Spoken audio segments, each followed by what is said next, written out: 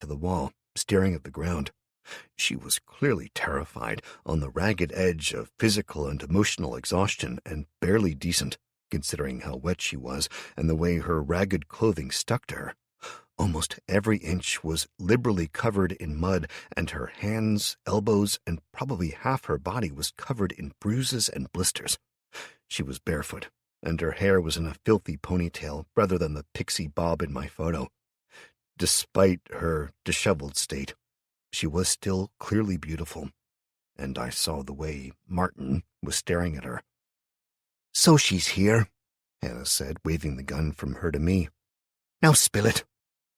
"Alyssa," I called to her, and she flinched, staring down even harder. "Alyssa, I found Amy. She's safe. She and Spot are waiting for you, and I made sure she had food and rest." There was a long pause after I spoke. Then she seemed to make sense of the words through her exhaustion, and her head lifted fractionally. She tried to speak, then coughed, and tried again. "Amy? My Amy? She's okay?" she asked me, meeting my eyes hesitantly. "She is," I insisted firmly. "Now, you don't need to see this, so do me a favor. Turn around and face the wall, okay? Close your eyes and keep them closed until I say you can look." "Oh, okay," she said, turning and pressing her forehead against the wall. "Now what you gonna?" Hannah started to say, and I glared at Martin. "Right, fuckface, time to come clean. The fairy you won from Hannah. Where is it?" I growled, and he started, then sneered at me. "You want to trade for it? Not like you got anything," he sneered before I cut him off. "Just your life, Martin. Just your life." I closed my eyes, drew in a deep breath, and straightened up, looking around the room and concentrating. I could feel Jack waiting for a command, and I mentally designated everyone in the room, excluding only myself and Alyssa, as enemies. Then I fixed my glare on Hannah. Chapter 18. "So, Hannah, the other way you win is you make sure you have a backup plan," I stated slowly and clearly. "Pick one of your assholes," I ordered, and she frowned at me, then shrugged. "Steve," she said, nodding to the man she'd sent to get the guns. "Say goodbye, Steve, and remember, she picked you." I glared at him and activated Incinerate. The mana flooded out of me, pouring into him as his chest erupted in flames, clothes burning, hair blackening, and orifices leaking steam. His corpse crashed to the floor, not even a scream escaping him, and at the same time, Jack struck. My automata leapt from the darkness, teeth flashing in the reflected candlelight, and bit down hard on Hannah's outstretched arm. The sound of the bone crunching filled the air for a split second before his teeth met, and the hand, still holding Keith's gun, fell to the floor, severed. Both men froze, fear on their faces, as Hannah staggered back, shoved aside by Jack as he raced for me. I yanked both hands as high as I could, and his teeth sank into the wood below them, biting and ripping. The wood was oak, ancient and well-seasoned, but against jaws made of bronze that could cut through bone with ease, it didn't last long. Hannah collapsed into her other goon's arms and was dragged free of the room as I threw myself sideways, tilting the chair over and falling to the floor. Martin yanked a pistol out of his pocket, the hammer catching on the thin material and snagging long enough that by the time he managed to fire, Jack was moving again.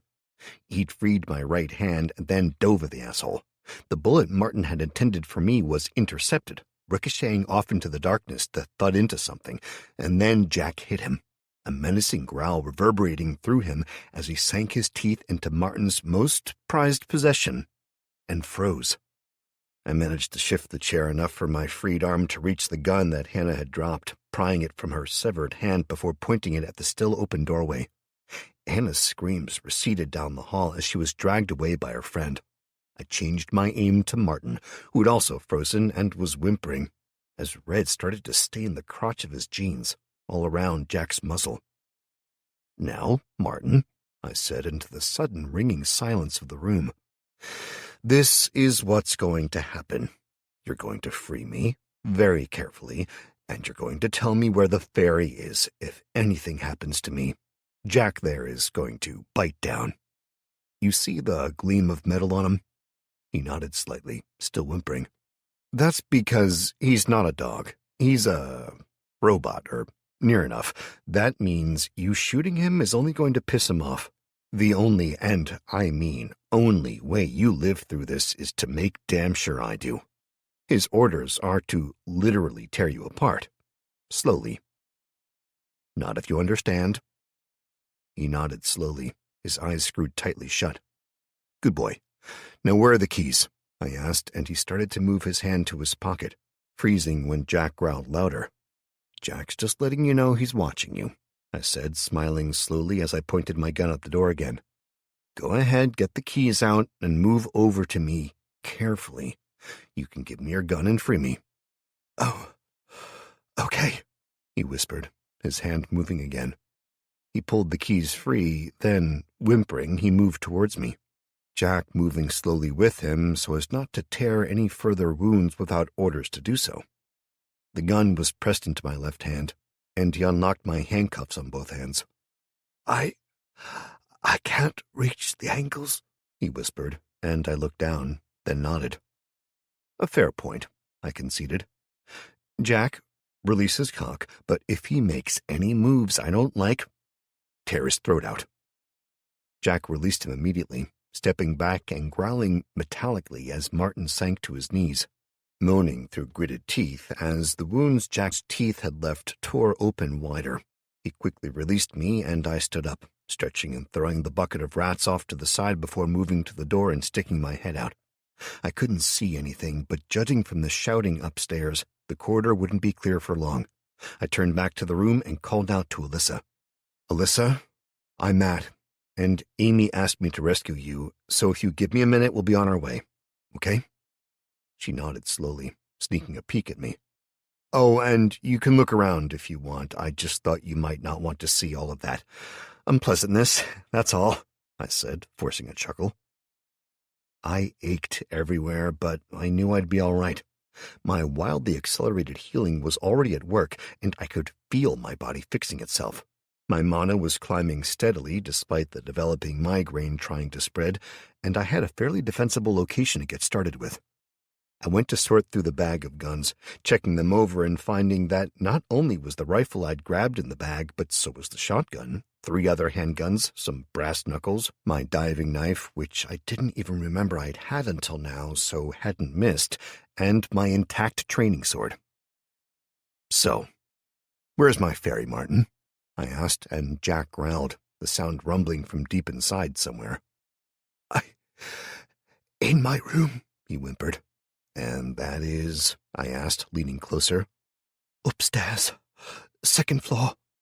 "Good boy," I said, smiling. "Right, then, can you shoot a gun, Alyssa?"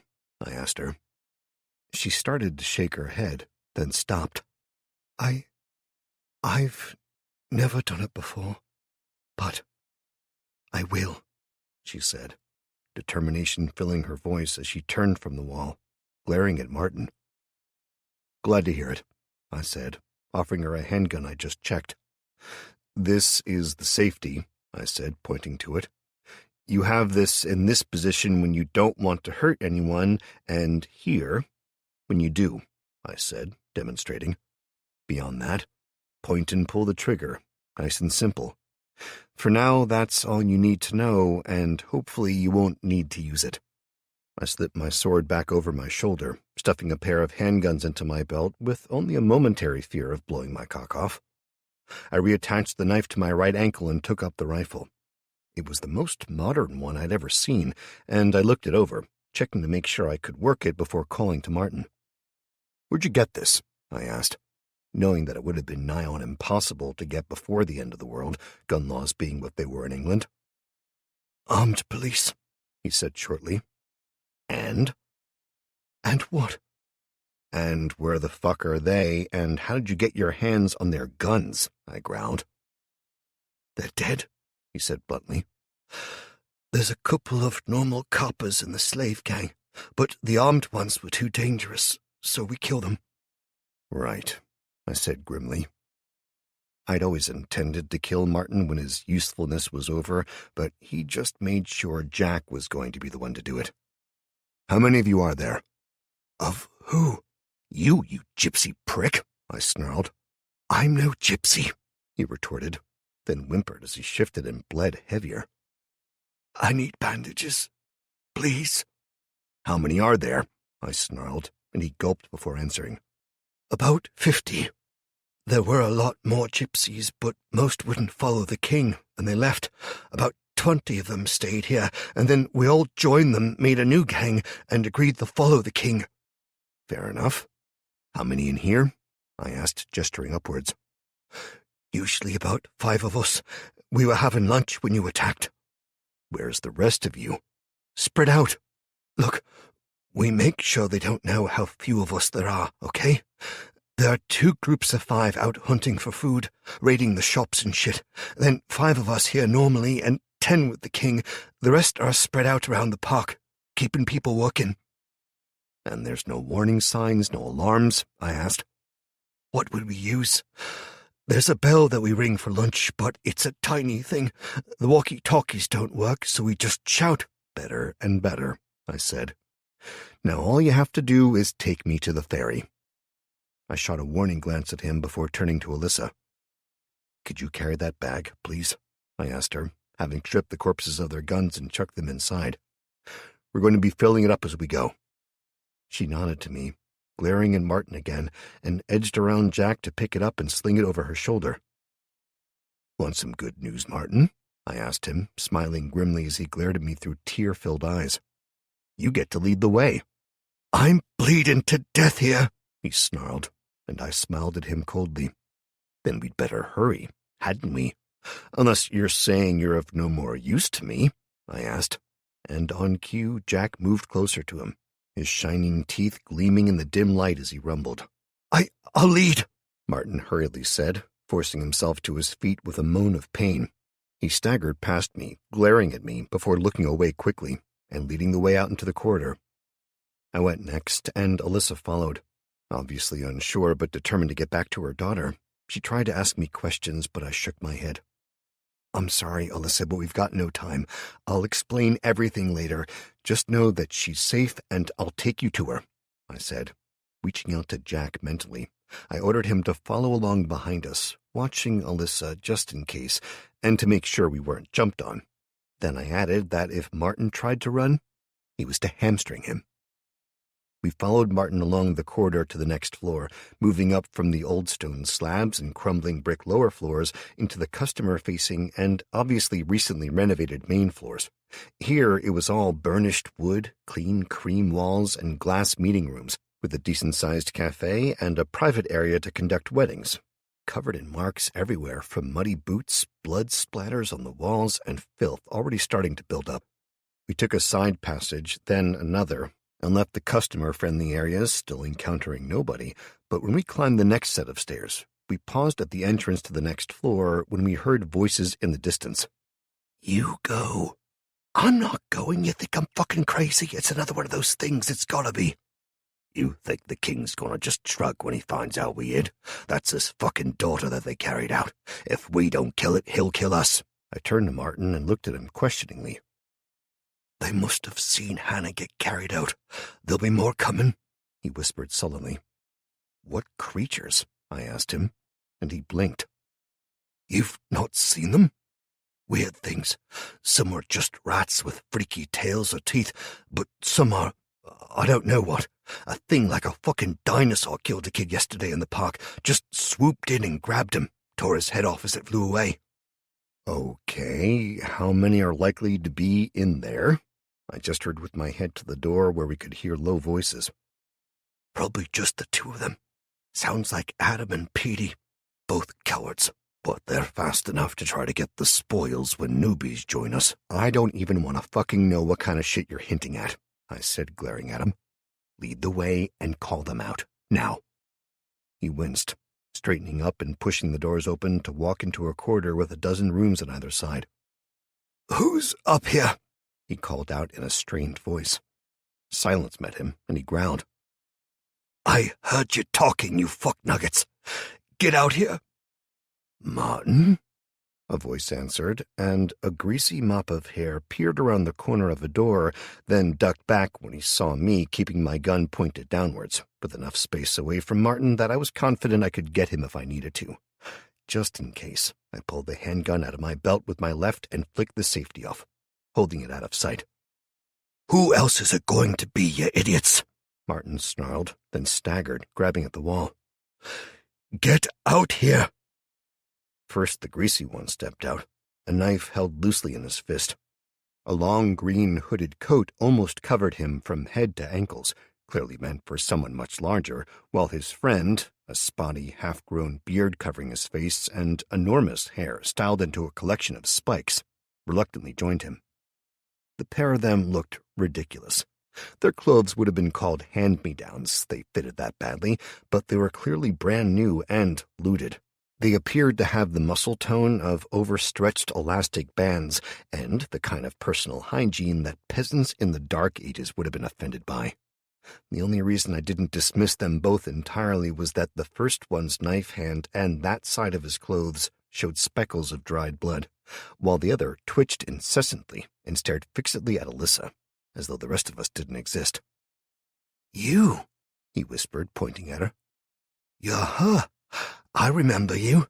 Too pretty, don't want to talk to the likes of us. Oh no, not till the new world comes. I caught you, I brought you in, but they took you. You were supposed to be mine," he said, practically drooling at the sight of her. "Martin, you want to trade for her? Or can I just—" The boom of the handgun I'd given Alyssa going off right next to me sent me flinching away as the first bullet slammed into him, taking him from his feet. She fired again and again until the clip was empty and both assholes were on the floor, blood splattered everywhere. She collapsed, dropping the gun to the floor and pulling her arms and legs in tight as she sobbed uncontrollably. Martin tried to run, shoving me where I stood. Stunned by the sudden attack, I fell backwards, hitting the doors and crashing through them into a room full of junk and stolen random gear. I hit the ground, twisted, and tried to get to my feet by grabbing a box to help me up. The case promptly shifted, covering me in hundreds of packets of condoms. I swore, frantically thrashing, just in time to hear a horrific scream from Martin as Jack carried out the orders I'd given him earlier. I made my way out just in time to see him tearing out the back of Martin's lower legs and leaving him on the floor, thrashing and screaming. "Motherfucker," I snarled, moving back out into the hallway and taking in the scene of chaos. Martin hadn't even made it a dozen feet before Jack got to him, and now he was screaming, blood spraying all over as he tried to drag himself over to the corpses of the pair of idiots Alyssa had shot. "Jack, kill him," I snarled, grabbing the other handgun from my belt and discarding the rifle for now. I moved quickly, ignoring the bodies and the sobbing woman, kicking open the nearest door and staring inside. Nothing, just a pile of gear and a single mattress in the corner. "Jack, search this floor. Anyone attacks you, kill them. Anyone you find unarmed, bring them to me." I sensed the hesitation from the automata for the first time. Clearly my orders were too vague. "Damn it, fine. Find any live humans on this floor," I commanded, and he spun around, racing from room to room. I moved slowly, searching them quickly after him. The first 5 rooms had nothing in them. The 6th had 3 bullets on a counter, but none would fit my guns, judging by the size, so I pocketed them and moved on.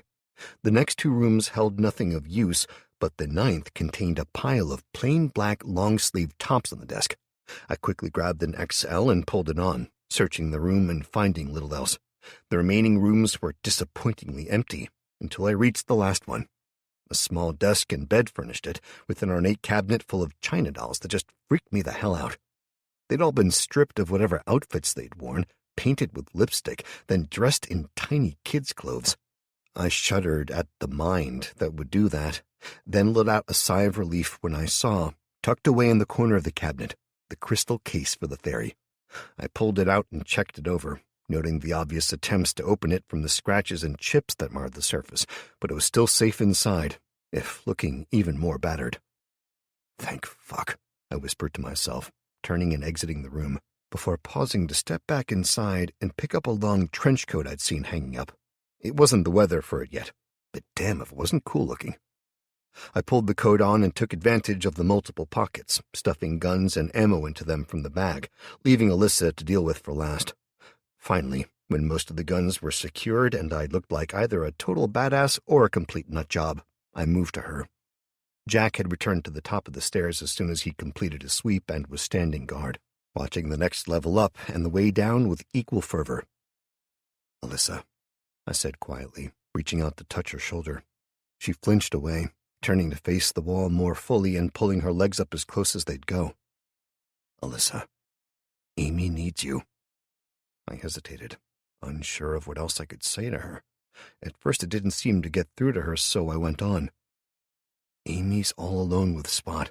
She's in your house, and she's already been out searching the streets, first for that dumb dog, and then for you. You don't want her out there, do you? Not with the creatures, not with assholes like these walking around?" She shifted slightly but didn't respond, and I was about to try again when a warning growl came from the stairwell. "Shit," I cursed, moving quickly to grab the rifle. The handgun slotted away safe in my new coat as I moved to a position where I could see Jack. He was facing downstairs, a low, steady rumble of warning filling the stairwell, as he'd clearly heard something I couldn't yet. I looked down, then back at Alyssa, and up to the next floor, before darting back inside and grabbing her under one arm. I dragged her to her feet and out into the stairwell, ignoring the mumbled pleas to just leave her there. "Amy needs you, so pull yourself together," I snarled at her, pointing her up the stairs to the next floor. "Jack, make sure there's nobody else in the higher floors," I ordered, and he tore off, running past us and nearly taking the doors off their hinges as he went.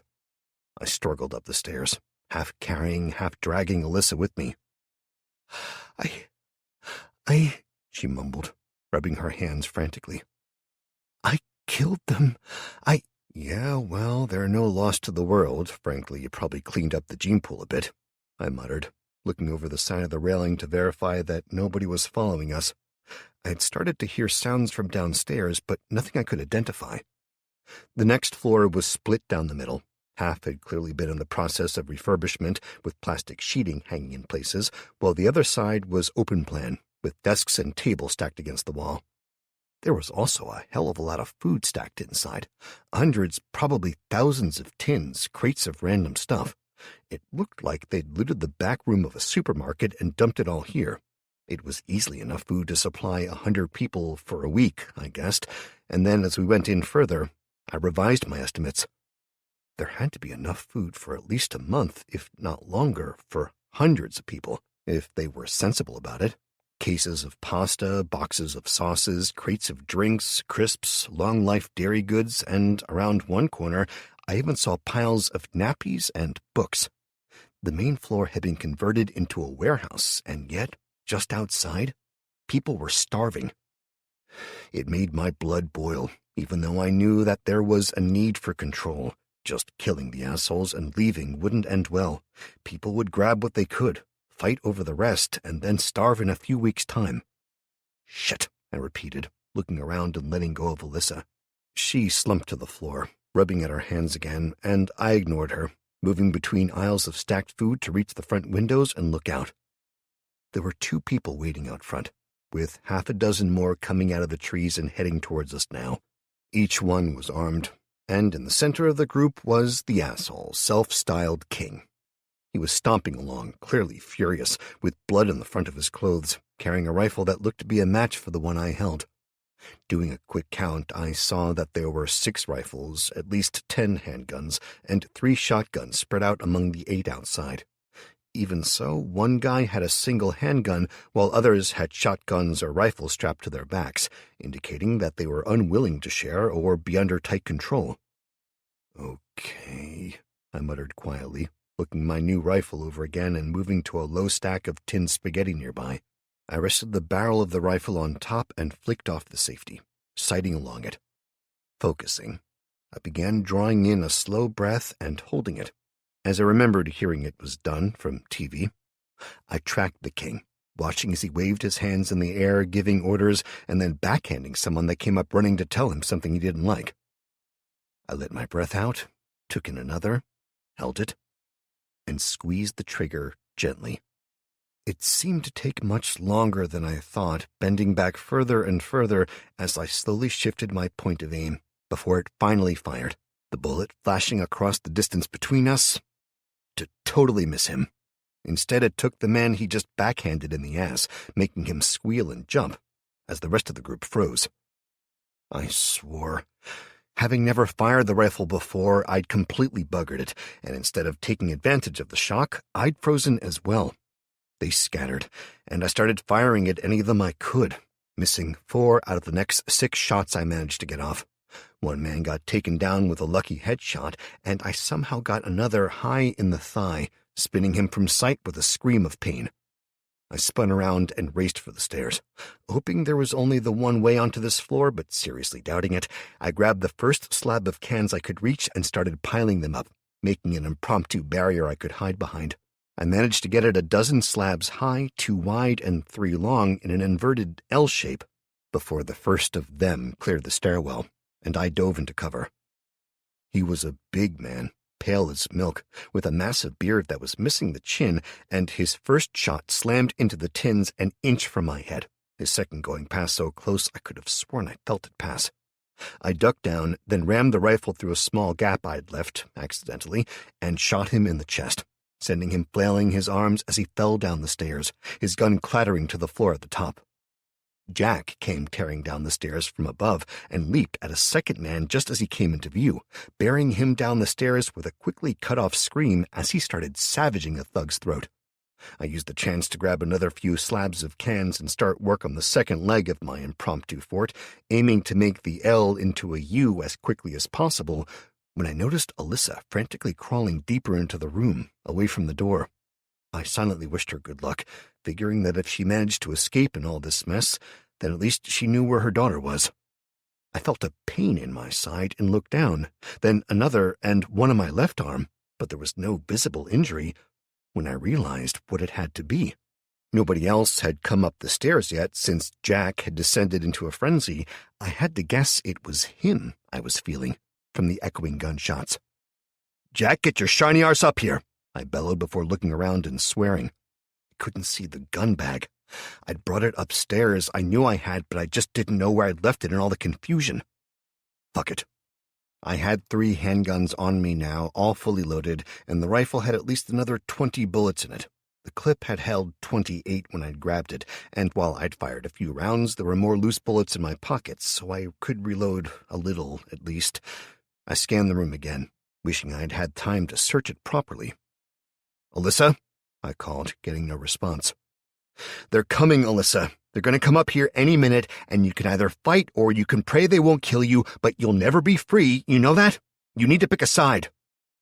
Again, no response, but I heard another burst of fire from below and a clattering sound as Jack came into view. He looked like shit. I'd barely had time to look at him when he'd first been finished, briefly registering a mess of coppery bones and armor, wiring, and wood, but where before he'd looked like a polished and lovingly made steampunk dog, now he looked like he'd gone through the washing machine on a spin cycle with a ton of rubble. He was missing one eye, had a hole in the side of his skull, and his front left leg was dangling uselessly, connected only by a few trailing wires. He was scratched, scuffed, and covered in blood, but he was still functional, even if only barely. He hobbled to my side and froze, awaiting further orders. I looked him over quickly, and a prompt popped up. I almost dismissed it, but took the time to read and understand the state of him in all its damning glory. Jack, Automata. This automata has been named Jack and is a level 0 Dungeon Lord pet. It is built along the canine design, maximized at bronze with serrated teeth and sharpened claws. The present design has space for 5 upgrades but is currently heavily damaged. Durability 5 out of 20. Special features 0 out of 0. "Shit, sorry, buddy," I said, reaching out and awkwardly patting him on the head. "I've really not looked after you very well, have I?" Welcome to the world, I guess, considering you're less than an hour old. I shook my head and glanced back at the stairs. I could hear voices from below, swearing and shouting for help, but I had no idea how many were left. Jack, I need you to go find out if there's another way to this floor beyond the stairwell, I said to him, but he just stood there. Damn it. Jack, go, search, find another way down, I ordered him, and again he stood still, but after a handful of seconds he turned and started limping off into the aisles. I watched him go, then shook my head, just hoping he didn't find one. They needed the food, so their only real option was to charge me. If there wasn't another way to this floor, I could slaughter them, but... There was a boom of a shotgun from deeper in the aisles, and I swore, a clatter of running feet on the stairs announcing another 2 men rushing up. I shot at them frantically, even as they fired back, bullets slamming into the tins around me. I got the first in the knee, then the top of the head as he fell forwards. The second managed to dive aside, and I missed him entirely. But he was still in the stairwell, with only up, down, or this floor as an option. I looked around again worriedly before focusing on the stairs again. Alyssa, I really hope you got away, I said aloud as 2 more ran up into view, and before I could shoot at them, a rifle appeared around the corner, the man who'd survived spraying bullets wildly. I ducked reflexively, then growled at myself as the bullets hit the tins and either bounced off or were stopped. I forced myself to be calm, looking down at the barrel of my rifle and holding my fire, ignoring the scream of bullets hitting into metal things all around me. It felt like a million shots hit too close to me as I lined up and pulled the trigger, but as I took the first in the face, sending him cartwheeling backward, and the second in the shoulder, I felt an odd acceptance come over me.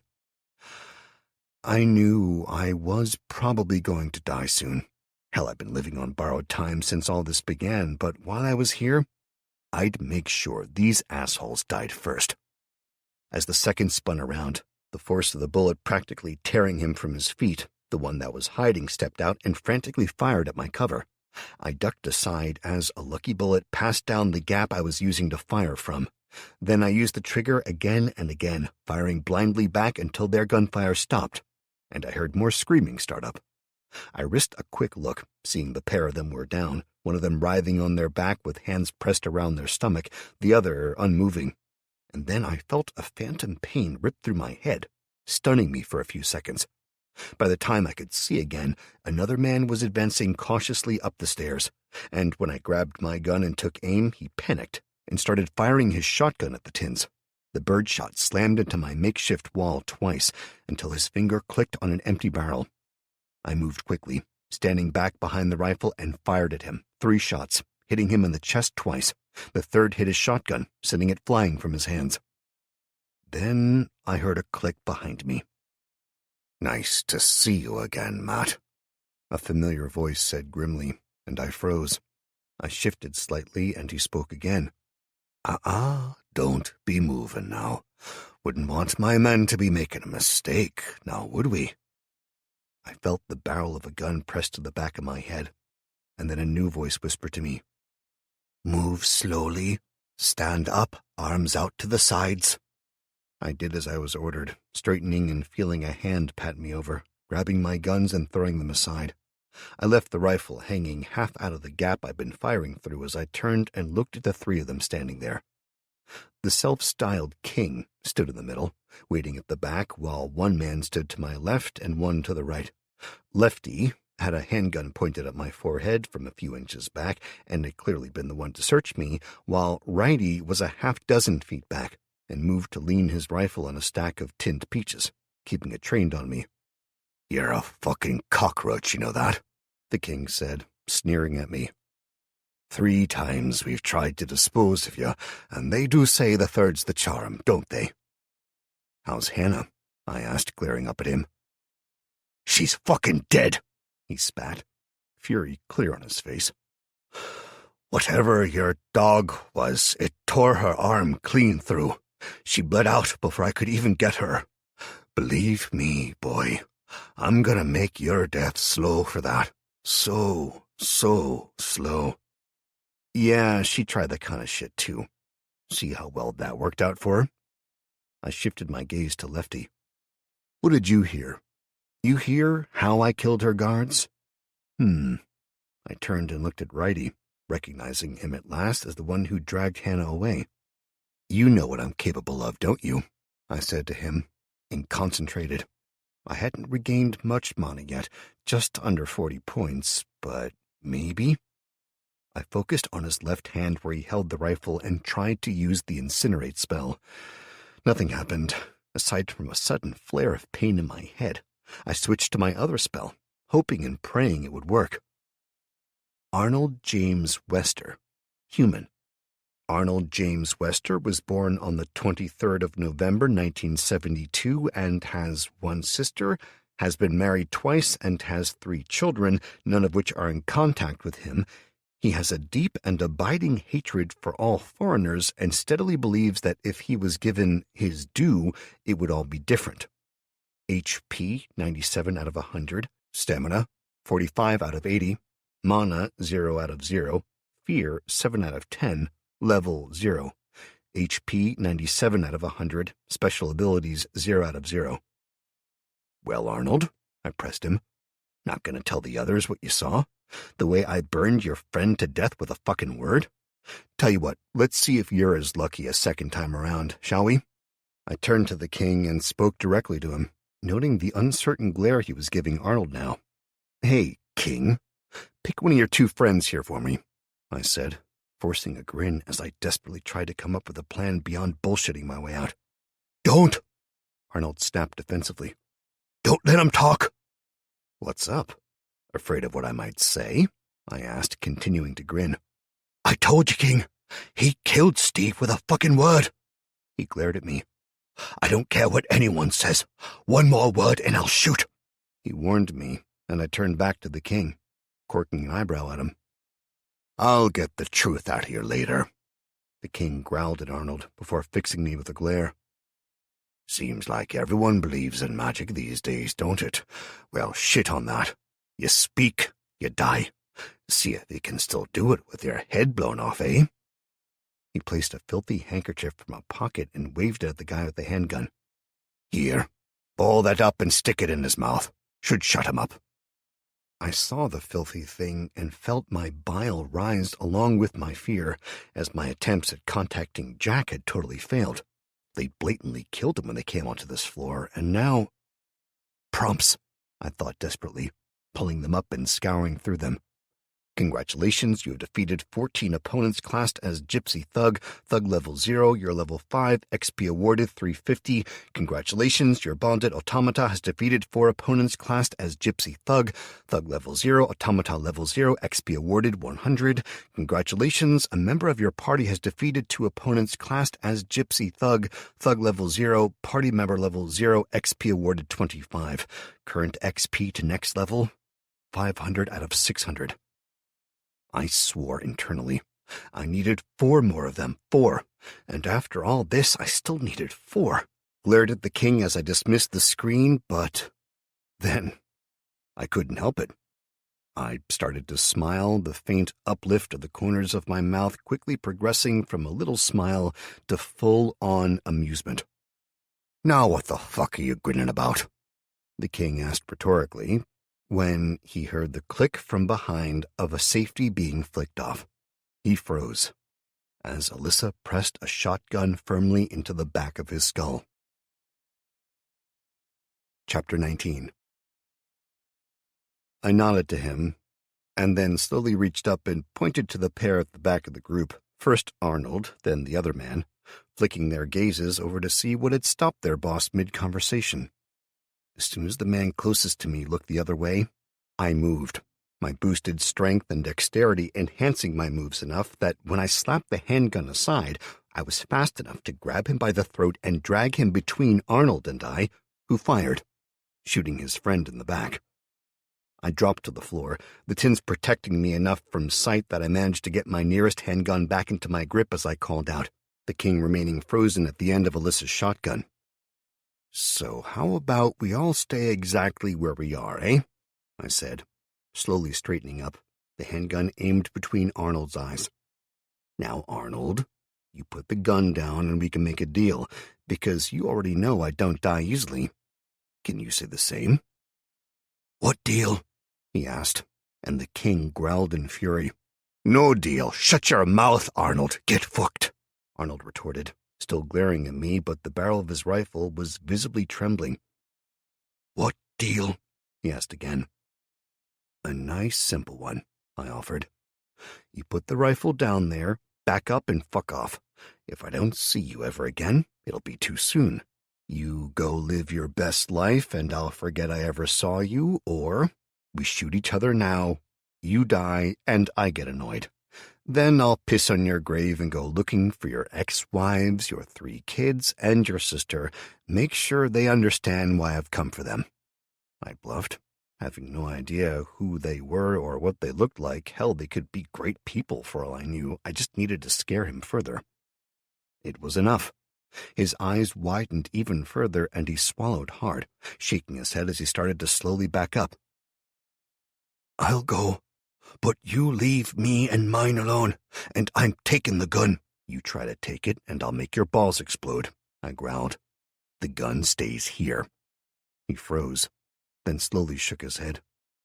I don't know what you are, but if you could have done that, I'd already be dead, he said slowly, licking his lips and looking around. No, me and my gun are going. You do whatever you have to here. I want none of this shit.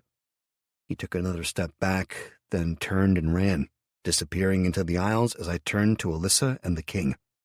I walked over to them, smiling to the king as I passed him, before making damn sure I was out of the line of fire.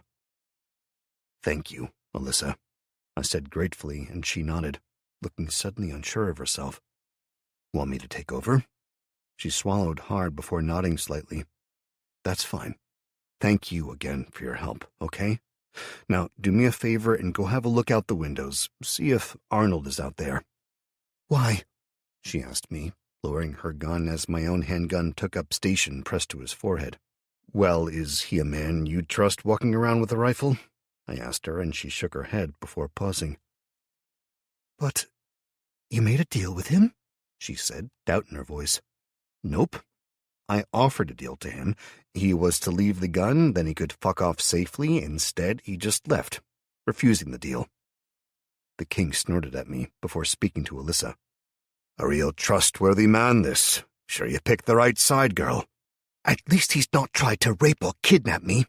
She snarled at him, storming off. She's got a point there, you know, I said before using examine on him and snorting at the results. Louis Brickant. Human. Louis Brickant, or Lou as he hates to be known, has spent a lifetime living down the name his uncaring parents saddled him with. He has one wife, Esmeralda, and no living children. The driving tenet of his personality is a low-lying paranoia that has cost him any real chances at authority or healthy relationships for his entire life. He rules by fear, as any kind of loyalty shown to him is acknowledged simply as his due, while any possible disagreement must be a sign of betrayal. HP 100 out of 100, stamina 38 out of 70, mana 0 out of 0, fear 7 out of 10, level 0. HP 100 out of 100, special abilities 0 out of 0. Lubricant? I chortled, unable to help myself, and his eyes flashed in fury at the response he presumably had all his life. It's King Louis, he snapped, and I snorted again, shaking my head. No, it's Dickhead. That's the name you've earned, Lou. I'll make this easy. Where are the prisoners, the guns, and your stash? Because we both know a fuckhead like you always has a stash set up somewhere, ready to run when it all goes tits up. I'm telling you nothing, he hissed, and I cocked my head to one side as I looked him in the eyes. You sure about that? Because that means you're pretty useless to me. You know that, right? I said, and he glared at me. He's there, crossing the path downstairs, Alyssa called to me, and I shrugged to Lou. Sorry, Lou. You're clearly useless, and I've got things to do. Bye. I pulled the trigger as he tried to dodge. He'd barely moved an inch when the bullet slammed into his skull, and he fell in a shower of gore as I hurried over to the window, putting my handgun away and taking my rifle in hand. Sure enough, Arnold was hurrying away from the main path, gun clutched in both hands and head practically spinning. He was trying to look in all directions so much. I took a deep breath, leaning on the windowsill, and Alyssa opened the window for me as I sighted along the barrel. "Thanks, Alyssa," I murmured, stroking the trigger once. A hole appeared in the hurrying man's back a half-second later. He was thrown forward by the hit, his gun tumbling to the dirt, and he tried to cry out, only able to release a pained gasp as he died, half of his heart torn apart by the bullet's passage. I straightened up and looked at Alyssa, who was resolutely facing away from the window. "I know I probably don't seem like it right now, but I try to be a good man, and I keep my word, Alyssa. I told Amy I would see you home to her, and I'll damn well do that or die trying. That man would have tried to set up again somewhere else with a weapon like that, I've no doubt, and I won't allow that. I hope you understand." She just nodded once but refused to look at me. "That's fine," I said, a touch sadly. "Look, what we're going to do is this. You grab as much food as you can carry, and I'll escort you out and make sure you get home. Then I'm going to free the others and make sure this gang is taken down. Okay?" She nodded, but she still wouldn't look my way. "Okay. Go get whatever food you want to take." I watched her go before hurrying to the bodies strewn about the room, stripping them of their guns and any ammo. Beyond that, I ignored them and started searching the outer edges of the room. It didn't take long to find Jack's remains. His body was damaged, but the head was almost completely gone, blown apart by that asshole Lou. I grunted as I picked him up, carrying him back to the main area, where I found a small handcart. Alyssa had selected a few bags of food, and that was it, so, sighing, I loaded up the handcart with slabs of tins and bags of food, remembering at the last minute to grab one for the guy outside the park, before setting Jack and my bag of guns on the top.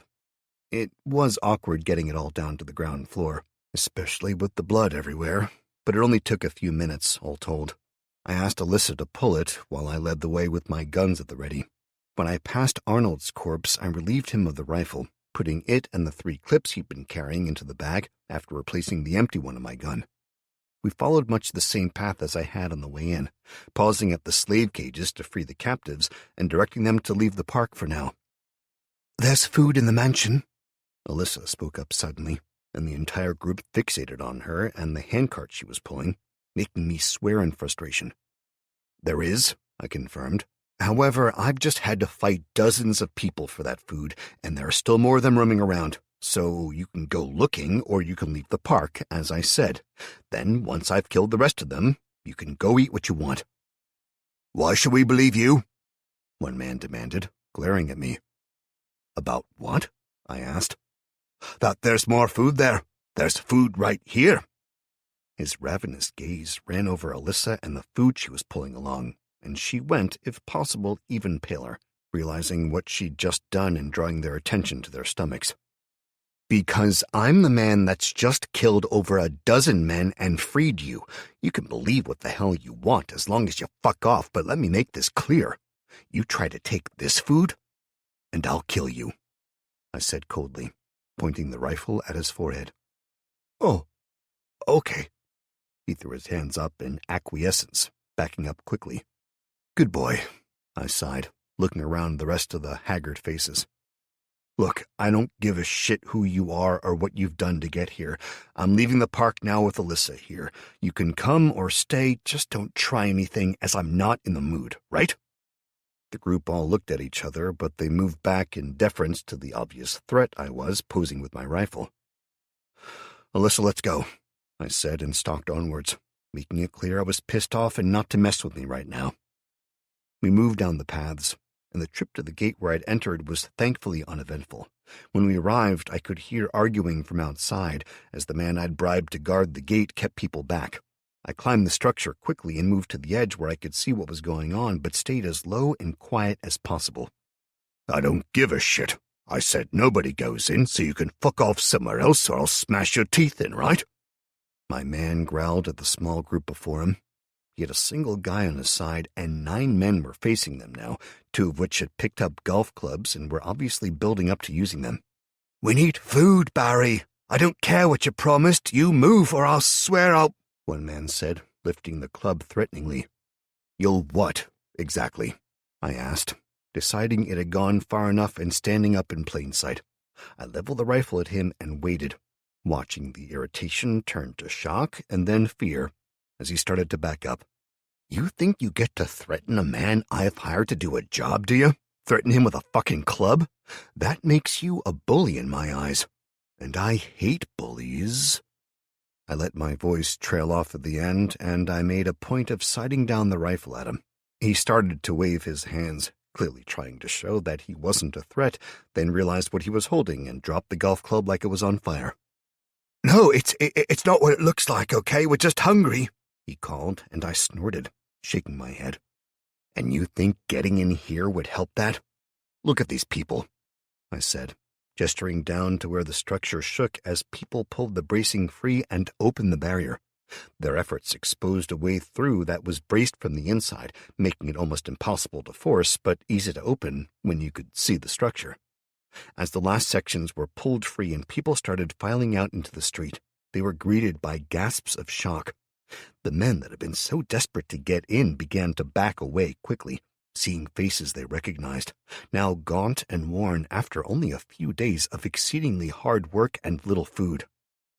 "What the hell?" Barry muttered, dumbfounded before seeing Alyssa, who stumbled out next, pulling the small handcart of food, the body of my dog Jack laid atop it. "They've been lying to you all," I said, moving down from the upper structure and clambering out of the exit as well. "The gang in here is half gypsy assholes, half local regular assholes, and they've been slaving, starving the people they want, and they probably only take new ones in when they kill older ones. There's a lot of food, but not enough for everyone forever. They had fields being planted, so there'll be crops if people put the effort in, and the food that's here could feed a lot more if there's a tight control on it, a community working together rather than just feeding themselves." I looked around at the men and women staring at me, the slaves and those that were desperate to break inside. "There's still a load of scumbags in there, and they're armed," I said, gesturing over my shoulder with a thumb. "I'm going to go free the rest. They've got a load more people held captive, and then I'm moving on. But I could do with some volunteers." "You got my food?" Barry asked me gruffly, and I nodded to him, pulling the bag of food I'd prepared from Alyssa's cart. I threw it to him, and he grunted, looking inside before passing it to the other man who stood with him, a man I realized I'd seen before when he'd sent him off with the first bag of food. "Take that home and stay there, Carl. I'll be home soon." The younger man nodded, then took off, sprinting out of sight as Barry turned back to me. "You kept your word? So, I'm in. I get guns, right? And they're mine to keep," he said firmly, and I nodded in agreement. "I'll lend you a gun for now, and when you kill an asshole with one, that gun becomes yours and mine goes back in the bag. But let me make this clear. You try to fuck me over, you'll regret it." "I keep my word," Barry growled, and I nodded to him. "And that's why I'll give you a gun, Barry. I'm Matt, by the way." I pulled the other rifle from the bag and passed it to him, along with a handgun and 2 clips for each. "Now I need to get Alyssa home, and then I'm going back in. We clear the scum out, and you all get to put a community together to maintain what they've started just without the slavery and shitbags. Deal?" "Deal." He checked the gun and freed the clip before slamming it back in with a practiced hand. "Army?" I asked him, observing the casual competence he displayed. "Bite your tongue," he snorted, smiling for the first time since I'd met him. "Marines." "Then I was luckier than I thought when we first faced off," I acknowledged, nodding in respect to him. "Stay here and keep things under control. I'll be back in 10. "Aye, sir," he said, straightening and almost saluting before he caught himself. I grinned and led Alyssa away, waiting until we turned the next corner and moved out of sight before stepping into a garden to hang back as she carried on down the path. Sure enough, a handful of seconds later, I heard 2 voices approaching the corner arguing over what to do. "And I'm telling you we wait till he fucks off, and then we grab the food," the first one said, a whining, nasally voice that made my fists itch to hear. "What about the girl?" asked the second man, in a much deeper, more gravelly voice.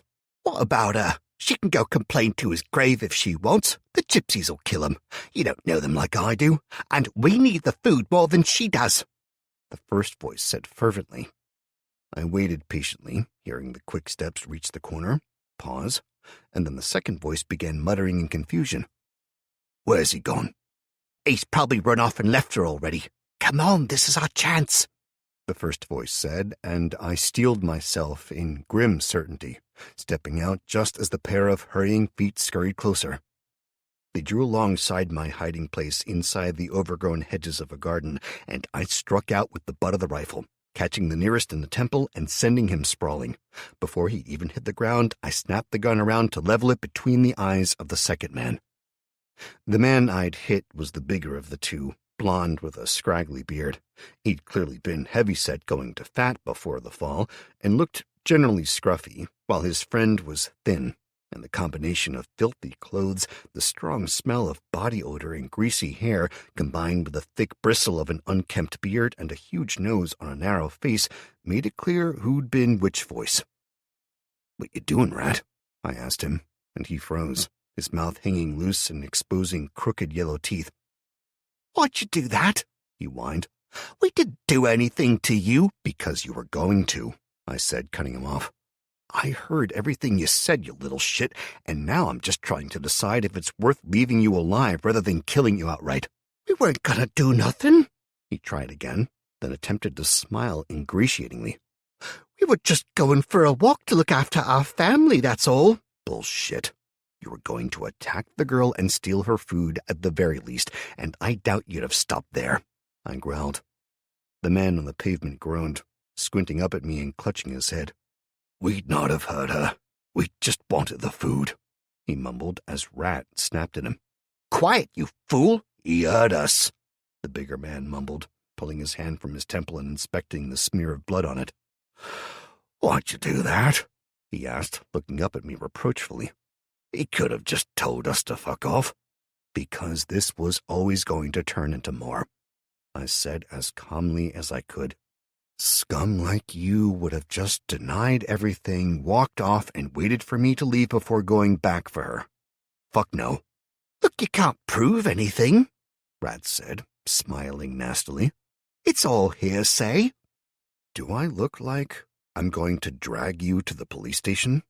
I asked, conversationally, and he frowned before turning an even pastier shade of white. "You gotta, though. We didn't do nothing, so what? You're just gonna let us go, right?" "You know what you were going to do, and so do I. So why would I leave you alive?" I asked, making a snap decision. I didn't want to kill any more than was necessary, but scum like this wouldn't just leave people alone, I knew with absolute certainty. I kept the rifle pointed at his forehead while pulling the handgun out and shooting him in the knee. Lowering the gun, I turned and met the horrified gaze of the bigger man as Rat collapsed, screaming. We both know he's the brains here, so let's make this clear. He's a twisted little fuck, and you're dumb but honest, I'd guess. Do better than this, or I'll kill you. Understood? I asked, and he nodded quickly. Good, now take your friend and fuck off. If I see you again, it'll be 5 million years too soon, and I'll kill you both. Leaving him to collect his mangled companion, I pocketed the handgun, flicking the safety on and hurrying after Alyssa. I managed to catch her at the end of the street and took up station walking alongside her, rifle at the ready. What happened? She asked, her voice harsh and uncertain. 2 assholes were following us. They were apparently going to rob you once I'd left you. And will you? She asked, making me blink in surprise. Will I what? I repeated. Leave us? She replied shortly. Yeah?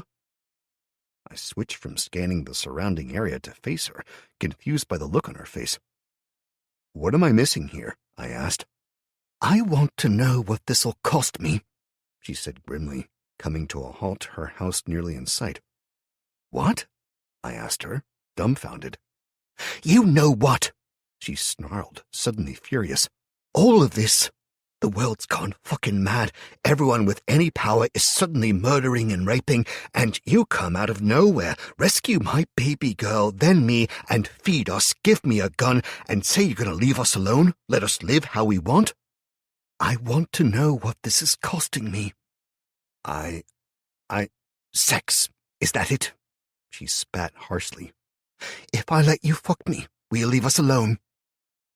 I heard the hard fury in her voice, mixed with the fear and desperation, and I realized that she really didn't believe that I was going to go without any compensation. She didn't know if Amy was in the house or not, and she was terrified to upset me just in case, but she clearly had to know. No, I said, shaking my head and lifting my left hand in a just wait gesture as I saw the tightening around her eyes. No, I'm not after anything from you, I clarified. Do I want to fuck you? I admit you're pretty, and in the photos on your wall you have a great figure which isn't exactly hidden here either. I gestured to the coat she'd looted from one of the corpses in the house. It had fallen open, and her physique was clear even in her ruined clothes. But, seriously, I went on quickly, I'm not a fucking asshole. You're married, and I don't want shit that's not given freely. I wouldn't want to fuck you unless you wanted to fuck me. Ah, crap. Look, I'm not saying this well. Long story short, no. There's no cost to you. You don't have to fuck me and hope I leave you alone after or slit my throat when I sleep or... I paused, catching her flinch, and blinked as I realized that she'd been planning on doing just that. I felt anger flooding through me at all the shit I'd had to wade through and the fact that everyone always seemed to think I was out to get them, to pull a fast one.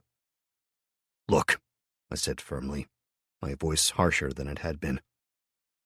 I saw a little girl in trouble, so I made sure she was safe. Then I brought her home, found out you were prisoner at the park, and she begged me to help you. I'm not such an asshole that I'd leave a fucking child in need, right?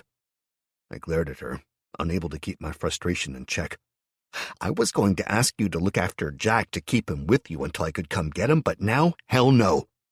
Fuming, I reached over, pulled my gun bag off the top of the cart and slung it over my shoulder, then picked Jack's body up with a grunt, heaving him into a shoulder carry and ignoring her attempts to talk to me.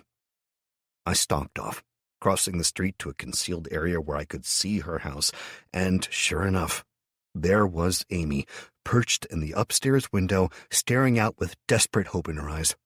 She saw me, and then saw her mother hesitantly walking to her door, pulling the cart, her gaze following where I pointed.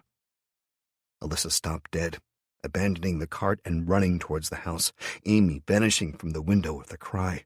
The pair of them came together on the stairs of the house, a mess of sobbing, shouting, and cuddles.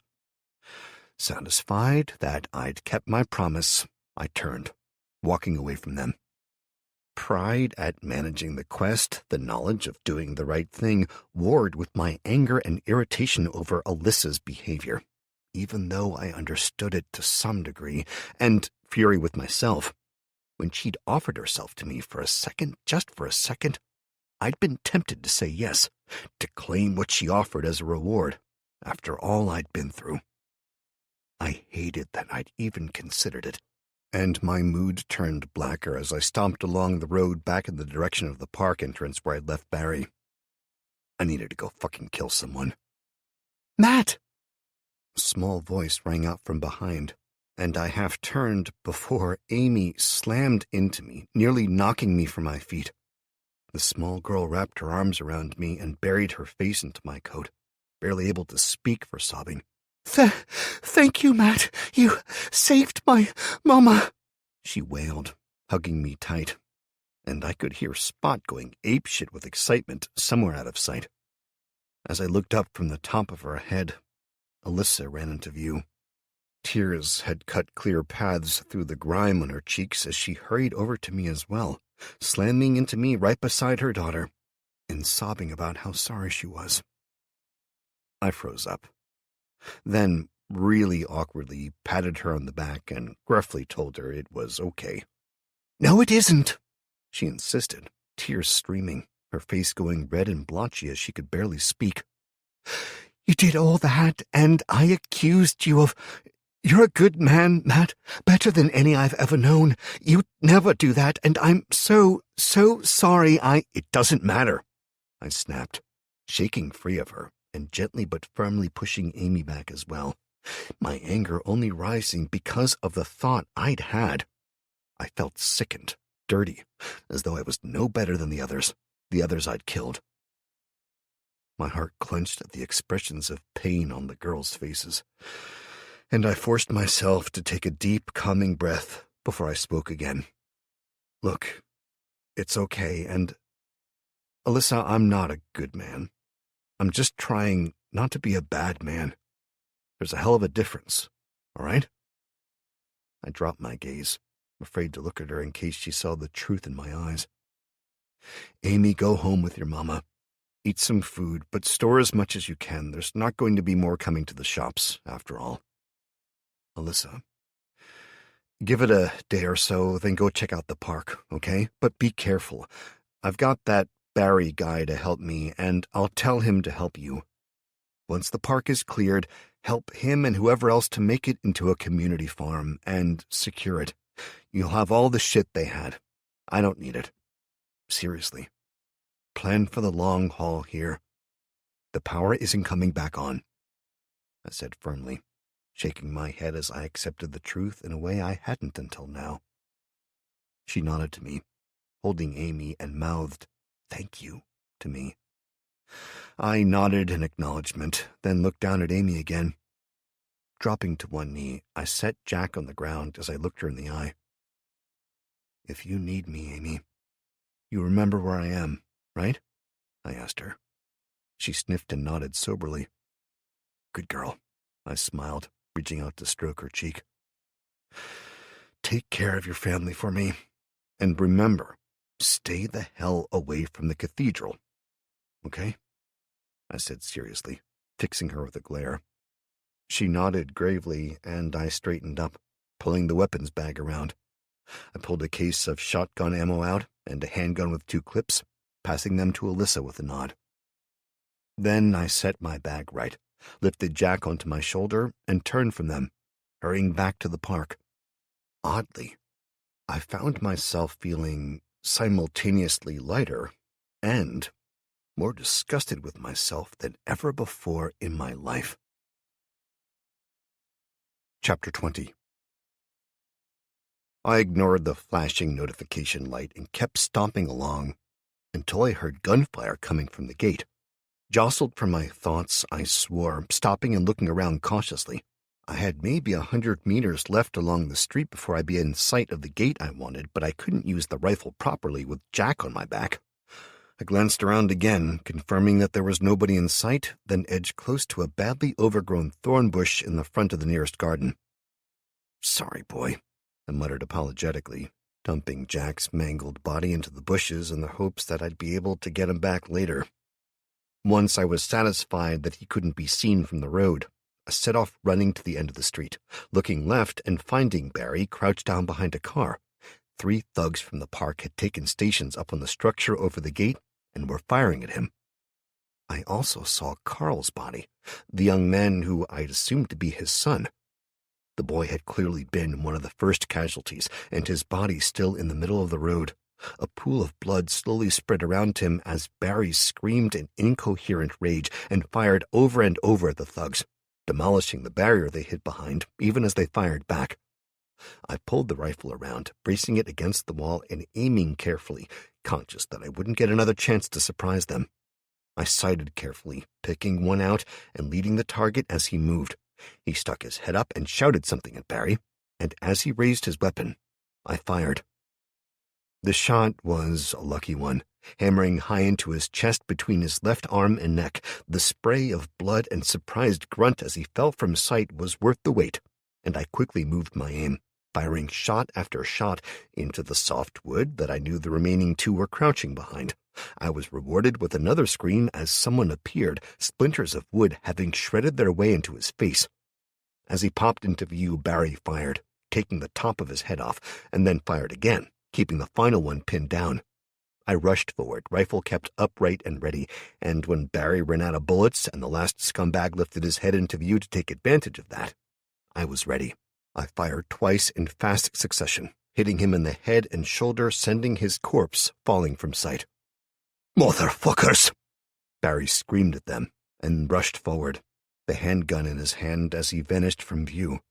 I heard the sound of him emptying his clip into the survivor before he staggered back into the street and rushed to Carl's side, falling to his knees and reaching out.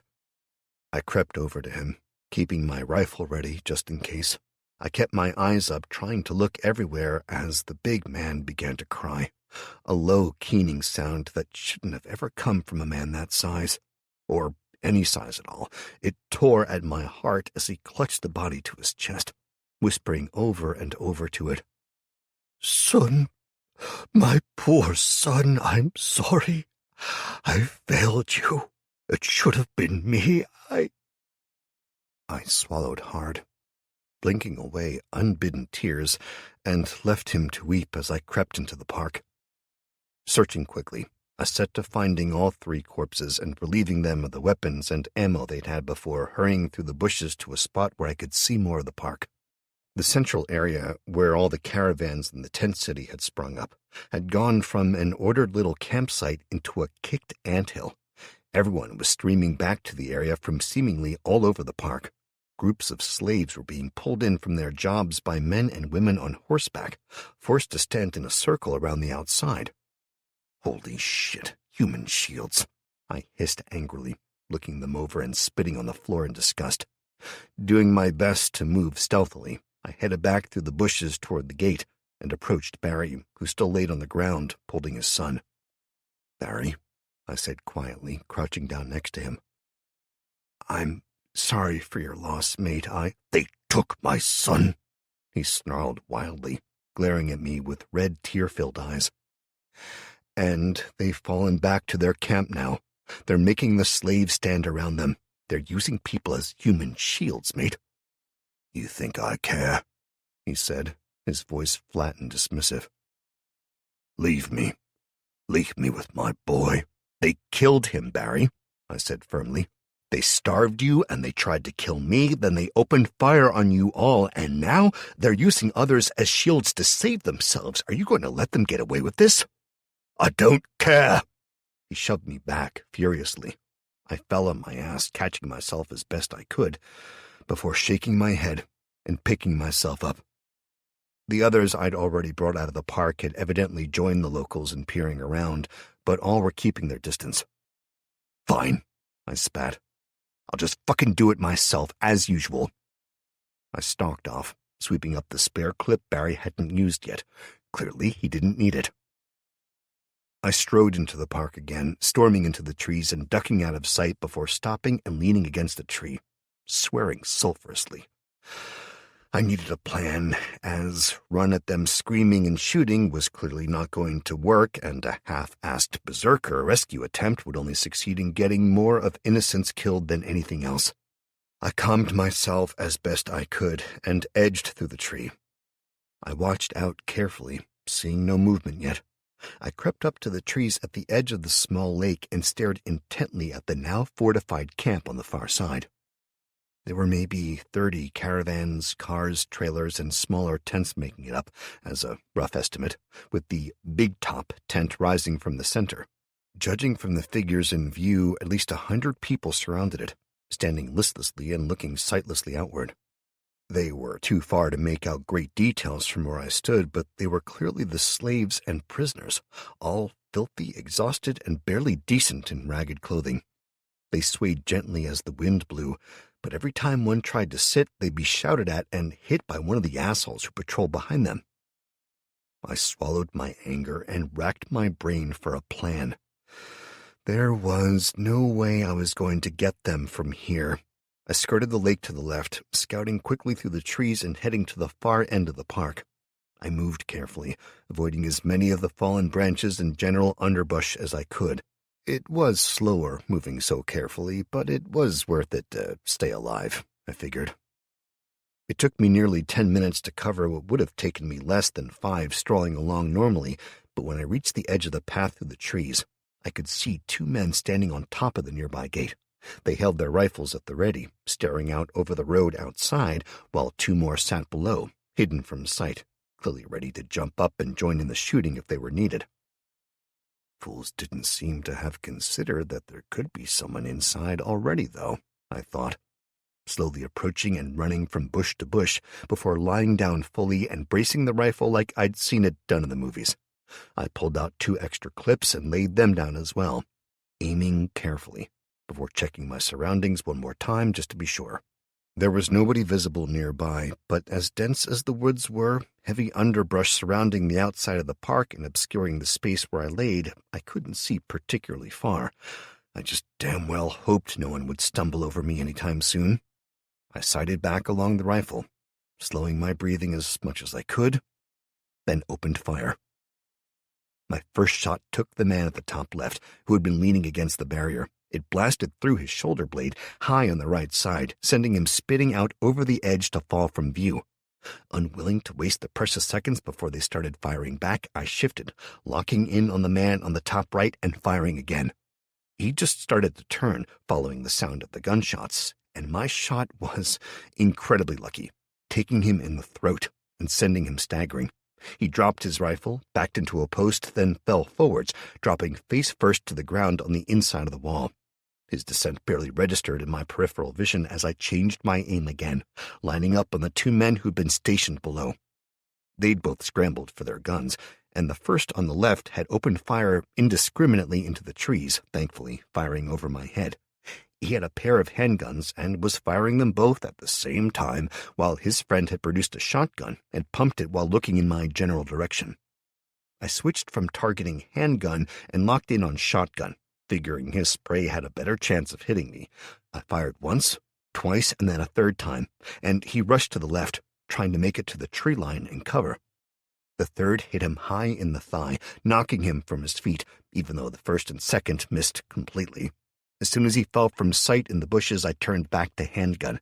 He tried to do the same, barreling into the hedges on his side of the path, but they were thick and springy, and he barely got halfway into one before bouncing back out.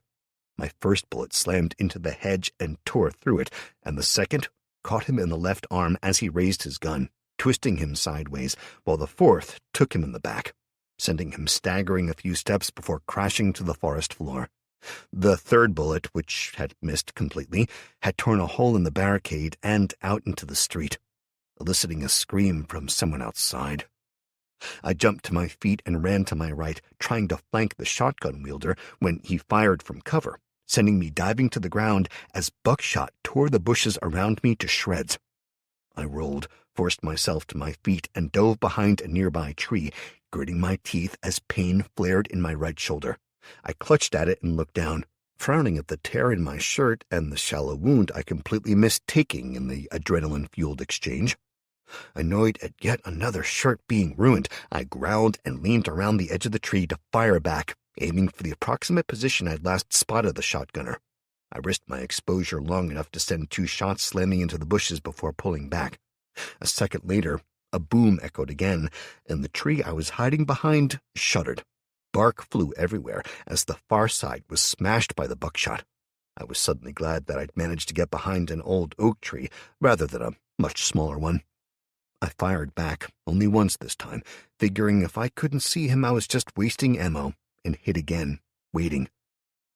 There was a tense pause as we both waited for the other to make a move, and then he was up, sprinting from the cover of the bushes, racing toward the corpse of his friend, diving for the rifle. I stood, firing 4 shots at him and missing twice. The 3rd and 4th took him in the side and leg, knocking him sideways as I sprinted toward him. He reached out desperately, hands scrabbling for the gun that was just out of reach, but I pulled the trigger twice more, finishing him off. I stood there for a few seconds, chest heaving, heart hammering, before I heard the shouting and running feet incoming. "Shit!" I snarled, diving back into the bushes, near to the space where he'd been hiding. The shotgun had been abandoned nearby with the chamber open. Clearly he'd run out of ammo before I did. I forced my way deeper into the hedge, burying myself as much as possible from sight, and checked my rifle. I still had nearly half a clip, and sighted carefully in the direction the voices were coming from. hoping that there'd only be a few of them. I'd barely stopped moving when the first two rounded the corner. One carried a rifle, older than the one I had acquired, clearly a single-shot hunting model, while the second brandished something that looked as though he'd looted it from a World War I reject bin, a handgun that just screamed lethality, though if it was lethal to the operator or to the victim, I wasn't sure. I could hear more coming behind them, and I paused, trying to decide if it was better to pick these off than wait for more or not. Once again, I cursed my lack of real-world tactical training before falling back on my Call of Duty skills. It was all I knew. I fired at the rifle wielder first, taking him in the leg, then the stomach as he ran closer. Quickly switching to reject bin, I fired at him more carefully, getting my adrenaline slightly more under control. One bullet hit him in the chest, more blind luck, as he jinked to the side right into the oncoming shot, and I resolved to either put more points into luck in the future or to get some training time in. Preferably both. I was suddenly reminded of the flashing notifications and wondered for a split second if I had enough to level yet, cursing furiously as the screen popped up and obscured my vision. I dismissed it, but in the 2 seconds of blindness, another man had taken the corner and my motion had clearly attracted his attention. I ducked, bullets hammering into the wood and hedges around me, and he began shouting to others. Soon a barrage of bullets hammered through my hiding place, and I screamed as one tore through my left calf, then my right earlobe, then the outside of my right hip. "Hold your fire!" a voice rang out, and after a few more shots they complied. I huddled in the dirt, panting, pain radiating through me. "Throw out your gun, or we open fire!" The same voice called to me as I laid beneath the leafy canopy, frantically trying to figure a way out. I was injured, essentially stuck under a bush, as I now realized my cover wasn't just protective. When they hadn't known where I was, it had been great, and now that they did, it was awful, as the same thickness that provided excellent camouflage was also dense enough that it'd be a nightmare to try to quickly break free of. A vision of the shotgunner when attempting to burst free came to mind, along with how easily I'd hit him. "Last chance!" the voice rang out again, and I reached out very slowly, my hand shaking, and grabbed the shotgun by its stock. Leaning my arm as far to the left as I could, I threw it clear, hoping they'd fall for it, and also think that I was slightly further over than I was. "You think I'm fucking stupid?" the voice roared. "Take aim!" Fuck, I muttered to myself, peering through the brush at them. 5 of them had arrived, all standing close to each other in the open as they moved forward, and there were only 5 of them, all within a space of maybe 3 meters. Incinerate could take 2 down. I'd literally only gotten my mana back to full a few minutes ago, and I could get 1 at least with the rifle. I cast the spell before I could think better of it, hitting the outer right, who had a pair of handguns, and the outer left, who had a hunting rifle. As they screamed and dropped, I opened fire with the rifle, not taking the time to aim, just pulling the trigger as fast as I could. Somehow I managed to hit the center man in the face, also taking the man next to him in the shoulder as they tried to scatter. 3 down, 1 wounded, and 1 totally fine. I could do this, I could... Click. I heard from behind, and I froze as something hard pressed against the back of my head. "Drop the rifle, hold your hands out to the sides, and do nothing else.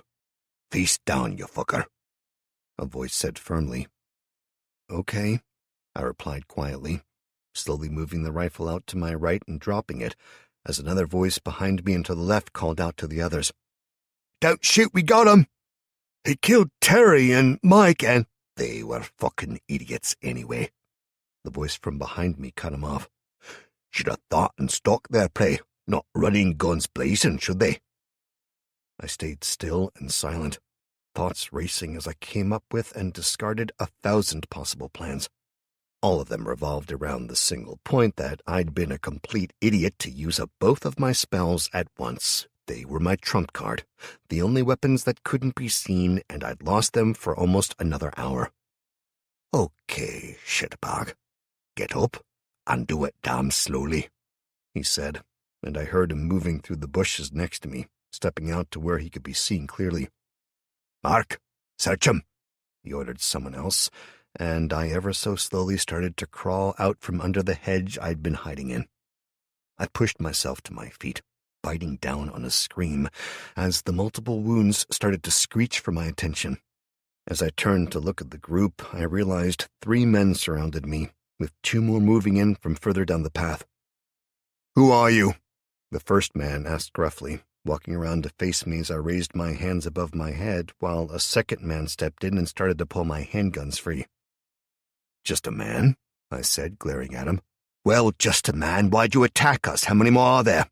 He pressed me, rapid-fire style, still staring down the barrel of his shotgun. "You attacked me first, tried to kill me, make me a slave. You want me to go on, dickless?" I snarled back at him, glaring furiously. "You unarmed now?" he asked the man who'd just been frisking me, and when he got the nod, he stepped in and slammed the butt of the shotgun into my face, sending me sprawling to the floor, nose broken and head ringing. I lay there for a few seconds, the world spinning, before I realized he was talking again. "Well? Last chance, you asshole. Where's it gone?"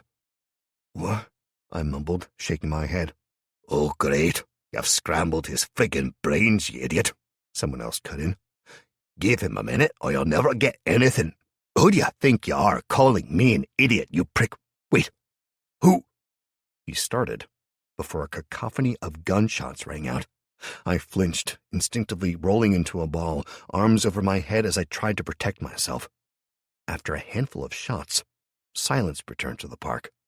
Only the screaming of birds in the distance and the occasional shouted question in the distance filled the air as I slowly lowered my hands, looking around. My ears were ringing. All the gunfire had been so close in that last exchange, but as I blinked away the confusion as best I could, I focused in on the man who stepped forward out of the tree line to my right, strolling onto the path and advancing toward me, pulling the trigger once over each body to make sure they were dead. It was Barry, and he looked seriously pissed. "Barry," I croaked out, and he glared down at me, then nodded sharply and whistled to some others, who moved in and grabbed guns and ammo before vanishing silently into the trees again. "You shouldn't have gone off on your own," he said to me matter-of-factly. "I thought you weren't coming," I replied, confused. "They killed my son." His eyes were sorrowful, his voice grim. "I told you I'd help you, and I will. I'll kill each and every fucking one of them," he promised fervently, scowling down at me. "How badly are you hurt?" "Not bad," I muttered, checking myself over and wincing as my hands came away bloody each time. I'd taken over a dozen minor wounds now, all little, but the mounting pain and blood loss was going to be a problem. "You look like shit," he said bluntly. "Pete, get your lazy ass in here." A few seconds later, another man appeared nearby, crouching down and checking me over. "Okay, mate, you just lie still," the man said, looking me over quickly. "You've been in the wars, haven't you?" Shock was clear in his voice as he counted all the injuries. "Normally I'd be saying you need to stay calm and I'd be driving you to hospital, if not calling in a helimed, but I guess that's not an option anymore, is it?" He looked me over thoroughly, his expression sober. "Right, we need to strip you and get some bandages on, stop the bleeding, and just stop the worst of the bleeding and get me back on my feet," I growled at him as he probed a shoulder wound. "Believe me, I'll be fine." "You're not going to be fine at all," he shot back, pulling a bag from around his back and taking a handful of bandages and needles out as he got to work. "Army doc?" I asked him, and he shook his head. "RAF medic," he corrected me shortly. "You've lost a lot of blood, mate, and Jesus." He stopped suddenly, staring at my chest. He'd used some scissors to cut my top away, exposing the scars that seemed to be everywhere already. "What the hell did all of this?" he asked. I distractedly started to list them, gesturing as I pulled the prompts up. Rats, knives, gunshot, a gang of assholes, fire, aghast. "What the hell's aghast?" I heard him ask, but I ignored him. "Congratulations, you have defeated 9 opponents classed as Gypsy Thug. Thug level 0, you're level 5, XP awarded 225. Congratulations, members of your party have defeated 5 opponents classed as Gypsy Thug. Thug level 0, party members 0, XP awarded 62. Congratulations, you have completed your quest, a daring rescue. You have succeeded in not only finding Amy's mother, but you managed to rescue her. You receive the following rewards. +1 to top 3 attributes used, +1 skill point to allocate. 400 XP. Note, rewards have been increased on this quest due to level of difficulty. I quickly pulled up my character sheet and grinned with excitement as I saw the details. I'd managed to boost my perception by 2 points, one with the excessive firearms practice and one as a reward for using it so frequently. My constitution had risen by 1 for that reason as well, and it was about to level on its own from all the injuries I'd taken. The third stat to be boosted as a reward was dexterity, and honestly, I wasn't complaining about any of those. Name, unnamed. Modifiers, none. Species, human. Bonus, none. Level 5. Progress to next level, 1187 out of 600. Assimilation, 0%. Control, 12.5. Host powers, 1. Dungeon level 0. Dungeon capacity, 10. Dungeon spells, 1. Stats. Agility, 7. 82 out of 100 till next level. Charisma, 8. 33 out of 100 till next level.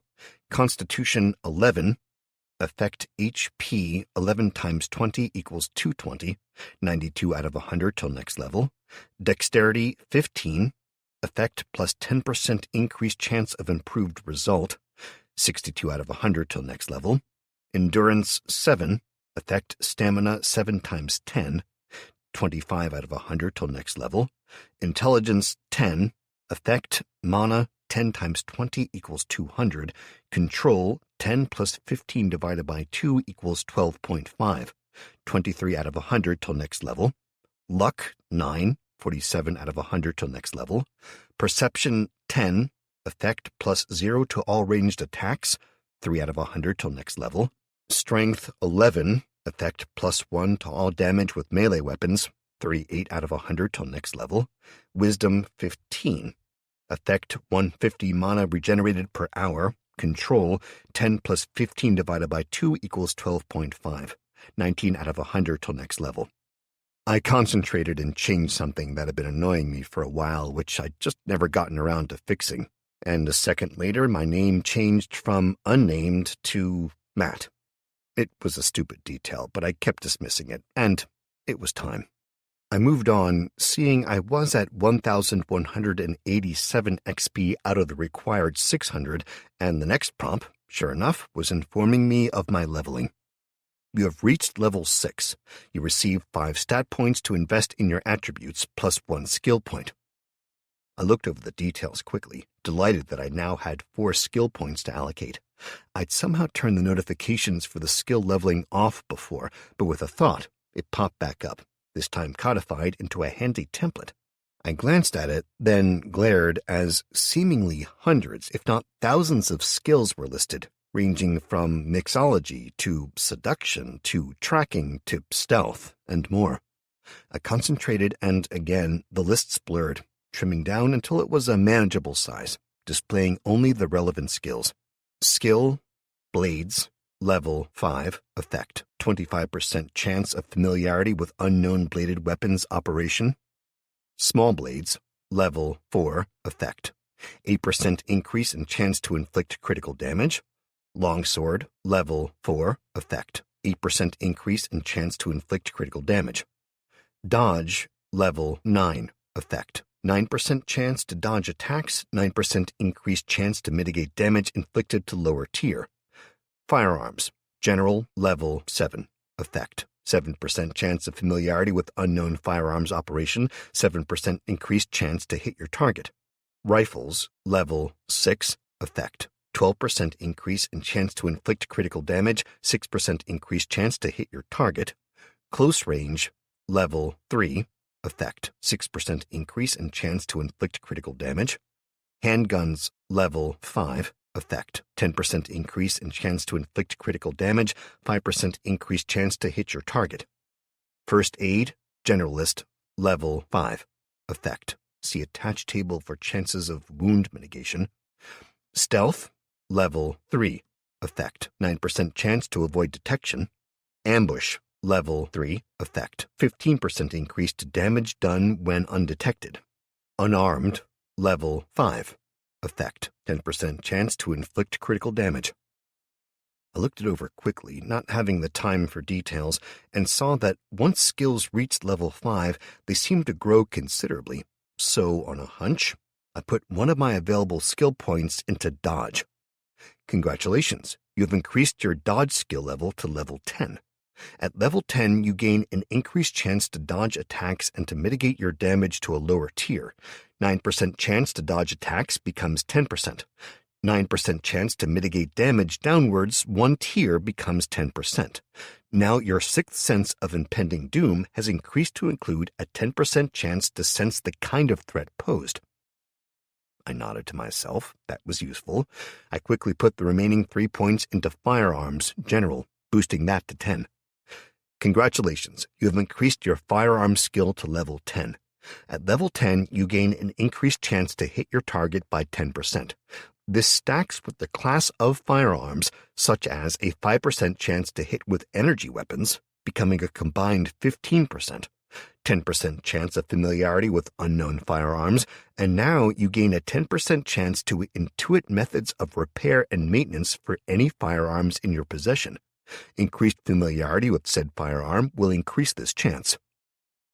I nodded to myself again, happy with my choices, and drew in a deep breath. It was leveling time. I had so many areas I needed to improve, it wasn't funny, but right now, the areas I need to focus on were clear. I needed to survive.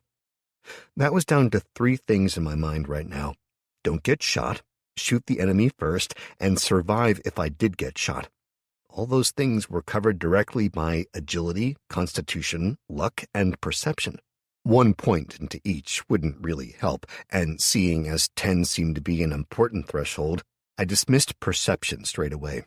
That left agility at 7, constitution at 11, and luck at 9. I put 3 points into agility, 2 into luck, and just hoped I wasn't making a huge mistake that would kill me later. I was essentially betting that I wouldn't get hurt, as opposed to playing it safe and doubling my health. I accepted the changes and groaned as my body shifted, tendons and muscles, nerves, and more all changing in minute ways. It felt like someone was tearing them loose, then stitching them back on, tiny white-hot needles being used, and my own cells instead of thread. It took less than a minute, but when it was over, I lay there panting as Pete mumbled on about how it wasn't that bad and that I'd have to learn to put up with having stitches done like this if I insisted on the life I was living these days. "What?" I asked him, panting. "What are you talking about?" "Look, mate, the way you were squirming there when I cleaned out that little cut."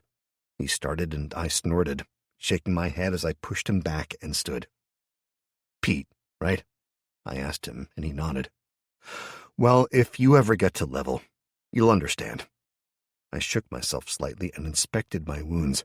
I could feel them itching like crazy, and I just hoped whatever he'd put on them didn't interfere with the crazy speed healing I'd been doing of late. I glanced over the new notification and dismissed it with a shrug as soon as I saw it wasn't useful yet. Congratulations, you have unlocked Luck's Favor. When all you need is a single chance, just a little push on the scales of cosmic balance, remember this ability. Activating Luck's Favor will boost your luck by the original amount plus your luck modifier for 10 seconds once per day. Note, Luck's Favor is unlocked at 20%, but as you are now classed of above average luck, you have become aware of this ability early. "Who are your friends?" I asked Barry, and he grunted, gesturing to the right at a tall, dark-skinned man. "That's John, ex-military police, but he's all right, really. Not a total dick despite that," he said as he checked his rifle. "John," I said, nodding at him, and he nodded back at me. He was easily 3 or 4 inches taller than me, topping out at around 6'4", 6'5", and had a build I could only describe as rangy. Big-boned and stringy muscle with barely an ounce of fat on him. He was wearing a set of desert camel pants with a plain green top. A shaved head and deep, sunken eyes combined to make his gaze unnerving, until he smiled. and then you couldn't help but smile back. "That's Ken," Barry continued, pointing to the trees on the other side of the path, where a small, dark-haired man crouched, one of the dead man's rifles in his hands as he stripped it, checked it, and reassembled it with terrifying speed. He was pale-skinned, tired-looking and scruffy, with torn jeans and a top that was too big for him, but the way his hands moved as he examined the surrounding area was scary. "You've met Pete?" I nodded to Pete as he went on. "He's a medic, good lad, for all he cheats at cards."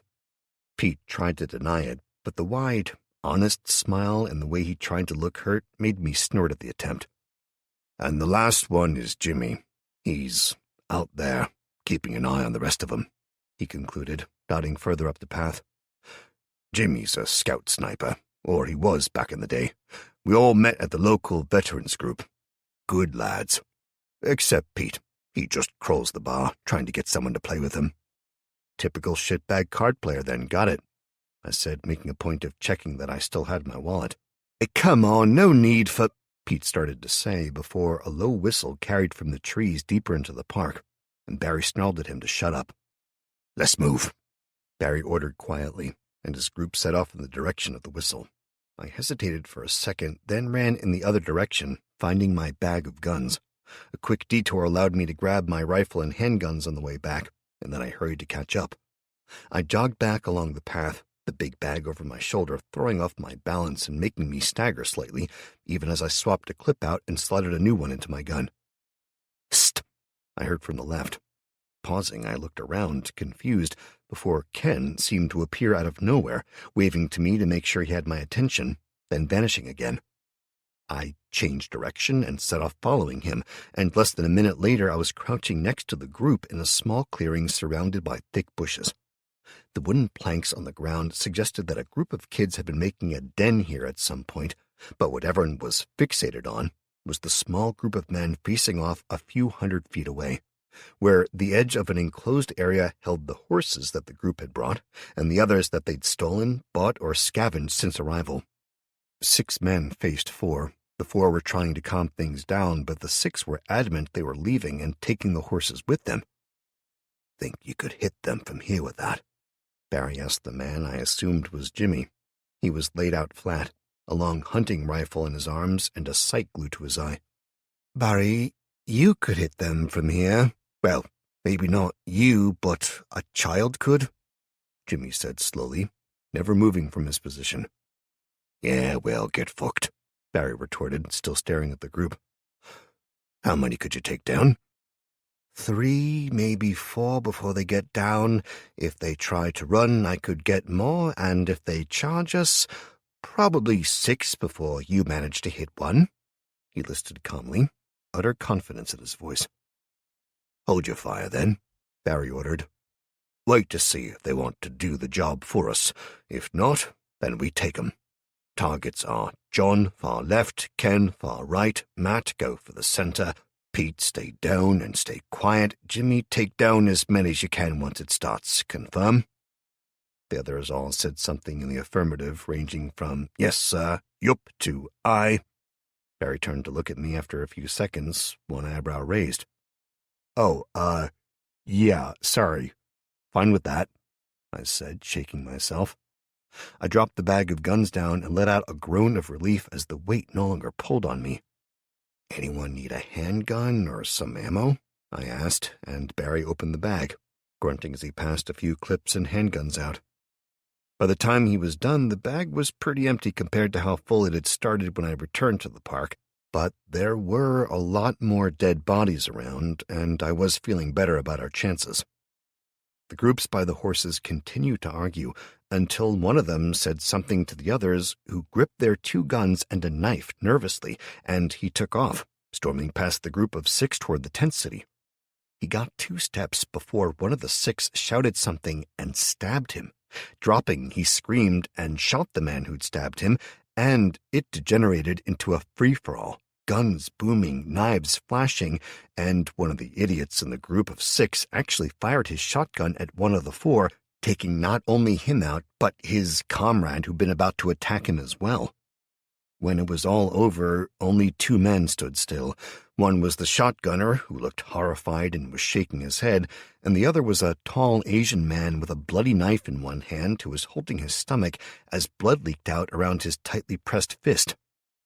"Well, that's made our job easier," Ken muttered, and the others mumbled in agreement before 2 more figures, a man and a woman who I was startled to recognize as Esme, sprinted out of the tents, heavily armed.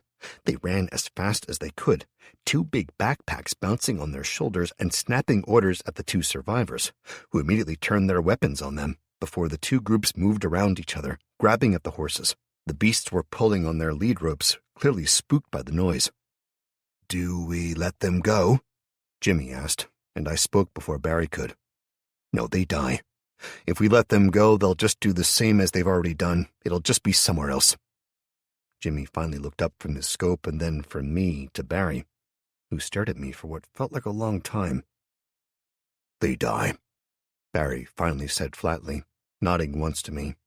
Jimmy turned back around and shifted, getting comfortable around the rifle before saying quietly, "Firing?"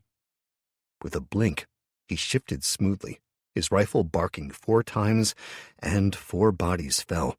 The 4th, the woman, had made it to horseback and had been frantically digging her heels in while firing over her shoulder aimlessly in the direction of the trees. "Is that it?" I asked the group at large, and they all regarded each other uncertainly before we looked as one at the tent city, where the slaves were all splitting up. Some were rushing inside, desperately looking for food. Others were running for the gates. Still more had simply sat down, too exhausted to do anything but rest. "I think so, but we need to be careful. There should be at least 2 more gates, and," Barry said as we left the cover of the trees, guns at the ready as we headed for the tent city. We spent the next 2 hours sweeping the entire park, checking the area over as best as we could. It seemed the guards at the eastern gate had fled, and another group of vigilantes had killed the single guard on the remaining gate. 3 of them had died in the act, but the rest were flooding in and demanding food as I turned to Barry and his squad. The sun was setting as I shook their hands and gathered up my guns again. They had well over a dozen firearms now, as well as knives, clubs, 2 crossbows, and a longbow and arrow that I was muzzily convinced was mine from when I'd come to the park first.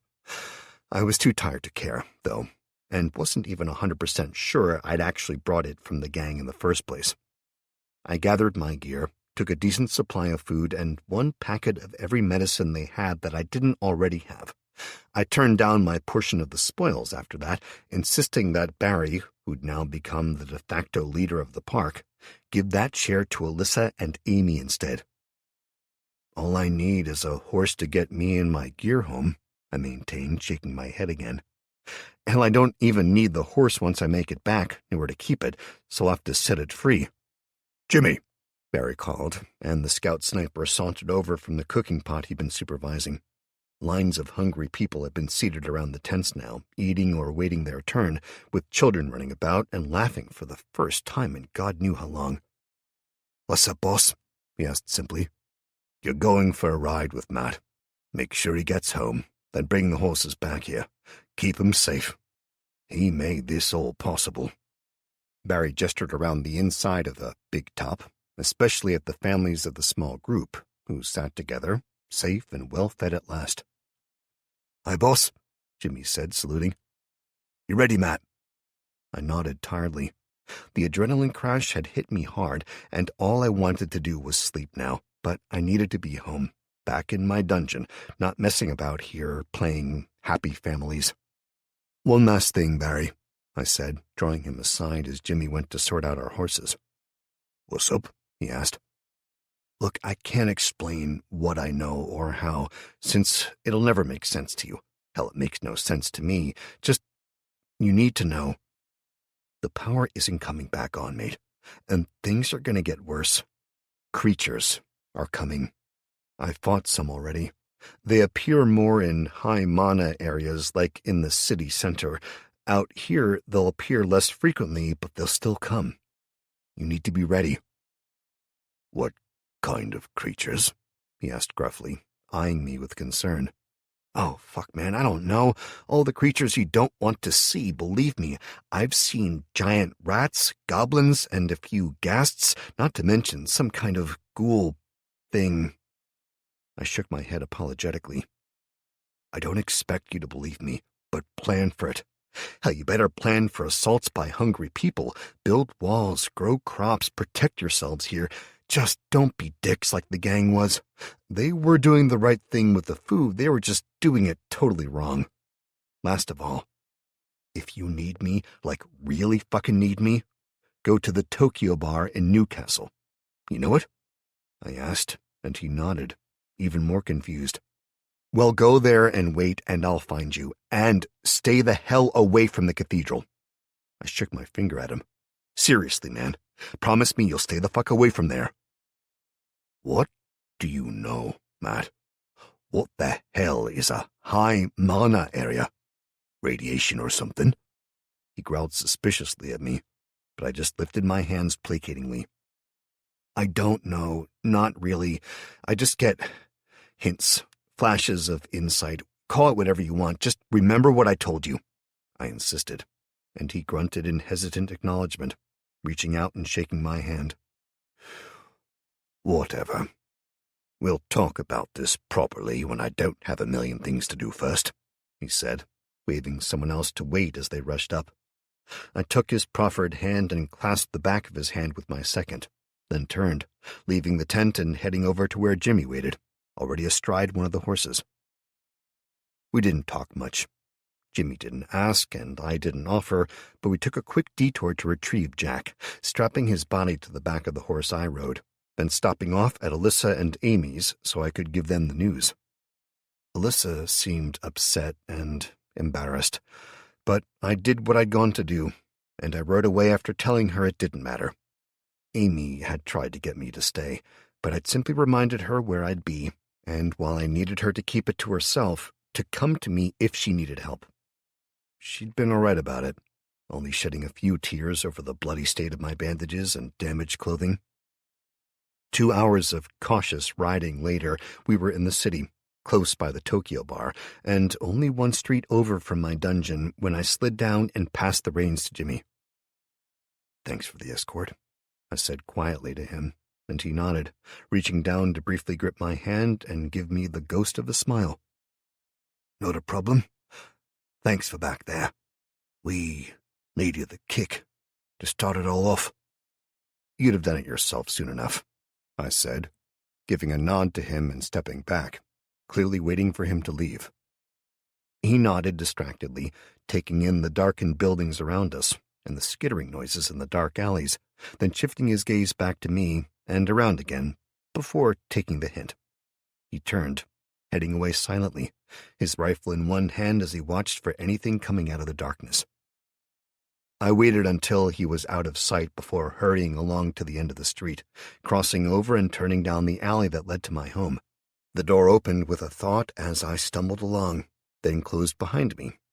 And 5 minutes later, I was slumped across my sofa, gear discarded around the room, taking a long swig from a bottle of rum and glaring at my now silent and lonely room.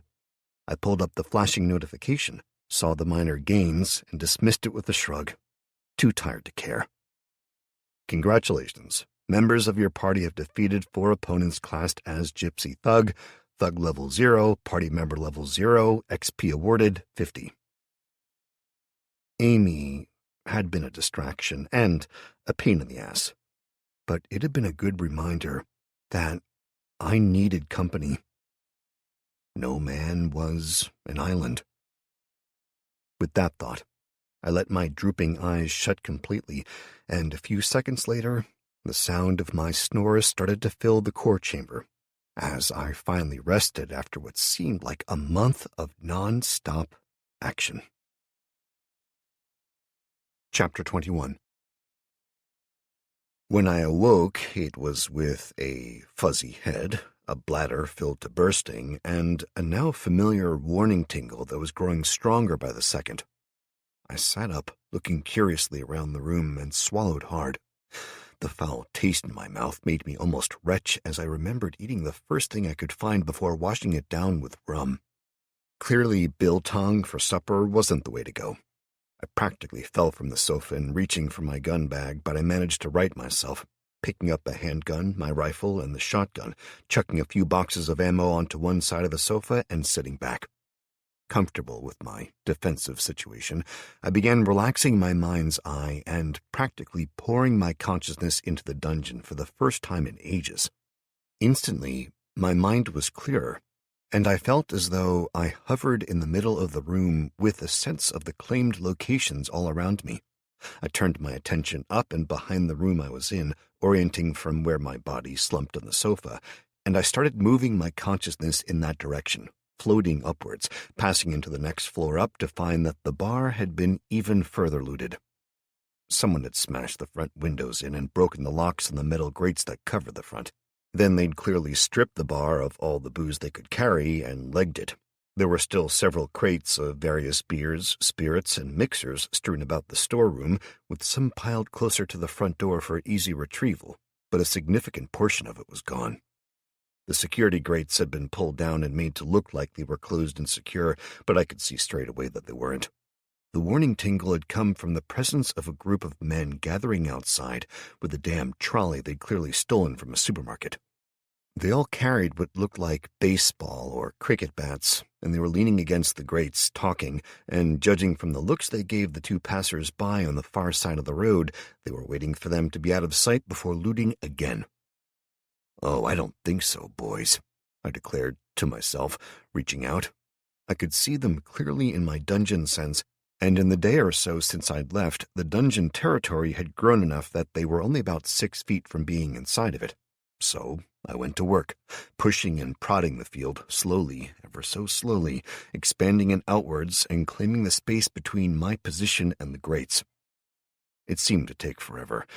I knew it was faster than it had been last time when I'd first hidden the way down to the dungeon from the looters, but it really didn't feel like it, as I anxiously watched them shifting and looking around.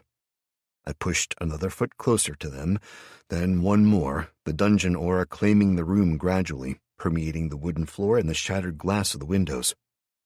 "Okay, they're out of sight. Move it," hissed one of the men, and I growled mentally as they started for the grate, grabbing it and yanking it up. I was so close, literally less than 6 damn inches before I'd have reached the grates, and then it would have been simple to repair them, locking the bastards out. 4 men streamed in, 3 with bats and 1 dragging the trolley, before a 5th followed behind, pulling the grates back down and taking up a watch position. "What do we get this time?" one of the men asked, and the man who was on watch called back to them straight away. "Stick to the plan. Get the champagne if there's any left, big bottles only, and grab as many as you can. Once those are gone, named whiskey, rum, or vodka, none of that cheap house shit. Get them all in the trolley and we go. We can come back as many times as we have to, so don't rush it. We're just trying to not get caught. Then when all this blows over, we sell it. Nice, easy money." "Better than the jewelers," one of the group muttered, and the guard merely flicked him the finger. "What happened with the jewelers?" one of the others asked the man who'd spoken. "We did 'em over 2 days ago. Nicked a shitload of sparklies, and now what? Can't get them on the internet. Ain't nobody local interested in 'em. Just left them all in the house. Damn waste of a night." "You thought it was worth it at the time, Jake," the man on guard snapped. "Just get going, and grab what you can."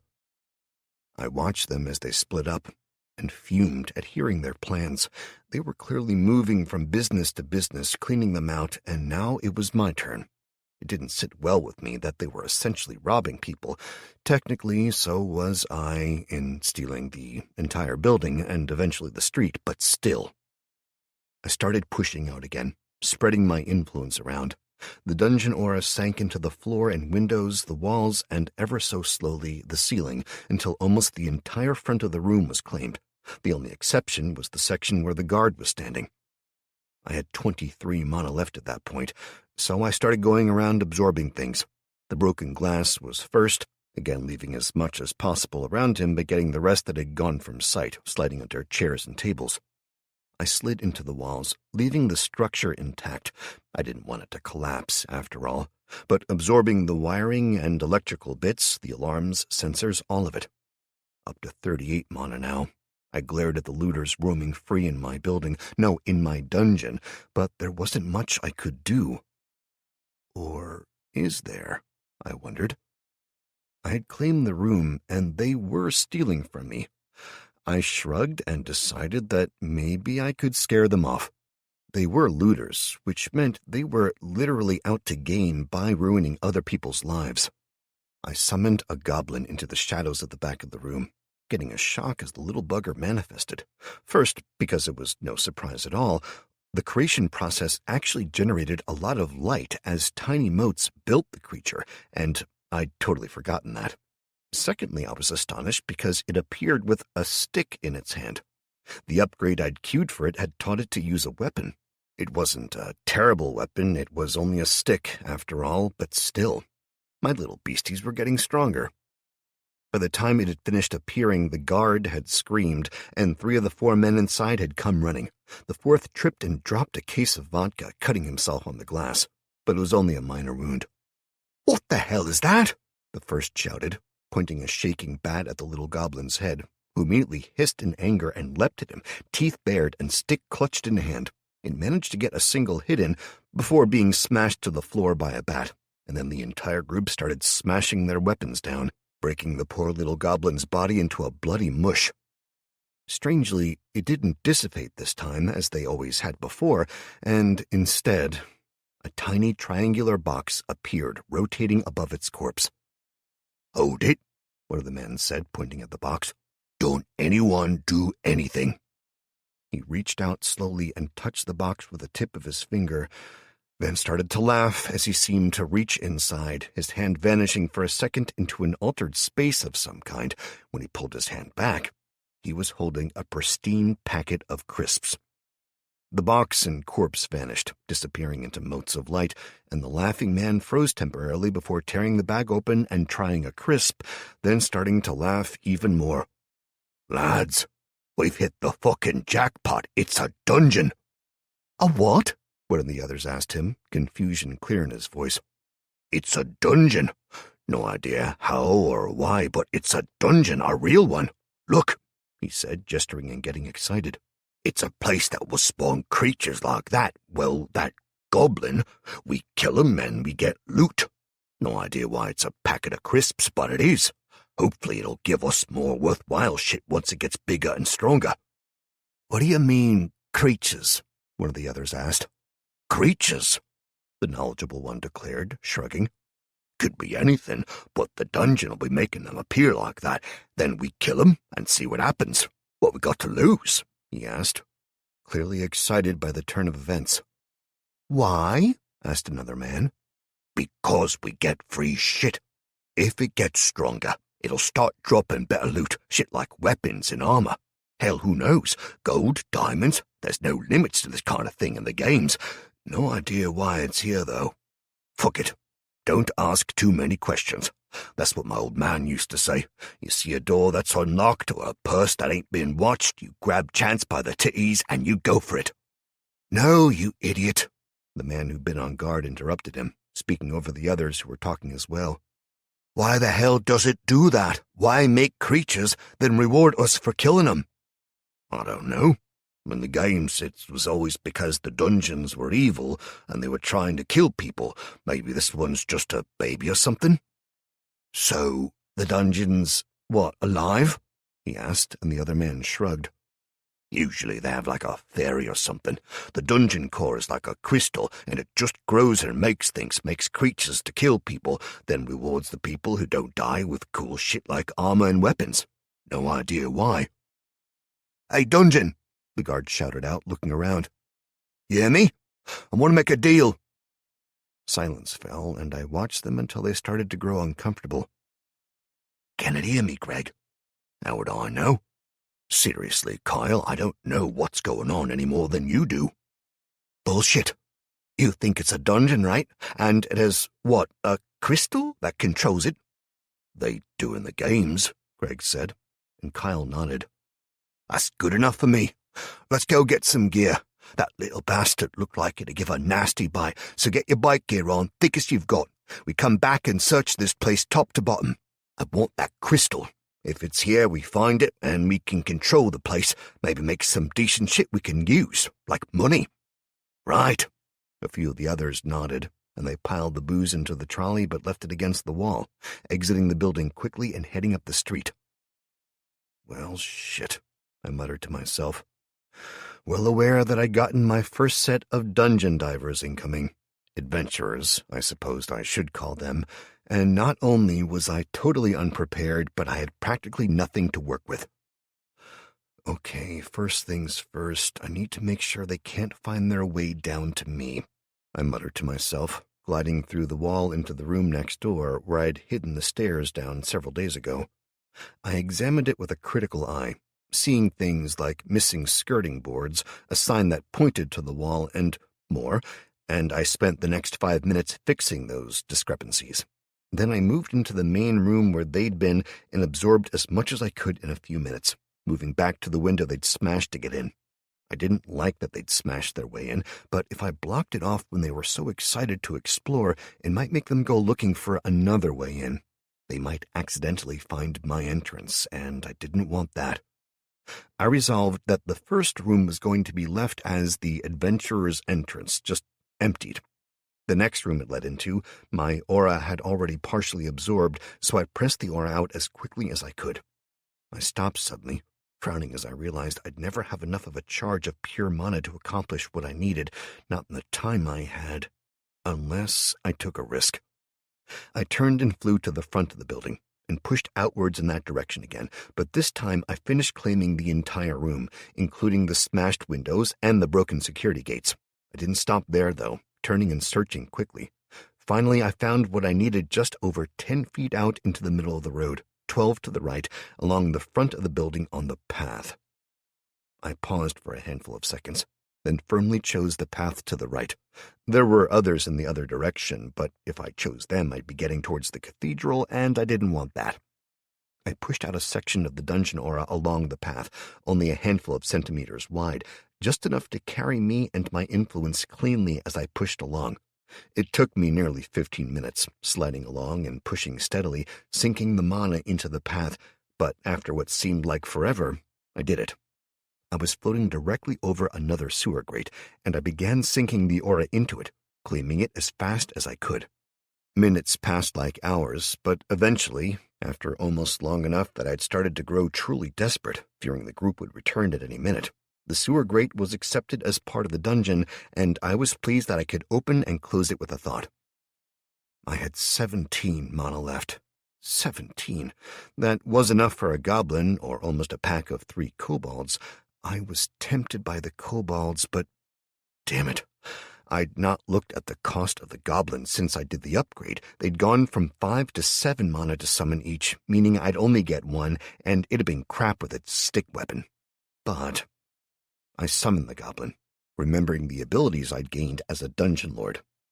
Okay, then, let's see what we have here, I muttered, mentally cracking my knuckles and reaching out as soon as the goblin was spawned. It stood idly in the narrow space I'd claimed, literally standing atop the grate to the sewer and blinking around, clearly disliking the sunlight.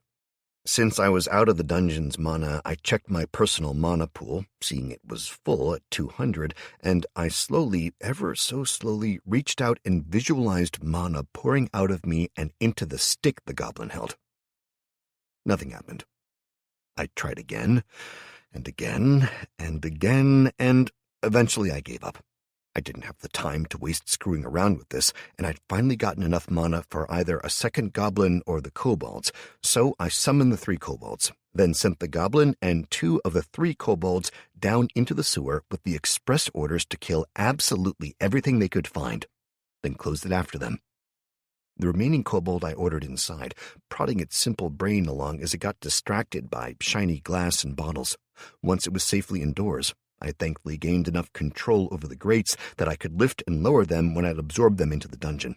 I moved the kobold to the second room and ordered it to start making traps. It set to with a will, stripping items nearby and using some personal dungeon power the creatures evidently possessed to break them down into usable parts of string, wood, and other crap. While it worked, and my mana slowly started to refill, I examined the little kobold. It was weird seeing the real version of the creature after years of reading about them in books and killing them in games. It stood maybe 2 feet tall and 3 feet long from snout to tail, The small creature was clearly a lizard, for all that it was a humanoid version of one, and had 3-fingered hands and feet tipped with stubby black nails. Its long snout, short, upswept ears, and knees that bent backwards made me think of the old pictures of satyrs. I inspected him closely from several angles, deciding that one of the first upgrades I needed to do to the species would result in clothes, as the little sod was butt-naked. At least he was covered with wiry muscle, and his gray scales were patterned in black, making him at least look the part of a dungeon creature. I felt a surprising amount of satisfaction, then mentally grinned as a sudden burst of mana trickled into me. They'd found something in the darkness to hunt. A few seconds more, and a second, then third kill fed me more mana, and I went back to work. The layout of the bar was simple. If I closed off the door in the wall to the left, leading to the room that would bring them down to me, I could make a collection of 4 rooms in a square, starting in the bottom left, moving forward to the next room, then right into the third, and back toward the front, finishing in the 4th room. None of them were particularly big, but that was fine. I checked over the dungeon capacity details I'd seen on my character sheet, and with my level of control, I had 25 points to spend.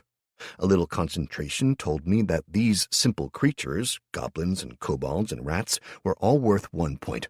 The lesser ghast was worth 5 points, but I couldn't make them yet anyway.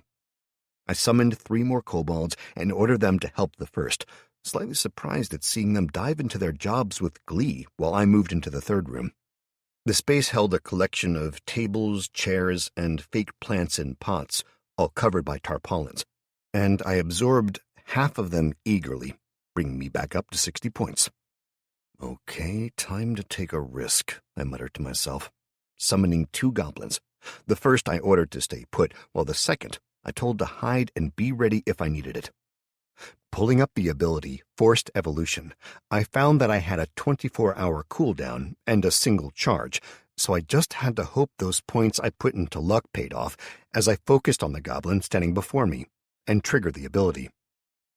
A new screen appeared, showing the outline of the goblin, but this was immobile and positioned in the classic Vitruvian man pose, with bones, teeth, claws, and internal organs, including the brain plus senses, each individually selectable. There was also the simple option of Generalized Boost available. I considered both the individual and general options over, then chose the general one.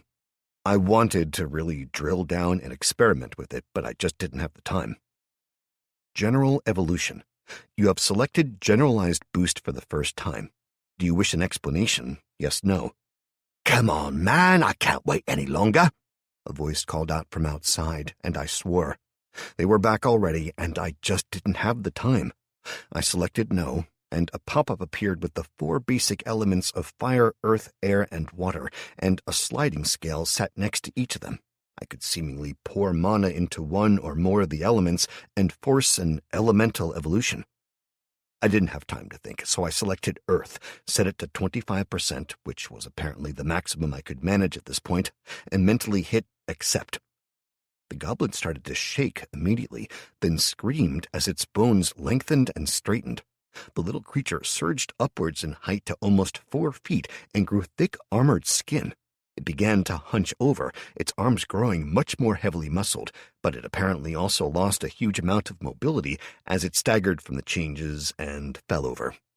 I quickly examined it and found that it was barely an improvement. Unnamed Goblin Smasher. Goblin, dungeon creature. This Goblin Smasher has evolved from the most basic form through a forced earthen evolution. HP 70 out of 70, Stamina 80 out of 80, Mana 0 out of 0, Speed 3 out of 10, Level 1. HP 60 out of 60, Special Abilities, Smash. Okay, so you've got some potential, but... I checked my personal mana and decided I had enough, taking the time to examine the second half-hidden goblin as the group outside argued over how they were going to do their first dungeon run. Unnamed Goblin. Goblin, dungeon creature. This is the second most basic form of the lowly goblin, evolved to use simple tools and designed to be primarily used as fodder for more advanced creatures. HP 30 out of 30, stamina 20 out of 20, mana 0 out of 0, speed 5 out of 10, level 0, HP 30 out of 30, special abilities 0 out of 0. Okay, so normal goblins are shit, but they're faster than the Smasher, right, I said to myself, looking into the next room. Realizing it was bare with no hiding places or anything, I set the Smasher to hide by the door and summoned 5 more standard goblins to wait around the edges of the room, with a pair of sacrificial goblins ordered to stand in the center in clear view. I now had a goblin and 2 kobolds out in the sewers, happily killing anything they could, 4 kobolds in the next room making traps, and 8 standard goblins and 1 Smasher in this room.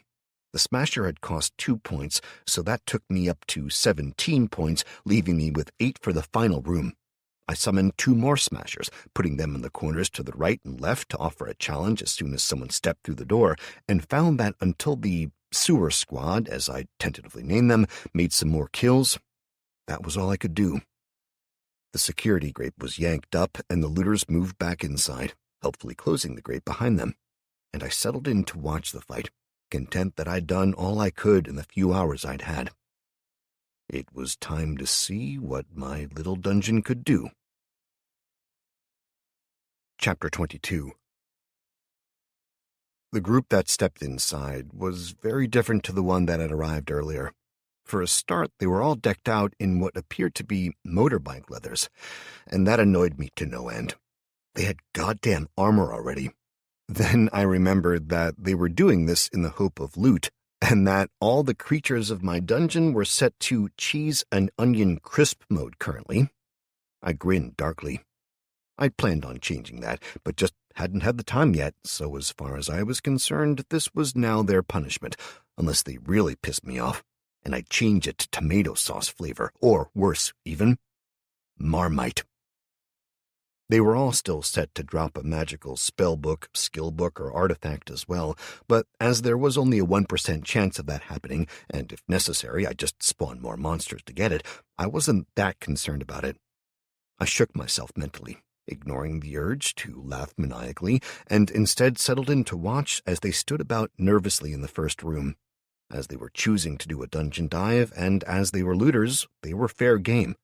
If they died in the dungeon, then it was their fault.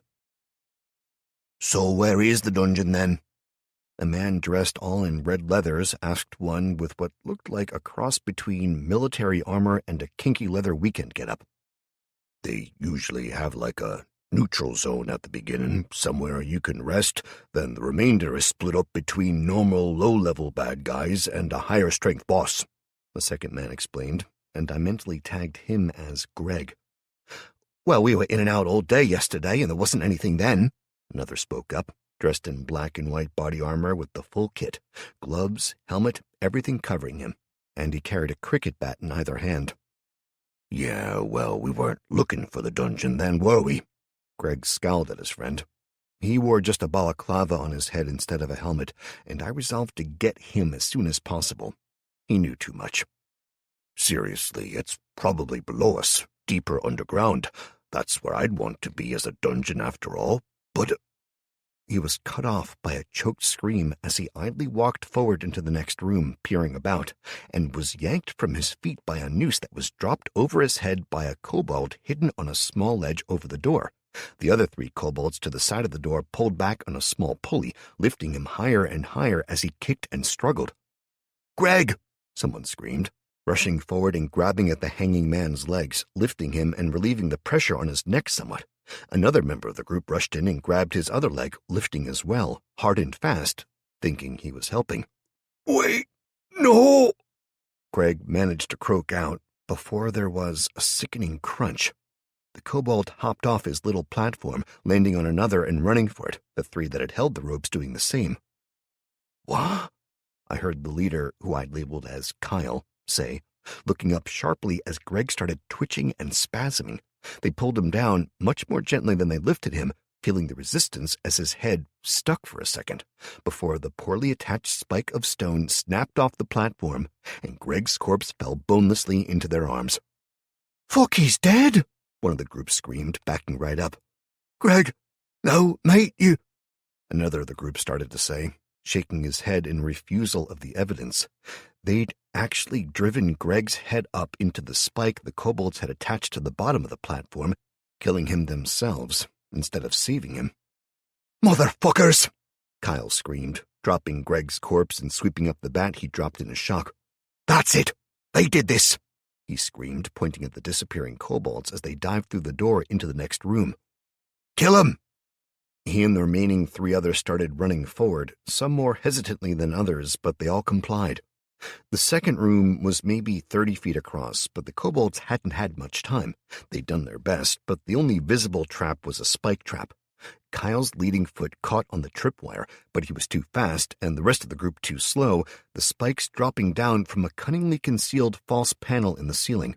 Only one of the 8 actually hit anyone, and that was the third man's shoulder, bouncing off the reinforced biker leathers without leaving so much as a scratch. What the hell? The man screamed, jumping aside and landing on the only other trap that the creatures had managed to build in the time allotted. It was a pressure plate, and it failed to activate, simply cracking and letting out a pathetic clunk.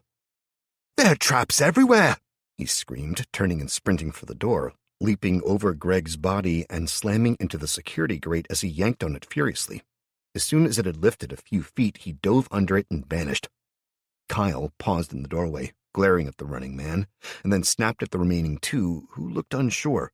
They gathered in the doorway, glaring in at the piles of boxes that were covered by tarpaulins. Boss, I don't think, one said to Kyle, and Kyle silenced him by grabbing his face and yanking him in close. I don't care what you think, Ricky. Kyle snarled at him. This fucking dungeon just killed Greg, and we're gonna find out what the hell is going on. If even half the shit he was talking about is true, then we need to take it over. It's that, or we're back to grubbing around. You want to spend your life like that? I want to live, Kyle, he responded quickly, fear obvious in his voice. So did Greg, Kyle screamed at him. The shout was all that was needed, and the 5 standard goblins, led by the Smasher, erupted from hiding and raced towards the little group. The Smasher tripped over a box and fell full length, smacking its head into the floor and stunning itself, while the 5 smaller goblins sprinted forward with abandon. Look out! The third and final man screamed, swinging hard at the nearest goblin, who'd appeared only a half-dozen feet from him. The cricket bat smashed the stick that the goblin was carrying and sent it hurling through the air, the broken body of the goblin following it, killed by a single panic swing. What? Kyle swore, spinning around and noticing the group of goblins rushing them. Kill them all! He cried, swinging his baseball bat at a second goblin. He missed in his excitement, but the greater reach of the bat over the goblin's stick meant that he got a second chance. He smashed the goblin's skull with the backswing, sending it staggering sideways before it collapsed, blood and brains leaking out of its tiny skull. Ricky backed up, first 1, then a few feet. Abruptly, he turned and ran as well, heading for the door, and I dismissed him as a coward. That brought me down to 2 thugs now. Kyle and whoever the final man was remained unaware that Ricky had left them, and they battled on, frantically swinging. The goblins fell easily, leaving only the Smasher, who'd clambered back to his feet and rushed forward at the pair in the doorway. They both stood ready, winding up and swung for him, obviously thinking he'd be as easy to kill as the others, until their blows landed and he screeched in pain. In rage, the goblin glowed red briefly, ignoring the wounds and smashing the unnamed man into the doorframe with a terrific force. The sound of bones breaking echoed in the small room, and the unnamed man coughed blood, spattering it across Smasher's back. The smaller figure of the goblin backed up, clearly about to try the attack again. Kyle brought his bat around, slamming it hard into the side of Smasher's head. The blow sent it staggering, and then Kyle hit it again, and again, screaming in incoherent rage as he battered the poor goblin to death, continuing until his bat broke. Unnamed dude slowly slid down the doorframe, collapsing onto the floor and coughing blood as he started to shake, clearly choking on it as Kyle stood there panting, unsure what to do. The pair of Smashers from the next room made a noise as one stepped close enough to the doorframe to be seen. The small group of kobolds could be seen moving around inside as well, and that was too much for Kyle. He screamed a curse at them, then turned and ran, jumping over the fallen body of his friend who lay there choking, watching his supposed friend leave him. I hovered in place for a few seconds, unsure what to do, as Kyle, screaming swear words and imprecations, fled the building. I stared down at the dying man, knowing I had no way of healing him. I'd been defending myself against a gang of thieves and looters, a group that would no doubt have attacked me once they found out who I was and that I was in charge of the dungeon. But still, watching the man slowly drown in his own blood was a bit too callous for me. With a thought, I ordered a smasher forward, and I turned aside as he ended the struggling man's life. I felt somewhat sickened by the whole thing. I pulled up the notifications in an attempt to distract myself, and started to swear.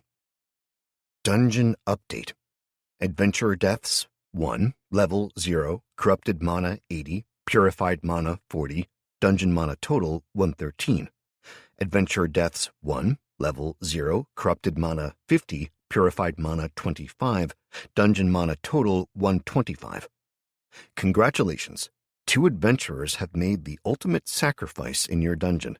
10% of their accumulated experience has been siphoned into you. Adventurer Level 0, Accumulated Experience 8, Received Experience 0 XP. Partial XP is lost to the ether. Adventurer Level 0, Accumulated Experience 9, Received Experience 0 XP. Partial XP is lost to the ether. Your current XP stands at 587 out of 700 to level 7. Looking the prompt over again, a few things became clear. First, thanks to the industriousness of the goblins and kobolds in the sewers, I had more mana available than I thought. Second, the assholes who died had been filled with corrupted mana, and from what I could remember, the entire purpose of the dungeon was to get that mana and purify it, using it to improve the world. Lastly, and most annoyingly, once the dungeon's mana reserves were full, any excess was lost. The rate of corrupted mana to pure was about half, it seemed, so I'd need to find some way to store the mana to be able to do things with it.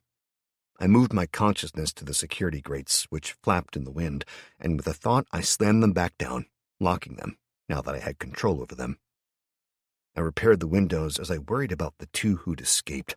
I didn't have any way to know where they'd gone or what they'd do now, so clearly my time to slowly expand and explore was coming to an end. I wanted to expand the dungeon, yeah, of course I did, but before now it had been my plan to make it into a way to help people, grow food and medicine, make it a safe bastion against the creatures and changes that were coming. That plan would have to be shelved for now, I accepted grimly.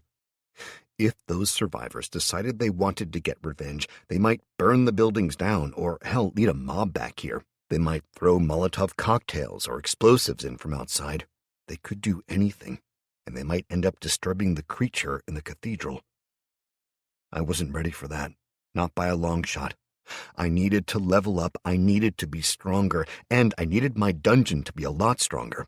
I clearly needed to get the place fortified and ready for an assault no matter what, because eventually it'd come, one way or another. I repaired the security grates, then absorbed the broken lock that had sealed them shut, instead growing a thin layer of stone over the bottom of the grates. I smiled to myself as I imagined the looks on the faces of the next group to attempt to break in. I was losing mana every second that I wasted, since the mana was flickering at the maximum.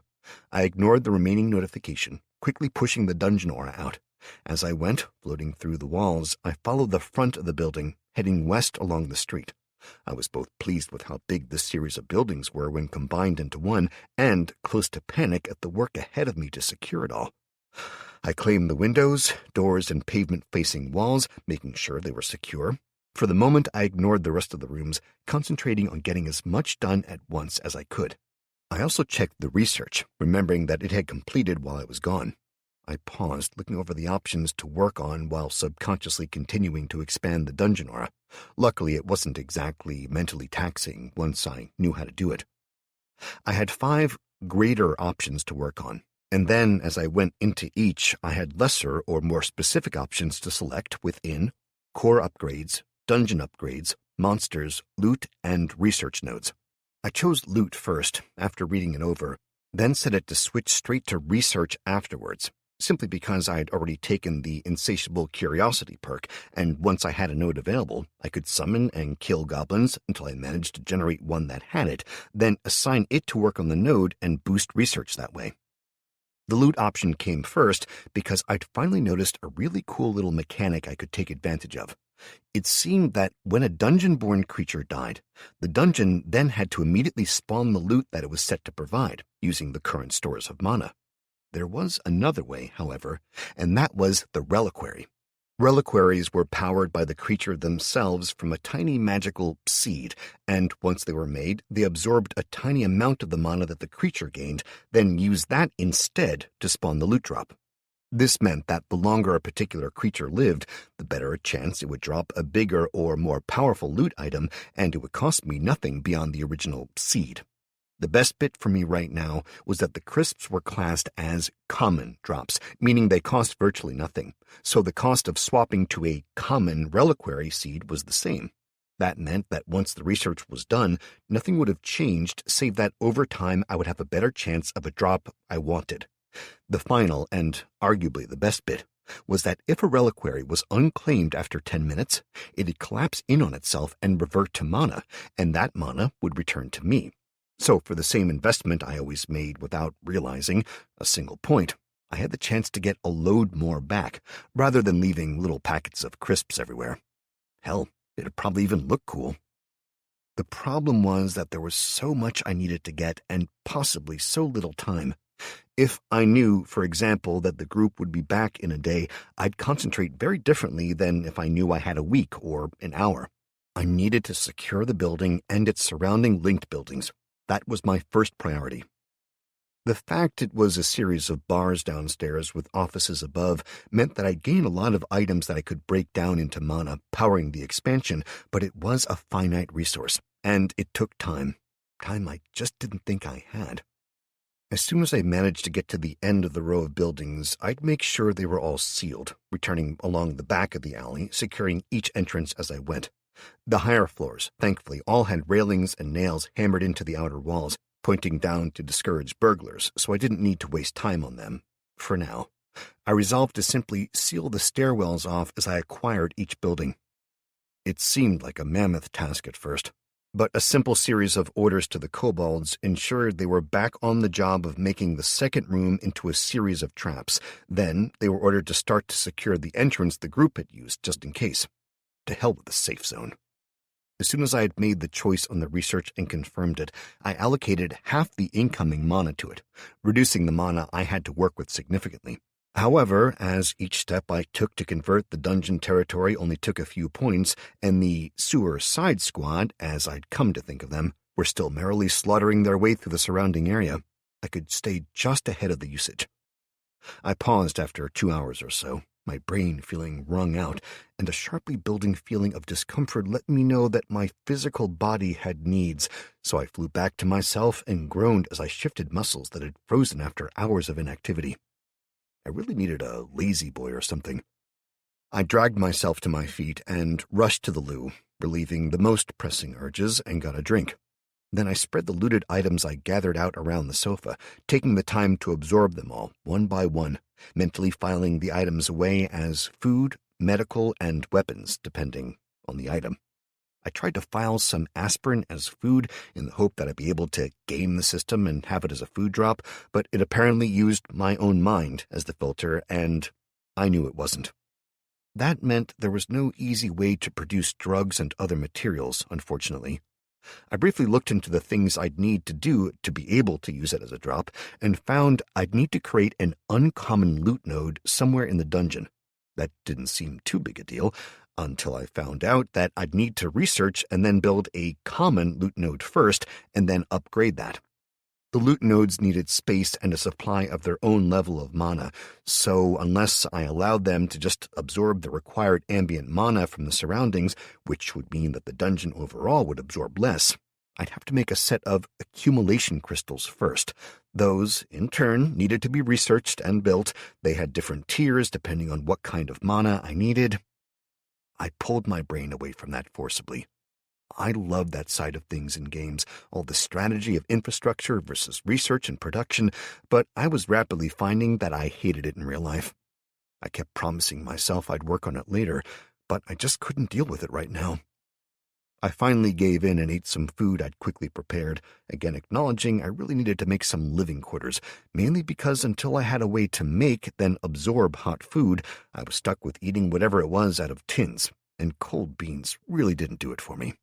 I really needed to find a chef to produce 100 different cooked meals, absorb them all, and then I'd be able to reproduce them and live nicely.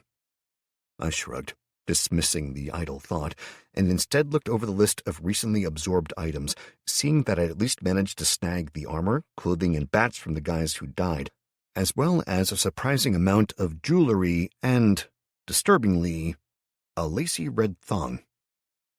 I pulled up the last few notifications, more to distract me from wondering who'd been wearing that and to stop the flash than anything else, as the flashing had become almost commonplace by now. Congratulations, your dungeon creature, Unnamed Goblin Smasher, has killed an adventurer. As Unnamed Goblin Smasher is the first dungeon creature to do so, he has gained a perk. Cunning perk has been assigned, gaining this dungeon creature a 10% boost to intellect and a higher chance to use dirty tricks in fights. Congratulations, your dungeon creature, Unnamed Goblin, has killed 100 rats. As Unnamed Goblin is the first dungeon creature to do so, he has gained a perk. Rat's Bane perk has been assigned, gaining this dungeon creature a 10% boost to damage against rats. Well, fuck, I muttered, stunned. I'd not really considered that the creatures could grow on their own, and I quickly pulled up the goblin options, finding that I only had Smasher now. I was confused for a few minutes until I remembered that I'd used the evolution option and the warning that came with it.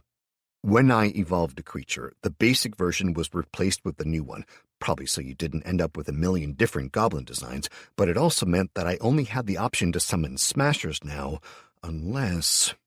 I reread the details, then summoned my rat killer goblin back to the dungeon. This was a bit of a risk, but I thought it should work. It took him nearly 10 minutes to return, and I quickly summoned 2 more Smashers, sending them out in his place, giving them the orders to go and kill whatever they could, leaving only humans, cats, and dogs alone, unless they were attacked first.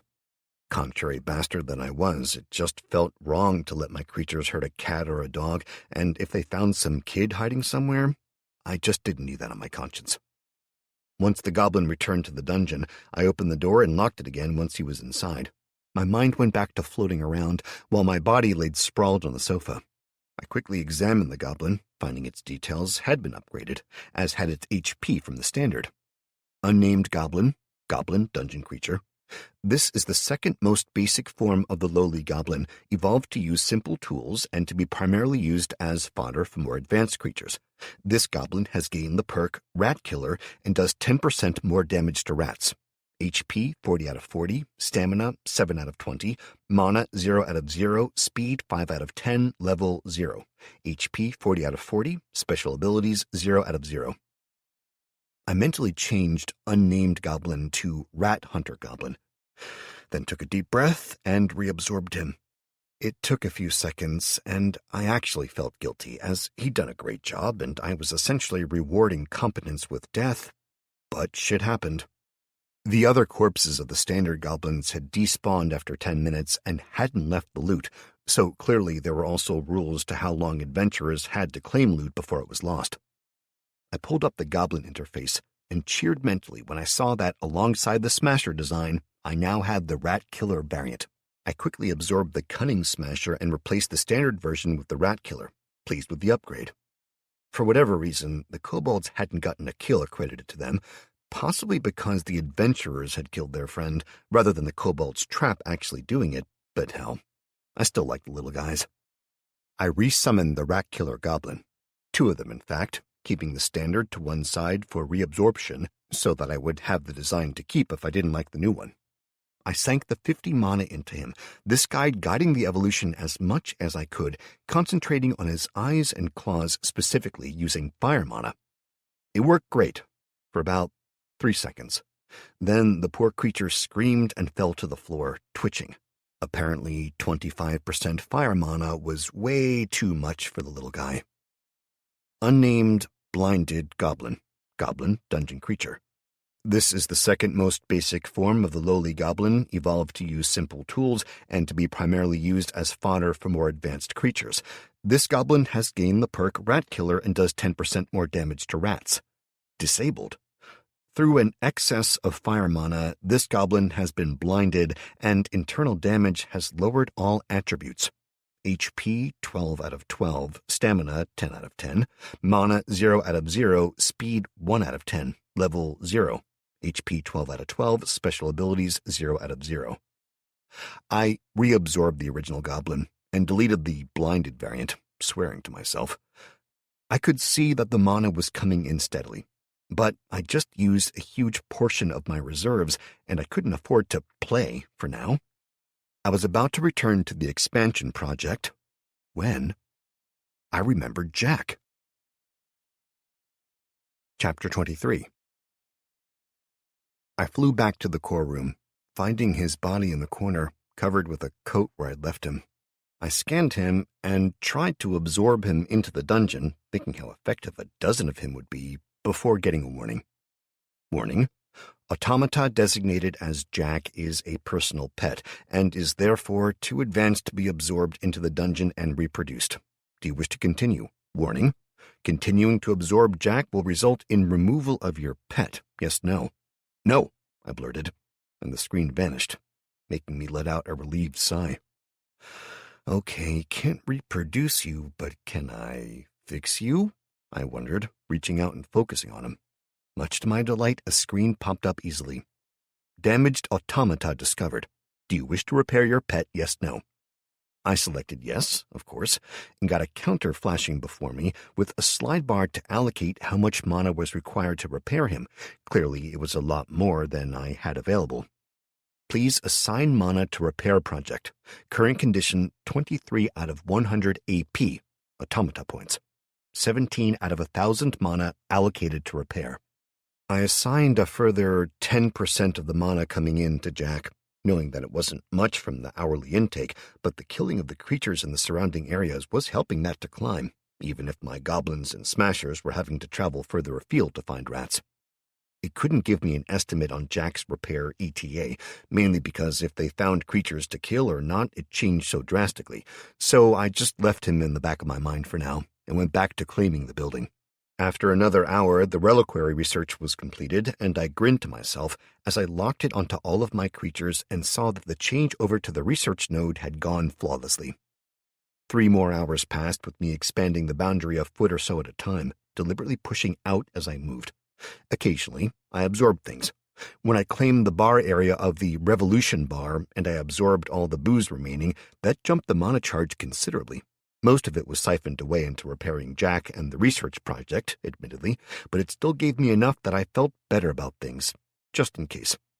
I paused at the 3-hour mark, mainly because I was back up to almost my full charge now, and I summoned 4 more rat killers, sending them up the drain pipes in the alley, with orders to start hunting the hundreds of thousands of wild pigeons that filled the city. Planning for the future, and hoping to make the goblins considerably more efficient killers, I went through the research tabs, until after a bit of poking and prodding, I found a manual option. I couldn't help it. I started grinning to myself once I found it, and I took the time to satisfy my physical needs, then settled in, pulling up the facility. Warning: to access the manual research design option, you must have a working and manned research node. God damn it, I roared. My hopes dashed again.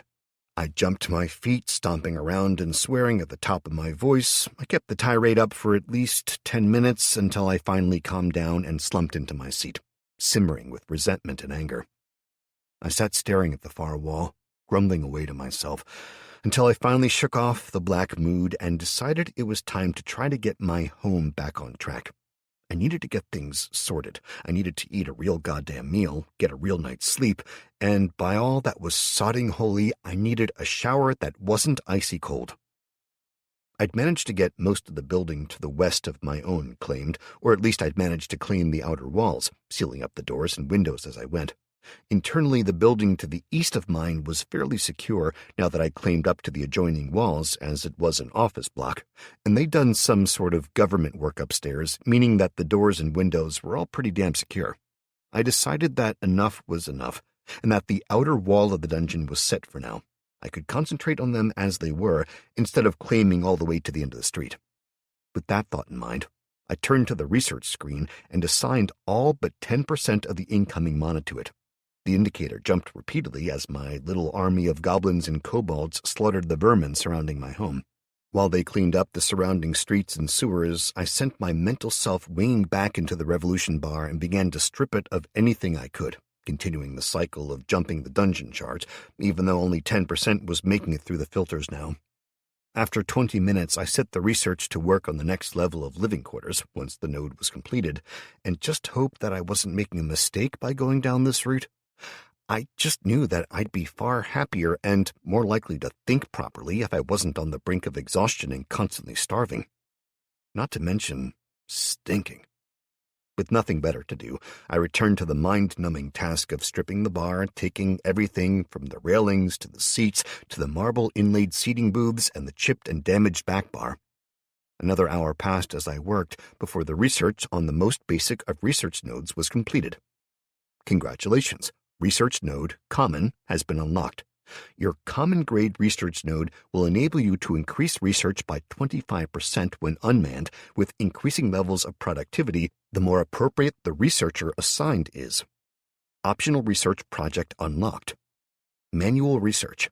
Manual research is directed research, such as disassembling an unknown item and producing a blueprint that can then be easily upgraded or altered to produce different effects.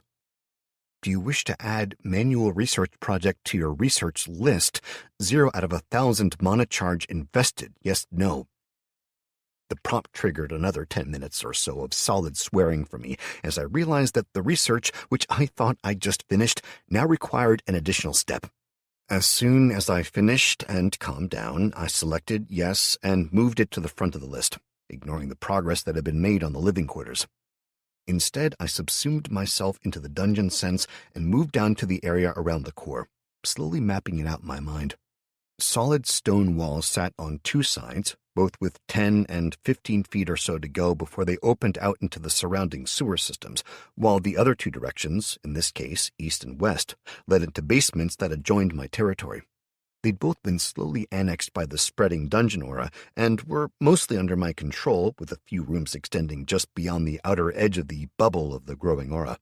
I flew through to the west side, noting that it was all storerooms, and started pushing the aura outwards, steadily growing it, while watching to make sure I didn't get too full yet.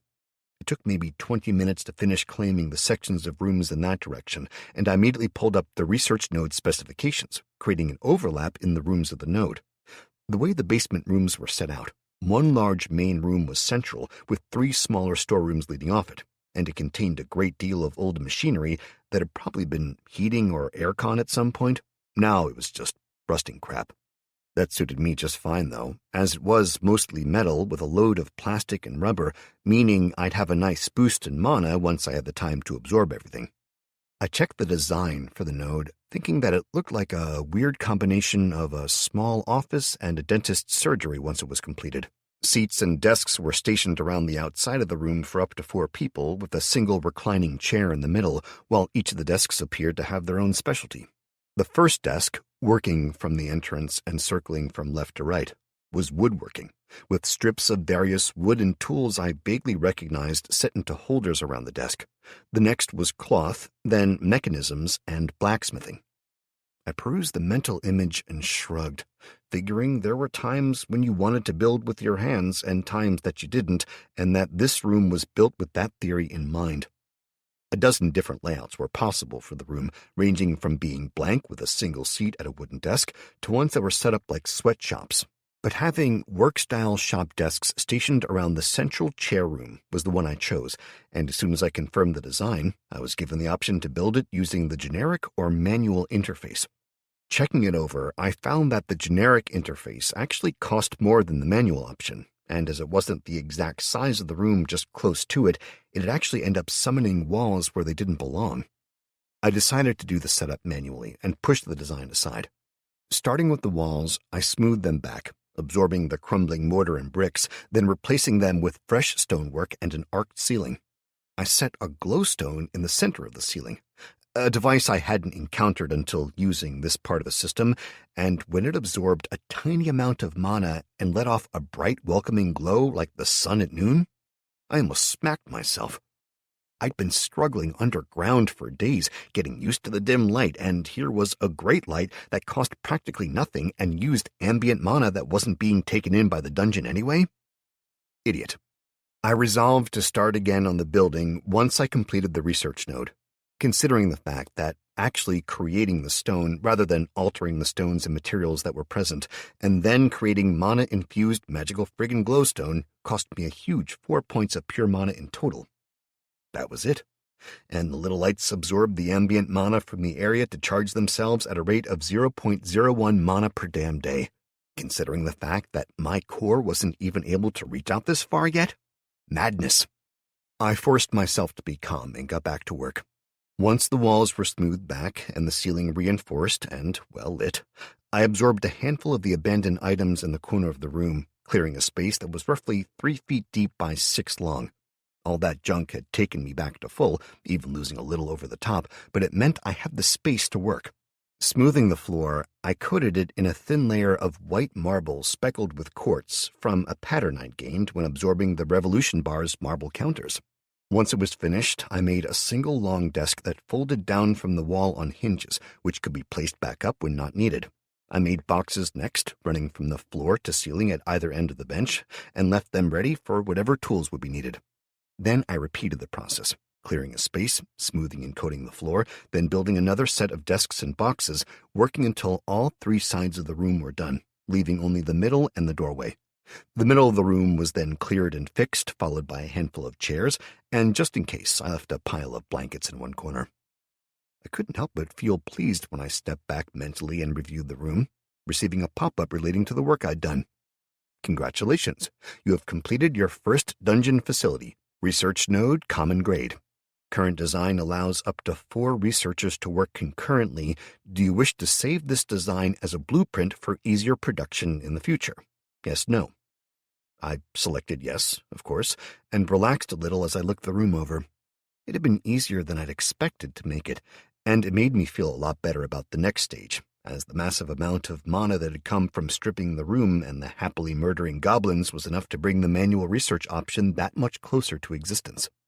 I decided a little exercise and relaxation was in order, fleeing back to my body, while I waited for it to be completed. I got up, cleared things back so that I had plenty of room, and changed the assigned loot for the Cunning Smasher Goblin to magical drops only. That meant there was only a 1 in 1,000 chance of me managing to drop a magical item, spellbook, or skillbook. But it also meant that at least I wouldn't be wading through a pile of cheese and onion crisps by the end. I resolved to keep going for as long as I could keep the mana charge over half, as the Cunning Smashers currently cost me 10 points of mana to summon, and I was getting on average 200 mana an hour now, with 8 per hour from ambient absorption and the rest from the murder squads. With the research node and Jack's repair set at 90%, that meant I quickly started working the math out. My maximum charge was set at 125. At present, I was gaining 208 mana per hour. 90% was going into research, which meant that the total would rise by around 28 points per hour. The number fluctuated depending on how the goblins were doing, but it meant I could summon probably 3 to fight every hour, or thereabouts. That worked out as 13 days of constant fighting around the clock to find something magical, and there was no guarantee it'd be useful, but I needed to up my skill level, and, more importantly, I needed to spawn a goblin with the insatiable curiosity trait. I gathered up my sword and started warming up a little, jumping from foot to foot, running on the spot and performing star jumps, until after 30 seconds I gave it up as ridiculous. With nothing else to do in preparation, I summoned the first goblin. The telltale motes of light flooded the area like the world's weirdest 3D printer, and the creature steadily formed from the ground up. When it was done, it blinked, looked at me, then started looking around the room, totally unconcerned. I stopped in confusion, my sword drawn back, and tried to work out what had happened. Every time I'd summoned them before, they'd attacked me, and this time I had the Dungeon Master perk, so they now saw me as their lord, not their damn enemy. I considered killing it anyway, I really did, especially when it turned away from me and started to sniff around the room, evidently hunting for food. I huffed and shook my head. I couldn't do it. It just felt wrong to summon a creature that apparently bore me no ill will and murder it again and again. I decided if I couldn't use it for fighting, I'd use it for experimentation. Instead of attacking it, I examined it, finding the same exact stats as I'd gotten before. I didn't have access to the forced evolution ability when in my own body, and as much as it seemed fine with me, I wasn't going to leave my body defenseless while it wandered around. I tried to figure out what to do, how I could achieve something with the little bastard, when I realized something. The normal goblins spawned with the stick as their weapon. It was crap, but it was still a weapon. The smashers didn't, and that meant that they either needed their hands for their ability or they just didn't need the stick. I decided that would be a useful test and sent it to the far side of the room to wait, just in case. Quickly pulling up the menu, I set it to making a sword for it to use. While the sword was forming, I checked the research tree, pleased to find that the node was maybe an hour or so from being completed. Once I had that room available, I hoped I would be able to make changes to existing designs, such as scaling down the size of the sword and making it in other materials, like metal. As soon as I had the sword, I made another, giving me 3 identical wooden swords, counting the one I'd had already, and I closed the system, blinking as the screen cleared from my vision. I got up from the couch and walked over to the goblin, which was sniffing at a section of wall. "Oi," I called, and it jumped, spinning around and dropping low to growl at me.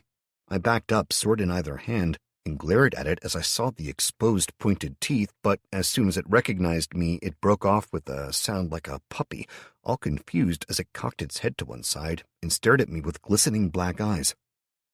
"Okay, this is for you," I said awkwardly, straightening and flipping the new sword over and offering it to him, hilt first.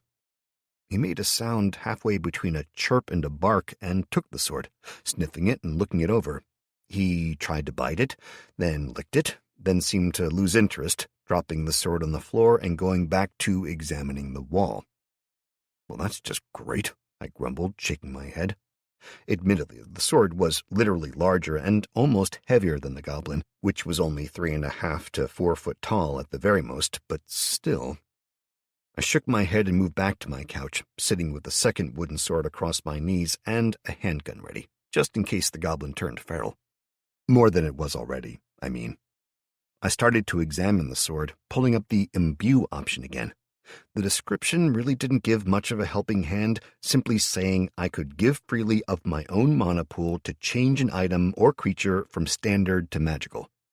I tried all sorts of tests over the next few minutes, visualizing fire, talking to the sword, trying mumbo-jumbo made-up words that I guess sounded magical. Hell, I even tried to somehow compress the mana I could feel in the air around me into the damn thing. Nothing. It wasn't until I just relaxed, blowing out a deep breath, and placed one hand on either end of the sword that I felt something. A resonance of sorts. I froze, and the feeling vanished, making me wonder if I'd imagined it. I tried again, shifting my hands, blowing on the sword, and getting more and more annoyed with myself until I finally realized what I'd done differently. I'd relaxed.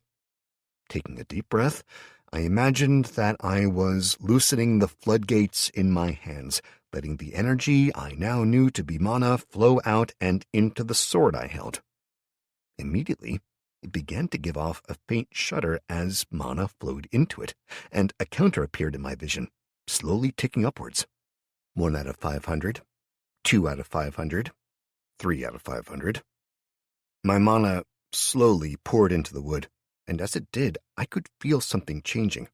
The resonance slowly seemed to shift back and forth inside the sword, as though looking for something. I hadn't a clue of what it was looking for, but I tried to clear my mind, just concentrating on pouring the mana in. Minutes passed, and all too soon, my mana was almost totally exhausted, a headache building, and I still had nothing to show for it, just a counter that now read 190 out of 500. I grudgingly released the sword, leaning back and looking around the room. The goblin had evidently finished its investigation of the wall and had curled up in the corner, appearing to be fast asleep. I got up, taking the time to use the loo and get a drink and snack. The goblin, roused by my activity, perked up at the sight of food, and I threw him a trail bar as well, face-palming when he proceeded to eat it, wrapper and all. I'd gotten used to the creature now. It was still fugly as all hell, but it seemed to be content to just chill out, and I didn't feel there was any kind of threat from it. So I shrugged and settled back down, sinking my mind into the dungeon senses and fleeing my body, which slowly slumped to one side on the couch. I watched the goblin carefully for a minute. Then, when I was sure it was asleep again, I addressed the notifications that were still flashing. Congratulations. Manual research has been unlocked. Your common grade research node will now be able to integrate a design and assessment facility, enabling you to increase research by up to 50% when unmanned, with increasing levels of productivity based proportionally on the appropriateness of the assigned researcher. Optional research project unlocked. Uncommon research node is now available for research. This node will increase the base research level of the dungeon by a minimum of 25% over the common grade node while unmanned, with increasing levels of productivity based proportionally on the appropriateness of the assigned researcher.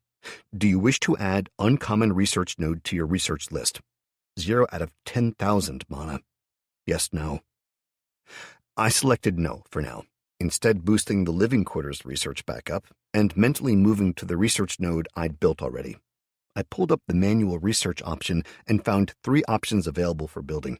A simple desk with various weird tools and what looked like crayons and paper on it, a dry erase board like the ones my teachers wrote on in school when I was a kid, and finally, the most expensive option. The first 2 were 50 and 75 mana charge and cost, respectively, while the third option was 500, but as soon as I saw it, I knew it was exactly what I needed. It was composed of a seat that reclined and actually looked comfortable, with a screen that hovered in midair. I knew it was a totally different level to the first 2, and that I could do amazing things with that. I selected it, unsurprised when it warned me that I needed more mana charge after rapidly depleting the stored amount I had. I moved to the next storeroom, stripping it as fast as I could, seeing the familiar jump in charge followed by the dip, and repeating the process again and again as the chair was built. I managed to completely empty the second room and was about to start on the third when I got a pair of new notifications almost in tandem. Congratulations. Common living quarters has been unlocked. Your common grade living quarters are now available for construction. Each set of quarters now comes with access to clean water and a bed chamber. Optional research project unlocked. Uncommon living quarters are now available for research. These quarters will provide a degree of personal space not usually found in the dungeon, including personal bathing facilities, cooking and eating areas, and an optional climate differential facility. Do you wish to add uncommon living quarters to your research list? 0 of 10,000 mana charge invested, yes, no. I swore viciously.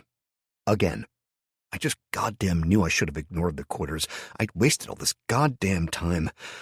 I glared at the notifications before moving to the research node and angrily summoning a cunning smasher. The ugly little creature appeared and looked about dully. Do you wish to assign cunning smasher to a research position in this node? Yes, no. I looked from it to the node and back, observing the dull, uninterested look it was giving the room, and I growled in annoyance before trying to activate forced evolution, only to be reminded yet again that it had a 24-hour cooldown. Fuck it, I screamed, in my mind, and selected yes, sending it inside to work. Warning. Assigned researcher does not meet minimum intelligence requirements. Research speed will be lowered by 20%. Accept, yes, no.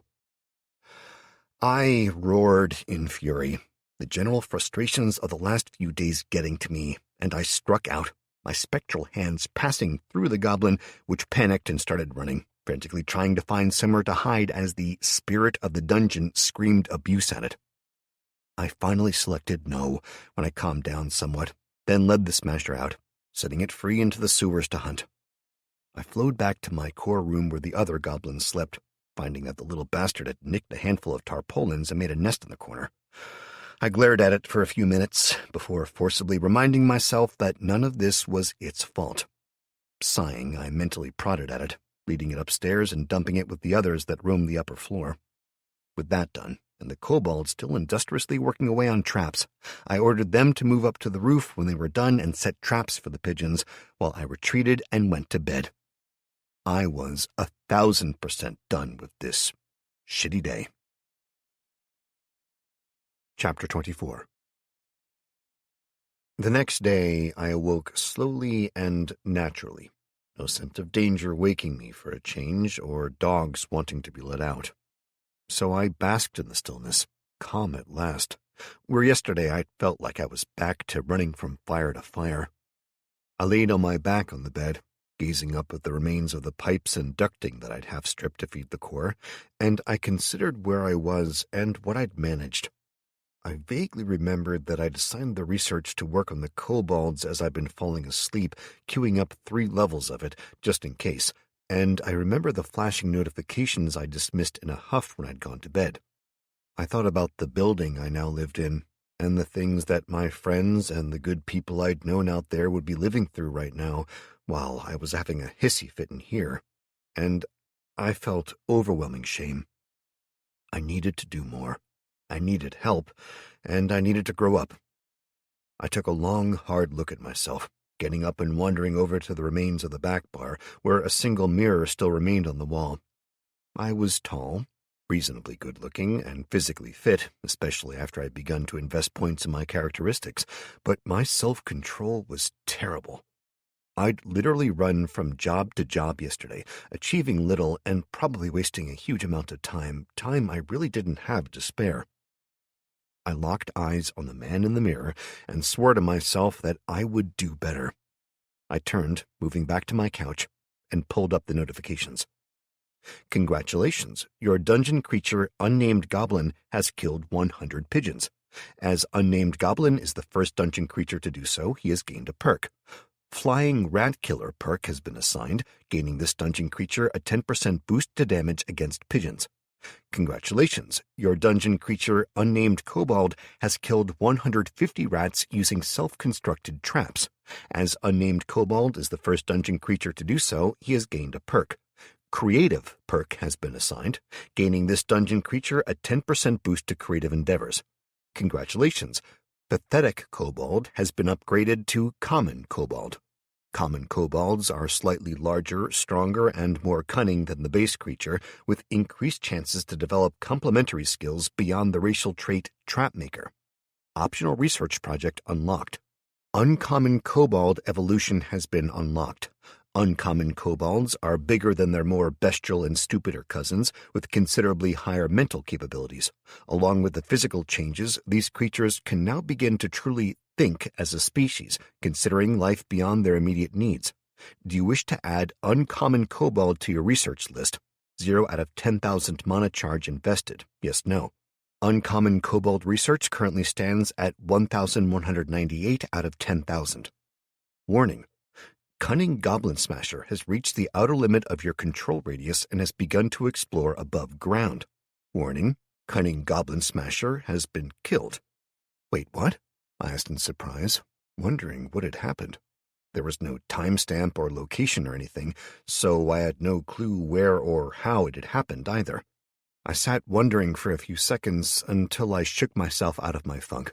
I'd gotten a load of research done, thanks to the killing the little groups had performed, and the cathedral, I blurted, suddenly remembering the orders I'd given it last night. I'd been so annoyed I'd practically turned it out on its ear. I certainly hadn't bothered with the usual orders to maintain a good distance from it. Shit, I growled under my breath, and I jumped to my feet, quickly grabbing my weapons, my sword, rifle, and handgun, determined to get upstairs and figure out what I could see from one of the upper windows. I sprinted across to the core room and up the stairs, reaching the fire doors that served as the entrance and exit to my home just in time to sense someone outside. I froze. My dungeon senses telling me that a pair of humans had slipped into the alley and were making their way along it now. I stood there, hand half reaching for the door, and waited, hoping frantically that they'd go quickly, that they'd just pass on by, and I felt it. Something wrong had entered the alley as well. As I waited, hoping against hope that whoever the pair were, they'd just fuck off and leave my territory, I could feel the thing coming closer and closer. Each step seemed to radiate evil, a sapping cold pulling at my dungeon aura, pulling mana and energy away from me. "Matt!" I heard a little voice squeak weakly, and a faint thump sounded on the door, inches from my hand. "We have to go," a second voice said, and I closed my eyes, hearing the fear in that familiar voice. Alyssa and Amy.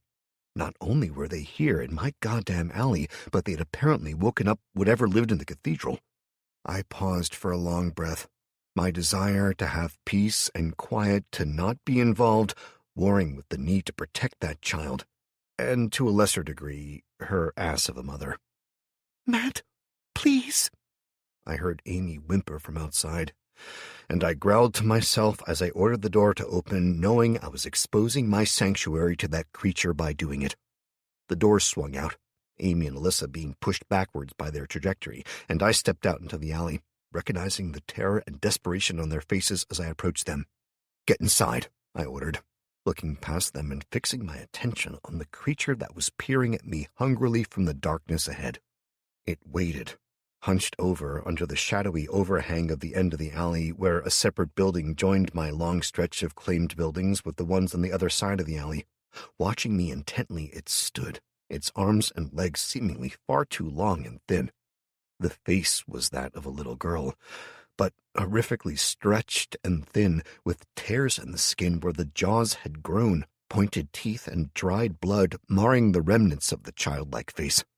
She reached out and casually climbed up the wall to her right like a spider, passing out of the shadows and drawing closer in all her terrible glory. Forcing myself to hold my ground, I frantically activated Examine. Eidolon. Undead Ghoul.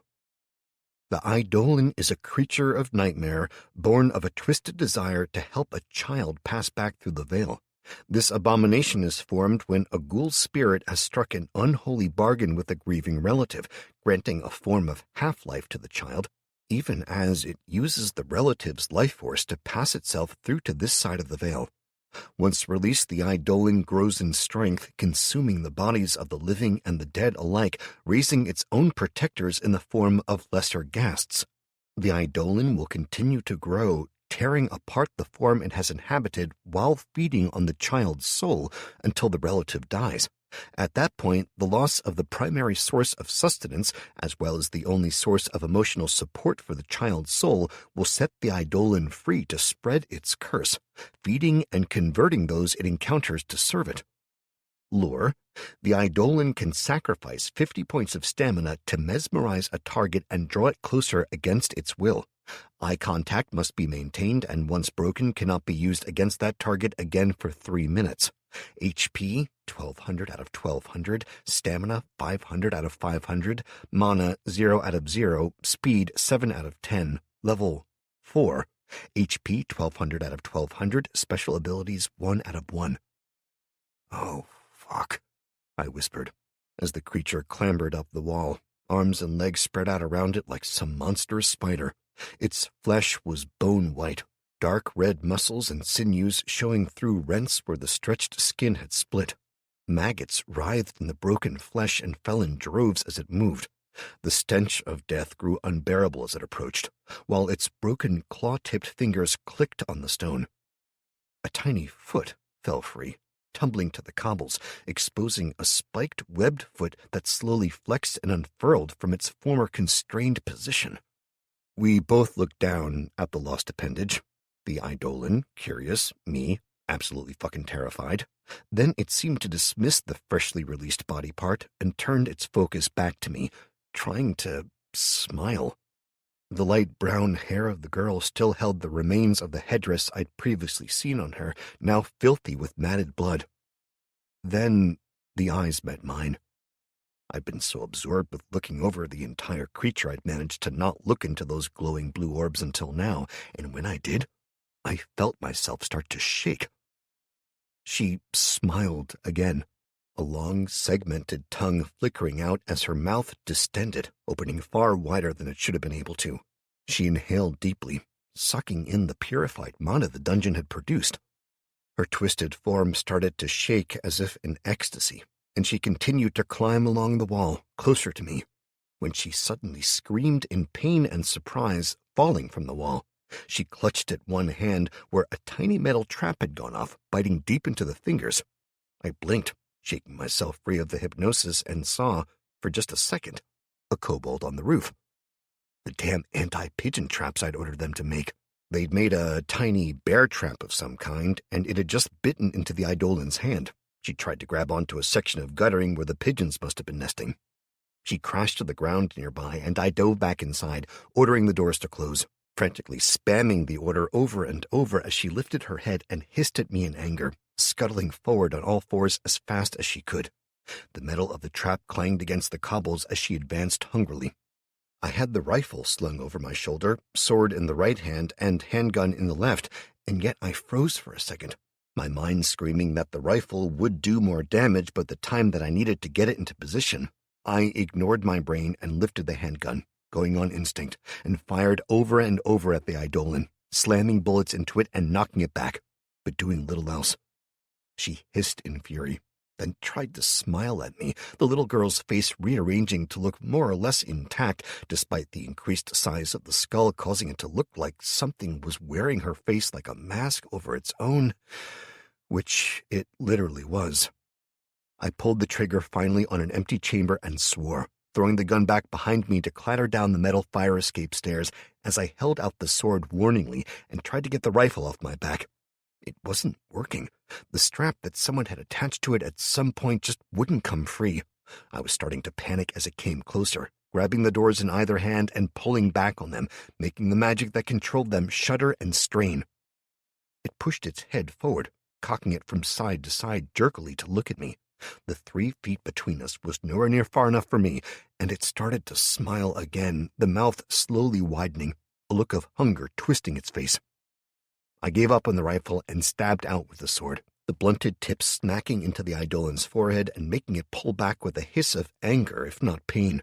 As soon as it came close enough again, I twisted, slashing the sword in a rising arc from low left to high right, aimed not at its head, but its fingers. I heard the crack of bones breaking as it impacted, and the creature released the door on that side with an inhuman shriek. I swung again as fast as I could, aiming for the fingers on the other side. I missed as it jerked the fingers free, but that was fine. All I'd needed was to free the doors. As soon as they started closing again, I focused and yelled, "Incinerate!" at it, desperately pouring my mana into the pattern needed. The magic flared to life and made the creature scream in pain as it backed away, slapping at itself as my spell battled with its own unholy constitution. Had it been alive, I was sure it would have died, but as it was dead already, animated by some combination of dark magic, unearthly hunger, and sheer bloody evilness, it merely screeched at me and fled from sight. The doors finally closed, and I sagged back against the back wall, dropping my sword and finally managing to free my damn rifle. Motherfucker, I managed to get out at last, my mind filled with terror at encountering that goddamn thing all over again. I dove my mind into the dungeon sense just fast enough to see the creature fleeing the end of the alley and heading back in the direction of the cathedral.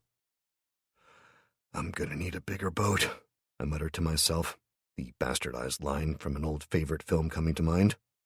Hell, I need a bigger door, and a goddamn army. Why the hell didn't I ever station some of the goblins out there? I merely reached out to spawn a few when a prompt sprang up. Warning, control limit reached. To increase summoned dungeon creatures past this point, you must do one of the following. Increase your personal control score, increase the level of your dungeon core, increase the efficiency of the dungeon control system, carry out further monster/dungeon research. What? I sputtered in disbelief, glaring at the screen. Dismissing it until I could figure out what to do, I pulled up the other waiting notifications. Congratulations, your dungeon creature, Unnamed Kobold, has injured an Eidolon.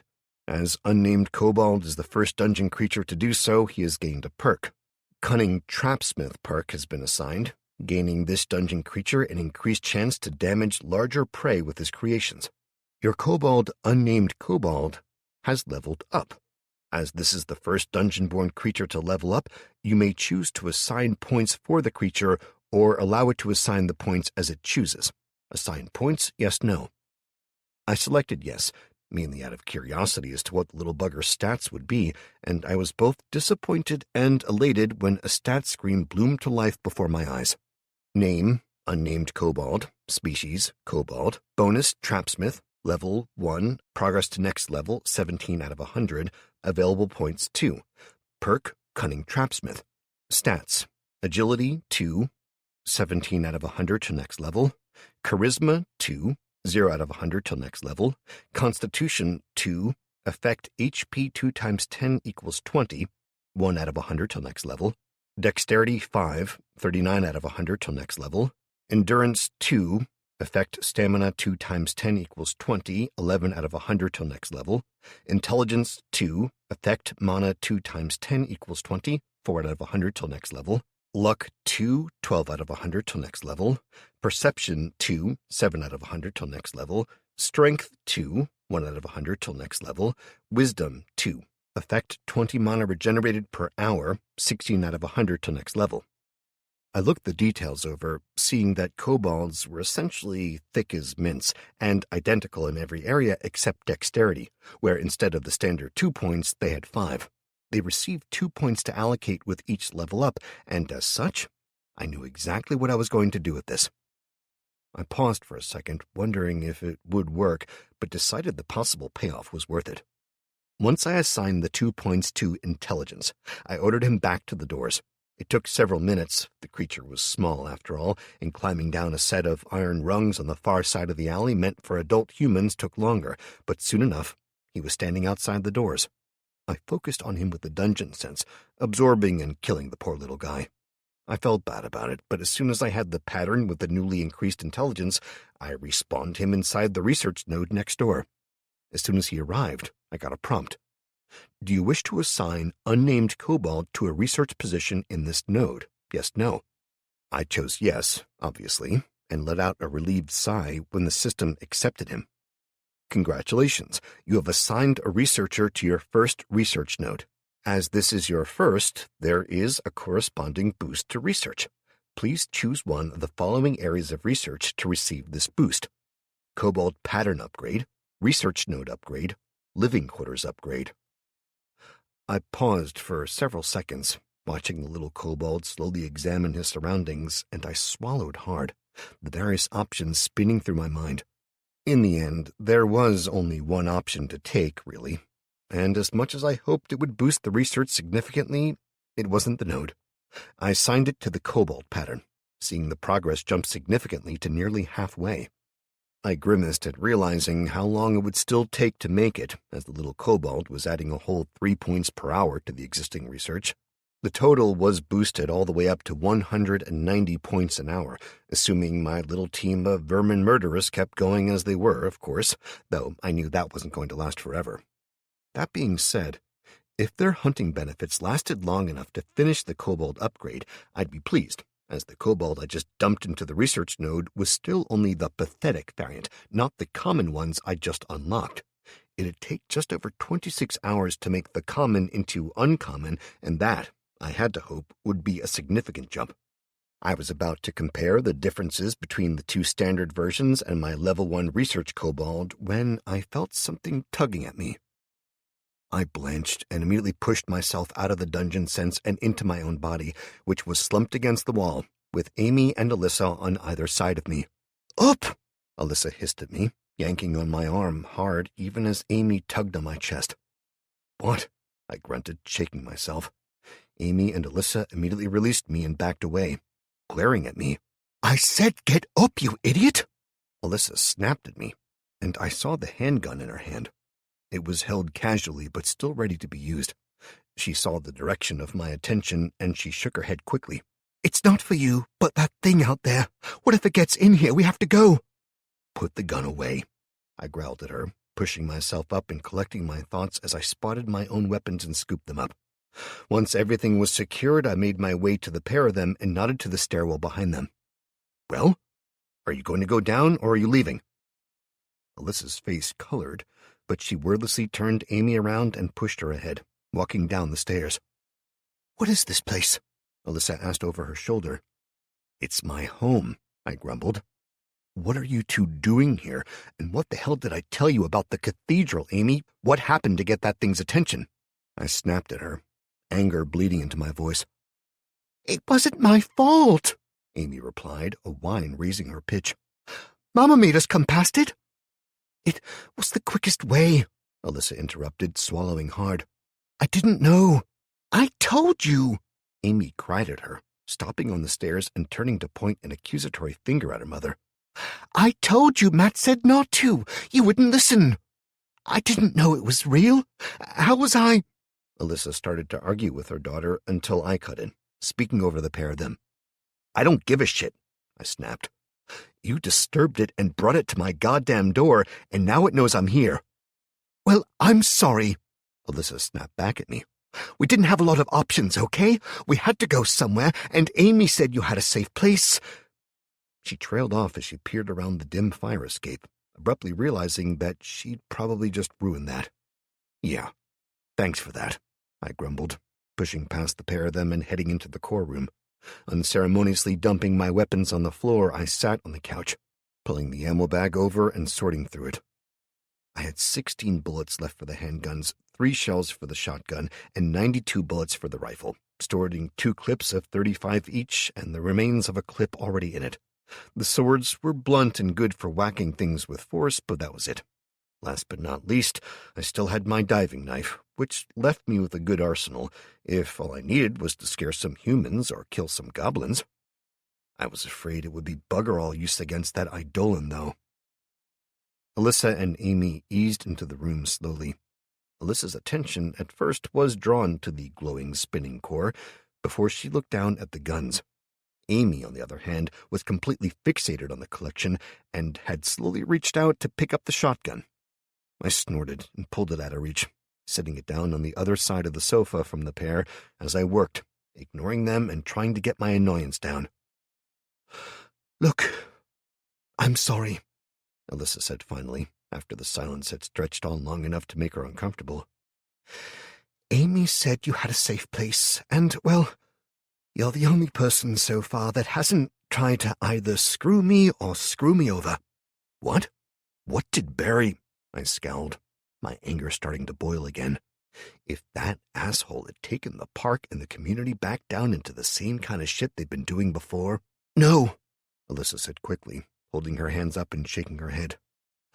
He didn't do anything like that, and he's trying to help people, don't worry. It's just that he's gotten a load of local army types to run things. They've taken over the park and brought some order. Everyone works, and all the food has been taken in and rationed. They're getting things sorted out, but... But what? I asked in a low growl. But they're the army. They're all about control. You have curfew, you get the same thing to eat, you can't leave the area without a pass, the park itself is off limits unless you're working in it, and everyone works all day to tear the abandoned houses down. They're making roadblocks and... Alyssa, it's a fucking war zone out there, I snapped, cutting her off. You've seen that creature. Well, there's going to be more, lots more. They're breeding. Hell, they're killing and eating people, and you're complaining about being told you have to contribute? I asked her incredulously. No, it's not like that. I gave up most of the food. They took the shotgun you gave me, said it was for the armory, and they'd have taken the handgun as well if I hadn't hidden it. I don't mind helping. I want to help. But I'm nobody. I've got no skills they can use, so I'm back to digging in the soil, and I hate it. I want more than that. Especially for Amy. There's no school or anything. The kids just work with their parents. That means it's never going to get better, don't you see? I tried to talk to Barry. He saw me once, said he'd make sure we were looked after, and he tried. He gave us more food and everything, said he'd make sure I got a good, safe place to sleep for the two of us once the defenses were up, but every time I tried to talk to him after that, his helpers just turned me away. So, he's ignoring you? I asked, confused. No. Honestly, I don't think he even knew I tried to reach him. He was getting pestered every minute of the day by people, so he put a team together to keep things going and to keep them from being bothered, that's all. Look, I'm really trying here, but I don't know why the hell you're here, okay? It sounds like it was harder there than it used to be, but it's safe, right? I asked, and she nodded. And you were fed and nobody tried anything? She indicated that everything I'd said was correct, looking crestfallen all the same. Then why the hell are you here? I couldn't hide my confused irritation. Because of you, she finally snapped. Me? I asked, even more dumbfounded. You, she insisted, shaking her hair out and running her fingers through it. Look, Matt, I don't know what's going to happen. She met my eyes with firm determination. I don't know why the power is off, or why the creatures are showing up, but you know something, don't you? She asked, and I nodded slowly. I thought so. Barry said when we talked that you'd warned him the power wasn't coming back, and he believed you enough to turn the park into an armed camp. He's organizing the area, making sure everyone's fed, making sure they all survive as best they can. But I don't want to survive, Matt. I want to live. I want to grow, to learn. That's what I've always done. I've got 2 degrees, and I was studying for my master's. Now I plant crops and dig up weeds. I get the same as everyone else, and that's fine, but I want more. More for myself, more for the future, and definitely more for Amy. I'm not letting her grow up just like this to become a goddamn farmer. I started to open my mouth, and she shook her head to forestall me. I'm not saying there's anything wrong with being a farmer. Seriously, there isn't. Fuck, we all need food, so they're going to be seriously important from now on, but I don't want to be one. And you think I'm the answer to that? I asked her bemusedly. I know you are. You saw a little girl alone, so you took her home. You fought people along the way just to help out victims you didn't even know. You stormed a goddamn armed camp and freed me because my little girl needed me. A girl you'd only just met, even when I treated you like shit. And you made sure we were fed, safe, and secure. Then you went out and killed everything that was a threat in the area, setting up a goddamn miniature kingdom to support and save the people in the area. You did it in a day, Matt. It doesn't matter that you turned over control to Barry and his friends. It doesn't matter that you might be here all alone. You know something. And someone who can do all of that in a fucking day and then walk away with hardly anything as a reward is someone that has a goddamn plan. I want in. Okay, look, that sounds amazing when you put it like that, but seriously, I'm not that guy. I'm no hero. I just really... You stormed the enemy castle, slaughtered the bad guys, and rescued me. Then you turned down the role of boss or lord or whatever and walked off into the sunset. What the hell does that make you if not the hero? She asked me, one eyebrow raised and a sardonic smile touching her lips. I don't know. An idiot? I shrugged, my cheeks turning red at the way she was looking at me. I didn't set out to do all that, all right? I just wanted to do the right thing. Exactly. And what does that make him, Amy? Melissa asked her daughter, smiling. The hero, Amy said, grinning at me. Seriously, I'm not. I shook my head, drawing in a deep breath and searching aimlessly around the room before looking back at the pair of them. Look, I do, maybe, have a plan, and, yeah, I know some shit. Not much, and most of it doesn't make sense, but I know something. And my plan isn't to just sort myself out. I'm trying to get things organized so that I can help everyone, but it's going to take time. There's so much to do, and with those creatures out there, then let us help, Melissa said simply, and Amy nodded in enthusiastic agreement. I paused, momentarily surprised at the offer. You said you left the group because, I started to say. Because that wasn't a life. There I was basically going to spend my life grubbing in the soil, and so is Amy. Here with you, we can make a difference. I don't care if I have to do exactly the same work here as I was out there, or wherever we go. As long as there's a chance for more for her, I'll do it. And you're going to need more from me than just working to keep some food coming. You say you've got a plan? Let me help. My degrees are in social studies and history, and my thesis is in the Industrial Revolution. I know they don't sound like much, but they mean I understand people. That's why I knew I couldn't stay there. It'll take years to set up the basic systems for the community to stabilize the way they're doing it, and once you're in a job, especially one that's desperately needed, like being a farmer, they can't afford to let you better yourself. That's nothing bad against them. They're acting as a group for the greater good of the community, but it means the individual just gets ignored. I need more. I can be more, and so can Amy. She's smart, she's resourceful. Please, Matt, just give us a chance. You gave up on them after, what, a few days? I asked her skeptically, and she tilted her head at me in confusion. It's been nearly a week since you left us, she replied slowly, and I blinked in shock. No, it couldn't be, I started to say, shaking my head. It's been 6 days, Matt, Amy insisted sadly. It's been horrible. All we do is work until we pass out, then work some more. The food's horrible and— No, I muttered, thinking rapidly. I'd been underground, true, so I hadn't seen the sun or sky, and yeah, I tended to lose track of the time, especially with the mind-numbing tasks like pushing out the dungeon aura, but it couldn't have been more than 3 days, right? I tried to count up the meals and toilet breaks, as well as the amount of times I'd actually slept, and found that I really couldn't.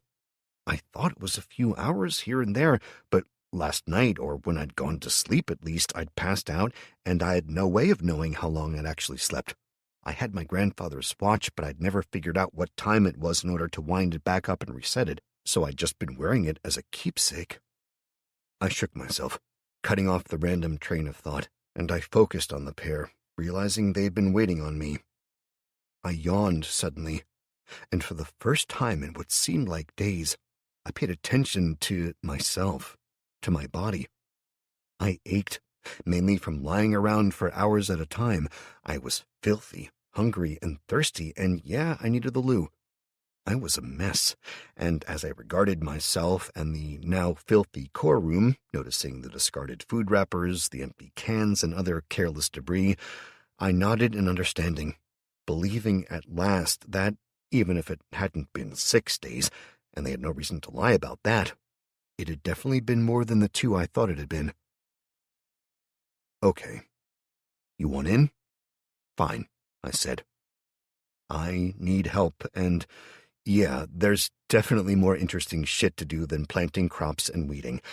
I don't know how the hell I can integrate you into all of this, but I could really do with the help. I'll warn you now, though, there's not much in the way of luxuries in here, and I've got too much to do to make the living quarters better at the moment, especially with that fucker out there. We're staying here? Melissa asked me, surprised. I thought we'd leave, maybe go, well, somewhere safer. No, I said firmly. Believe me, there's nowhere safer right now than here, even with that fucker prowling around outside. What happened to get its attention? I asked suddenly, remembering that they hadn't mentioned it. Spot, Amy said, and I saw tears welling up as her shoulders shook. Alyssa moved to her, pulling her close and speaking quietly. Shush, Amy, it's all right. It's not your fault. Spot died to give us the chance to get away, to escape and find Matt.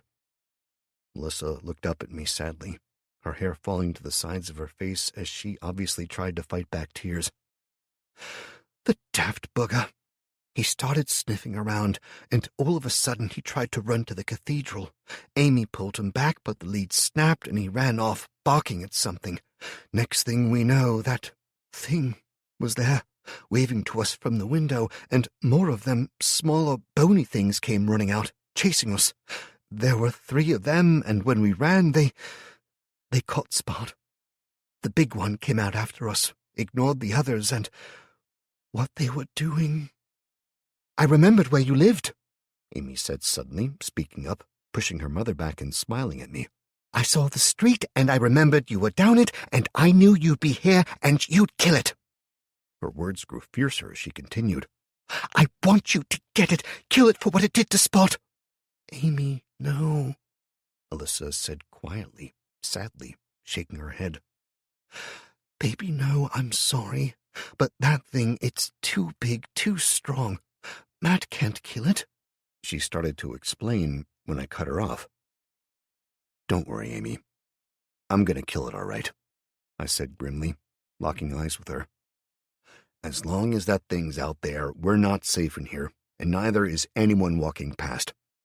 I've needed to do other things first, and there are things I still need to do. But don't worry. I will kill that fucker, I promised, determination filling my voice. Matt, that thing... Alyssa started again, and I cut her off. Alyssa, believe me, that thing is going down. Now, before you panic, I think we need to talk about a few things, and I need to bring you up to date with what I know. But be warned, you're not going to like it, I said, clearing some space on the sofa and settling back. Alyssa took the hint and took a seat, picking Amy up and holding her in her arms. I made a mental note to make something for them to relax on soon. And then I started to tell my story. I told them the entire thing, glossing over certain details out of deference for Amy, as I didn't want to give her nightmares. Chapter 25. Bullshit, Alyssa said firmly, some time later, lifting Amy to her feet and shaking her head as she got off the couch. I'm sorry, honey, I made a mistake. Matt's got some kind of problem, and we're not going to be safe here, she said, starting to pull Amy to the stairwell. Wait, I said, holding up my hands in the air. Alyssa glared at me and kept trying to get Amy moving. Seriously, we just fucking wait a minute, I can prove it, I insisted, and she paused before glaring darkly at me. Fine, prove it. Make me believe you're not just a delusional nutjob who's broken into my favorite bar to drink it dry, she said sarcastically, and I forcibly stopped myself from glancing at the empty bottles in the corners and the general mess I'd left the place in. It wasn't like I'd been expecting visitors, after all. Okay, look, just sit down and wait a minute, okay? I need to concentrate here. I waited until I got the slightest of nods from Alyssa before diving into the dungeon sense and... finding that I was still at my maximum control limit, I couldn't just summon another creature out of thin air. God damn it, I thought, scouting around. The majority of the goblins upstairs were just wandering aimlessly. Thankfully, due to being dungeon creatures, they could survive on the mana that they were created with, but they were looking a bit lean. I paused for a second, considering if I should set up some kind of vending machine for them. I had crisps and so on, after all, but I dismissed the thought as stupid and reached out, picking a goblin at random and reabsorbing him. He'd been one of the most basic stick-wielding ones, which meant I only made a single point available. The new upgraded kobold took 2 points to summon and control, so I reached out and absorbed a second goblin, all the while hoping that I didn't regret reducing the force upstairs for this. As soon as I had the points available, I returned to the core room, finding Alyssa pushing Amy towards the exit. I growled and reached out in concentration, summoning the little creature into existence. I placed it next to the door on the far side from Alyssa and Amy, and as soon as the motes of light started to stream toward it, literally printing it into life, Alyssa screamed and pulled out her handgun, shooting at the rapidly appearing creature. "Whoa, fuck's sake, stop it!" I shouted, diving into my body again. I tried to get up and found that I was still sluggish from the speed at which I dived back in. I staggered and fell to the floor, shaking my head as the room spun around me. "Get back!" Alyssa screamed at Amy as the creature finished. It slowly opened its eyes, blinking, and the third bullet hit it dead center in its chest, making it screech and clutch at itself. The fourth and fifth bullets made sure it was dead. The last 4 bullets before her clip was empty were totally wasted, as had been the first 2 that had simply buzzed through the gathering form. "Fucking stop it!" I roared at her, having finally gotten to my feet and made it over to them. I grabbed the gun from her and pinned her to the wall, staring into her frightened baby blue eyes and glaring down at her. "Alyssa, stop! It's dead, for fuck's sake!" I scowled at her as she struggled to break free of me. In the end, I had to pin her, spinning her around and wrapping my arms around her from behind to hold her arms tight against her sides. As I lifted her feet from the floor with a grunt, I turned around, making her face the corpse that was leaking blood on the floor. "See?" I asked her. "It's dead. You just killed it, you stupid sod." "It's a monster," she gasped out, struggling against me. "It's one of those creatures." "It's one of my creatures," I ground out, squeezing her harder against me as she struggled. "You just killed one of my dungeon creatures. I had control of it, and you just wasted the damn thing's life." I shook her from side to side to try to get her attention, before giving up and waddling awkwardly over to drop her on the sofa. She bounced, the damn thing was hard, and twisted around to look at me, her eyes still wild. "What was that?" she asked fearfully, reaching unconsciously for the nearest weapon, which was one of mine, a shotgun. I stepped on the barrel, pinning it to the floor as she glared wildly at me. "I told you, Alyssa. I'm a dungeon lord. It's one of my minions, and they cost resources and effort to make. You just killed it and weakened us if that creature comes back," I growled, before rubbing my face and relenting. "Look, how about we just calm down, okay?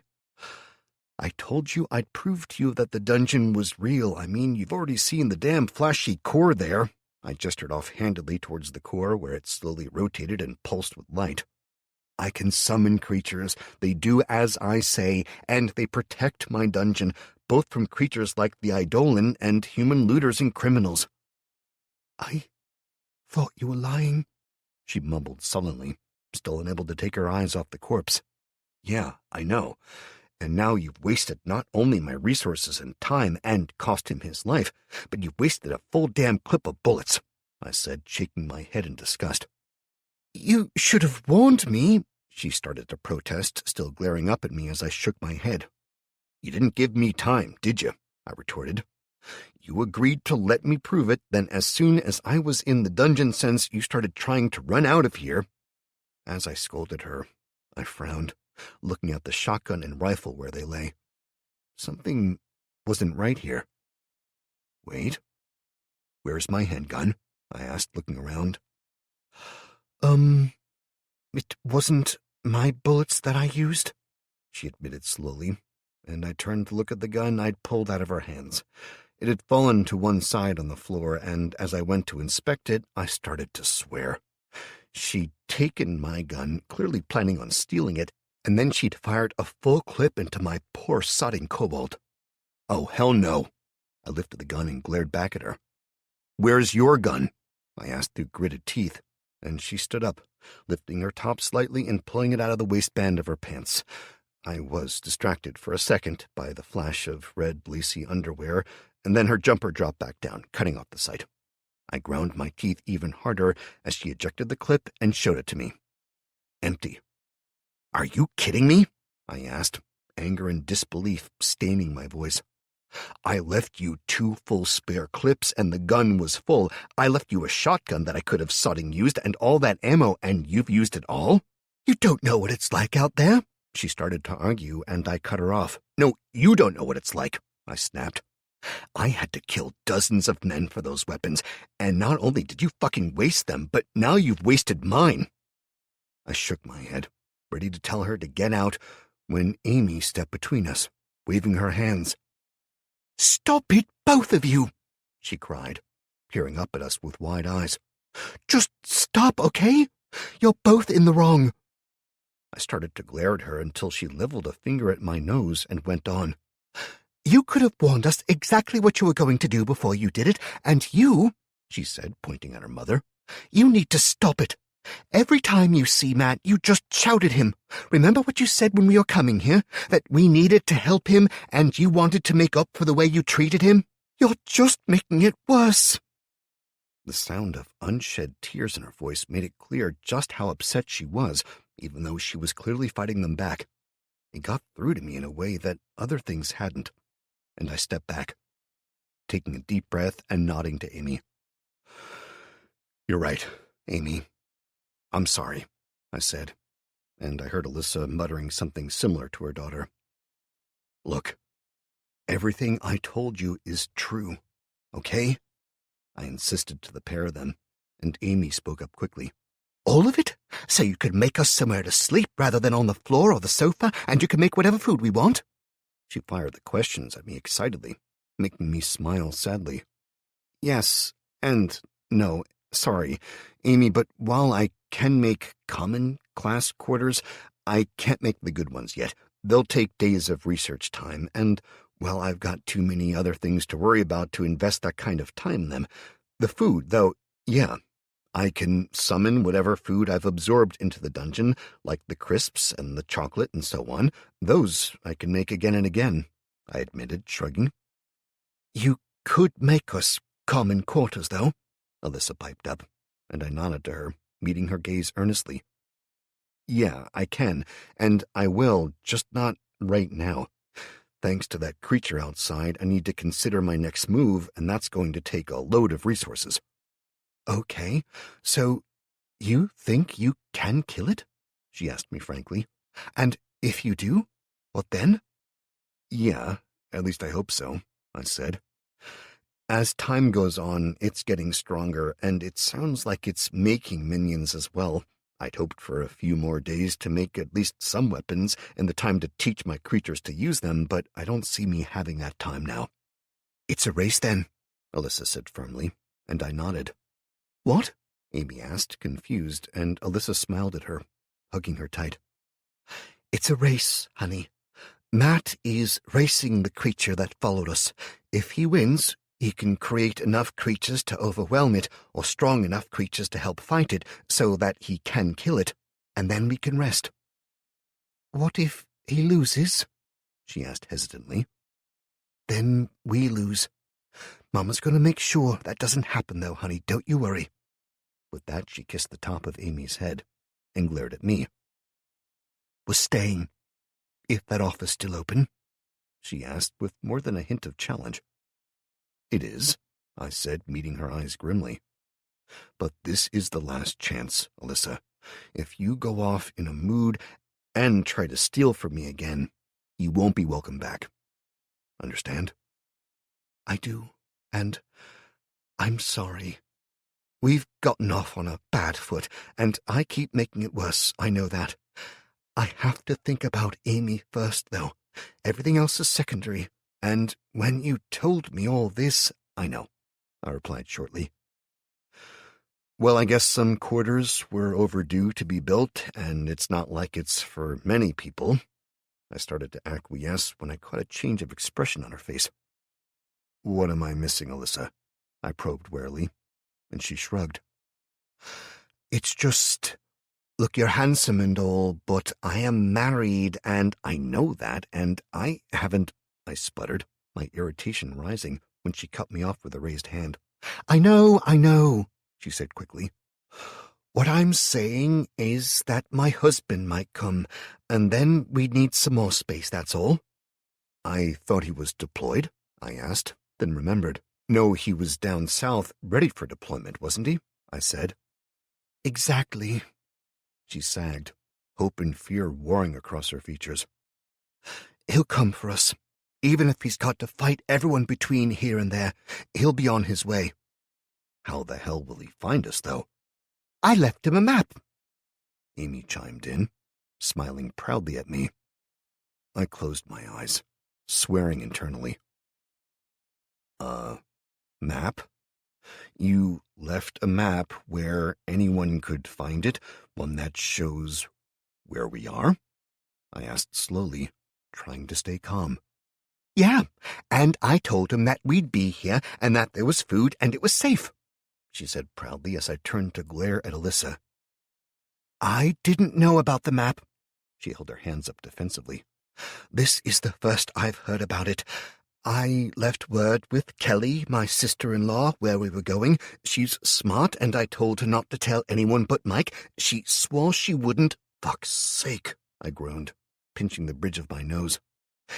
She's going to give it a few more days there, she said, to see if it gets better, and then she said she'd come here, Alyssa admitted softly, wincing at the look of fury on my face.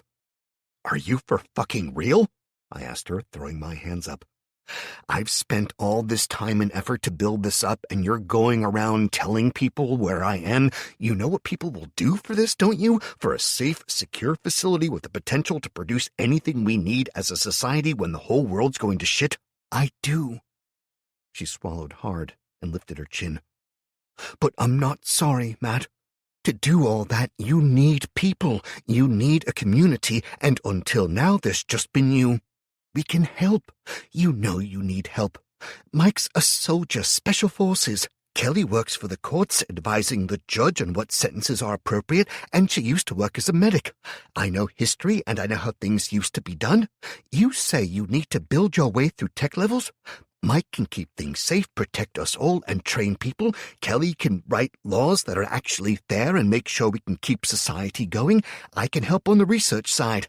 I can teach your minions how to do things. I also know the basics of the Industrial Revolution better than anyone I know. Crop rotation, steam power, mass production, all of it. And if we recruit more like us, we can make a real society, and we can actually help people. She spoke passionately, her voice rising until it rang with fervor.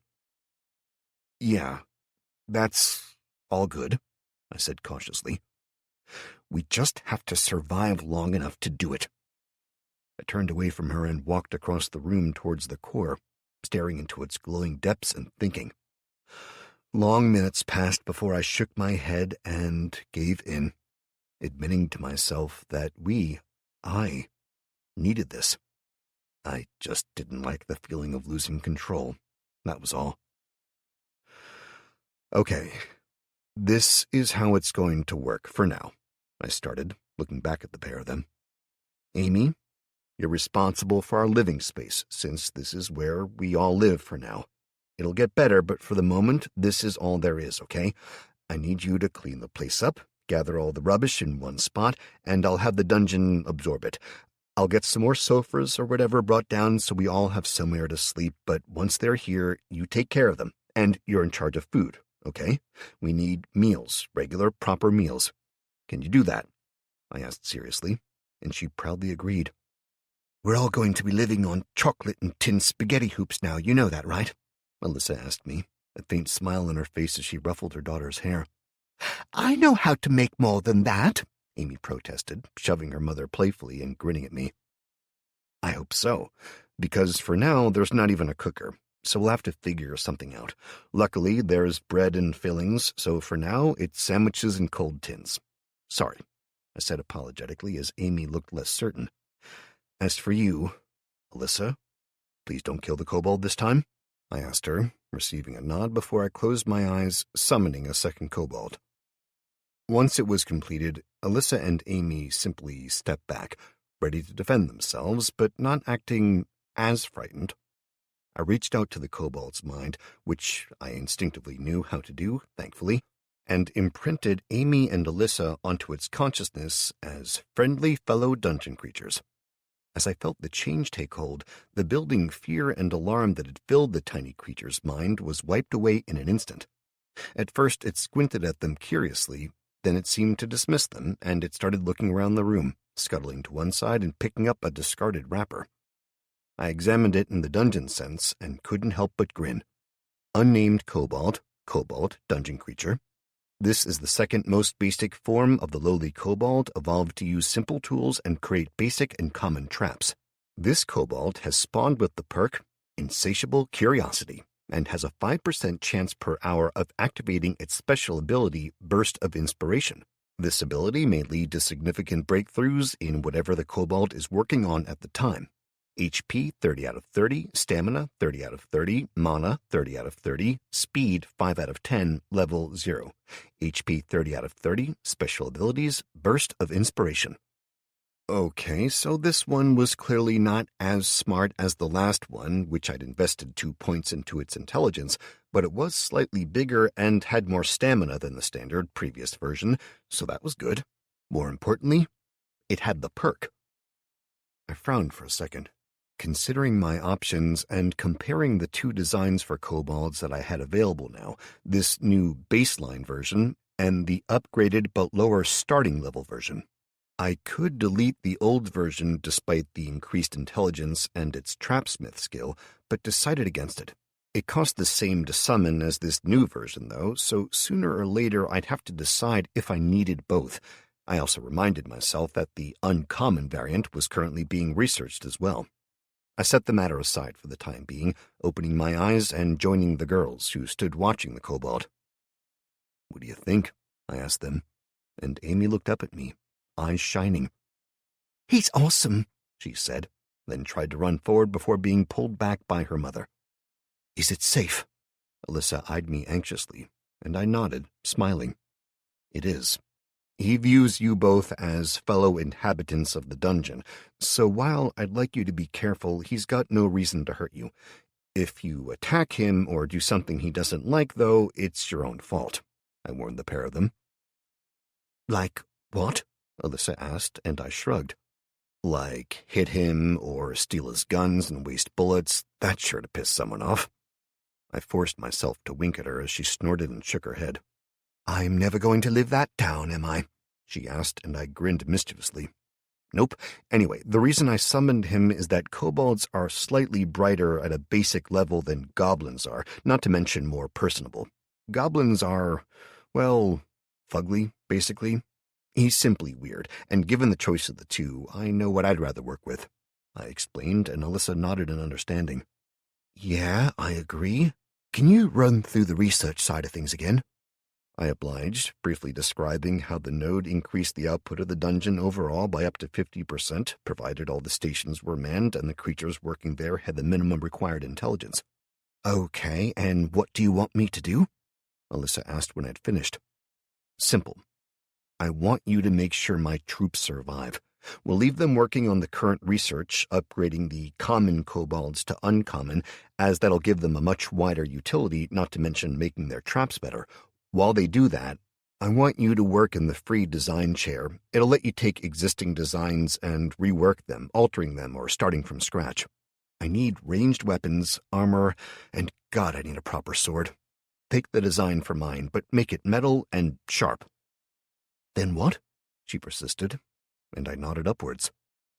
"Then me and the boys go to pay our neighbor a visit."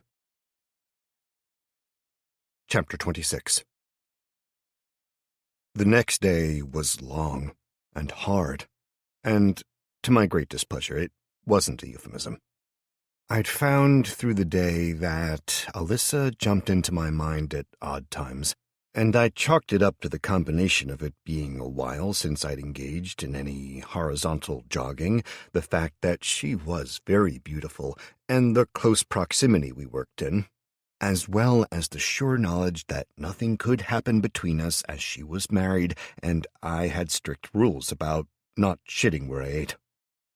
While she was working in the research node and Amy was cleaning around, I'd flown through the building above us and searched the rooms one by one, finding a pull-out futon in a very expensive-looking manager's office on the top floor. I directed the goblins to bring it down, dropping it off at the bottom of the stairs in the core room and leaving quickly. Even though I'd taken the time to imprint the girls in the minds of all my dungeon creatures, the goblins were just weird and ugly enough at this stage that I didn't want them around Amy too much, just in case. I wasn't so concerned about Alyssa, figuring she'd probably tear them a new asshole now that she was over the original scare, but still, no need for more minions to die. Once the futon was down, I'd gone back to expanding the dungeon aura, working my way steadily up once the lower floors were secure. I'd replaced the windows with bricks and built a solid wall directly behind each door. I left them in place in case someone came back and noticed, but I'd filled the keyholes as well, just to be doubly sure. I'd also noticed that there were far less people roaming the streets now, and I guess that the inquisitive had died, and with everything else here supposedly closed and left secure, there was just no reason to come looking.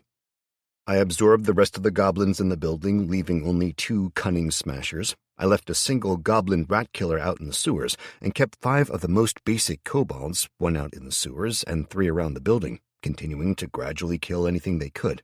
I set the last common kobold to work in the research node with Alyssa and the other level 1 kobold. That gave me 10 points to use, so I summoned a pair of goblin rat killers, 1 to keep on hand for the pattern, and 1 to experiment on, just in case it was a failure like the blind one had ended up. I did my experimenting well away from the girls, just in case, and as I activated forced evolution, I decided to make a complete change from the generalized plan I'd used for the cunning smasher. Rather than choosing to let the automated system do its work with just one of the elemental forms of mana, I chose to mix them.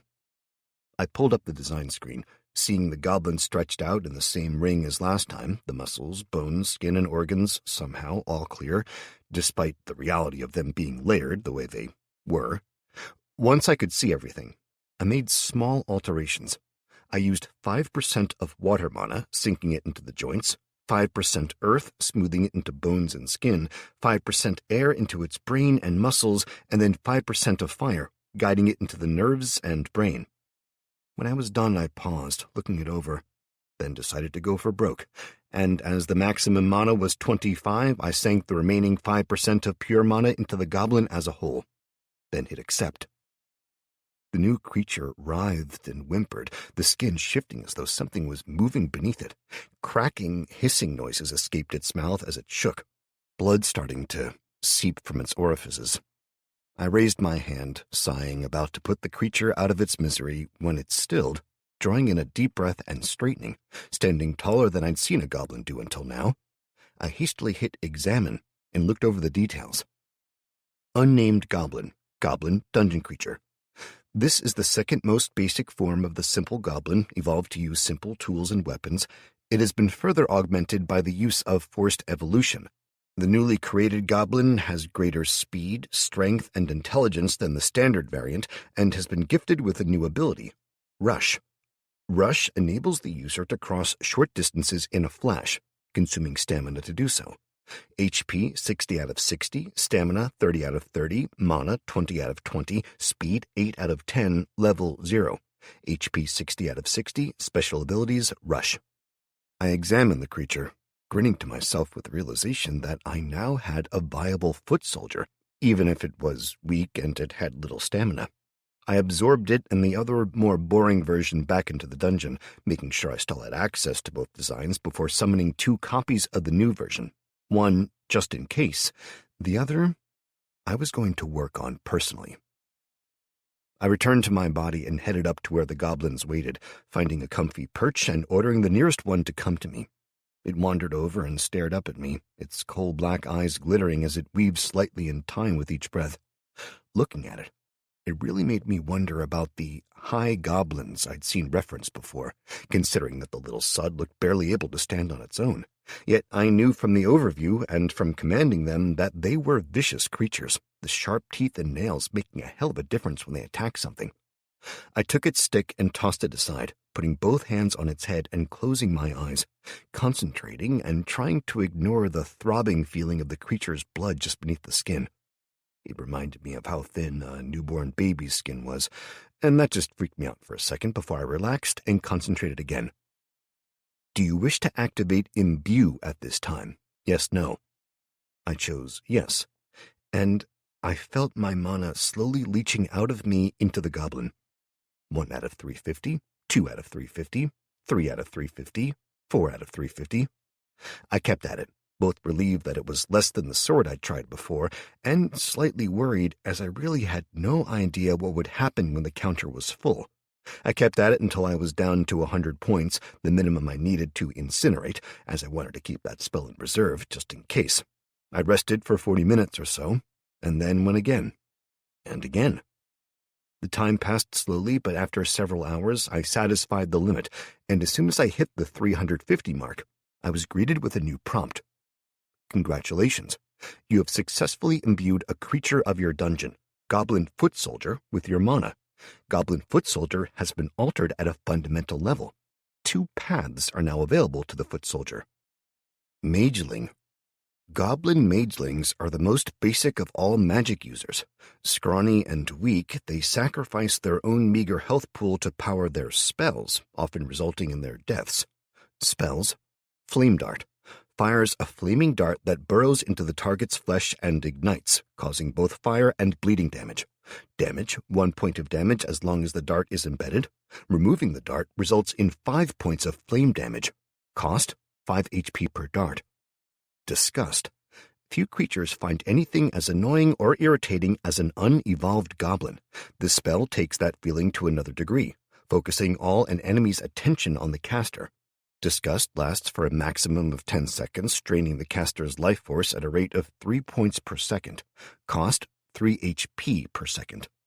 Summoning cost, 15 mana to summon, 5 mana per day, 3 control points. Goblin Wretch.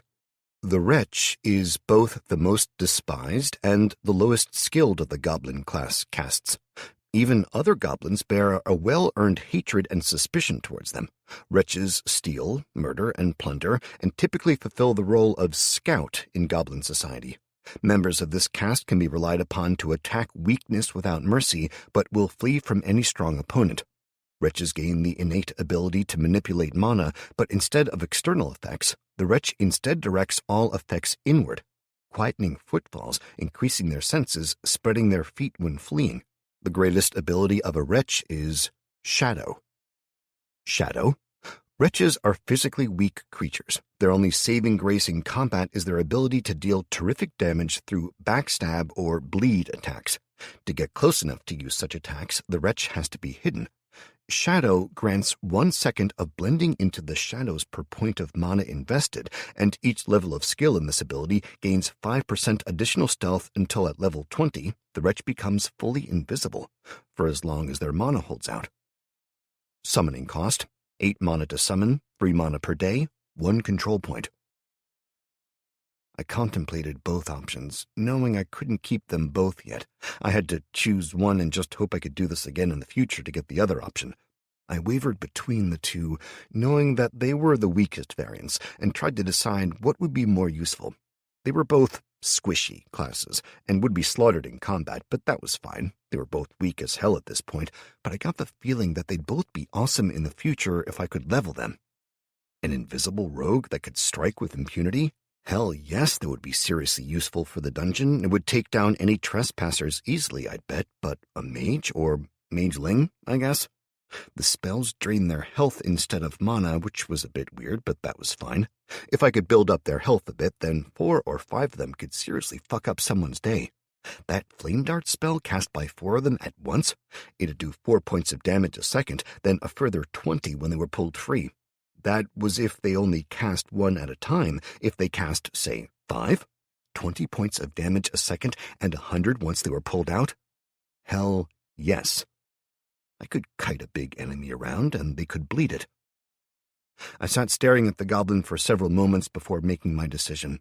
I needed them both, I really did, especially as I could see the rogue being awesome at killing things and feeding this dungeon, hunting down pigeons and rats especially.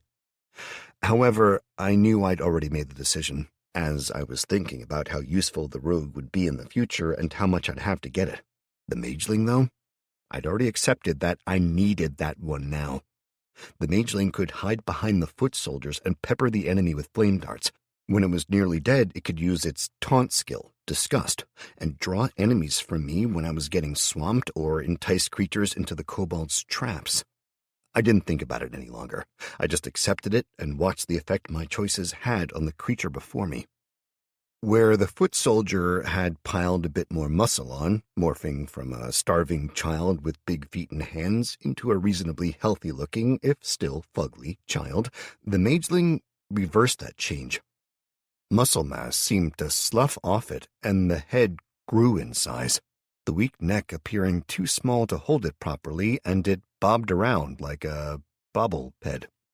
It still wore only a loincloth, and its arms and legs looked like they were wasting away. I pulled up its details, wishing I had been able to see them before. Unnamed Goblin Mageling, Goblin Dungeon Creature. This is the second most basic form of the simple goblin, further enhanced through both a standard forced evolution and an imbuing of the Dungeon Lord's personal mana. This goblin has evolved to a level that allows it to use simple tools and basic magic, though it requires its own health to cast any spells at this stage. Each spell consumes HP instead of the standard mana. Spells. Flame Dart. Cast a flaming, barbed dart at a target inside of 25 meters. Target loses 1 point of health per every second the dart is embedded and 5 points when the dart is removed. Cost, 5 HP per dart. Disgust makes the target creature aware of the mageling in a new and horrific way, instilling a feeling of utter disgust, hatred, and a need to rid the universe of such a creation before all else. Cost, 3 HP per second for a maximum of 10 seconds. HP 25 out of 25, stamina 10 out of 10, mana 20 out of 20, speed 4 out of 10, level 0, HP 25 out of 25, spells 2 out of 2. Okay, so you're weak as hell and unfit. We can fix that, I said to myself, having noted before that the level-up ability of the kobold had allowed me to learn that, in addition to the stats, we shared another detail. They could improve their stats through hard work. I was going to make a drill sergeant somehow, soon, and have it make the goblins' lives a misery until they were up to a reasonable level of health and fitness. I grinned evilly, having visions of dozens of goblins being chased around the dungeon by a staff sergeant screaming at them about how his dead mother could do better. I shook myself out of my daydream and straightened, hoping that Alyssa had made good use of the time she'd had as well.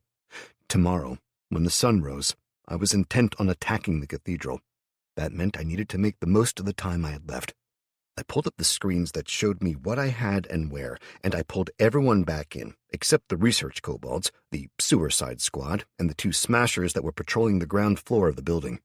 I quickly absorbed the remaining kobolds and goblins into the dungeon, making sure I had the patterns saved for my latest creations, and then started my summoning. The foot soldiers required 7 mana to summon and 2 control points, while the mageling cost me 3 points.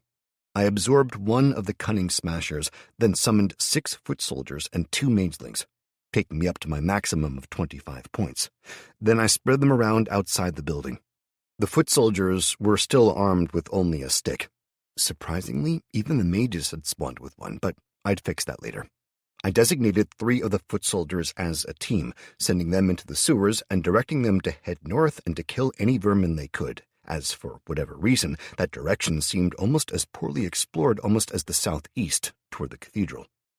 I decided that there was no time like the present and used some of the mana I still had left to create a doorway in the wall between the core room and the next door's basement, where I'd set up the research node.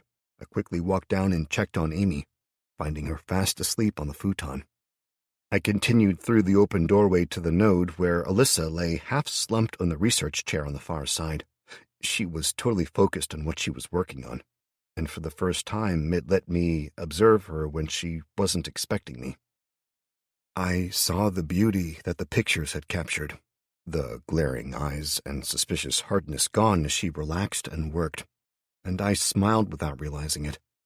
She was a hard woman, harsh even, with me at least, but I'd come to realize that it wasn't intentional.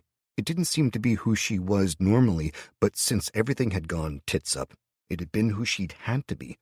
The trust had been hammered out of her, leaving only the fierce need to protect Amy, and to survive for her sake. I took in a deep breath, half wishing she was single and half glad she wasn't. As with her looks, I had to admit I was very attracted to her, even if only to myself. The problem, or good thing, depending on how you looked at it, was that she was actually a good match for me in some ways. She was intelligent. Hell, I thought she was considerably smarter than me, actually. She was focused, and I really wasn't. I tended to run from fire to fire, never fully dealing with anything, and, most of all, she had a real ironclad reason to make things work here. The reason I was glad she wasn't single was that if she had been, and things went down that route, I'd probably end up risking everything in a relationship with her. Or we'd kill each other. We were that kind of a match. I just hoped her husband was all right, and I resolved to keep my distance, despite the fun I was sure we could have had, as it just wasn't worth the cost. I coughed, and she jumped, the guarded, wary look coming back into her eyes, and the pair of kobolds froze, panicking slightly as they saw me before relaxing and returning to work. "How's it going?" I asked her, and she stretched, hopping out of the chair and cracking her back. "Good, actually," she said, then yawned and rubbed her eyes. "I got the sword sorted out first. I used that wooden one you gave me, and the note picked up something weird, or at least different, so I included that in the metal one. Want to see?" I grinned, nodding excitedly. "Damn right I do. What have you got for me?" I moved forward, sharing a smile with her as she spun the screen around, tapping at it, and bringing up a beautiful sight. Bronze longsword. Item: This bronze longsword has been designed with a combination of ancient and modern knowledge, resulting in a slightly more deadly weapon than your ancestors used to wield. This blade incorporates a fuller and is sharpened on both sides, coming to a razor's edge at the tip. Special ability. This sword has been partially imbued with mana using a Dungeon Lord's ability, but not fully, resulting in a slight improvement over the standard weapon, plus unknown. Damage 10 to 25. Durability 15 out of 15. Special features 1 out of 1. You see? Alyssa inquired, pointing to the words special ability. I've got no idea what it actually does. It says it has an ability, but not what it is. Yeah, that is weird. I mean, I started to imbue the wooden one, but not this? I said slowly. I guess that, so it looks like if you can unlock its ability, we'll be able to use this system to copy it and make more. The problem is, I have no idea how to do that or how to imbue it further. I mean, can you do more with it?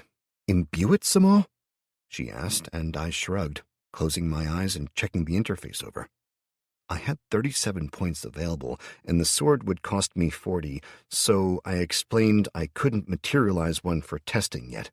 She looked mildly depressed until I promised to summon it as soon as I could. While we wait for enough of a mana charge, what else did you do? I asked her, and she smiled, swiping the longsword aside and pulling up another design. I considered the creature out there and the things that killed Spot, she said, trailing off darkly and glaring at the screen momentarily before shaking herself. So I made these rather than smaller swords like yours. She gestured to the screen. Bronze-clad club. Item. This bronze-clad club has been designed to be extra effective against the undead. The grip is wrapped in leather and a strap added to ensure the wielder retains the weapon. Damage 5 to 15. Durability 12 out of 12. Special features 0 out of 0. How's it extra effective? I asked her, looking it over. It was a pretty plain design, literally just a larger, heavier stick with a head that looked like it had been dipped in liquid bronze and hardened, with small knobby bits all over it. It's essentially a basic mace, and they were always supposed to be good against the undead in the movies. Makes sense, really, as they're bags of bones and a heavy club would smash 'em. Okay, I said, unsure before shrugging in acceptance. It kind of made sense, I supposed. I just hoped we weren't falling into the trap of believing what the movies made us see. Just trust me, it should work. And if it doesn't, well, you won't have to worry about anything anymore, she said, earning an annoyed glare before I snorted and shook my head. Yeah, okay, I guess, I said, seeing her point. Anything else? Yeah, a basic crossbow. She pulled up the next screen and expanded the description. Simple crossbow. Item. This simple crossbow has been built to be easily repaired or replaced and will fire a bolt up to 100 meters with some accuracy. It is a lightweight design suitable for smaller minions.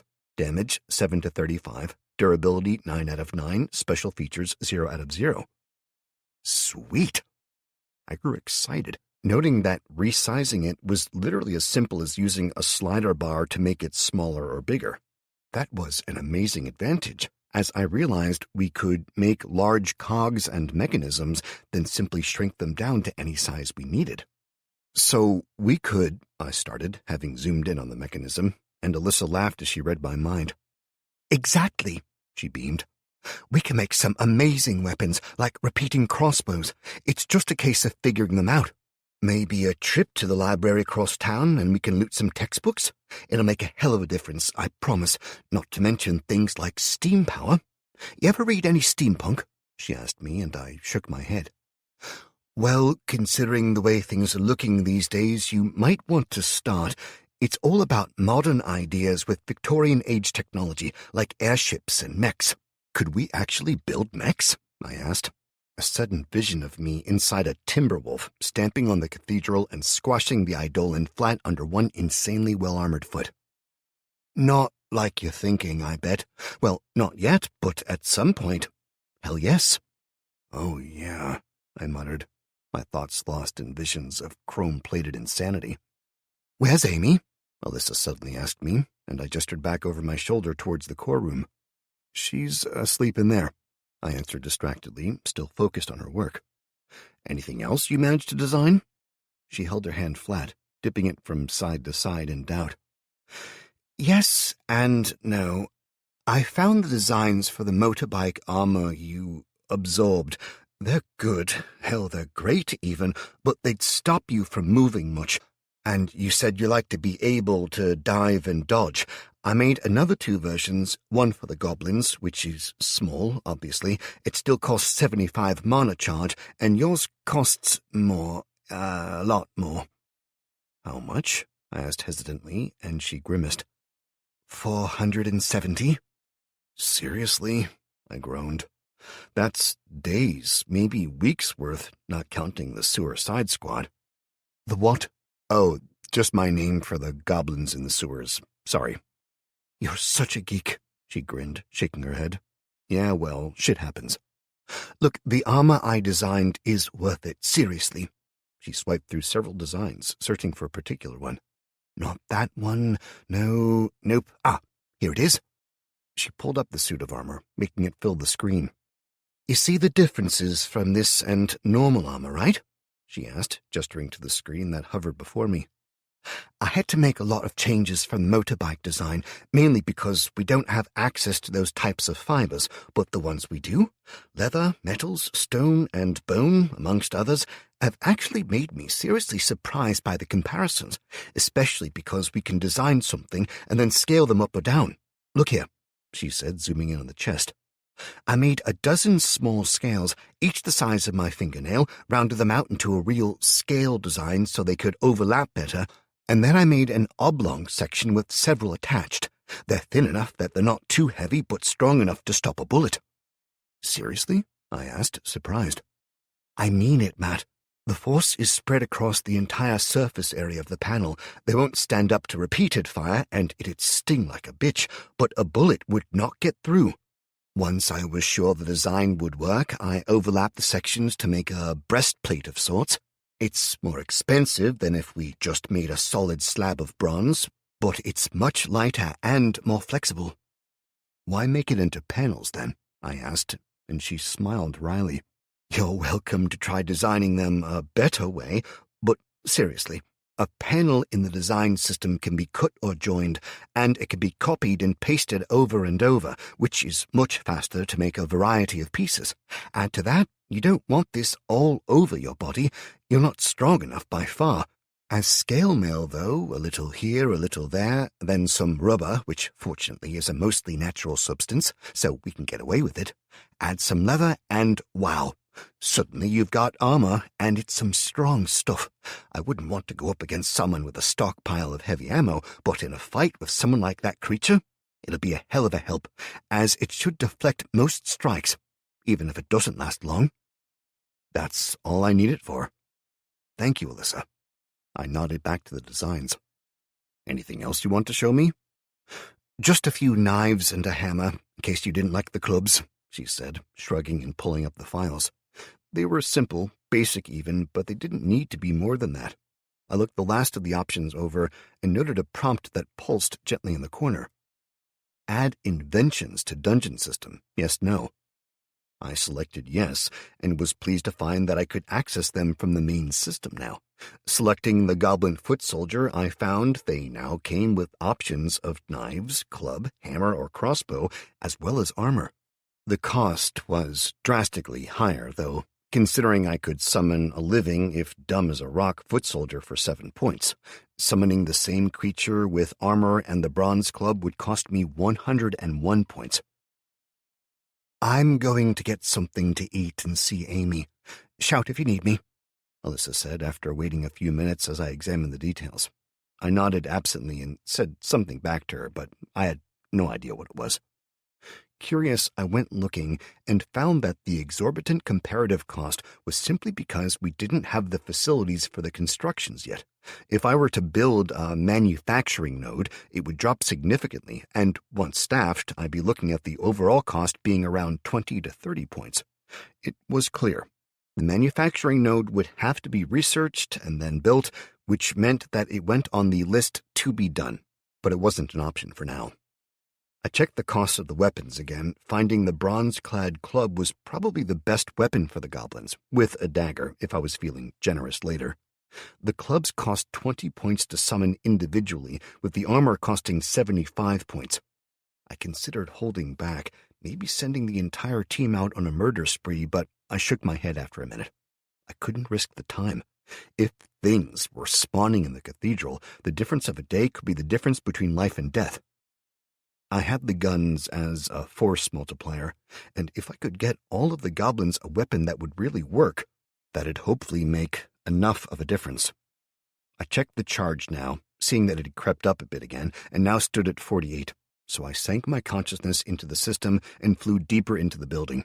I summoned 2 clubs for the goblins roaming the building, dropping them before the little creatures as they walked along.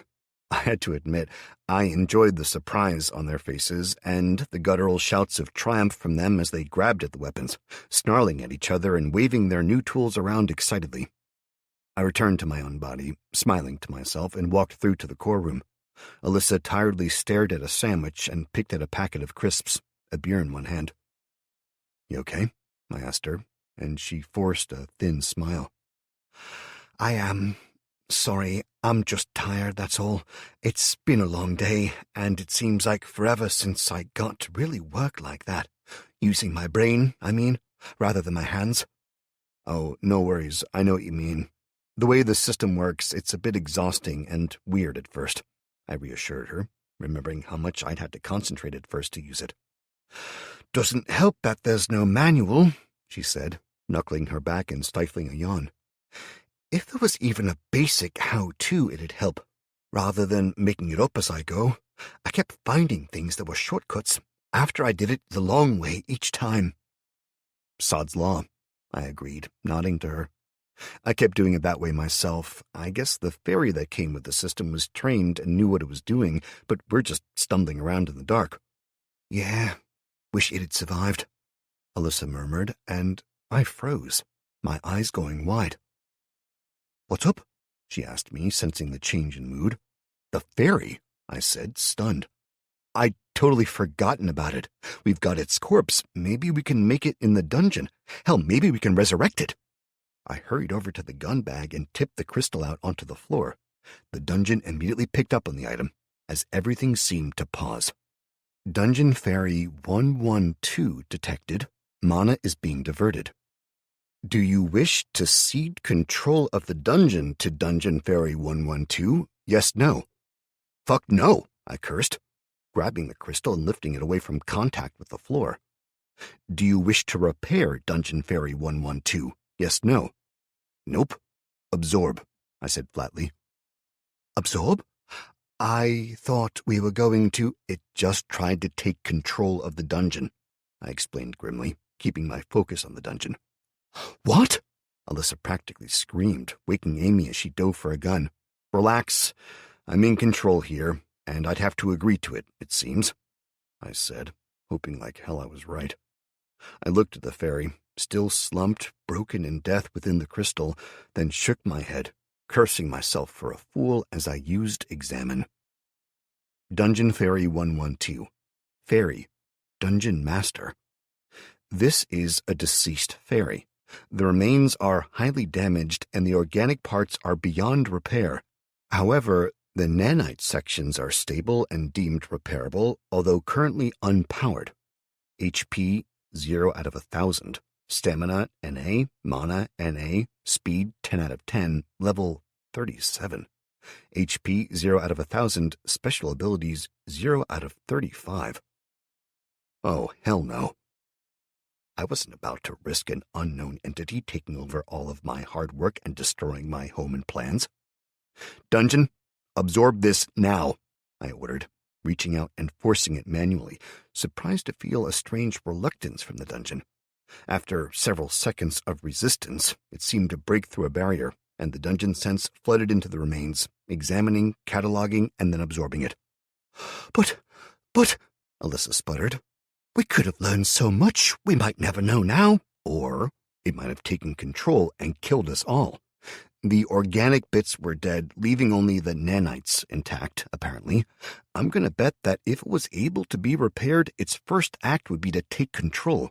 With us here in the most secure area of the dungeon and not under its control, it wouldn't have ended well. We can try to make mobs with the details later, but I'm not having that thing boot us out and go back to whatever its orders were. But for all we know, it was out to kill all of humanity, okay? I stated baldly. What's going on? Amy asked in a low, scared voice, eyes wide at the sight of her mother with the shotgun in her hand and the glares on our faces. It's nothing, sweetie. It's all right. Alyssa forcibly smoothed her face and eased the gun down. Her fingers stayed close to it, though, I noted, as I let out a long breath and sat down on the edge of the sofa. Seriously, Alyssa, I said, dropping my head into my hands. We just don't know enough. We're stumbling around in the dark here. That was so close. I know, Alyssa replied, her voice low as she stroked Amy's hair and tucked her back into the makeshift bed. We need to be careful, Matt. Seriously careful. I need to kill that Eidolon, I stated flatly. Tomorrow. Once it's dead, we seal the entrances and go into lockdown for a few days to get the basics worked out, learn the rules, and start to get some defenses in place.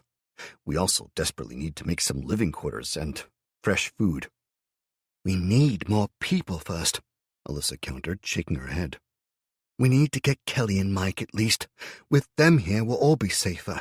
Kelly can help me do the research, Mike can keep us all safe, and then you can concentrate on the dungeon itself. Please, Matt, don't knock them out. We need them. There's never going to be a perfect time to do it, Alyssa, I said slowly. Look, we'll talk about it all tomorrow, afterwards. If we win, then maybe we can monitor the area or something, but if not, well... I met her eyes apologetically. No offense, but your husband and your sister-in-law aren't people I've even met. I'll give them a chance, and even if we seal the whole place up, we can watch out for them. But we need to try to get this place sorted. What if you die? Alyssa asked me suddenly. What? I replied, cocking my head to the side. I'm serious. What if you die out there? Are we trapped inside? Will the dungeon kick us out or lock us in? Will it let me take your place? She pressed, studying me intently. I've no idea, to be honest. I considered the possibility for a moment. I'll order it to let you out, but I don't know if it can accept anyone else. It's literally a part of me now, so... I shrugged, trying to hide the sudden worry that she might try to smother me in my sleep if I made her my heir. I checked the mana charge and found that I had just enough to summon another bronze club, and I grinned delightedly, sinking my mind into the system and flying up to search for a goblin, only to find a scene of furious growling and spitting as the goblins all faced off against each other. Chapter 27. What the hell? I muttered in surprise, swearing as the smasher jumped forward and slammed its fist into one of the foot soldiers, killing it instantly and grabbing its club. The room descended into a panicked brawl as the smasher laid waste to the others. The magelings started casting, and the foot soldiers bunched up, surrounding the smasher. "Stop!" I bellowed, projecting the order with my mind hard enough that the goblins all collapsed to the ground, spasming. The two magelings writhed in agony as their spells dissipated without being fired, the cost in blood apparently increasing when they lost concentration. "What the hell are you all doing?" I roared at them, and watched them flinch in terror, scuttling under boxes and tables like cockroaches running from the light. I also saw 3 goblin foot soldiers push past their terror to start fighting over the other club, effectively trying to mug the one who had it. "Oh, shit," I muttered, suddenly realizing what was happening. The goblins had ignored each other when none of them had anything, but now they had just enough intelligence to know they wanted more, and nowhere near enough wisdom to wait. I'd essentially taken away the reason for them all getting along away and dropped temptation into the middle of the room. "Damn it!" I snarled and reached out, mentally tearing the clubs free from the struggling goblins. I had to shake the smasher up and down in the air before he let go, but I had to admit, at least to myself, that the sight of the smasher bouncing around amused me and made me feel slightly calmer. I could reabsorb and reproduce the club later, I knew, but it'd have a cost. creating was around a third to half again as expensive as absorbing an item, if not more, so I didn't want to do that. Instead, I instilled an instinctive need in all of them to stay away from the doors to my core room, and I ordered the Smasher to take the clubs down to the door of the room and wait. Then, once I returned to my body, I took them from the little bastard and ordered him back into the main section of the dungeon. I heard him grumbling and whining under his breath as he stomped away, but at least it was done. I started summoning the clubs I could afford to produce, 2 of them by now, and then I dumped them at the top of the stairs, inside the closed doors, and went back down, exhausted and still annoyed with the goblins. It seemed I couldn't just arm some of them, or that if I did, I needed to make the others intelligent enough to not fight their brethren. And I had absolutely no idea how to do that. I shook my head in disgust, ate a quick sandwich, had a beer, and stretched out on the floor, studiously ignoring the shapely length of bare leg that had fallen out of the blankets on my sofa, where Alyssa snored gently. I kind of thought that they'd share the futon considering it folded out into a full double bed, but clearly I'd been wrong.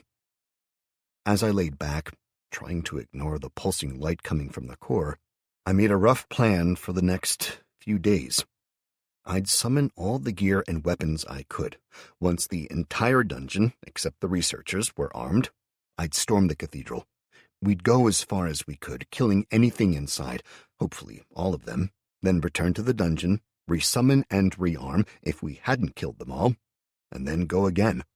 I'd keep going until we cleaned the place out, then lock up the dungeon, make the living quarters and a kitchen, then set up a manufacturing node and start working on leveling the inhabitants. Ideally, we'd make them some decent weapons and armor so they lived long enough, and see about making them into real guards, or if they were too dumb, keep them as monsters. I made another club, seeing the charge jump suddenly just as I was dropping off to sleep, then let the darkness take me, sleeping steadily until the dungeon awoke me. I'd ordered it to give me a little buzz when it reached full on the charge, but evidently I needed to tone it down. When it hit me, I jolted out of the blanket with a hiss, body stiff and feeling like I just had a live power cable rammed up my arse. "Motherfucker!" I hissed in shock, staggering around as my left leg chose that exact time to go into a cramp. Crippled, I collapsed to the floor, frantically rubbing at my calf. A few seconds later, I felt hands grab my leg, and I twisted around, shocked. "Be quiet!" Alyssa hissed at me, digging her fingers into my leg and working the knotted muscle. "You'll wake Amy." She went back to massaging it as I tried to stay quiet. Between the steel pins I was starting to believe she had in place of fingers, and the nightdress she was wearing, which exposed a generous amount of cleavage and a lot of leg, mainly thanks to the angle she was at, I suddenly became aware that I was only in my boxers and that a certain part was stirring reflexively. I panicked, shoving my mind into the dungeon sense and frantically trying to think of anything else as my body sagged backwards, the muscles relaxing. I saw the 125 points that we'd reached in the dungeon charge, and I paused, then grabbed the nearest available option, a save design for the goblin foot soldier in full armor with a club. I hit it and ordered it to spawn. Recalling that I hadn't replaced the other foot soldier who died yet, I spawned him in the corner of the core room in my desperation for a distraction, and I had to reach out, assuming control and directing him up the stairs, opening the doors and shoving him out into the night. I gave him orders to patrol the local area and immediately, if somewhat sheepishly, slipped back into my body. Alyssa was straddling me when I opened my eyes, and the first thing I saw, thanks to the way she was moving, was straight down her top. My eyes opened wider, and the part of my body I had the least control of popped back to attention, to my everlasting embarrassment. Alyssa, it turned out, had panicked when I suddenly went limp, or at least most of me, and had been putting me into the recovery position while trying to decide if I needed mouth-to-mouth. My eyes suddenly popping open right when they did, the flagpole in my trousers and the direction of my gaze all sparked her sudden realization of how little she was wearing and how we were positioned. We both panicked, trying to look anywhere else but where we wanted to most. Alyssa jumped back and rushed to her blanket, and I grabbed at mine and pulled it over to ball it up, poorly concealing the effect her scantily clad figure and closeness had on me. Sorry. I should. We both paused, staring at each other in the dim light. The gentle snoring of Amy was the only sound in the room as we both breathed quickly, severing our shared gaze and trying not to look at each other. Eventually, Alyssa spoke up, breaking the awkward silence. Look, it's not that I'm not interested or attracted to you. I sort of am, honestly, but I think we both know it's down to the situation and the way things are now as much as anything else. She hesitated, shrugging. But I love Mike, and I have to hope he's okay. I have to pray he's coming home to me. I understand, I said quickly, forcing a smile as twinned elation and annoyance tore through me. Elation because she was stunning, and yes, God, yes, I wanted to jump on her, or better yet, have her jumping on me. Annoyance at myself because I just knew it'd be a mistake, but the little head didn't want to hear it. Also, as she'd said, she was married, for God's sake. I'm attracted to you as well, I muttered, a rueful smile playing at the edge of my lips as I gestured down at the balled-up blanket. I didn't mean to get an eyeful. Honestly, I didn't, I said, recognizing the truth of what she'd said. The situation, with all the uncertainty, the adrenaline, the fear, it was sending my natural urges into overdrive every time I saw her bare leg, let alone accidentally down her top. I resolved to avoid looking as much as I could. What happened to you? She asked, latching onto any distraction. I set the dungeon to give me a little shock to wake me up once the charge was full so we wouldn't waste any, only it felt like getting a wake-up call from a car battery. Then my leg went into a massive cramp, then I tried to help you, and, well, she said sheepishly, brushing her hair back from her face and stifling a quiet laugh. Yeah, and I tried to distract myself, so I dove into the dungeon sense and spawned the goblin, and by the time I thought it'd be safe to return to my body, I was checking to make sure you were okay, and... Alyssa gestured to her top, giving a little laugh and hiking it back up, then lifting her blanket to cover 2 points of interest. Sorry, she apologized again, wrapping the blanket around herself and coughing, her face red with embarrassment. I didn't want to bring too much in the way of baggage, so I only have these in a set that's, well, for Mike's eyes only, okay? She said, swallowing hard and looking away. Ah, I said, cutting myself off before the little head could ask to see it. How about we try to get some sleep? I suggested quickly. Then, once things are a bit safer, I'll take you and Amy to the nearest clothes shops, see if we can loot you something a bit less provocative. Not that I don't appreciate— Stop! She waved furiously, trying not to laugh. Okay, look, we'll chalk this up to experience, and yeah, let's go to sleep, okay? I grinned back at her, relieved that we'd not just ruined our working relationship. And tomorrow I'll just sleep in my jeans and a top or something, she promised, shaking her head and wrapping the blanket around her more securely. Shame, I heard myself say before I could think better of it, the words slipping out of my treacherous mouth. A snorted giggle from the direction of the sofa let me know she'd heard. I lay there for a long time, deliberately slowing my heart rate as I intentionally relaxed and wiped the memories and the sights I'd accidentally just experienced from the hard drive of my brain, while settling the entire allocation of mana to outfitting my small squad. I'd managed to organize, after trying to distract myself for a while, a queuing system. I'd immediately set it to produce the remaining 6 clubs I needed, my sword, then a suit of armor for me, the more basic of the 2 that Alyssa had designed, and then several sets of armor for the goblins. The next morning when I awoke, Alyssa was already up. Thankfully, she was dressed and quietly eating breakfast. Amy was collecting random bits and bobs into a pile in the middle of the room, and I had a series of notifications waiting for me. Unnamed goblin foot soldier has leveled up. As this is a dungeon-born creature, you may choose to assign points for the creature or allow it to assign the points as it chooses. Assign points, yes, no. I checked the next notification and found it was the same for the same foot soldier.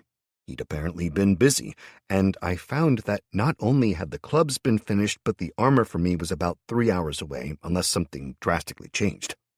I ordered the system to shift it, as it was only 10 minutes into this production run, and reordered the list, specifying armor for the goblins and a pair of the knives for the magelings, as I couldn't justify the expense now. It had been a vain hope that I'd wake up in the morning and find it all ready for me, almost as vain as the dream of Amy going for a walk and Alyssa. I shook my head, getting out of bed and exchanging an embarrassed nod with Alyssa. Last night's flirtatious behavior seemed far less innocent and fun now that we were properly awake. I pulled my dirty clothes on quickly, grabbing a bite of dried biltong and a beer, drinking half of it, and letting out a belch that echoed off the walls. "Classy?" Alyssa arched an eyebrow, shaking her head. "Well, I'm just a classy guy," I said, then grinned and took another swig, bit down on some more dried meat, and walked over to one of the closed side rooms.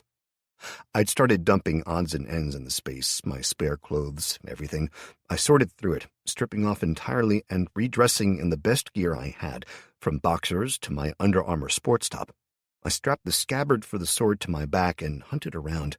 After a bit of rummaging and rearranging, I succeeded in finding my rifle and all the ammo I'd left for it, and slotted the clips, loading it with a full one, instead of the half-empty one I had in it originally. I strapped the diving knife to my right calf, and while I really wanted to, I just couldn't justify taking the shotgun or the handgun, so I resolved to leave both with Alyssa. Finally, I grabbed some food and hung a canteen of water on my hip, thankful that some of the things the idiot adventurers had brought were survival supplies. I also grabbed a packet of matches, a small first aid kit, and a dozen small bottles of vodka, partially because I thought I could use them to clean wounds, and partially because I just knew I was going to need a serious drink at some point. I checked the research and found it steadily plugging away. The next level of cobalt only a dozen hours away, now that I've reverted the allocation to 50-50.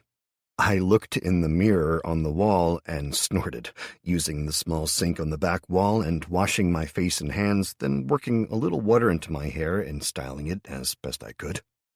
The Eidolon might not appreciate the effort I was going to, but fuck it. Might be my last day, after all, and I resolved to make it a good one.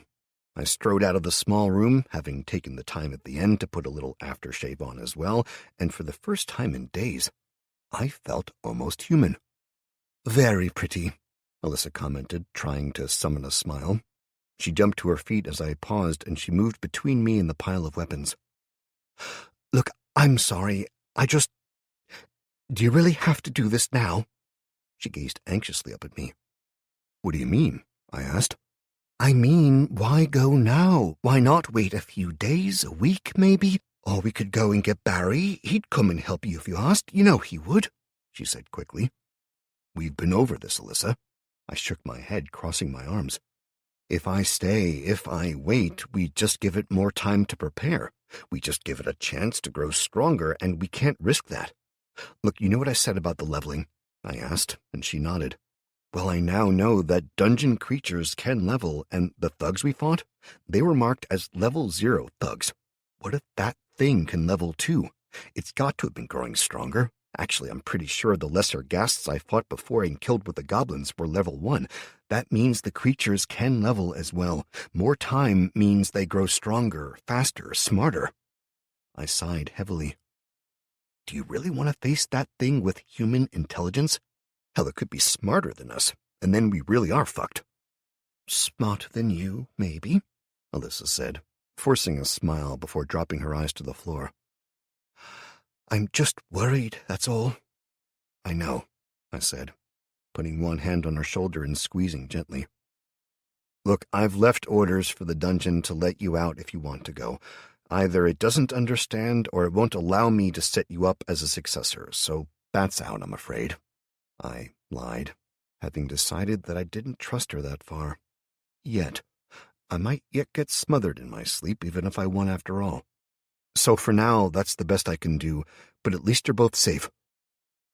"Thanks, Matt," she said quietly. "Look, I'm sorry for being a bitch. I'm just worried about Amy and the future, I know." "It's okay," I reassured her. Well, no time like the present, I guess. Want to help me carry this gear upstairs? I gestured to the pile of goblin weapons, sweeping up my sword and sheathing it awkwardly. Yeah, of course, she said, forcing a smile. I smiled back at her and gave Amy a hug. The small girl smiled up at me, clearly worried, but doing her best not to show it until she grabbed onto me and hugged me again, much harder. Good luck, Matt, she whispered into my ear. You can do it. Thanks, Amy, I whispered back, giving her a squeeze. You look after your mama, okay? She nodded soberly and I let her go, straightening up. Alyssa and I gathered up the clubs and carried them upstairs, me resolving once again to put some damn lighting in the fire escape so that it wasn't black as pitch down there. Once we were at street level, I summoned the goblins to the alleyway and paused. Remember, they're under my control, and they think of you as fellow members of the dungeon, so don't bloody attack them, I ordered, mock glaring at Alyssa in the darkness, who snorted out a low laugh and promised to behave. I took a deep breath and ordered the doors to open, smiling reflexively at the gathered motley group waiting for us. I'd summoned a wide variety of different shapes and sizes, from the most basic version, enhanced to a cunning smasher, to the goblin foot soldiers to the kobold trapsmith, and the two magelings, who skulked at the back. Their skin was green and brown, mottled with hairs sprouting at odd places, and none were higher than 4 feet, giving the impression I was about to be mugged by a gang of fugly kids. I looked them over, shaking my head in amusement, then focused on the armed and armored one, the goblin I'd created fully geared in my panic last night. He stepped forward when I gestured to him to do so, and I mentally prodded at him, slipping my mind partially into the dungeon sense and seeing his stats screen pop up. I grinned to myself as I looked over his stats and the marker of 2 levels and therefore 4 points to invest. Name: Unnamed Goblin Foot Soldier. Species Goblin. Bonus NA. Level 2. Progress to next level 95 out of 200. Available points 4. Perk: Rat Killer 10% damage to vermin. Stats: Agility 3. 19 out of 100 to next level. Charisma 1. 0 out of 100 to next level. Constitution 3. Effect: HP 3 times 10 equals 30. 78 out of 100 to next level.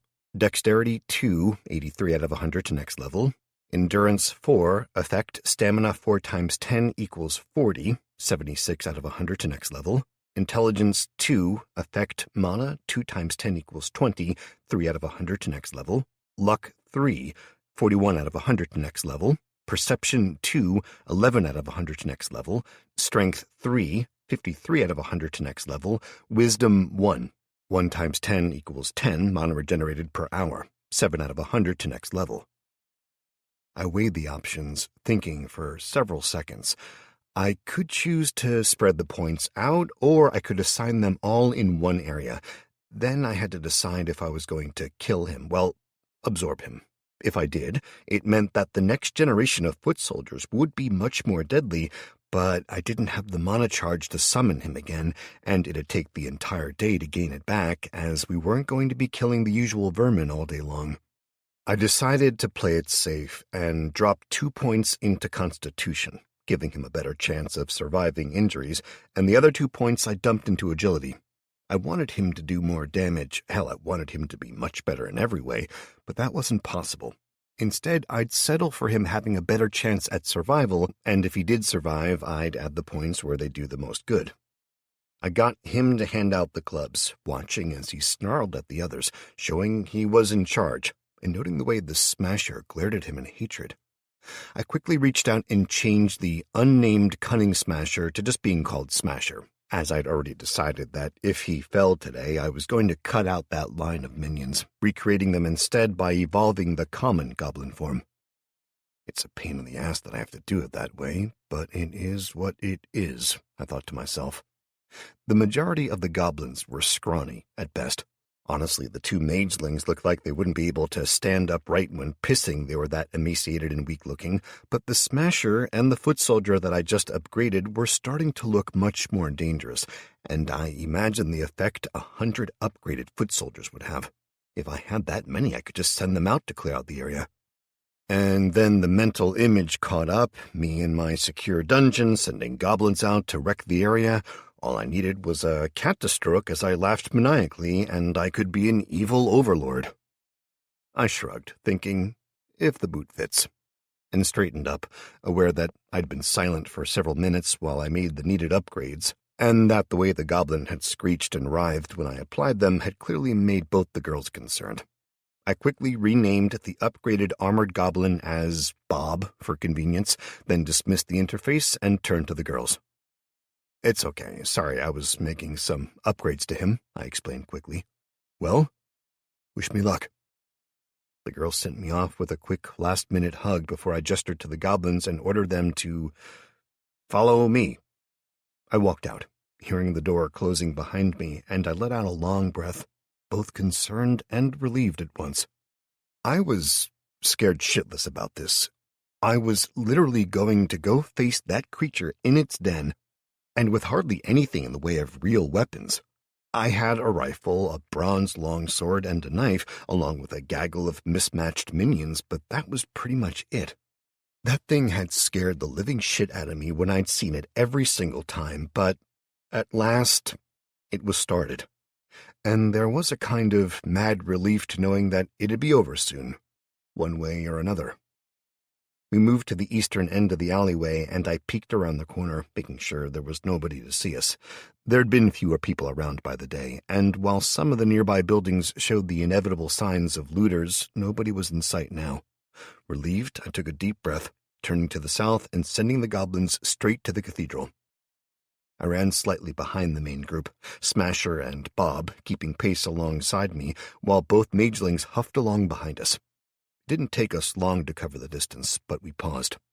Besides a building feeling of terror and the certainty that we were being watched, everything was silent. As the cathedral was in the middle of the city, there wasn't a huge graveyard or anything to walk past on this side, so I directed Smasher to open the door. He waddled forward, hissing and grumbling at the other goblins he passed, and stretched up, barely able to reach the handle on the door.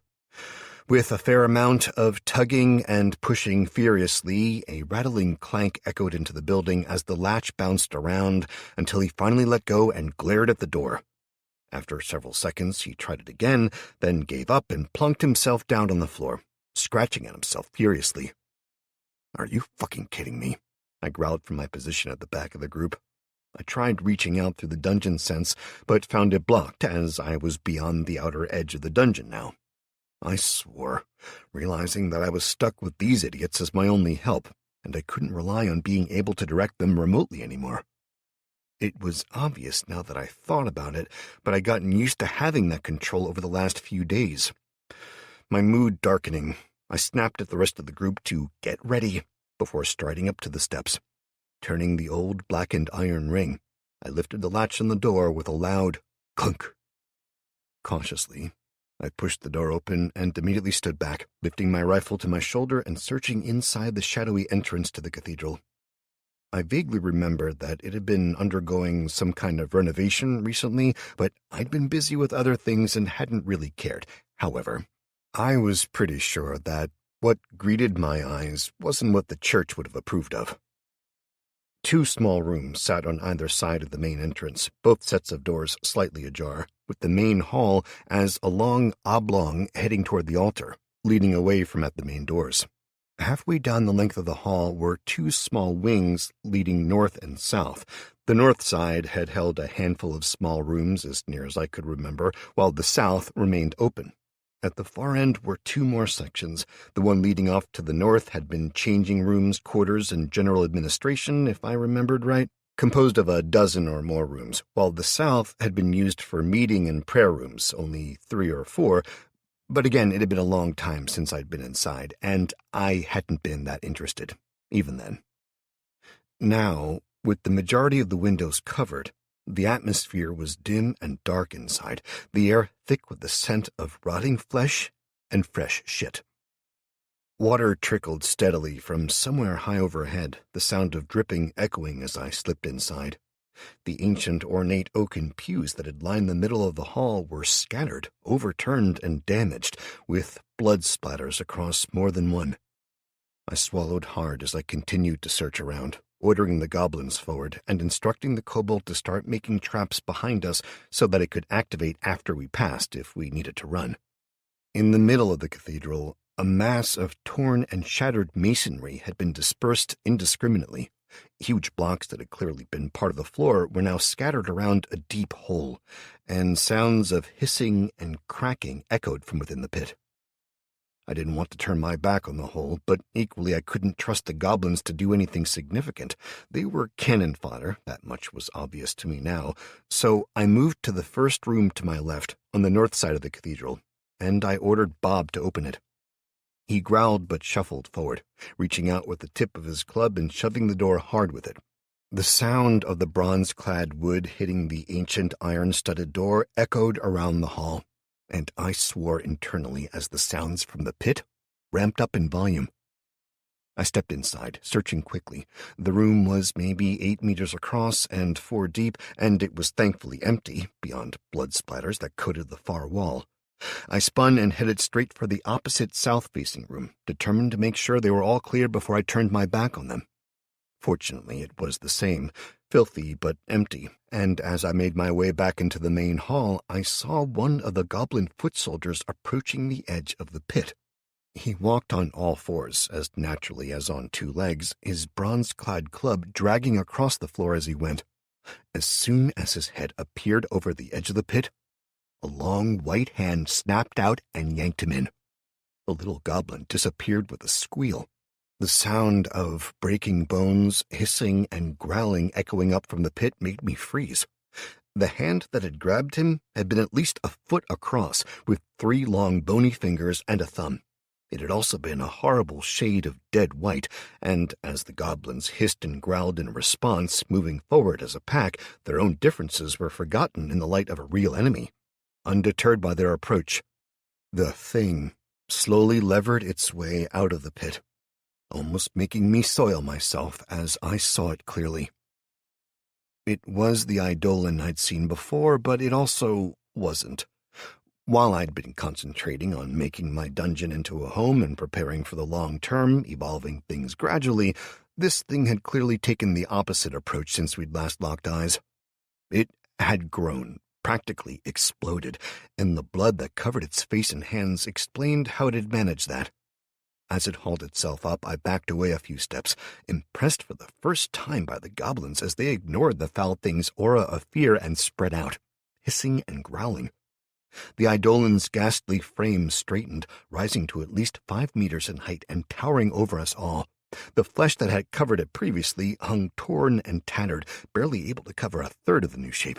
What shreds remained were stained black with filth and slowly dropped maggots. It still maintained the same basically humanoid shape, but where it differed was in the details. The long legs were jointed in 3 places now and ended in wide 6-clawed webbed pads.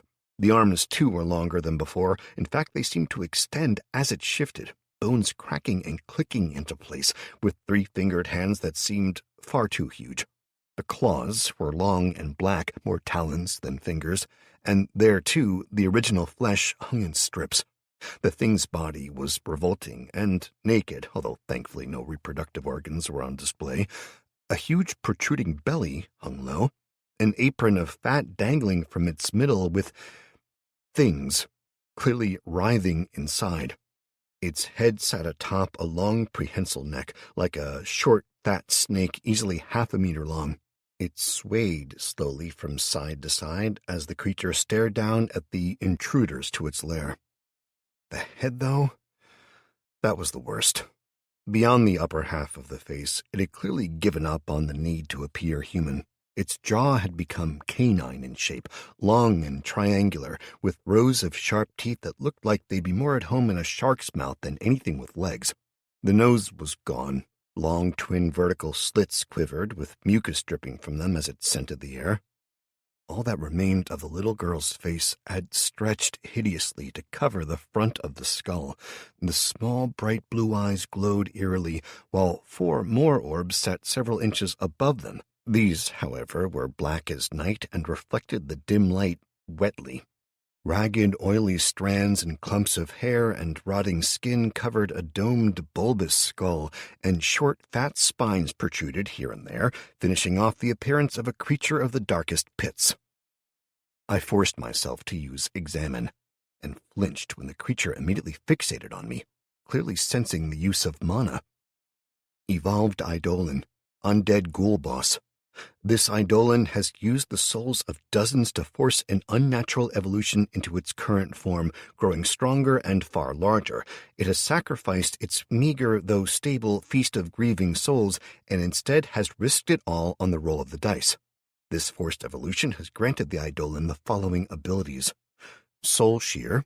Killing and consuming the souls of creatures with even rudimentary souls grants a boost of 10% to the Eidolon, increasing it in strength, constitution, and intelligence if at full health, or repairing damage if not. Feast. The Eidolon can feast on the bodies of the dead, repairing itself and absorbing the parts into itself. Unholy Terror. Once per hour, for 1 minute, and at the cost of 100 stamina, the Eidolon can cast Unholy Terror, driving all creatures within a 10-meter radius to a state of uncontrollable terror, forcing them to flee for the duration of the ability. Lure. The Eidolon can sacrifice 50 points of stamina to mesmerize a target and draw it closer against its will. Eye contact must be maintained, for once broken, it cannot be used against that target again for 3 minutes. Spawn. This creature has evolved the capacity to birth multiple live young at a time, provided there is sufficient biomass and a high enough concentration of mana in the area. HP 1900 out of 1900, stamina 300 out of 300, mana 0 out of 0, speed 5 out of 10, level 7. HP 1900 out of 1900, special abilities 4 out of 4. Well, fuck me gently with a running chainsaw, I whimpered, gaping at the mass of data I was suddenly presented with. I glanced it over quickly before dismissing it and realizing that the god-awful thing was still staring at me. It slowly shifted, its lips drawing back as it lowered its head. Its eyes remained locked on mine, and it forced a rictus of a smile onto its ghastly face. Hello, it warbled at me, coughing up a lump of bloody flesh that I recognized as part of the goblin that had been dragged into the pit. It grabbed the chunk and gobbled it down quickly, but the break in eye contact was all I needed. I didn't think it had had the chance to use its ability on me, but I couldn't take the risk, and I shouted out into the still air. "Attack! Kill that fucker!" I roared.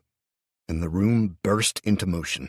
3 smaller creatures running up out of the pit to join the big one. They looked like twisted skeletons of animals with human skulls and fixated black eyes.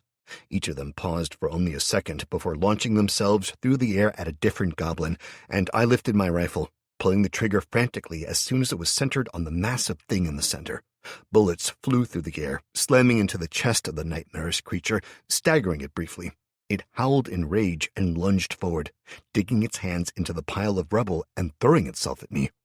I opened my eyes wide in shock as it hurtled across the church and frantically dove aside, rolling and coming to my feet in time to fire 2 more bullets into a massive hand that slammed down inches from me.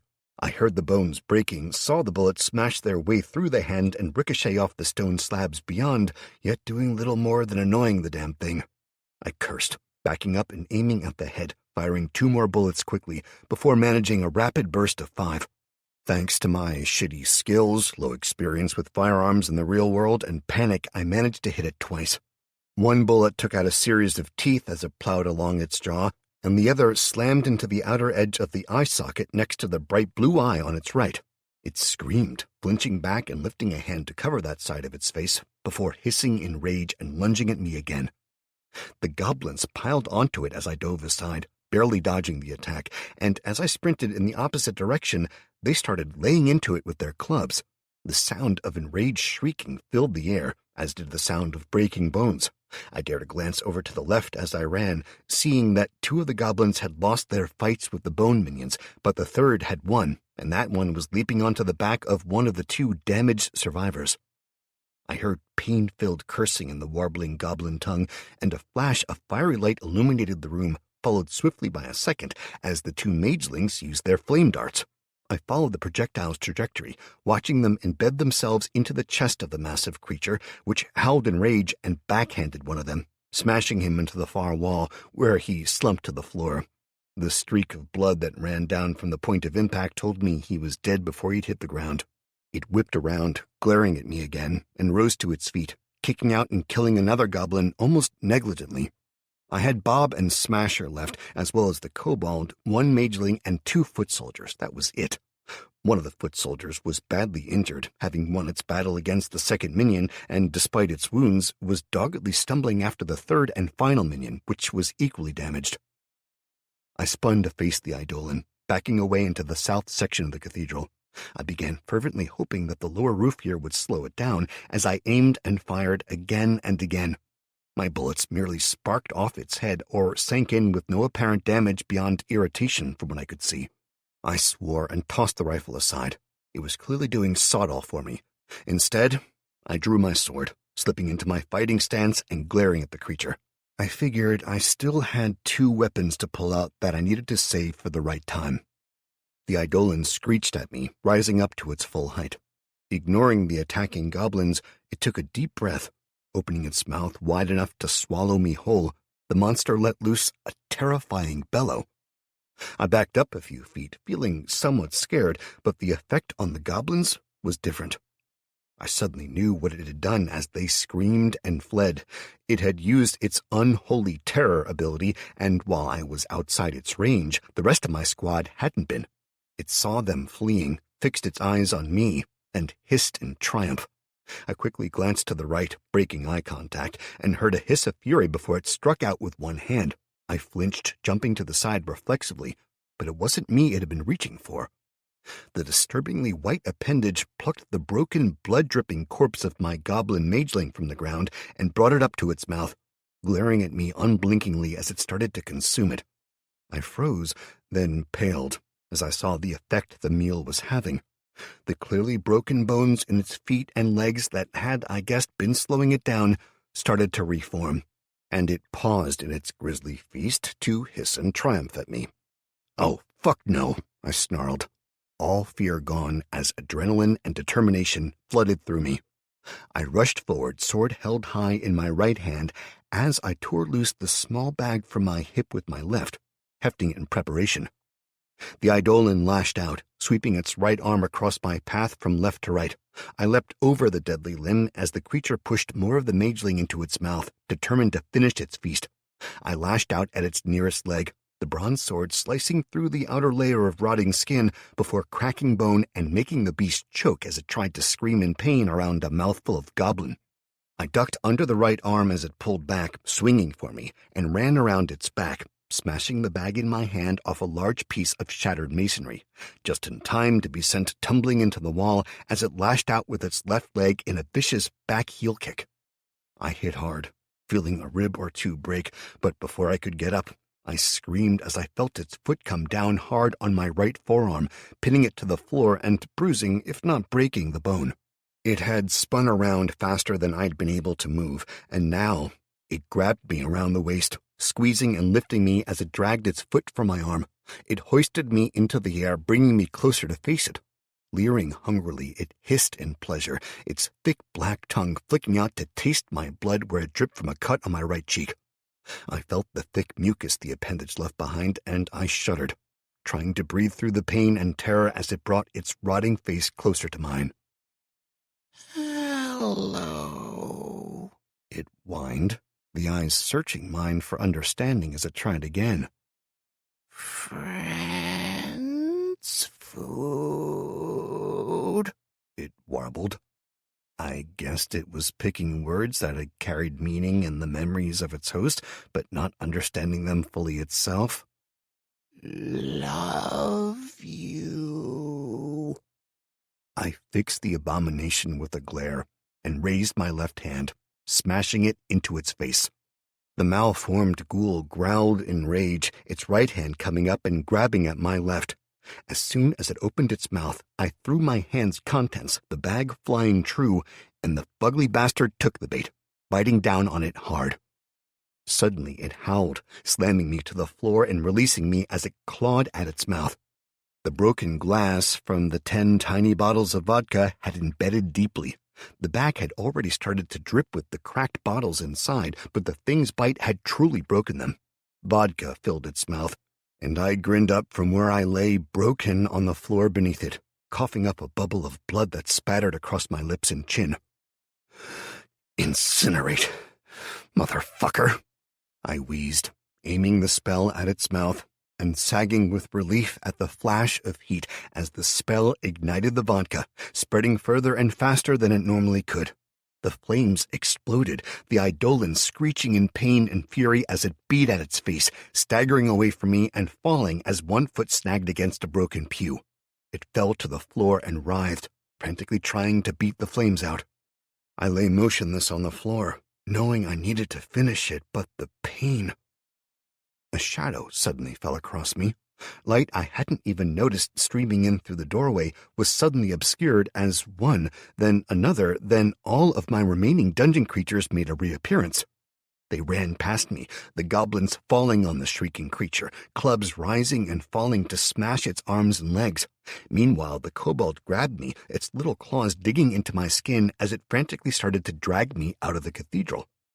I caught a glimpse of Smasher jumping into the air, his arms glowing suddenly red as he brought them down, a club in each hand, to slam into the eidolon's skull. A sick crunch echoed around the cavernous vaults of the ceiling as Bob lashed out repeatedly, working in less of a frenzy and in more of a workmanlike fashion, cracking bone after bone as he made his way steadily up the nearest arm. The eidolon screeched and fumbled, writhing around while desperately trying to protect itself, even as its arms and legs were broken and the flames consumed its head. The last sight I saw as I was dragged from the darkness of the cathedral and out into the gentle, early morning sun was the look of hatred on its face as it turned its head, fixing me with a glare, only broken as the eye popped from the heat and shriveled away. I cried out in pain as I was unceremoniously bounced down the stairs, the surviving mageling appearing next to the kobold and taking my other shoulder. My creatures tugged hard as they both dragged me up the street, away from the fight. I groaned in agony, broken ribs grinding against each other. My right knee had dislocated and was clattering and jouncing with every impact against the asphalt as the little guys worked desperately. A shout rose from the connecting street, echoing from the surrounding buildings. I managed to turn my head, unable to focus for several seconds as the mageling yanked hard and pain dug its red-hot claws into my brain. Once I'd focused, I cried out, but it was too late, as a tall, dark-haired man slammed a hammer down, killing the mageling with one blow. "Die!" the man screamed. My kobold frantically tugged at me, fear making it whimper, but it still stayed, and I managed to lift my right arm enough to get the man's attention. "Don't panic, I'm here," he roared, pulling back for another swing as a voice from behind called out, "Look out, there's more!" I couldn't see who spoke, but I waved my arm frantically, managing to grab the man's leg as I called to the kobold. "No, run away, get to the dungeon." It froze, desperate to help me, but my order gave its fear enough strength to drive it back, and the man's second blow missed, slamming into the road next to me. I tugged frantically, trying to stop him, and he paused, looking down as he stood over me, then looked away again. "It's all right, I'm here, I'll save you," he growled. I slapped at his leg, my senses telling me that my dungeon creatures were closing in. "No," I cried out, then coughed, spattering my own face with blood. "Stop," I managed to gurgle out just as a woman appeared, crouching next to me. She leaned in, grabbing my arm and looking into my eyes kindly as she tried to calm me. "It's okay, we're here to help," she said soothingly, then blinked in shock as she registered my features. "Matt?" she asked, incredulity clear in her voice. "No," I snapped at her, desperation filling my words. "Not a threat. Mine," I managed to croak out before coughing up more blood. "What?" she asked, confused. "The creatures," I gasped. "Mine, protecting me," I cried, sagging back and drawing in a deep breath, then calling out in as clear a voice as I could. "Stop!" The sudden indrawn breath of the man above me indicated that my goblins had heard me. A second later, the woman was leaning in close again, her hair falling down, while the sun behind her obscured her face. "What do you mean they're yours?" she asked quickly. "Are they friendly?" "Yes," I managed to get out before choking on more of my own blood. My right lung deflated, making me gasp in pain and terror as I started to drown in the blood filling my airways. "Mike, I need you," the woman snapped, a knife appearing in her hand as she quickly cut away my top, turning me onto my side. "My bag, get the needle," I heard her say as I struggled for breath. "Which one?" the man called, rummaging through the bag as the woman snapped directions at him. "Inside pocket, under the flap, the cannula." I blinked, worn asphalt filling my vision as my lungs heaved and shuddered. The right had deflated, the left was filling with blood, and I blinked dazedly at the sight of the crimson blood that dripped from my lips onto the ground, trailing a dozen feet beyond it. I caught glimpses of Bob and Smasher, badly battered, but staring at me fixedly. "Those things are still there," the man ground out, and the woman snapped at him, gesturing furiously. "I don't care, Mike. Here, hold him still." I felt rough hands grabbing me, pinning me, before a sharp pain flared in the side of my chest. With a hiss, the air that had been slowly crushing my lung was released, and I drew in half a lungful of sweet, sweet air.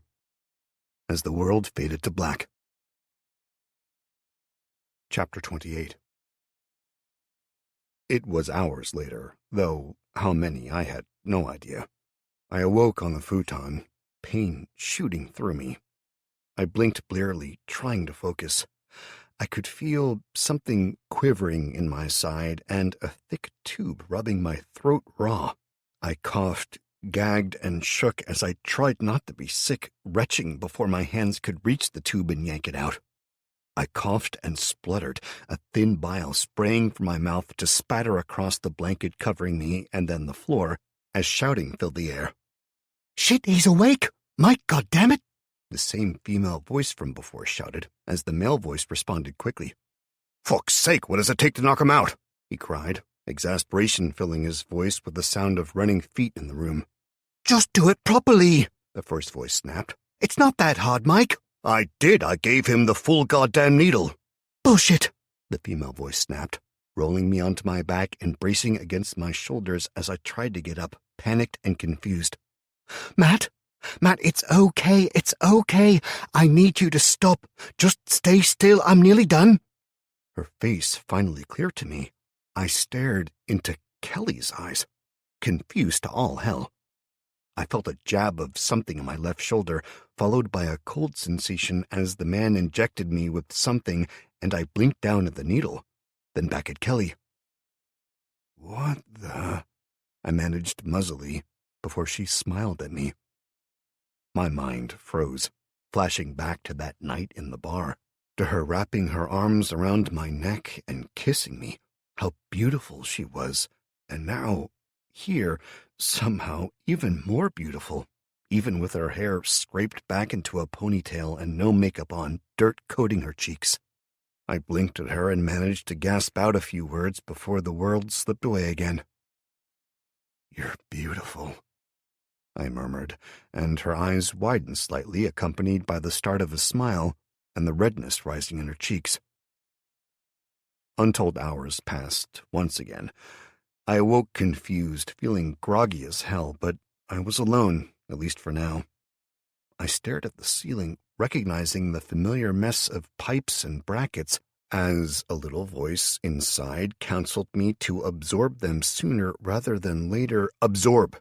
The dungeon charge! I dove into the dungeon senses with relief, feeling the grogginess, confusion, and discomfort all slip away as my mind seemed suddenly clear again. I hovered there, in the middle of the room, observing the sleeping forms of Amy, Alyssa, and Kelly, and the hunched-over form of whom I assumed to be Alyssa's husband. I remembered hearing them call him Mike, so that made sense. He was seated on an office chair, clearly looted from upstairs and carried down. On the table before him, which had been secured the same way, I assumed, he had several guns spread out and was steadily cleaning them, all the while muttering the words to a song under his breath. I moved closer, listening carefully, until I mentally snorted in amusement. I'm a Barbie girl in a Barbie world. Life in plastic is fantastic. I couldn't wait to take the piss out of him for that. I left him then, deciding that I wasn't at any immediate risk, so I'd address the notifications and then either sleep some more or try to figure out what the hell had happened. I quickly pulled up the interface and found that I had 4 surviving minions. The 2 kobolds, one of which had remained with Alyssa doing research, sat miserably in the dungeon above us. With him were the other kobold who dragged me out and stood up to Mike, clearly kicked out as well, and Smasher and Bob. Where the kobolds were depressed, kicked out of their places in the node, the 2 goblins wandered aimlessly, watching out of windows and generally keeping an eye on the building. I dismissed most of the notifications, finding them to be about the goblins who died, and finally reordered the system. Now it would only show me details of surviving creatures, which was a relief because there was still a load of work to be done with just that information.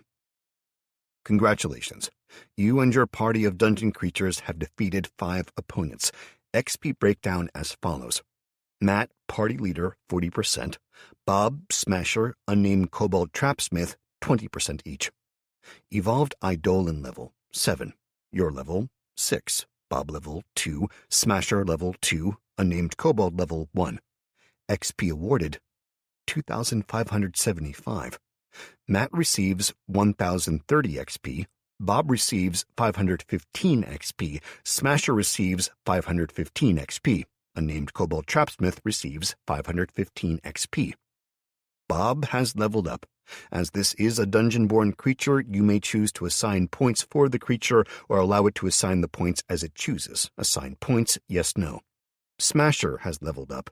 As this is a dungeon-born creature, you may choose to assign points for the creature or allow it to assign the points as it chooses. Assign points, yes, no. Unnamed kobold trapsmith has leveled up. As this is a dungeon-born creature, you may choose to assign points for the creature or allow it to assign the points as it chooses. Assign points, yes, no. I selected yes, of course. Bob had hit level 4, so I split the 4 points he'd gained, dropping them instantly into intelligence and wisdom. It might not have seemed like a good pairing for a foot soldier, I reflected, not at first anyway, but they didn't need to be. This was part of my plan to improve the entire species, as the foot soldier was now my standard goblin template.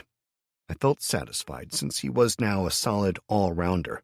I did intend to improve the goblins, moving from common to uncommon at some point, but for the next little while at least, I was going to keep them as they were. Name, Bob, species, goblin, bonus, NA, level 4, progress to next level, 10 out of 500, available points, 0, perk, rat killer 10% damage to vermin. Stats, agility, 5, 19 out of 100 to next level. Charisma, 1, 0 out of 100 to next level. Constitution, 5, effect HP 5 times 10 equals 50, 78 out of 100 to next level. Dexterity, 2, 83 out of 100 to next level. Endurance, 4, effect stamina 4 times 10 equals 40, 76 out of 100 to next level. Intelligence, 4, effect mana 4 times 10 equals 40, 3 out of 100 to next level. Luck, 3, 41 out of 100 to next level. Perception 2, 11 out of 100 to next level. Strength 3, 53 out of 100 to next level. Wisdom 3, effect 3 times 10 equals 30 mana regenerated per hour, 7 out of 100 to next level. I assigned the points differently for Smasher, more as an experiment than anything else, since I decided to stick to the decision I'd made with him earlier, and I wouldn't be making more of his kind, not the basic ones anyway. I assigned all 6 points into intelligence, figuring he could live out the rest of his days in the research node. He'd managed to reach level 3, and that made a hell of a difference to him, going from an intelligence of 1.1 to a surprising 7.7. Name, Smasher, species, goblin, bonus, cunning, level 3, progress to next level, 285 out of 400, available points 0, perk, 10% increase to intelligence. Stats, agility 3, 19 out of 100 to next level, charisma 1, 0 out of 100 to next level, constitution 3, effect HP 3 times 20 equals 60, 78 out of 100 to next level. Dexterity 2, 83 out of 100 to next level. Endurance 6, effect, stamina, 6 times 20 equals 120, 76 out of 100 to next level. Intelligence 7.7. Mana 7.7 times 10 equals 77, 3 out of 100 to next level. Luck 3, 41 out of 100 to next level. Perception 1, 11 out of 100 to next level. Strength 4, 53 out of 100 to next level. Wisdom 1, effect 10 mana regenerated per hour, 7 out of 100 to next level. Lastly, I pulled up the kobold stats. I was going to be replacing his kind soon, so while I'd made a few copies of him for the research node, I knew the research into the uncommon level of kobold was nearly finished. Smiling, I put all 6 points into intelligence, boosting him all the way to 10, then changed his name to Kenny, just for shits and giggles. Name: Kenny the Kobold Trapsmith. Species: Kobold. Bonus: NA. Level 3. Progress to next level: 232 out of 400. Available points: 0. Perk: Increased damage to larger prey. Stats: Agility 2, 0 out of 100 to next level. Charisma 2, 0 out of 100 to next level. Constitution 2, effect, HP 2 times 10 equals 20, 0 out of 100 to next level. Dexterity 5, 0 out of 100 to next level. Endurance 2, effect, stamina 2 times 10 equals 20, 0 out of 100 to next level. Intelligence 10, mana 10 times 10 equals 100, 0 out of 100 to next level. Luck 2, 0 out of 100 to next level. Perception 2, 0 out of 100 to next level. Strength 2, 0 out of 100 to next level.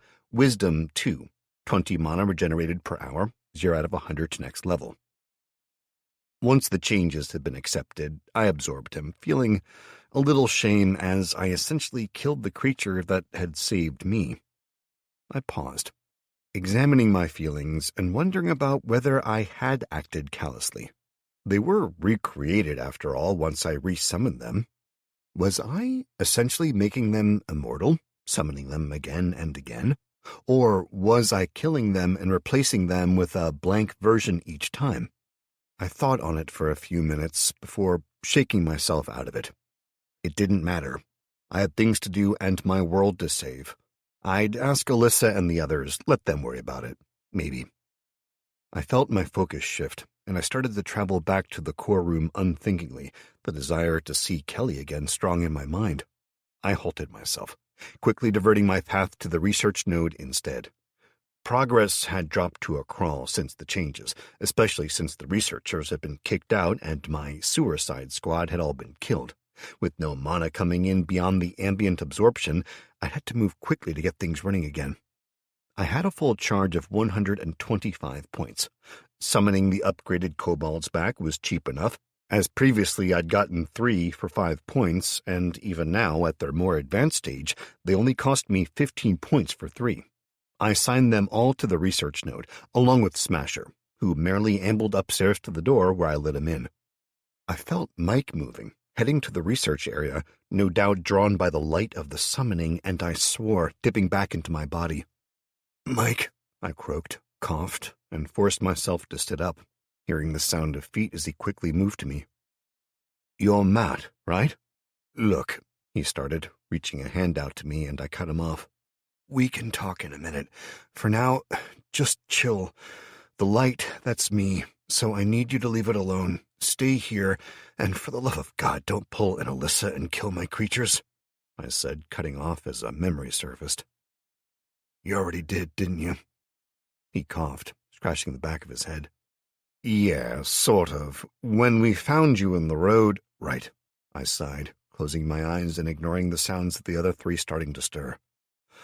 "I'll be right back. Just stay here, okay?" I dipped back into the dungeon sense, hovering next to him for a minute just to make sure he would do as asked, and that he wasn't going to drug me again. When I was confident that he had settled down, I moved on. Now that I had the research positions filled, I was ready to branch out, and I summoned another 3 kobolds for the roof, giving them the orders to make as many traps for vermin and anything else that might come exploring as they could. Finally, with those deployed, I had 13 of my maximum control points in use and 95 remaining points of mana available. I checked the upper floor, discovering that Smasher and Bob had brought back 4 clubs, 2 each, so I summoned 4 Bobs. They cost me 2 points of control each, leaving me with 4 points overall, and although the cost of the foot soldier summoning had gone up, it was only to 10 points apiece, so the 40 spent there left me with 55. I decided to take a punt on things and use the last 55 points as well, creating a crossbow costing 50 and a few bushels of bolts costing 5 more. I dropped the items at the feet of one of the kobolds stationed on the roof, ordering it to kill any flying creatures it could and to come back downstairs if it ran out of bolts. I planned to check on it regularly, but just in case, I mentally shrugged.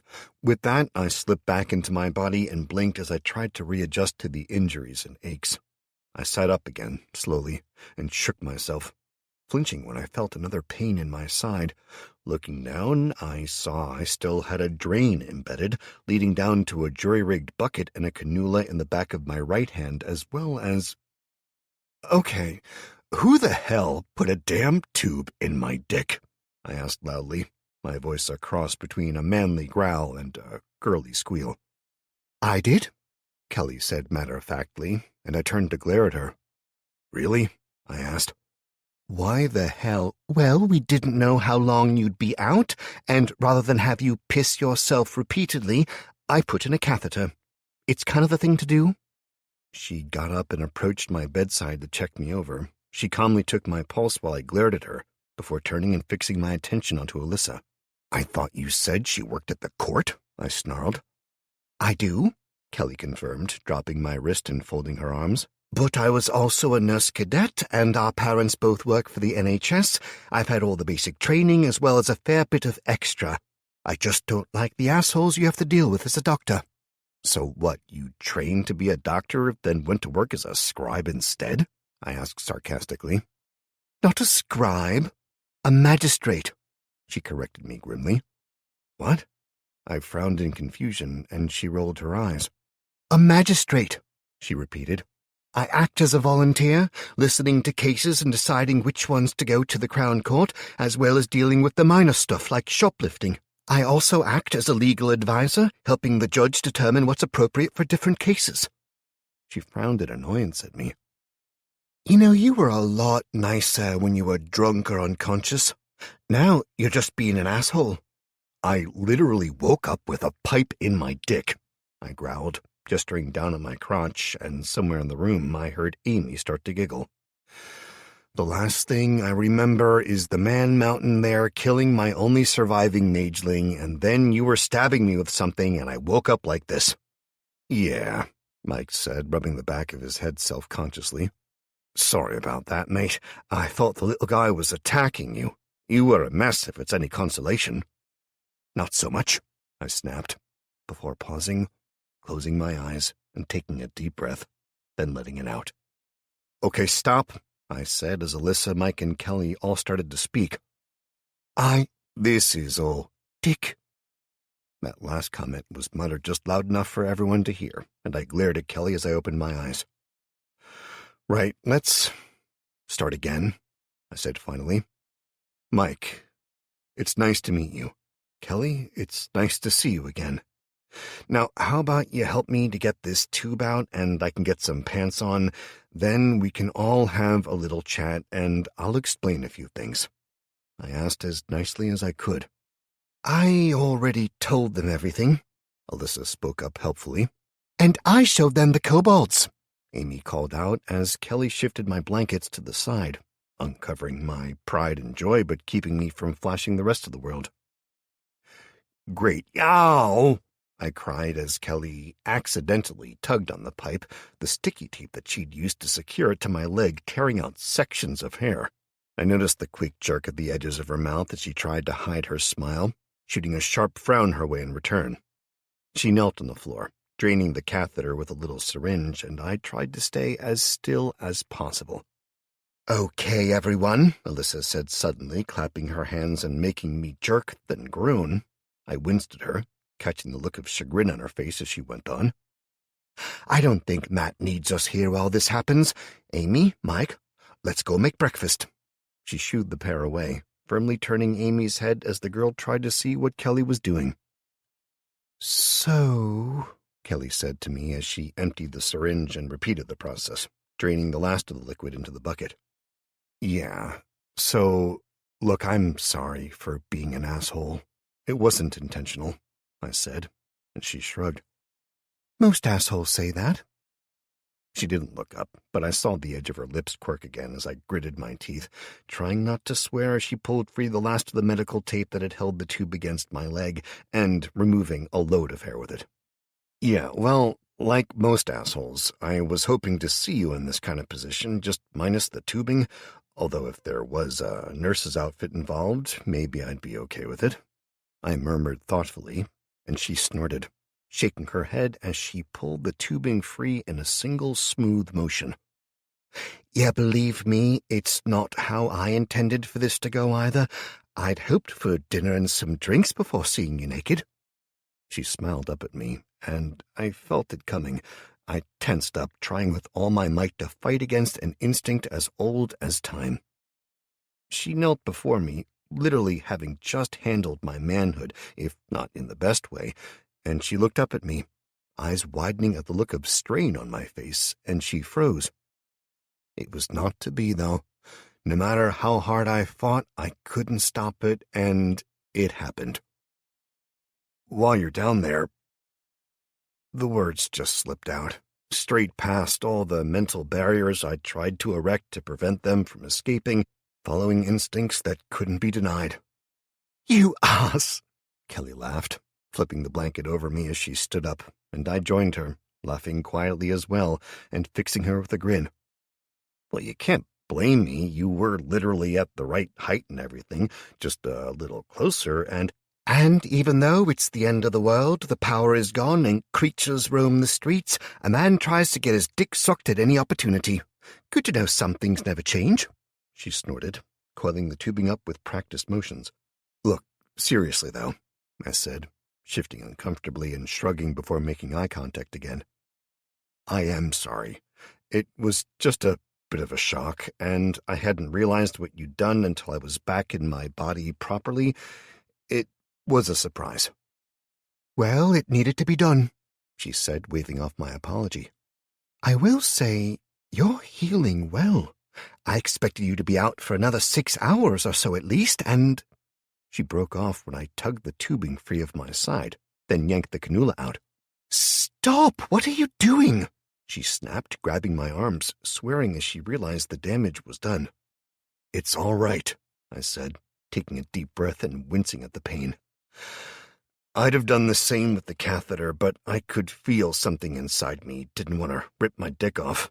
I winced slightly as she glared at me. "And do you want to explain why you just undid all my hard work?" She crossed her arms, forcing a calm tone past her gritted teeth.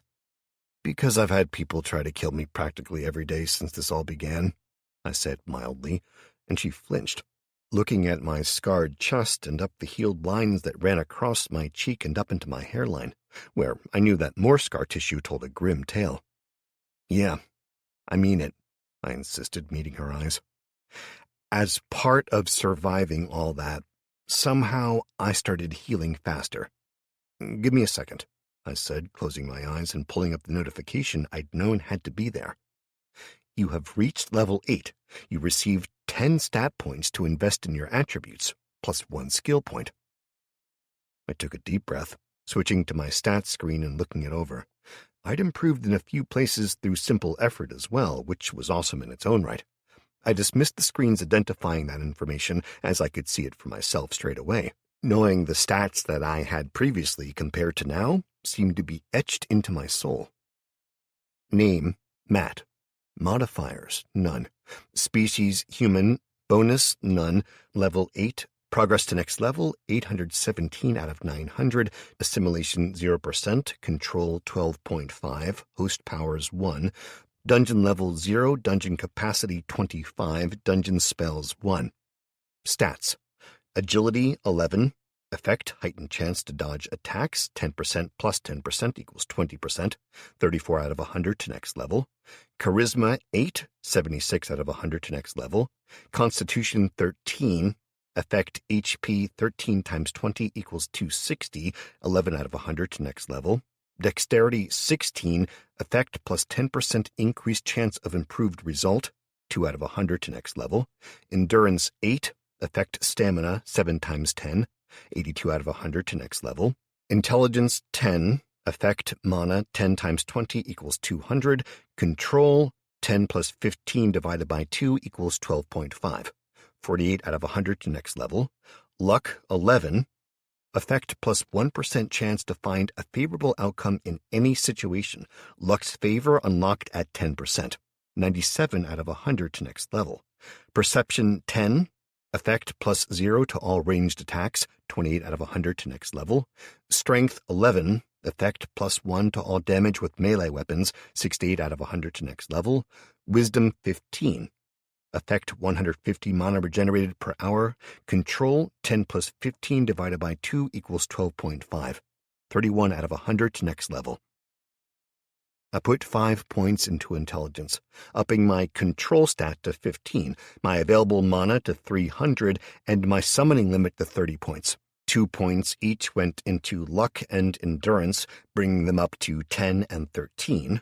My endurance changed from 80, or 8 times 10, to 200 as the modifier kicked in at 10 points, doubling it up to 20 points per point invested. Last of all, I slipped a single point into charisma, partly because I felt having any points below 10 was unworthy of me, and I'd always thought I was a good-looking guy, but mainly, and I'd never admit this to anyone but myself, the sight of Kelly down on her knees had sparked a lot of thoughts, and I needed to do something about that. She'd been very interested the other night, and, well, a man has needs. The rule of never shitting on your own doorstep was written up when the old world was still with us. It wasn't anymore. Chapter 29. What the hell did you just do? Kelly asked me with concern when I got control again. Hitting the accept changes selection was always painful, and adding 5 solid points into intelligence had felt like someone stitching sections of my brain together with white-hot needles. I leveled up, I muttered, catching my breath. Wow, well, that explains so much. Thank you for that helpful and wise answer, she retorted sarcastically, and I growled under my breath, shaking my head in annoyance. Okay, leveling. I guess nobody else seems to be doing it yet. Maybe it's the dungeon that's letting me do it early or something. Have to have a think about that, I pondered before shaking my head. Look, I need to have this conversation with everyone, so how about you give me a bit of privacy to get dressed? I asked, and she raised a questioning eyebrow. Really? What have you suddenly got that I haven't seen before? She asked, that damn smile quirking the edges of her lips before she laughed outright. Sorry, it was worth it for your face. It's okay, I'll go while you— I was being polite. I don't mind if you don't, I said, cutting her off and tossing the blanket aside. She'd literally seen everything. Hell, she'd had to handle it to insert the catheter, but still her eyes darted down, and I mentally awarded myself a point for that. Gotcha, I said, winking. Ass, she slapped my shoulder. You sure you're okay? She asked, doing her best not to look down as I stood up, towering over her and practically bouncing my love truncheon off her hand by accident. I am, honestly, I said, shuffling past her as she stepped back. I quickly collected my boxers and jeans from a pile on the floor and went to pull them on, grimacing at the filth and dirt that coated them. I shrugged and made do with the boxers, instead hefting my jeans in my hands and closing my eyes. I had 3 points of mana charge available, and it showed as needing 5. Typical. I hunted around, ignoring Kelly's wolf whistle as she walked away, heading into the next room to join the others, and I found a pair of comparatively clean pants to make do with for the moment. I took the badly soiled and damaged pair with me, though, as I followed her through the doorway. So, morning, all, I said, forcing a smile. Hi, Matt, Amy called, running across and hugging me. Hey, Amy, I said, smiling and hugging her back. You miss me, kid? Mama said you looked like shit, Amy told me seriously. Amy, Alyssa gasped, looking scandalized. You did, Amy said, all childlike innocence. You said he looked like he smelled. I... Alyssa spluttered helplessly, face going red, and I closed my eyes, nodding in amused acknowledgement. She's probably right, Amy. Thanks for that, I said calmly. Don't worry, though, living quarters are on the list for today, and they'll include a shower or bath or something, so hopefully I'll stop smelling so bad. Okay, thanks, Matt, Amy chirped happily as Alyssa tried to avoid my eye. Well, looks like I'm the only one who hasn't really met you before, Mike said, stepping forward and holding out his hand. I'm Mike. Matt, I said, gripping his hand and shaking it, glad that he didn't go in for the whole manly dominance crush your hand thing. I've got to thank you first, Mike said, shaking his head as he let go of my hand. Amy and Alyssa told me what you did for 'em. I'm just sorry I wasn't here for them when they needed me. No need, mate. You were getting ready to defend the country and all of us. You weren't away on a stag do or something, I reassured him. You'd have dealt with it faster than I did, no doubt, if you were here. Well, still, I wasn't, so thank you, Matt. Anything you ever need, I'm your man. I'll never be able to repay you for what you did. He reached out and pulled Alyssa to him, his arm around her shoulders as he kissed the top of her head and ruffled Amy's hair with his other hand. Dad, Amy groused, pulling back and shaking her head, trying to smooth her hair back down. So, what's for breakfast? I asked. And when do we move all the food in here? I did it yesterday, Amy said. Mama helped, but it just seemed smarter to have it all in one spot. Works for me, I said, looking around. Where I'd had everything piled up randomly, she'd organized it. Tins together, dried foods on one side, long-life milk on the other, beers and spirits at the back, bread and random bits in another section. I reached out and picked up a box of cereal, pouring some into a bowl and adding milk.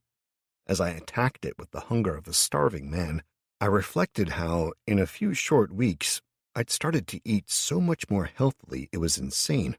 Before the end, I'd viewed breakfasts that weren't fried as a waste of everyone's time. God, what I wouldn't do for bacon, I sighed after swallowing a mouthful of the tasteless cereal. You and me both, brother, Mike said, looking sadly at his bowl, while the three girls showed every sign of enjoyment as they ate it. I mean, surely there's as much taste in the packaging as this shit, I asked the room at large, getting glares from Alyssa and Kelly, a giggle from Amy, and fervent nodding from Mike. We call this punishment breakfast in the army. It means you made a mistake and had to make amends, Mike said, hurriedly changing his phrasing just in time when he remembered who was present. You and me, Mike? I said, putting the bowl down on the floor and shaking my head. We're going shopping today. He grinned at me, dumping his as well. You think there's going to be much left in the area? He asked, and I shrugged. We only need one of anything, and the dungeon can make more. Really? Alyssa said it can make things, but food is easy, I confirmed. Whoever designed it, they set it up so that food was available easiest. Other more complicated things had prerequisites, like the clubs my goblins had outside. Alyssa helped make them, and they took days of maneuvering bits into place before they could be made. But something as complicated as a packet of crisps? I scoffed, displaying my own disbelief. They're cooked to perfection, evenly flavored, wrapped in a foil so thin it'd never be reproducible by hand, and still, boom, I can set it to appear easily. A bullet? Might take months of work and some seriously expensive kits to be made first. Just be glad you guys missed all the really tedious bits. How bad? Kelly asked, and I shrugged. Lift your right hand, I suggested, and she complied. Now, imagine you're moving through thick honey, pressing against a bubble that might pop at any second if you touch it too hard, and slowly move your hand. She shifted it a few inches and looked at me in question. Yep, well done. That's basically what it's like to expand the dungeon aura so that it can affect a greater area. It took a day or so to acquire this space. Almost a week got me the first floor of this building and along to the Revolution bar on the corner. Mind-numbing, I asserted, shaking my head. She winced, and Mike shook his head. Rather you than me, mate, he said, and I nodded. So if you guys are going shopping today, we're coming with you, Alyssa said firmly. We need clothes, sanitary products, and if we leave men in charge of the food, we'll all die of gout, Kelly cut in, getting a firm nod of agreement from Alyssa. So, anyway, we're coming, she finished, and I looked at Mike, raising one eyebrow. Don't look at me, mate. I just married her. You're in charge in here. He lifted his hands in mock fear. Thanks for that, I said, shaking my head. What about Amy? I asked. I'm coming too, she spoke up quickly, and Mike, Alyssa, and Kelly all jumped in straight away, telling her she wasn't. But I want to, she pouted before smiling evilly. Besides, I'll just follow if you don't let me go. And that's why someone has to stay here with her, I said, laughing and dumping it right back on the others. I'll let you all decide who.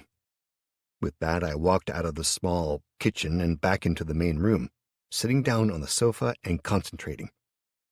I had 11 points available now, and I checked through the details quickly, finding that most had come from pigeons being killed. I relaxed and slipped into the dungeon senses, flying up to check on the kobolds. My little kobold archer was perched on the highest part of the roof he could find, tracking a starling. As I watched, he fired, totally missing it, and yipped in excitement, pulling up another bolt and struggling to reload. I checked and found he'd gone through 2 complete quivers of bolts, and I quickly made him another 3, dropping them next to him and watching with amusement as he squeaked and danced upon finding them. I mentally snorted at the little creature's excitement and slipped back to my body, smiling as I sat back upright. What's made you smile like that? Alyssa asked me, and I started, not having realized she had come through. I could still hear Kelly and Mike arguing over who was going to stay behind with Amy. Kobolds, I admitted, chuckling. I gave one a crossbow. He's perched on the roof now, taking pot shots at everything that flies past. They're so weird, she said, shaking her head. But I've got to say, they're, well, nice as well. Well, no, nice isn't the right word. Cute? No. They're like lizard puppies that can think, I offered. Yeah, she agreed enthusiastically, laughing at the comparison, and I saw what I'd seen the other night when we'd flirted late on, a flash of her personality that was carefree and joyful. She smiled at me, then Mike's voice rang out as he said something to Kelly, and Alyssa suddenly went red-cheeked and looked away, clearly remembering the other night as well. Look, she said, stepping closer and speaking quietly. Nothing happened, Alyssa, I said quietly but firmly, smiling gently at her. Thanks, she breathed, relief clear in her voice. So, Kelly told me about how you two met. What's happening there, then? She smirked, changing the subject. I really don't know, I said honestly. She's beautiful. Hell, she's amazing. And medical skill as well as law?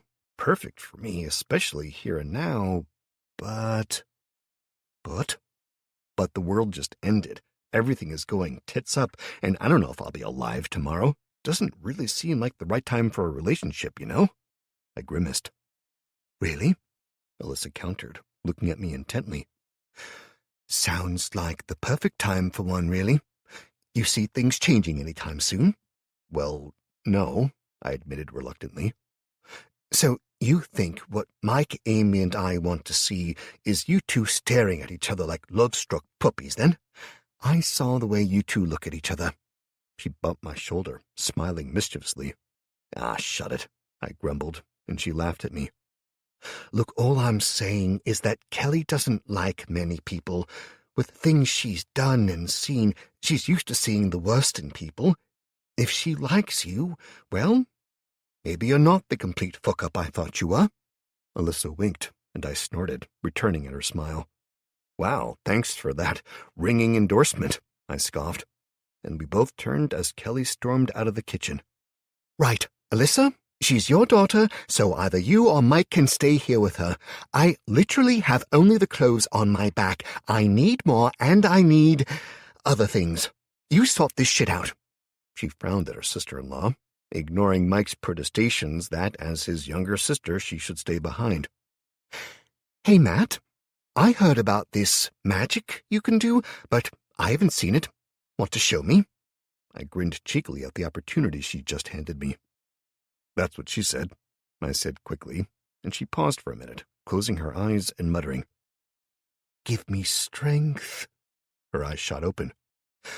Just to be clear, I mean, it's okay, I grinned. I get it. Look. I held up my torn, bloody, and completely filthy pants. I slipped my mind partially into the dungeon senses and selected them, then selected repair and accepted the monocost of 5 points. I heard Kelly gasp as my pants blurred in my hands, tears mending themselves, dirt and bloodstains vanishing, and in seconds they looked brand new. Now that is magic, she whispered, moving over and plucking my pants from my hands. She examined them closely, turning them over and over, and even sniffing at them cautiously, before smiling hugely. Can you do this for my clothes? She asked, gesturing down at herself. I noticed that she was wearing sturdy utilitarian black jeans, a baggy green top, and mismatching boots that looked more suited to the army than her outfit, but I nodded. I'd need to touch them, though, with the dungeon senses, and you'd need to not be wearing them, I said carefully, trying not to smile. You're determined to get me naked, aren't you? She retorted, trying to hide a tight smile. All of my clothes, she repeated, and I shrugged. Just the ones you want me to clean and repair, I said.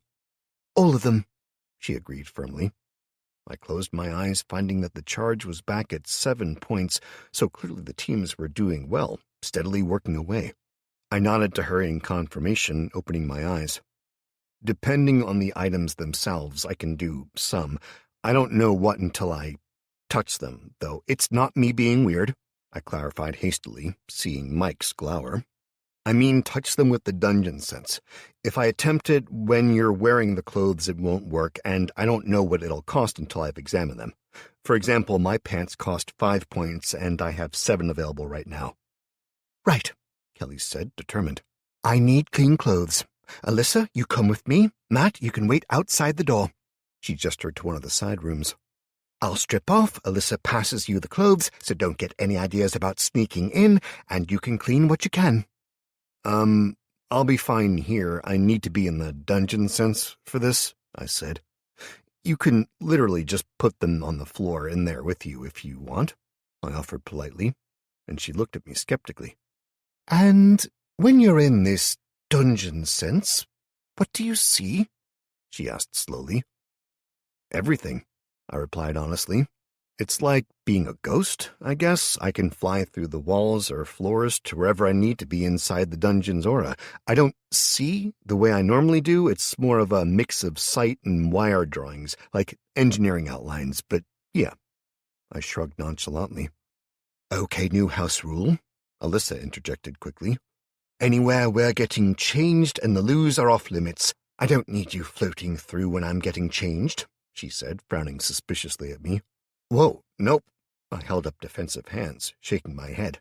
I mean no to spying on you, not to the rule, I quickly clarified. I've never spied on you, and never would. Don't worry, I said hastily, though a little voice inside me lamented the missed opportunity. I squashed the voice harshly and went on. Like I said, it's all outlines and wireframes anyway. It's about as exciting as a topographical map. Seriously, Kelly, you and Alyssa go get changed. Just put the clothes somewhere you feel safe, and then call me and tell me where to look, okay? I said, exasperated as the girls all scowled at me, and I caught Mike staring pointedly too, clearly wondering if I'd been watching his wife. You all know the dungeon is part of me, right? I said, frowning back. I can sort of sense everything in here, and it's weird enough, so let's just move on. There were a few minutes of uncertainty, but the awkward moment was broken when Kelly shrugged and set off walking for the far end of the room, and Mike asked me loudly if I could do his clothes next. I looked him over, observing his standard army camo pants and olive green top. I nodded to him in thanks, realizing what he'd not said, that he'd trust me to do it. I can, but it'll have to be a bit later. Need time for the charge to build up, after all, I answered loudly enough for the others to hear. Fair enough, he said, grinning. A few seconds later, Alyssa shouted that Kelly's clothes were ready next to her in the main room, and as I slipped into the dungeon sense, I heard her call out that Kelly was in the room behind her and I wasn't to go peeking.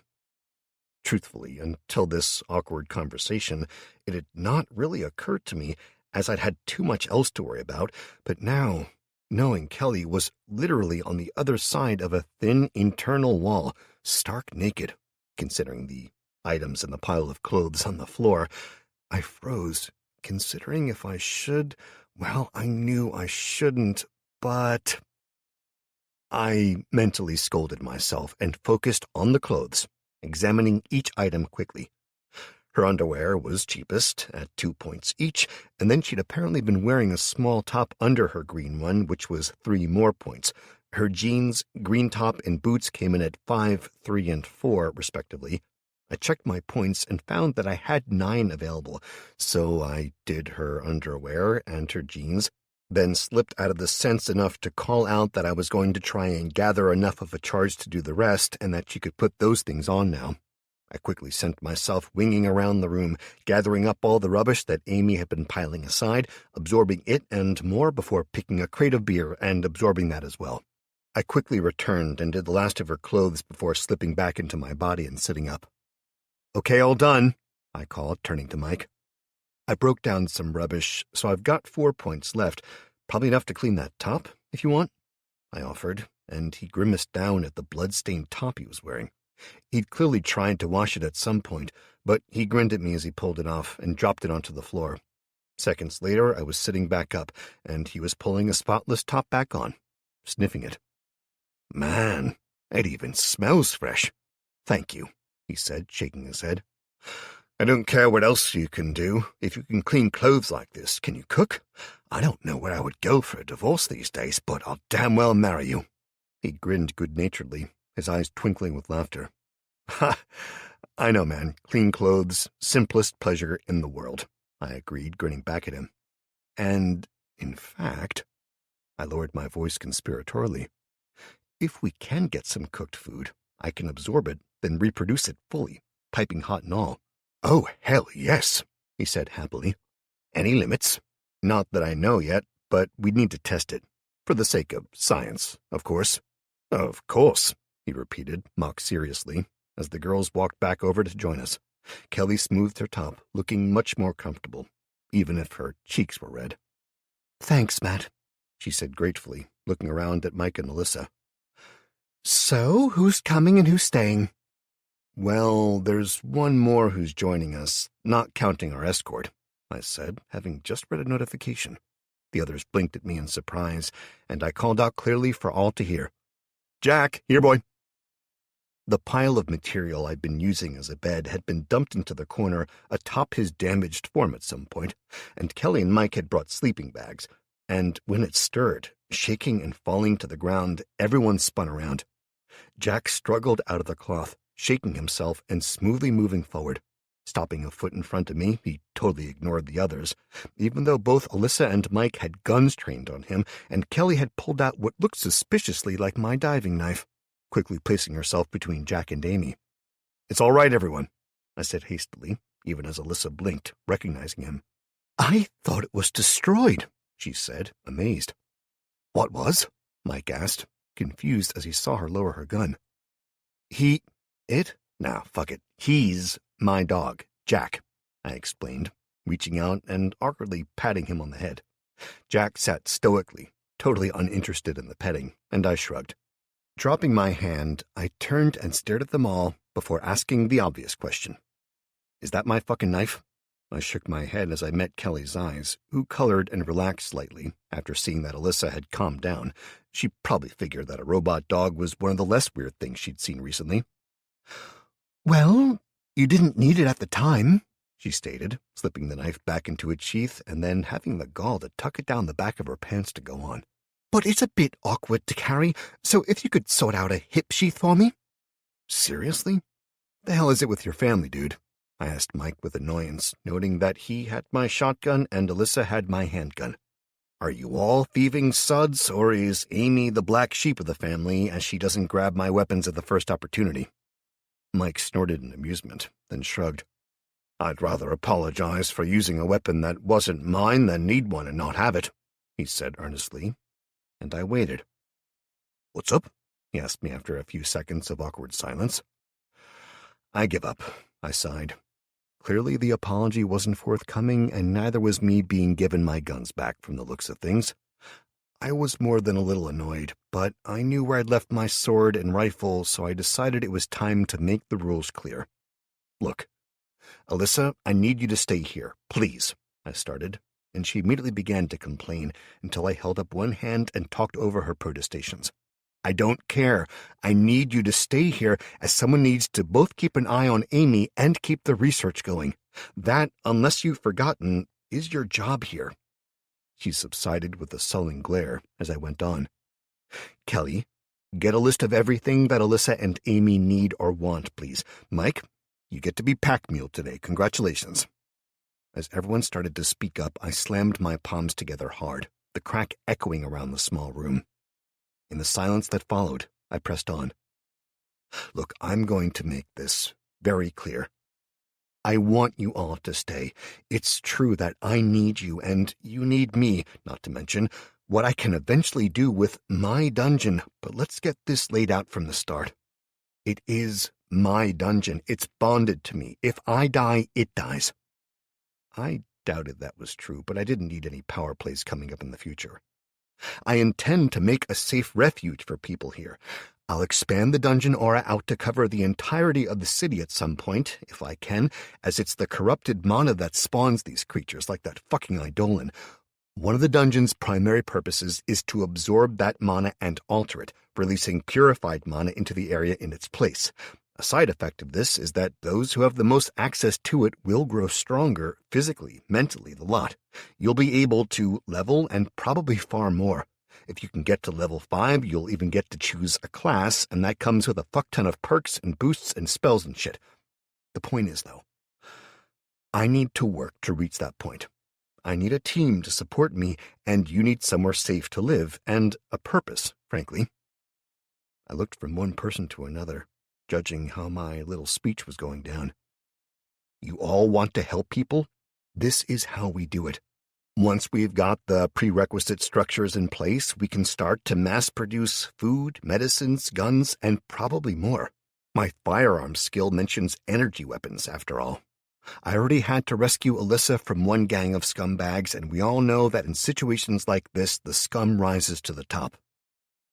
I huffed out a breath, reading the looks, the way that Kelly watched me, Amy's look of concerned hope, Alyssa and Mike, who'd moved to hold hands as they listened to me.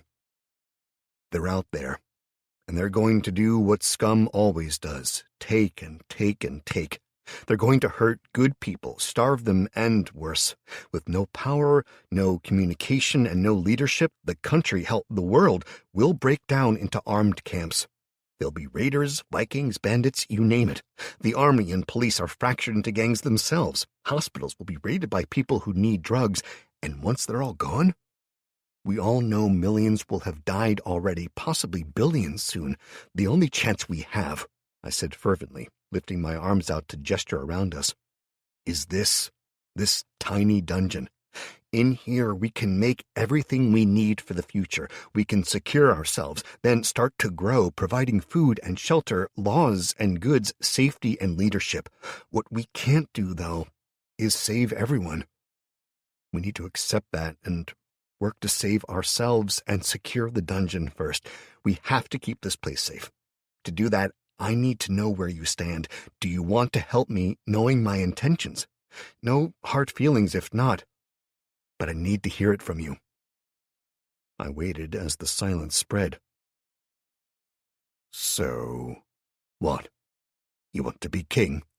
Mike asked me slowly, eventually breaking the awkward silence. No, I'm not looking for a title, I said, grinning. Seriously, though, I am the dungeon, and as such, I will make the final decisions here. I want you to help me, though. Talk me out of it if you think I'm doing wrong. I'll listen. I won't promise to change my mind every time, but I will listen. And if we say no, Mike pressed suddenly, and I noted the way he stroked the butt of the shotgun with one finger. Then you can make a decision. Either you leave if that's what you want to do, or if you want to stay, I'll assign you jobs each day and I'll feed you, but you'll have no say in any of this dungeon's growth or our policies." "You'd not just kick us out?" He gazed at me intently. "No," I said, sighing heavily. "Seriously, I didn't know Alyssa when I agreed to save her. I was going to leave the damn ghast alone when Spot and Amy got its attention, and I had no choice but to fight it or leave it to kill her. I'm laying down the law because I think it's better to do that now so we all know where we stand, but I'm not a shit. I'd give you somewhere safe to live either way." "Alyssa told me what you did, and so did Amy," Mike admitted grudgingly. "I'll agree to a trial, if you will. We'll do what you say for, say, a week. Then we reconsider. Then, if it's not working out, we go our separate ways. If that is, you give us real jobs and we work together, with you at the top of the food chain." "Thank you. I accept," I said appreciatively, and the others nodded slowly before gathering together as I left the room. Making my way up the stairs, I reached out and summoned the 4 armed goblins, along with the kobold archer. I stood in the alleyway, deliberately not listening in on the conversation they were having downstairs. I gave the group orders to follow along with me and to watch out, warning me of any threats, then waited for a few minutes. Then longer. After nearly 20 minutes, I'd nearly given in, preparing to sit down and sink into the dungeon sense in order to listen in and see what the hell was being said, when Kelly and Mike appeared, both armed. They walked up to the doorway and paused, eyeing me cautiously, and it felt like the world held its breath. Until Kelly winked at me. "Sorry, I had to fix my hair," she said, and I snorted, while I could tell that she had in fact taken the time to put some makeup on, while Mike shrugged as though it didn't matter. I gestured to the goblins in kobold and spoke quickly, holding my hands up in mock pleading. "Don't shoot. Friendlies," I insisted. And Kelly raised an eyebrow at me as if to say, "Really, is that the best you can do?" "So, first stop is the cathedral. Don't suppose either of you went in there when you found me?" I asked, and they both shook their heads.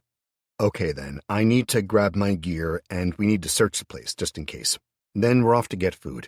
There's a place a few streets over that has a load of army surplus. We'll check them out, then hit a supermarket a few streets past that, then loop back towards the dungeon, calling in at a pair of clothes shops on the way, men's and women's. No prizes for guessing which one will take longer." "Yeah, you lot always take forever," Kelly quipped, smiling uncertainly at me before looking away. "Damn right we do. Gotta look pretty for you after all," I returned laughingly, leading the way. Pausing at the mouth of the alley, I felt very conscious of Mike walking only a few steps behind me with a loaded shotgun, and Kelly wielding a handgun and a knife, while I was unarmed. They did know about my spell, but still. The goblins and kobolds seemed to have picked up on my mood and were jittery, spending as much time watching the pair of humans as they did everything else. Once I was satisfied it was clear, we jogged across the empty streets to the cathedral entrance. The patches of blood and drag marks on the pavement indicated where I'd met the pair earlier. "Be careful inside. I know we defeated it, but I don't know whether it's dead or not. I get rewarded as long as it's incapacitated, and death is not the only criteria. It's weird, but that's the way this works, for some reason," I explained quietly, sending the goblins in but keeping the kobold near to me, just in case. We stepped inside carefully, easing past piles of debris smeared with bloody streaks. The doors had been left open, and one swung crazily on a hinge that I didn't remember being broken, but I quickly found what I'd been looking for first: my sword. I swept it up, spinning it as I rolled my wrists and cut a figure of 8 in the air. I reveled in the motion, feeling all manly and shit, until I heard Mike's whispered words, pitched to carry across the room. "If you play with it too much, you'll go blind." Kelly started to snigger, and I felt my cheeks flush. That bastard, ruining my moment like that. "I'd throw you a beating, but we both know you'd like it," I growled back, shaking my head as I moved away from him. I made my way through the main area, clambering across more rubble and searching carefully as I went. It had to be here. I just knew it had to be somewhere around here, there. I sheathed my sword and reached down, sweeping some debris aside and lifting my rifle. I made sure the clip was still seated right and flicked the safety on, tipping the barrel down and giving it a shake, hoping that if anything had gotten inside, it'd fall out. When I heard a low whistle. "Where the hell did you find that?" Mike asked, approaching quietly. "I took it off an asshole in the park a while ago, then dropped it in here during the fight." I shrugged noncommittally. "Now try to keep quiet. The Eidolon was there," I said, pointing with my rifle barrel at a big patch of blackened and dried blood and the drag marks that led to the massive pit in the center of the cathedral. "Think it's still alive?" Mike asked, hefting his shotgun. "Damn well hope not," I muttered, moving closer to the shattered stone rim of the hole. "Don't suppose you fancy swapping?" Mike offered, his voice still low. "I'm trained with a rifle, and even if it's not an SA-80A3 like my usual, I bet I'm a lot better with it than you are. First, you probably are. Second, I nearly died to get these guns. And third, shut the fuck up, dude, we're sneaking here." I muttered back to him, shooting him a glare that he totally ignored as he continued looking my rifle over lasciviously. "Play nice, boys," Kelly whispered, equally unaffected by the glare I shot her, although we all froze when the first goblin stood at the edge of the pit and looked in, barking something in its language.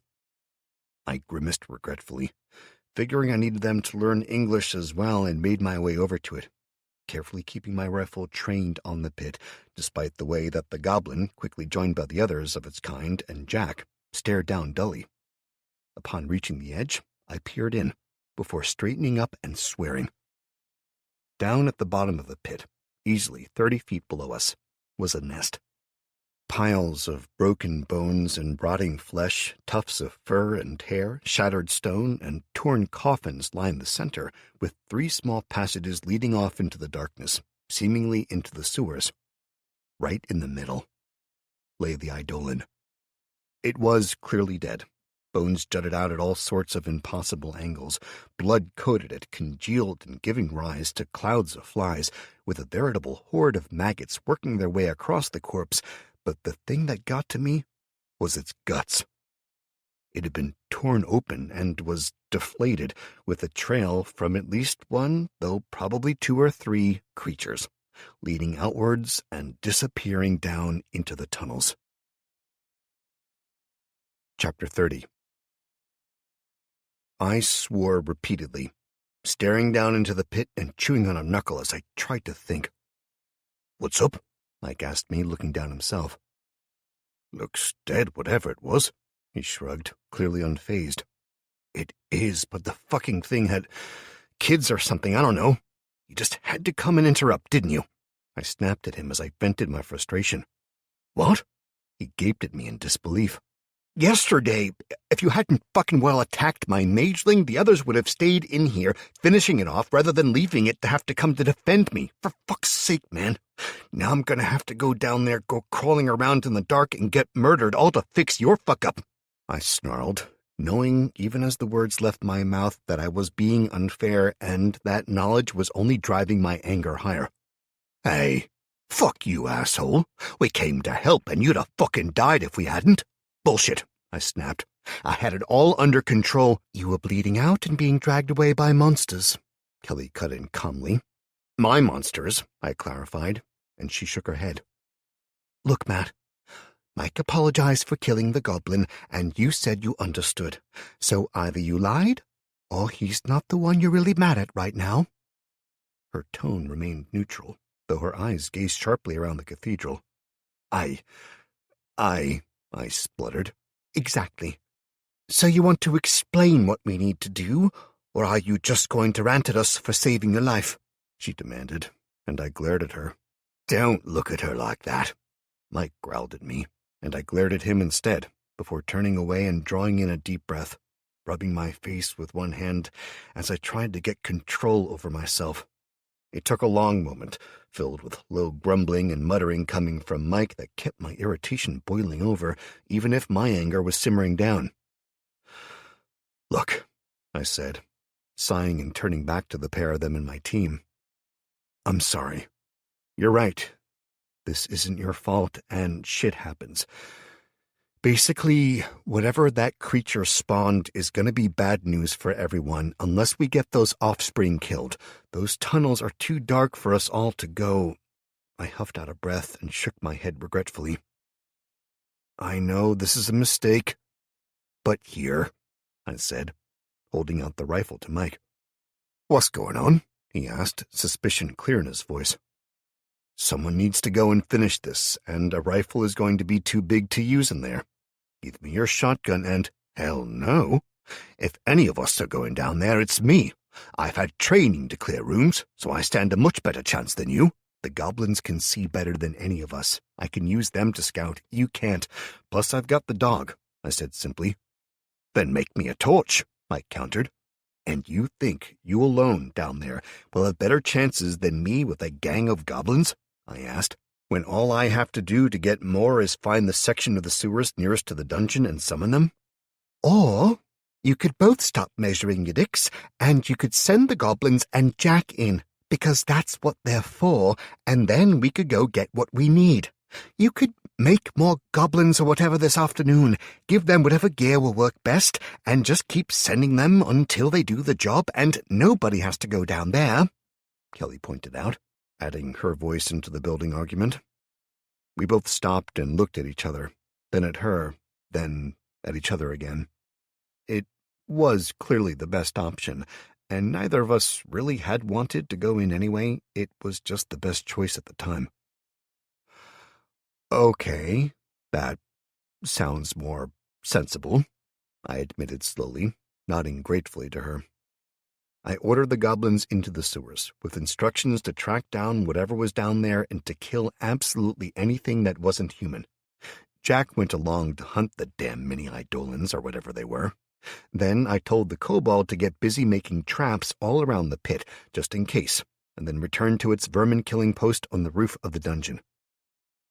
So, I said quietly to Kelly as we watched the goblins clambering down into the pit.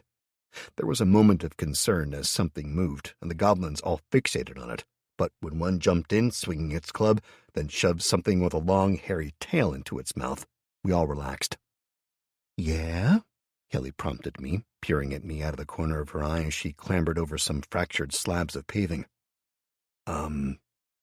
Sorry about that, I started sheepishly, and she snorted. Are you? What?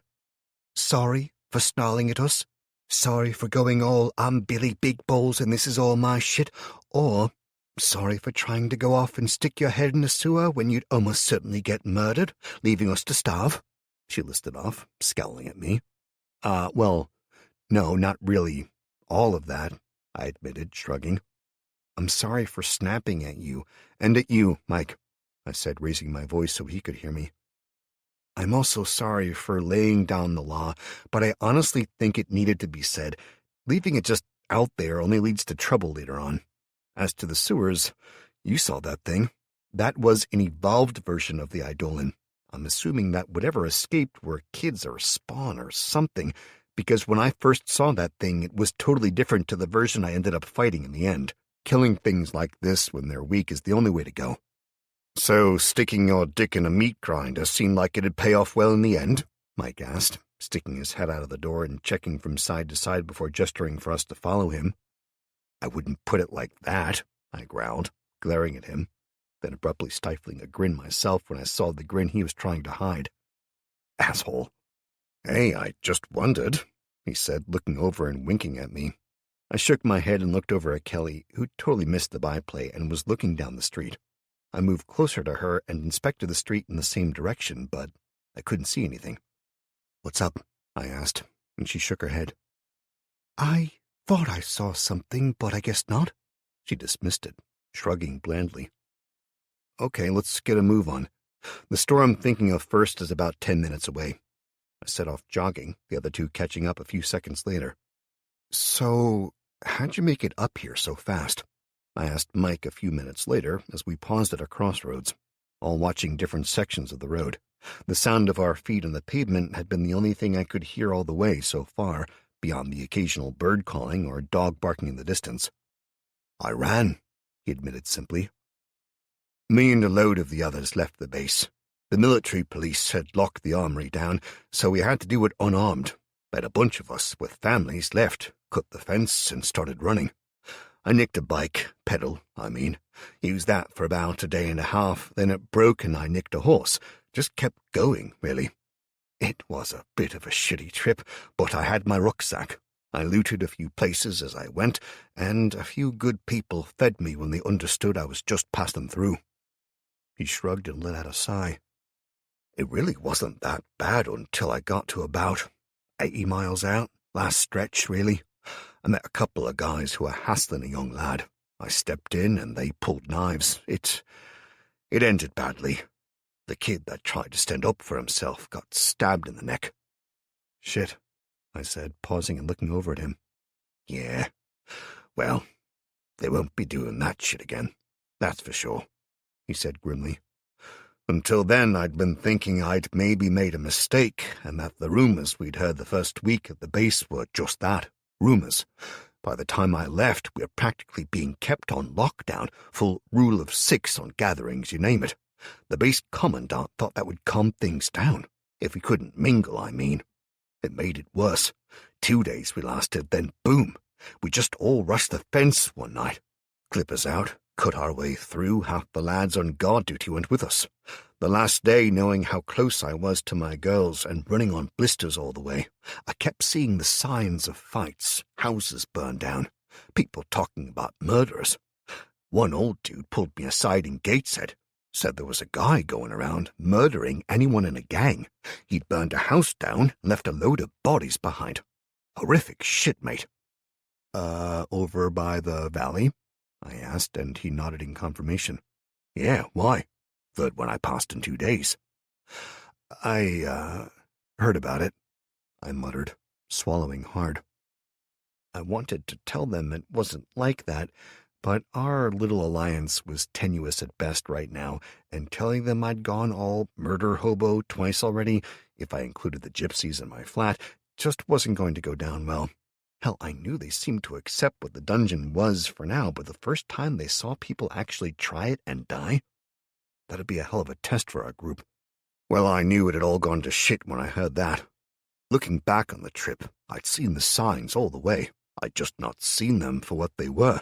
Smoke rising here and there, shouts, gangs that roamed and stared down everyone. I'd seen similar in the sandpit, but here, I just didn't see it for what it was, he admitted, shrugging and looking away.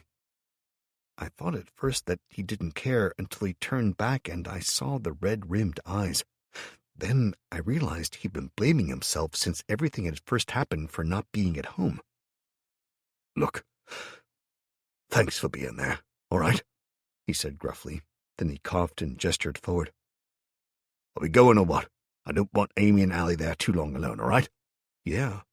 No worries, mate, I reassured him. Let's go. We jogged quickly across the main road, diving into an alleyway and up. We held our breath as we squeezed past piles of rotting rubbish and ignored the scuttling of creatures as they fled. Might need to direct the squad this way soon, I muttered, recognizing the signs of feral rats everywhere. What was that? Kelly asked, but I just smiled at her. Sorry, I chuckled, just thinking aloud. Oh, okay, she said, smiling back. So anything else you want to tell me? I paused, reaching the corner and sticking my head out to look around and turning back to face them. It's clear. The surplus store is 3 doors down on the right. Looks like it's been hit already, but to hell with it. Let's go. I led the way, rifle in hand, sword on my back. It was less than 24 meters to the door, and we paused, looking cautiously at the doorway. Well, Mike said eventually. Yeah, this isn't looking promising, I admitted, shaking my head. The metal security grates that covered the door were wrenched up, but the part that had been padlocked to a loop in the floor was still attached. The rest had been torn open by something with massive strength, and judging from the marks in the slowly swaying grate, it had been done by hand. There were clear indents for 3 huge fingers, as well as a little blood on the torn metal, thankfully dried. What the ever-loving fuck did that? Mike asked, and I paled, staring into the darkness intently before turning to the pair of them. I don't know, but this just got a whole lot more dangerous. You two are now officially Overwatch, and I don't want you in there with me.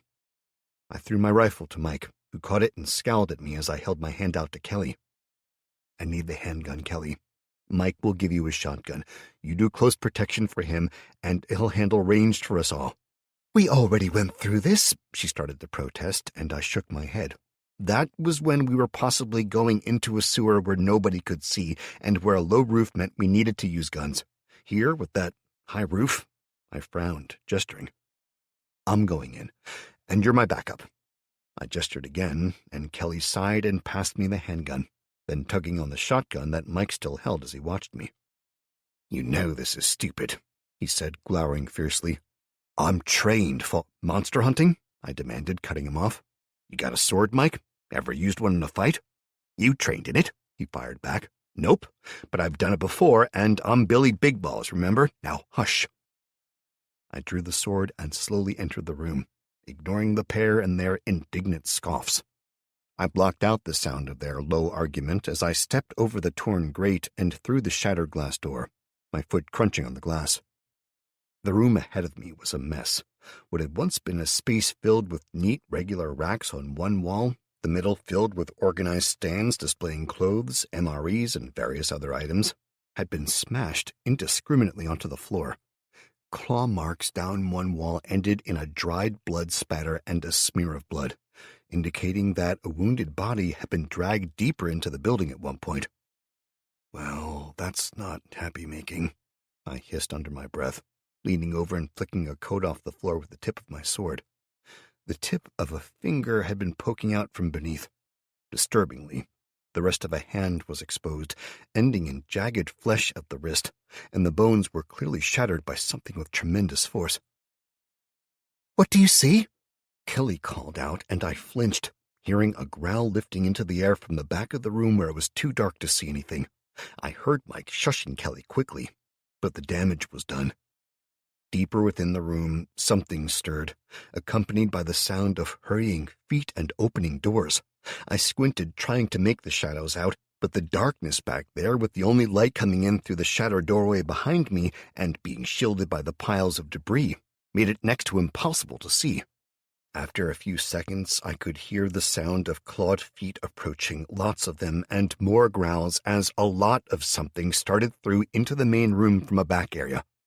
I slowly backed up, wanting to get through the door before they emerged, as it'd make a natural choke point.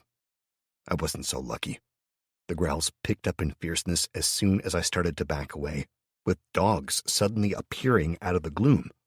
I paused, barely able to see their outlines and wondering why they looked so wrong until one moved ahead of the pack, stepping out into the light and snarling at me. Well, fuck, I blurted, taken aback. It was a huge Doberman, easily twice the size of any I'd seen before, but where a normal dog might have been a freak of nature or a cross with a Great Dane or something, this one was clearly not a natural evolution. It stood as high as my chest at its head, with a spiked collar. Half of its skin and fur was missing on one side of its face, and, worst of all, a small figure sat astride its back, balanced atop a saddle, glaring its hatred. Human, it growled, its tiny pointed teeth flashing as it jutted a long makeshift spear at me. The weapon was blatantly a survival knife strapped to the end of a walking stick, but considering I was staring at a clearly wild goblin, one that was evolved beyond my own and had not only tamed this huge fucking dog but had made its own weapons, I felt my balls shrivel up a bit, especially as it could speak, and judging from the movements around it, as more dogs with riders stepped out, it was the leader of a pack. From the back of the room there came a bellow, along with a crunching noise as something shifted.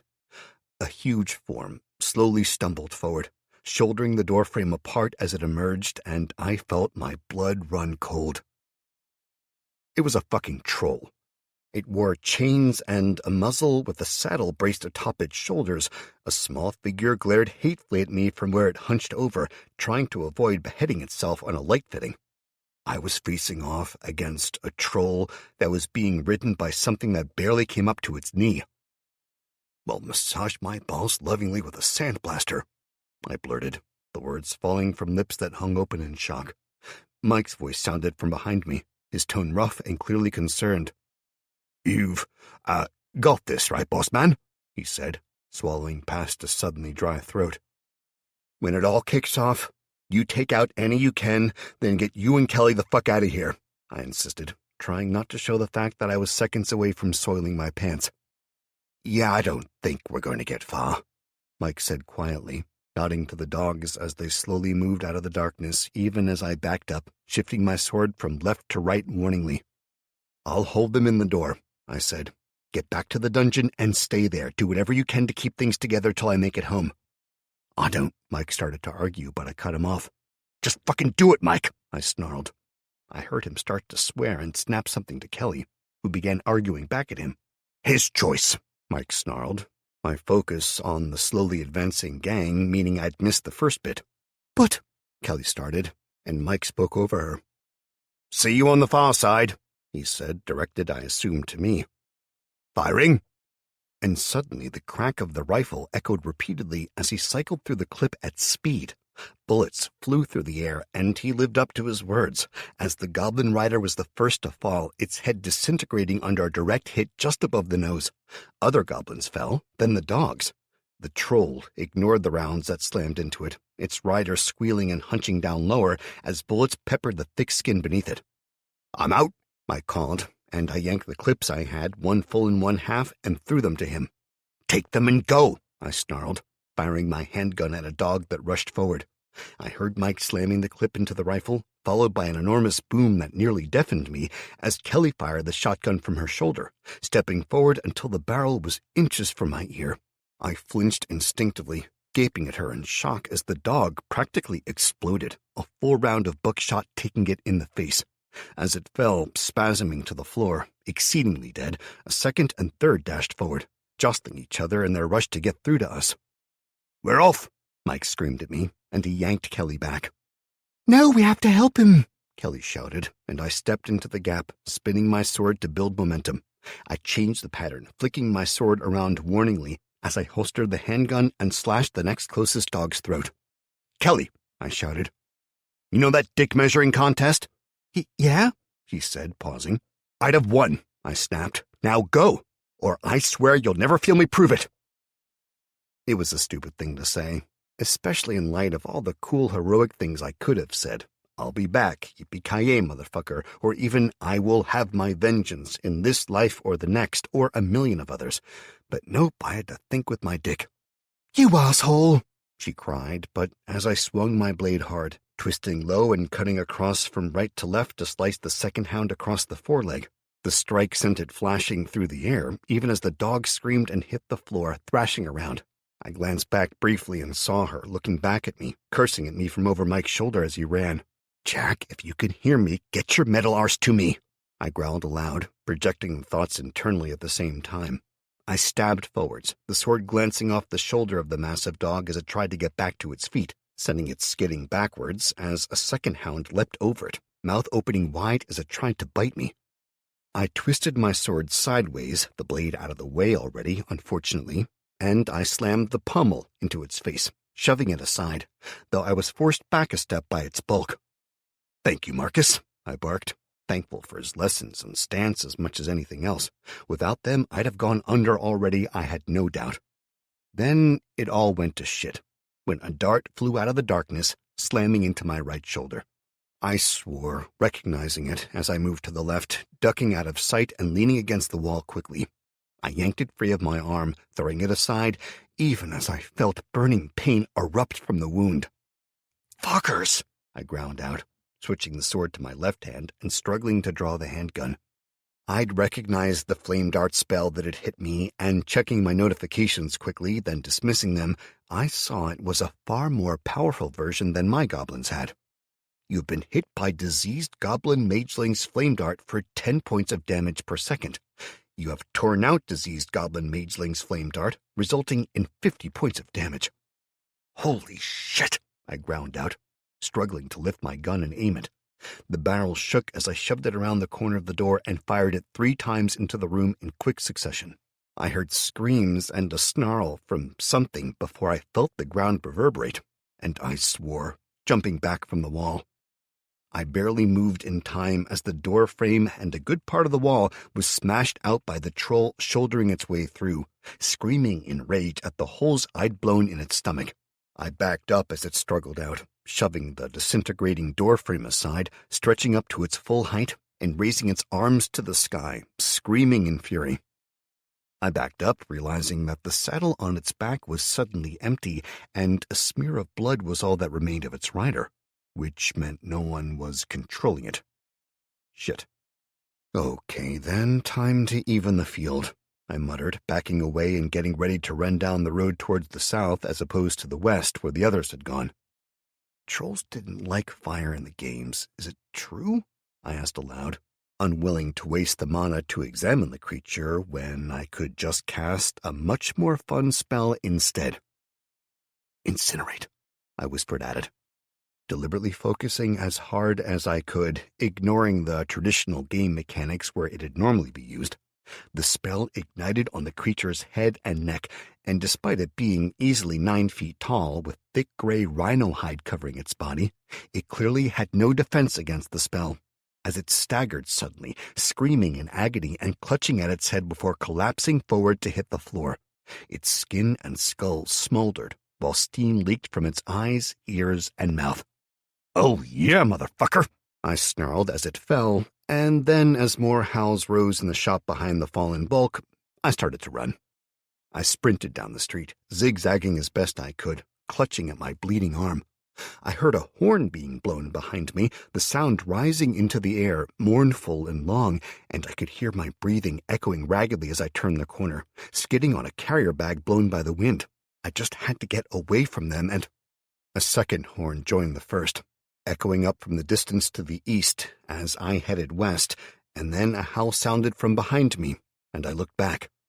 A huge dog had taken the corner and was bearing down on me, its rider, another small goblin, hauling back on a small bow, wild glee filling its face.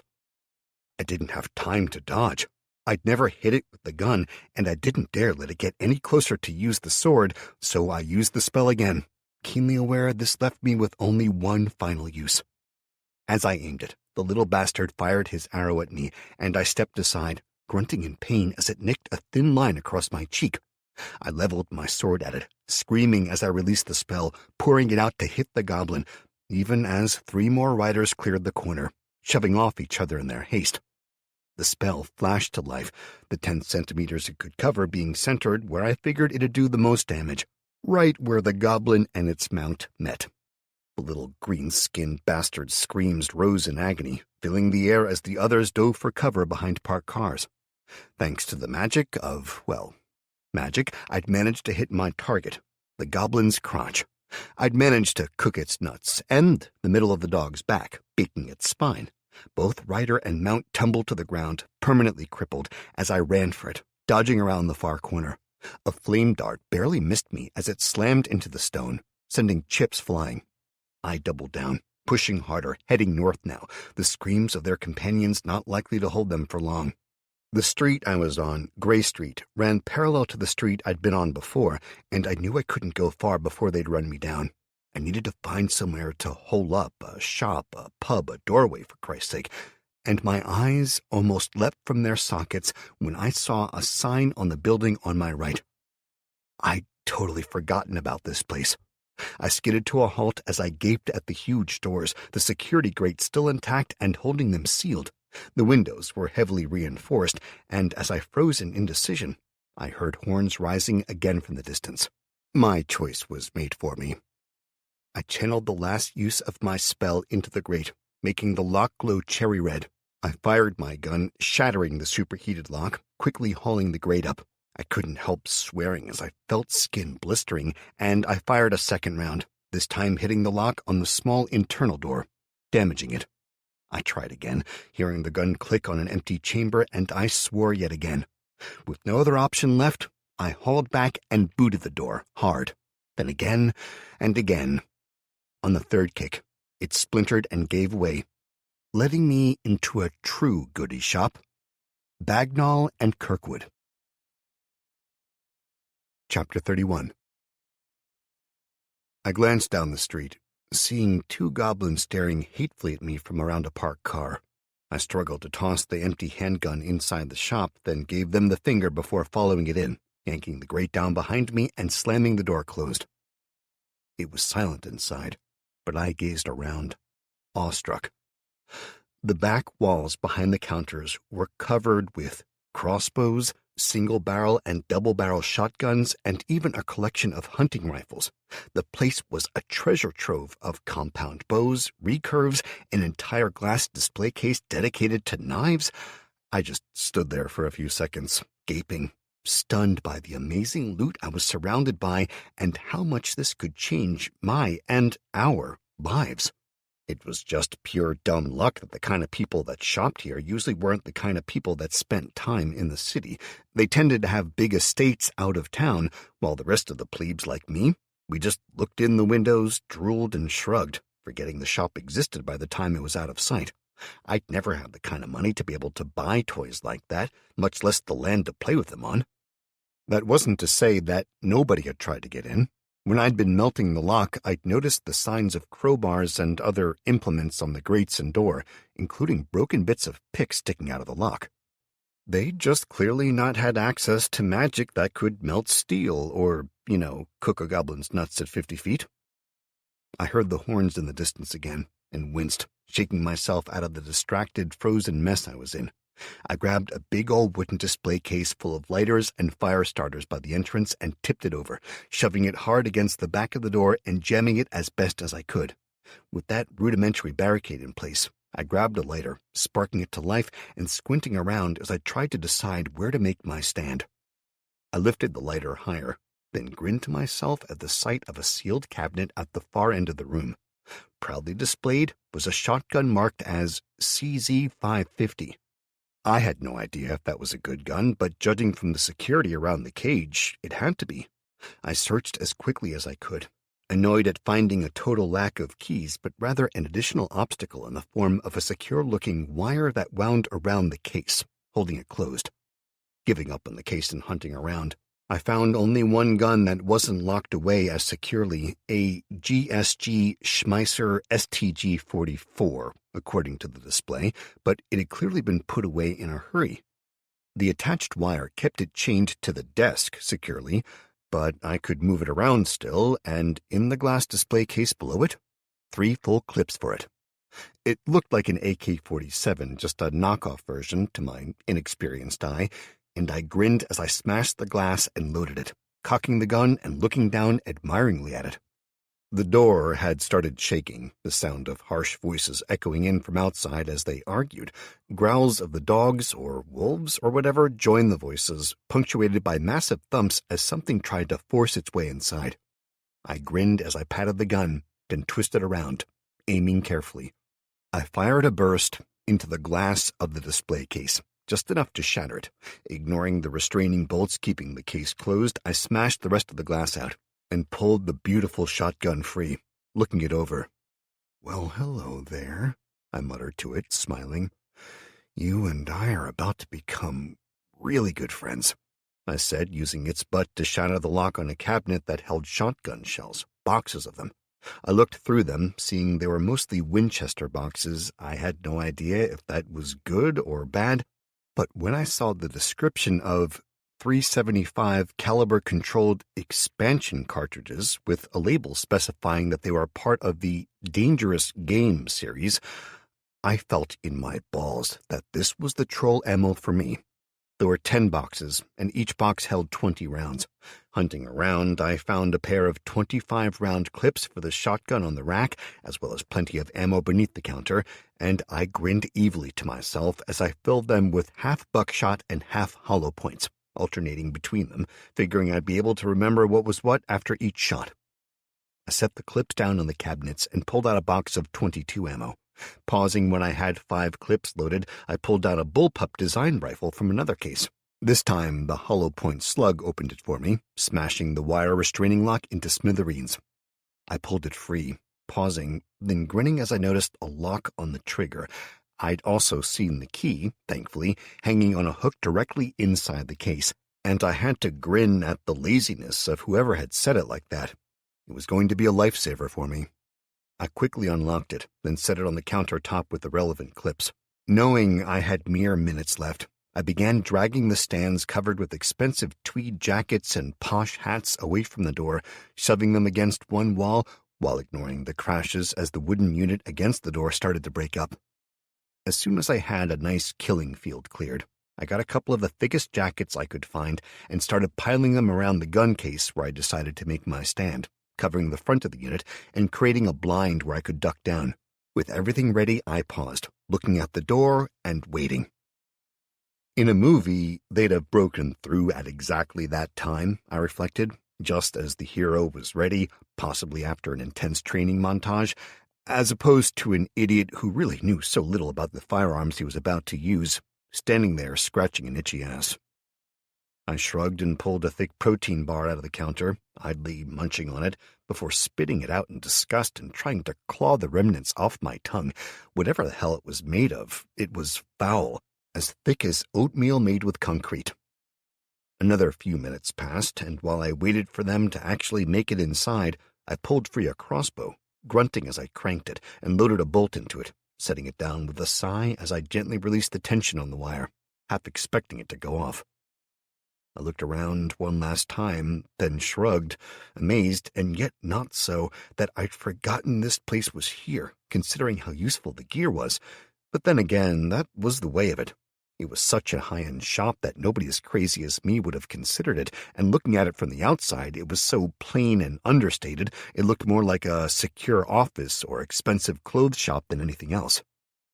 A screech from outside broke through my musing, and something massive slammed into the window.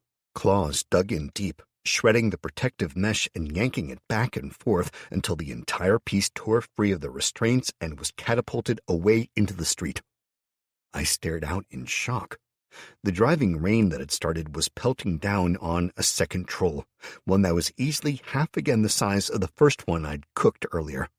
I checked my mana, figuring I'd been resting for ages now, and swallowed hard as I found that I'd only regenerated 30 points.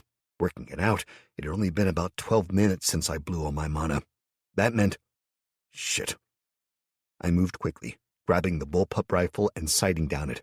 It was only a .22 caliber rifle, but it was semi-automatic, and I guessed I'd need it. I waited until the troll ducked down, glaring into the remnants of the shop, and I opened fire, pulling the trigger as fast as I could. The small bullets chewed up its chest and the hand it raised to block my fire, but the tiny bullets merely had the effect of pissing it off rather than hurting it. It grabbed something to the side, stood up, and swung it, throwing a howling dog and its strapped-in goblin rider in through the window. They smashed to the ground sideways, the dog snarling as it scrabbled at the tiled floor trying to get back upright, while the goblin hung on for dear life. I switched my aim, slamming 3 shots into the dog's head and taking it down before managing to totally miss the rider, my fucked-up shoulder slowing my switch in aim. I ducked down as a barrage of small, wickedly barbed arrows clattered around me, and I growled fiercely before jumping back up and opening fire, blasting 2 shots at the little bastard that was trying to hide behind the dog's corpse. One hit him in the face and ended his worries about his looks forever. Then I pumped the trigger twice more and froze as the gun clicked empty, before ducking down.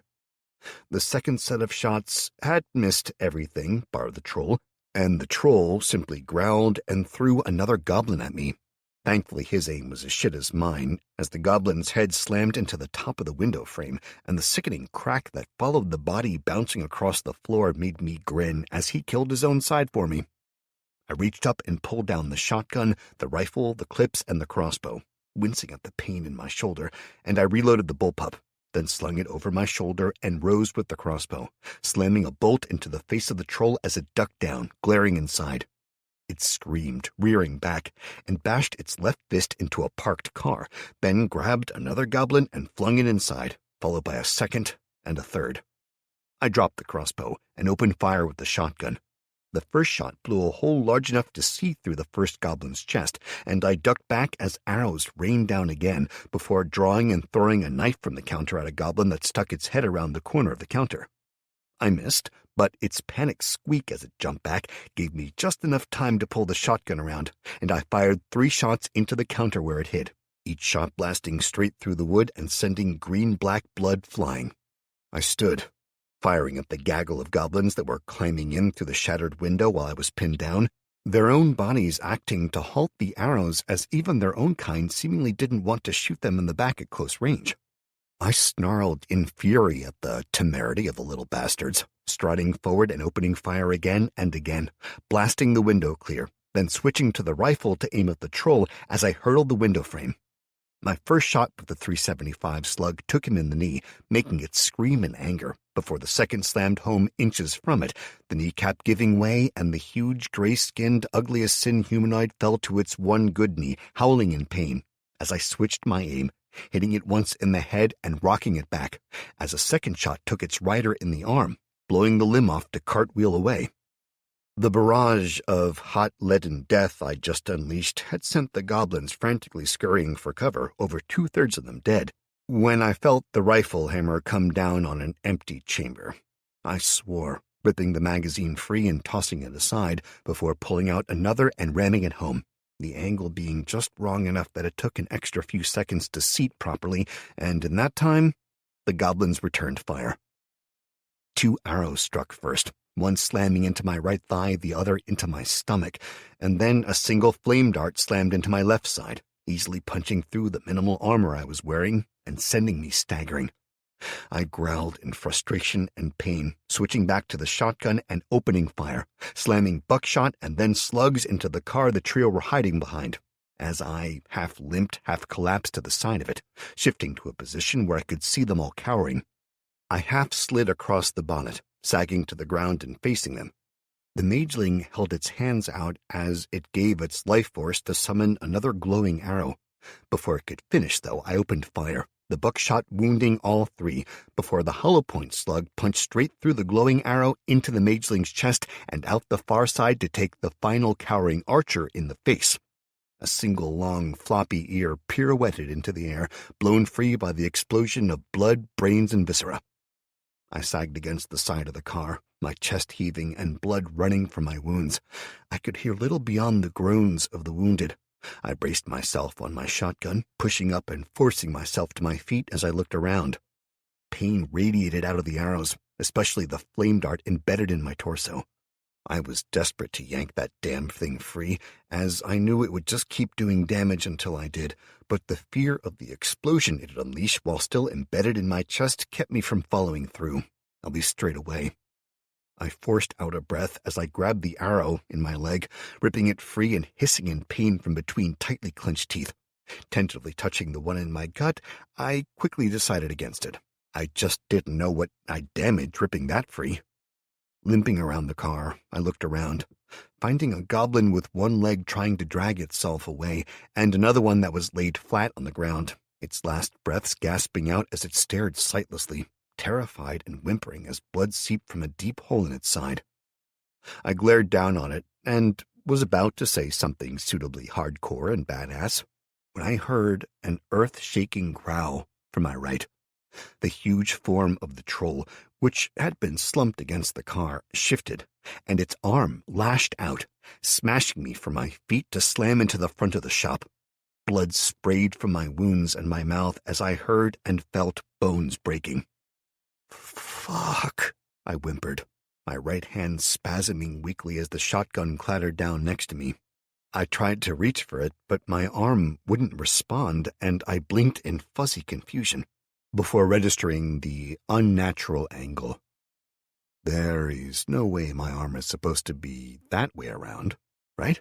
I thought muzzily, seeing the way my elbow pointed forward instead of backward, and realizing the blood that was slowly running down my arm to pool around my fingers on the floor was mine.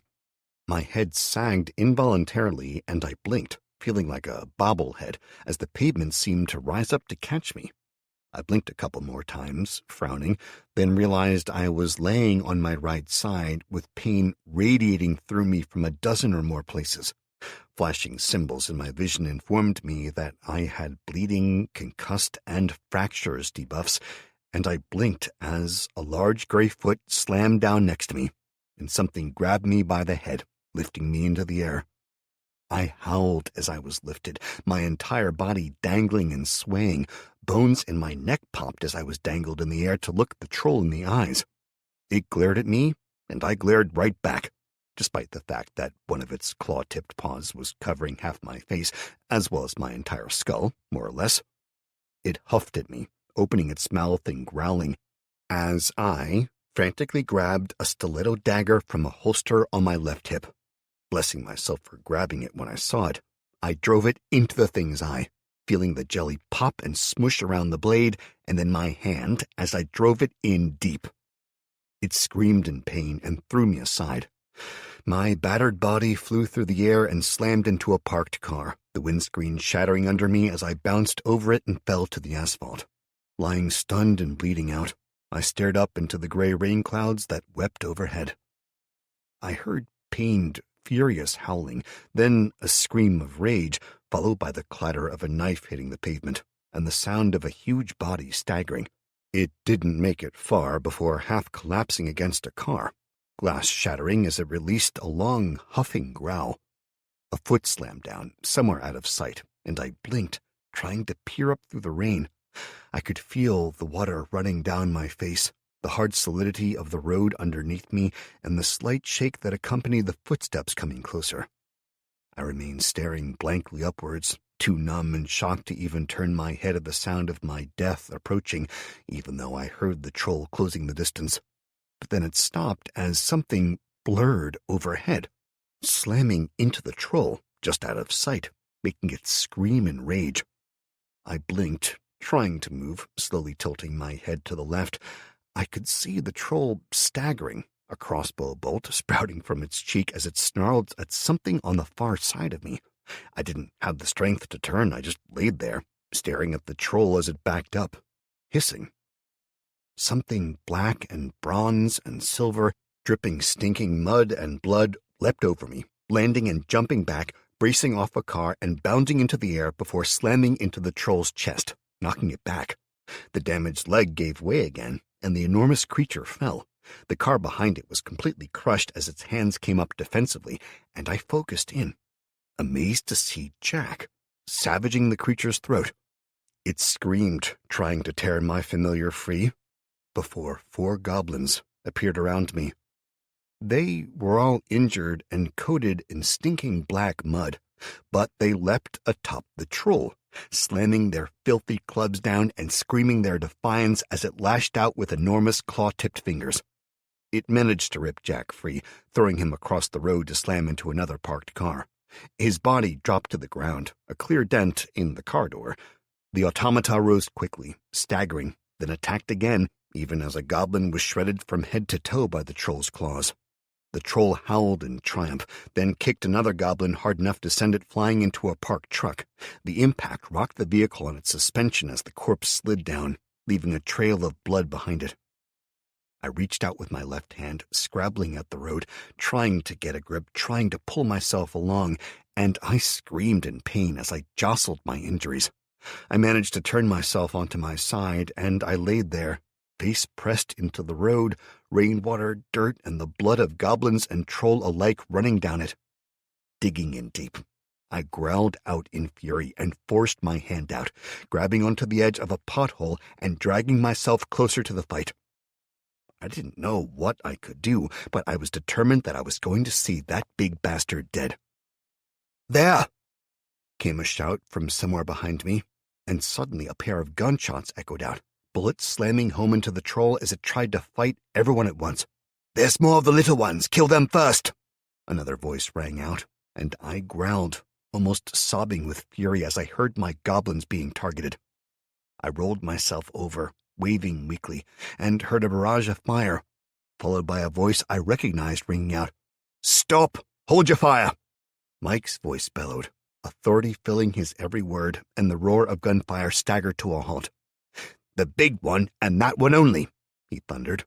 I heard a single shot ring out, followed by Mike shouting again. "What are you doing? Waiting for a fucking gold-plated invitation? Fire!" he screamed furiously, matching action to words as he fired again and again, and I heard his footsteps coming closer. "Jesus, Matt, you look a fucking mess." His whisper reached my ear. Still prettier than you, I managed to wheeze out. Bullshit, he replied, grinning despite himself. So, can I date your sister yet? I wheezed out, coughing up a goblet of blood as he ran out of ammo and slung his rifle, gunfire ringing out again from behind him. Hell no. Saving the world is a bare minimum first, he grunted, grabbing me by the shoulders of my jacket and pulling me backwards, away from the fight. Hellfire, I groaned at the pain tearing into me. Who's the cavalry? I asked. Local coppers. Turns out there's a firearms team based in the main station. When I turned up with that rifle, they went a bit apeshit, though. It's a police one, you know that? He asked me blandly, caution clear in his phrasing. He knew I'd gone through a lot and was asking if I'd killed a copper for it, without asking. I guessed, I said, coughing, then groaning in pain.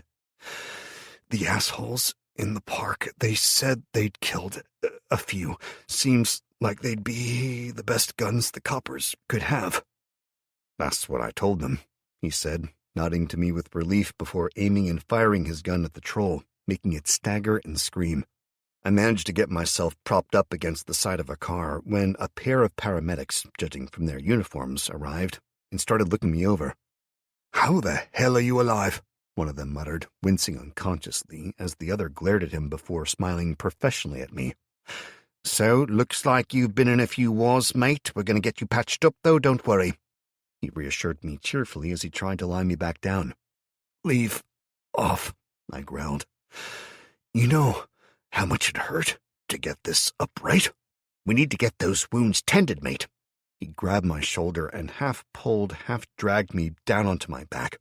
Whipping out a pair of scissors, he went to work on my top, cutting it away from the wound in my arm, then following the discolored skin across my upper arm onto my chest and down to my waist.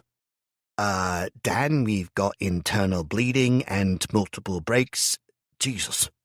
The paramedic trailed off, running practice fingers across my chest and arm. We need a tourniquet on that arm, and as to the chest...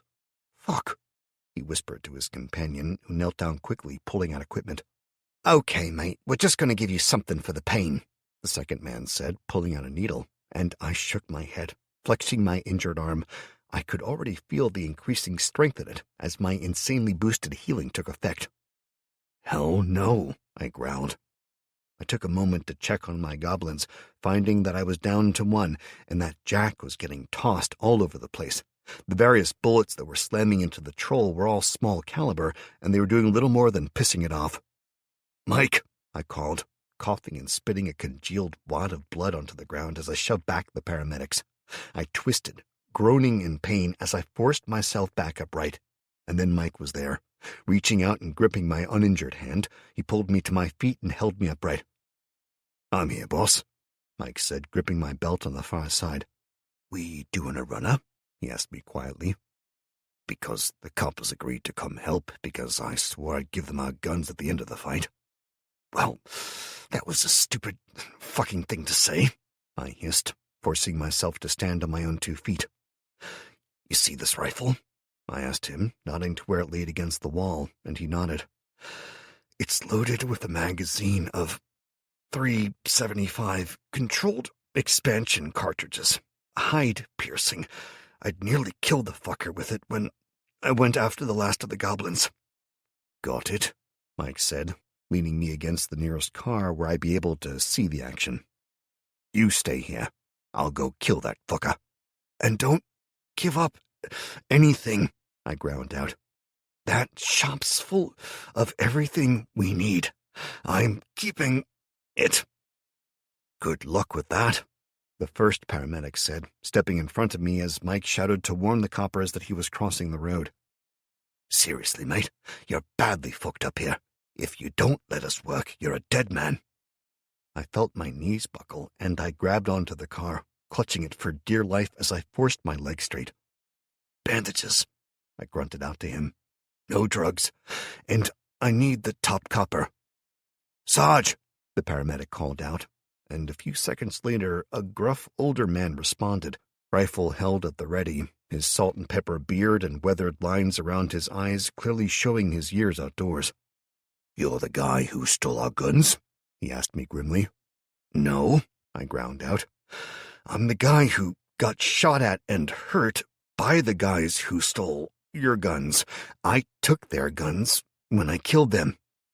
"Well, the guns are ours, and you'll be coming with us to answer some questions when this is all over," he said flatly, sighting down the rifle and firing off a few pot shots at the troll. "Nope, wrong again," I snapped at him. "The guns are mine, as are the guns inside that shop, and the one my man is getting now. You need to keep that big fucker distracted, then we'll take him down."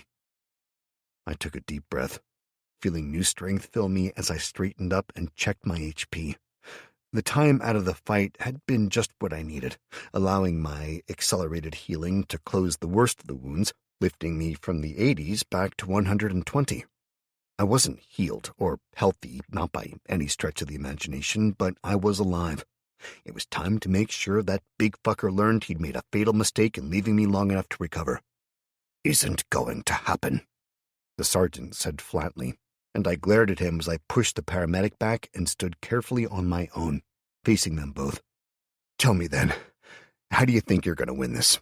Your guns are doing nothing more than pissing him off. I can kill it. I've been doing your job since the end of the fucking world, saving the people you fucking abandoned. Where were you? What the fuck were you doing while I've been fighting and killing these creatures?" I stopped, swaying, the world suddenly filled with black spots and flashes as I overexerted myself by shouting at the intransigent asshole. "Look," I ground out when I caught my breath. "I'll split the gear in there with you. That's because I know you need it, but the guns we've got in our possession now, the weapons and ammo, they're mine, and if you want them, it'll be over my cold, dead body." "If that's the way it has to be," he growled in return, glaring at me. "I'm not leaving these weapons in the hands of civilians, and you're looting a shop. That's not happening." "Tell me how you survived this, then," I scoffed at him, gesturing to the troll, who just turned my last goblin into paste, having picked up a motorbike and used it as a club. "Look at that fucker.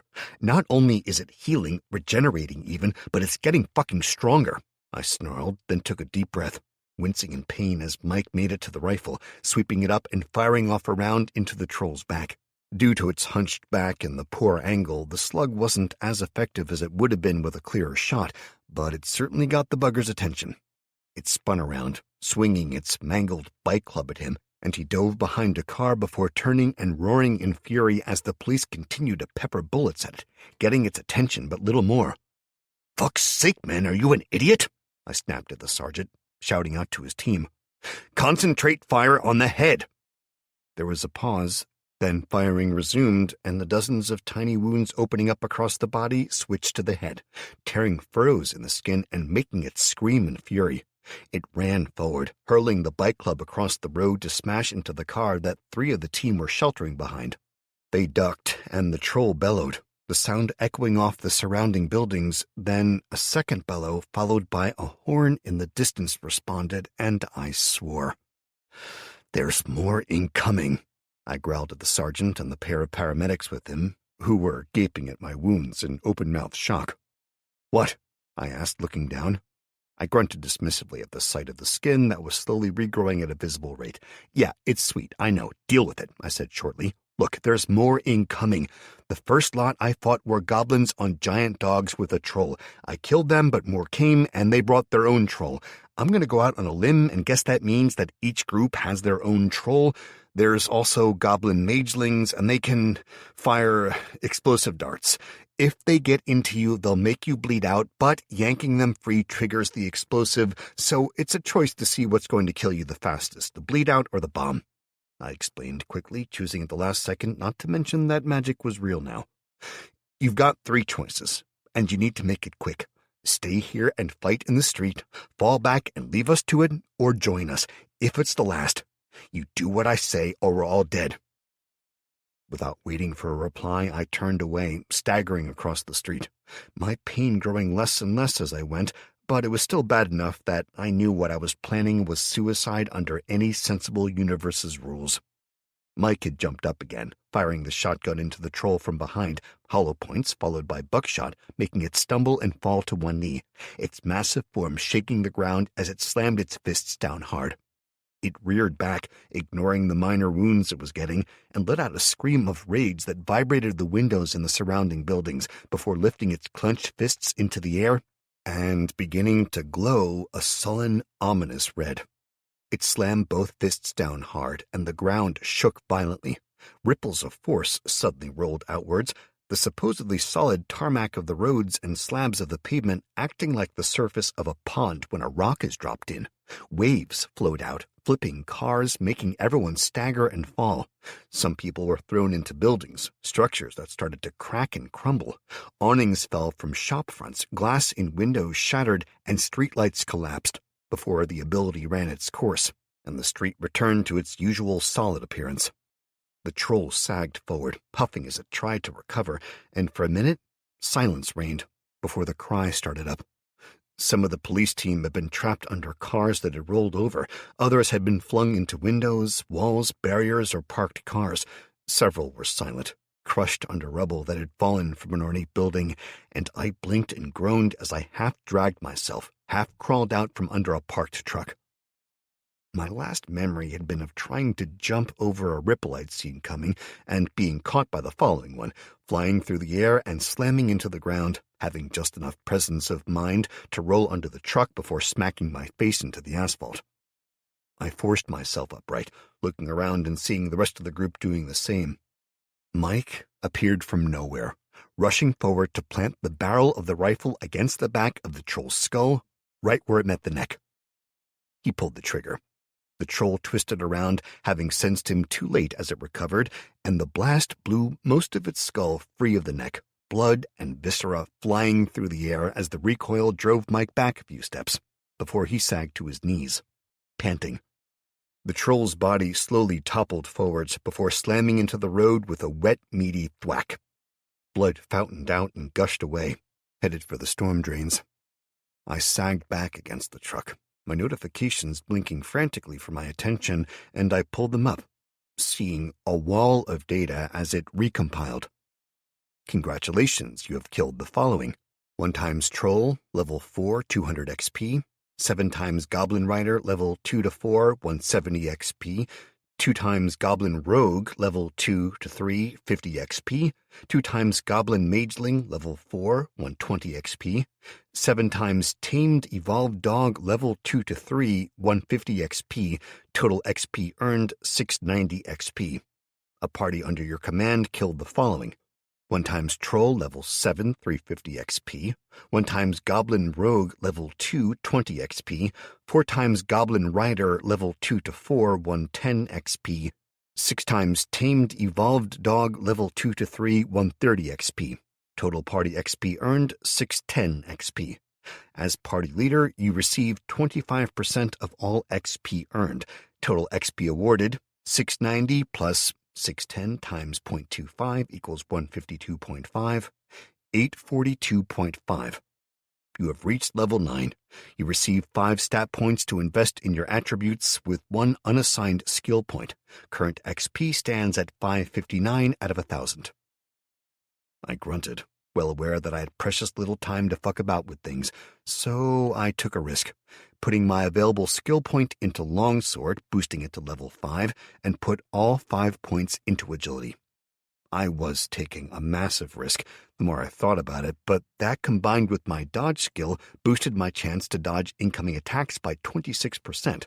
That gave me a 1 in 4 chance of dodging, and I was going to need that. Badly. Matt? Mike said slowly as he walked over to me, the police around us gradually getting up and helping each other. "What the hell is this?" he asked, and I chuckled as I saw the way he was staring into the distance, eyes unfocused. "That, my friend, is us having a chance," I said, and I mentally slammed accept. I couldn't bite back the groan as my nerves seemed to erupt in fire for several seconds while altering themselves to make me faster.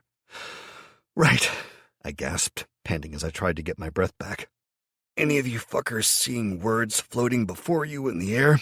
I asked, holding my breath, and then letting out a relieved sigh when 3 of them held up their hands. "Good," I called out. "There's no time to go over why or what this means. Long story short, you all gain an interface of sorts when you reach level 1. If you haven't seen it before today, it shows how fucking little use you've been until now. The interface shows up once you leave active combat. Depending on how much XP you earned in that fight, you'll have leveled up at least once. Think stats, and give me a thumbs up if a new page appears," I ordered, and a few seconds later, Mike and the other 3 had been joined by 3 more who all held their thumbs up. "Good.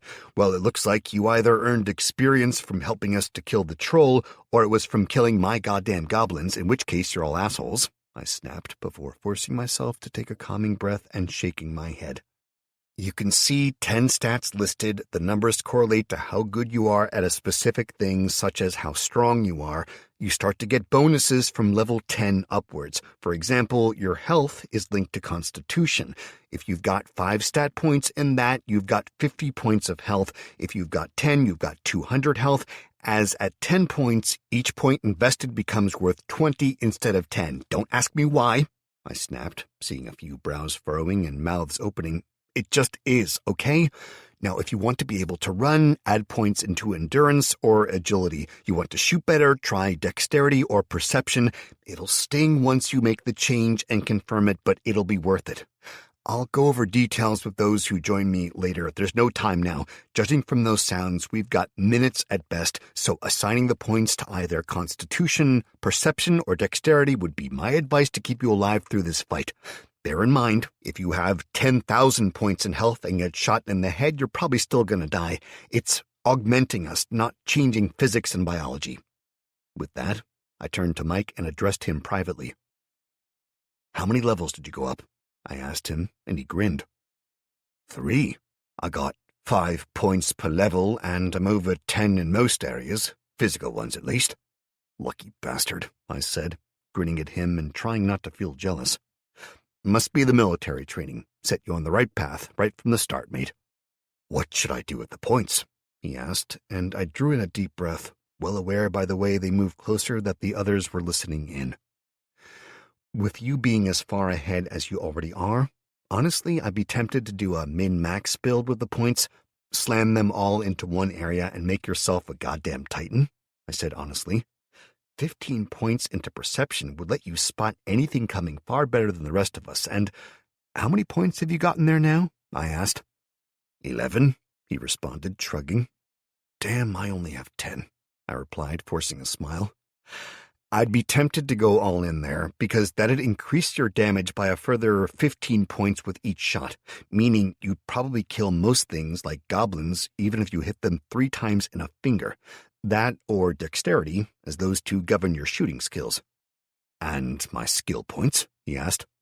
Have you got any skills up yet? I countered. No, just at level 1 for firearms. Cool. Save it, I said bluntly. You're a trained soldier. You'll leap up the levels faster than I ever could. Then, when your progress starts to plateau, you can use them. They'll be more helpful that way.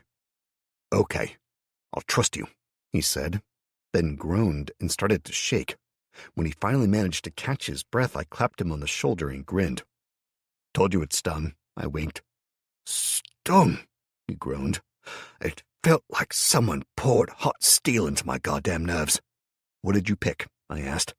Dexterity, all 15 points, he said. Seeing great won't mean shit if I can't hit 'em. Fair enough, mate. Congrats on the ding, I guess. And before I could explain it, one of the police spoke up. Ding, he said, grinning at me, although he looked pale and sweaty, hunching slightly. Congrats, I responded automatically. What did you pick?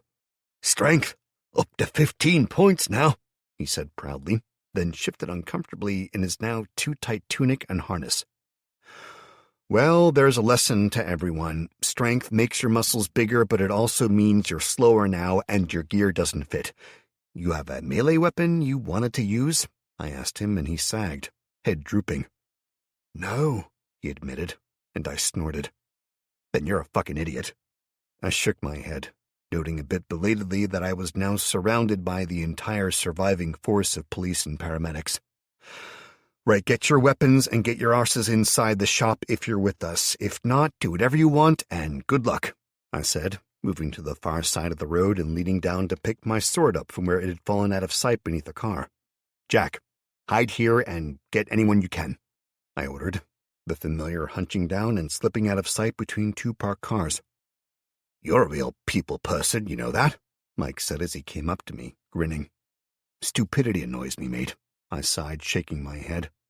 He literally chose the second worst stat to increase in this situation. Only thing he could have done worse was to choose charisma. But yeah, I know I need to be a bit more patient. Things have been like this for me since the first damn day, though, you know? He and his men could have been out there. He could have been helping, but instead they've all been hiding and pretending it'll all get better. Fair point. You'll have to explain all this shit properly later, though, he insisted, helping me as I clambered in through the open window of Bagnall and Kirkwood. What's the plan? He asked. We reload and kill whatever comes this way, I said bluntly. What about the coppers? He dropped his voice, noting the glare the sergeant had shot my way, and the way he was ordering his men to stay clear of us, taking up position behind some parked cars.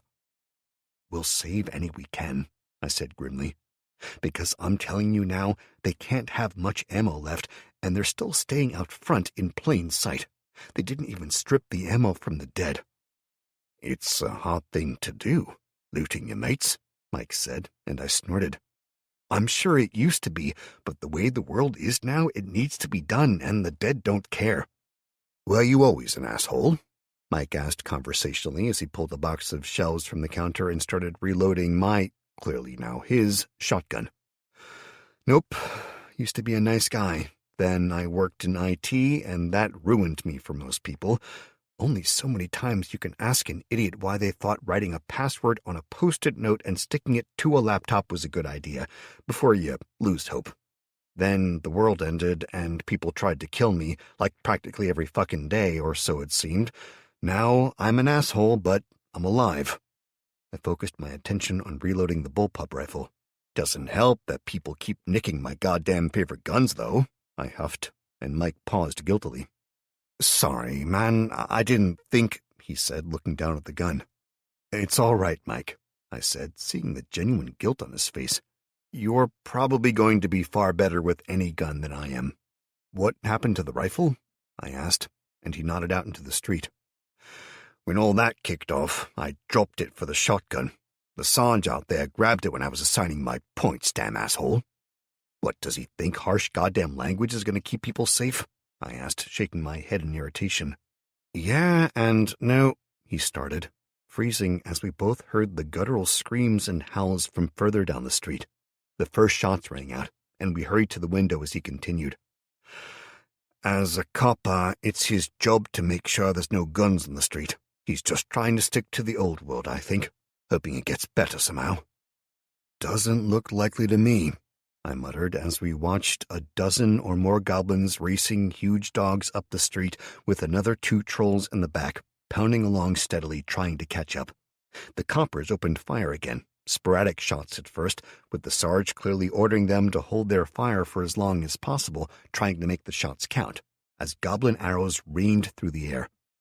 A copper went down, falling from cover into the road, clutching at an arrow that protruded from the side of his face, literally jutting from his mouth and cheek.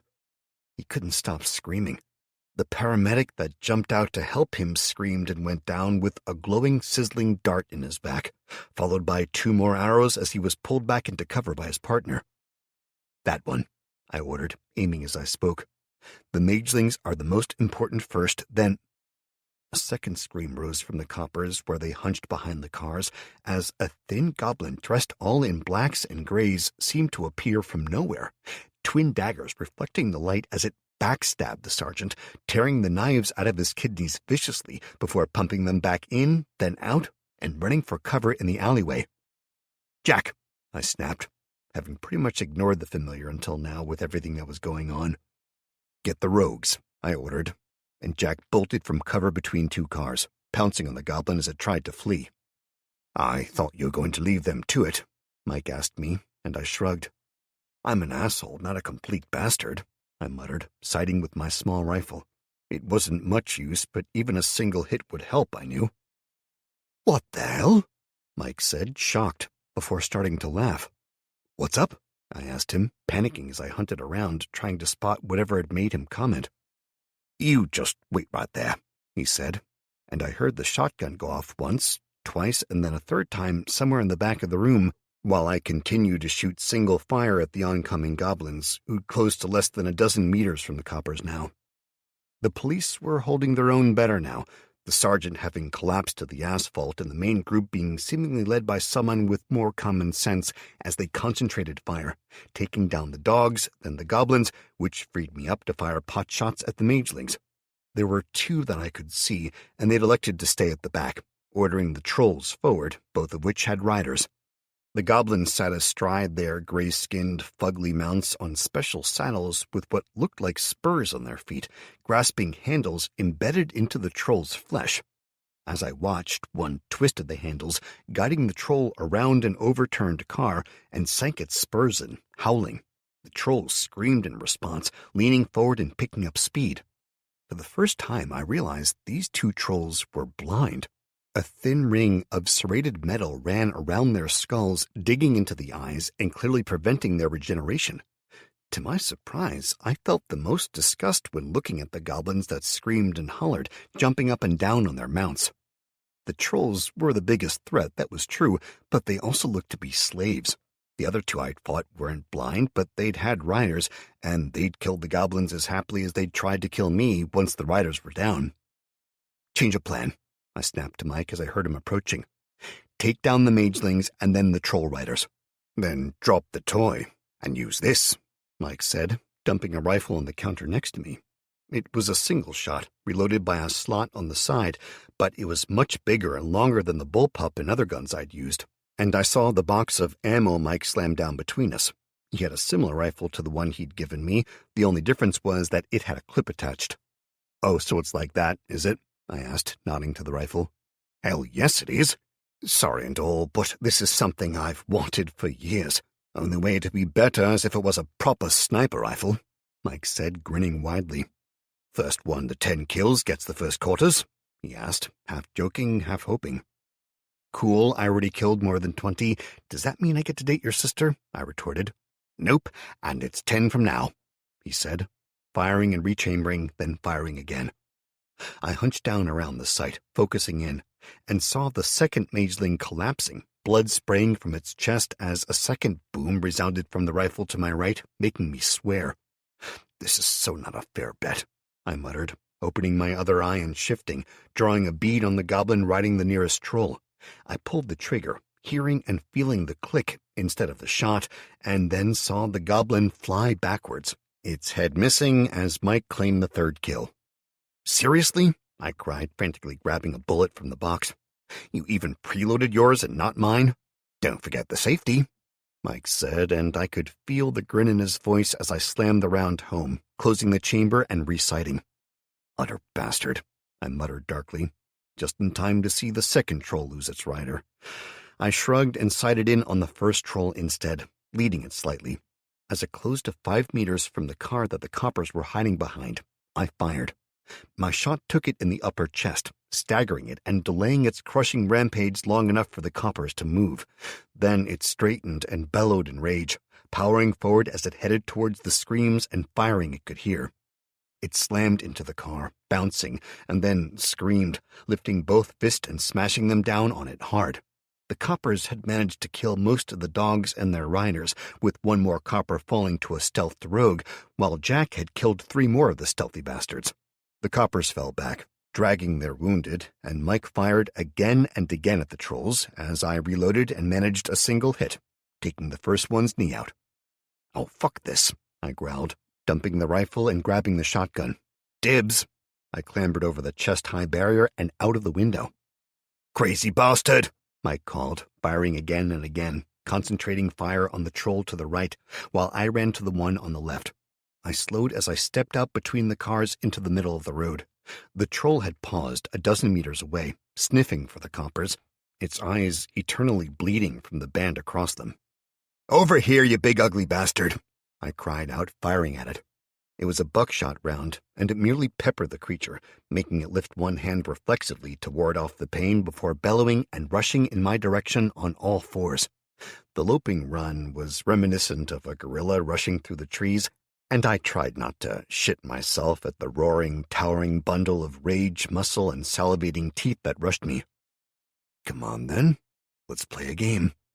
I took aim, and as its right paw came down, just before its weight shifted, I fired, one of the last hollow points hammering into the creature's right wrist, making it buckle and stagger as its weight came down fully.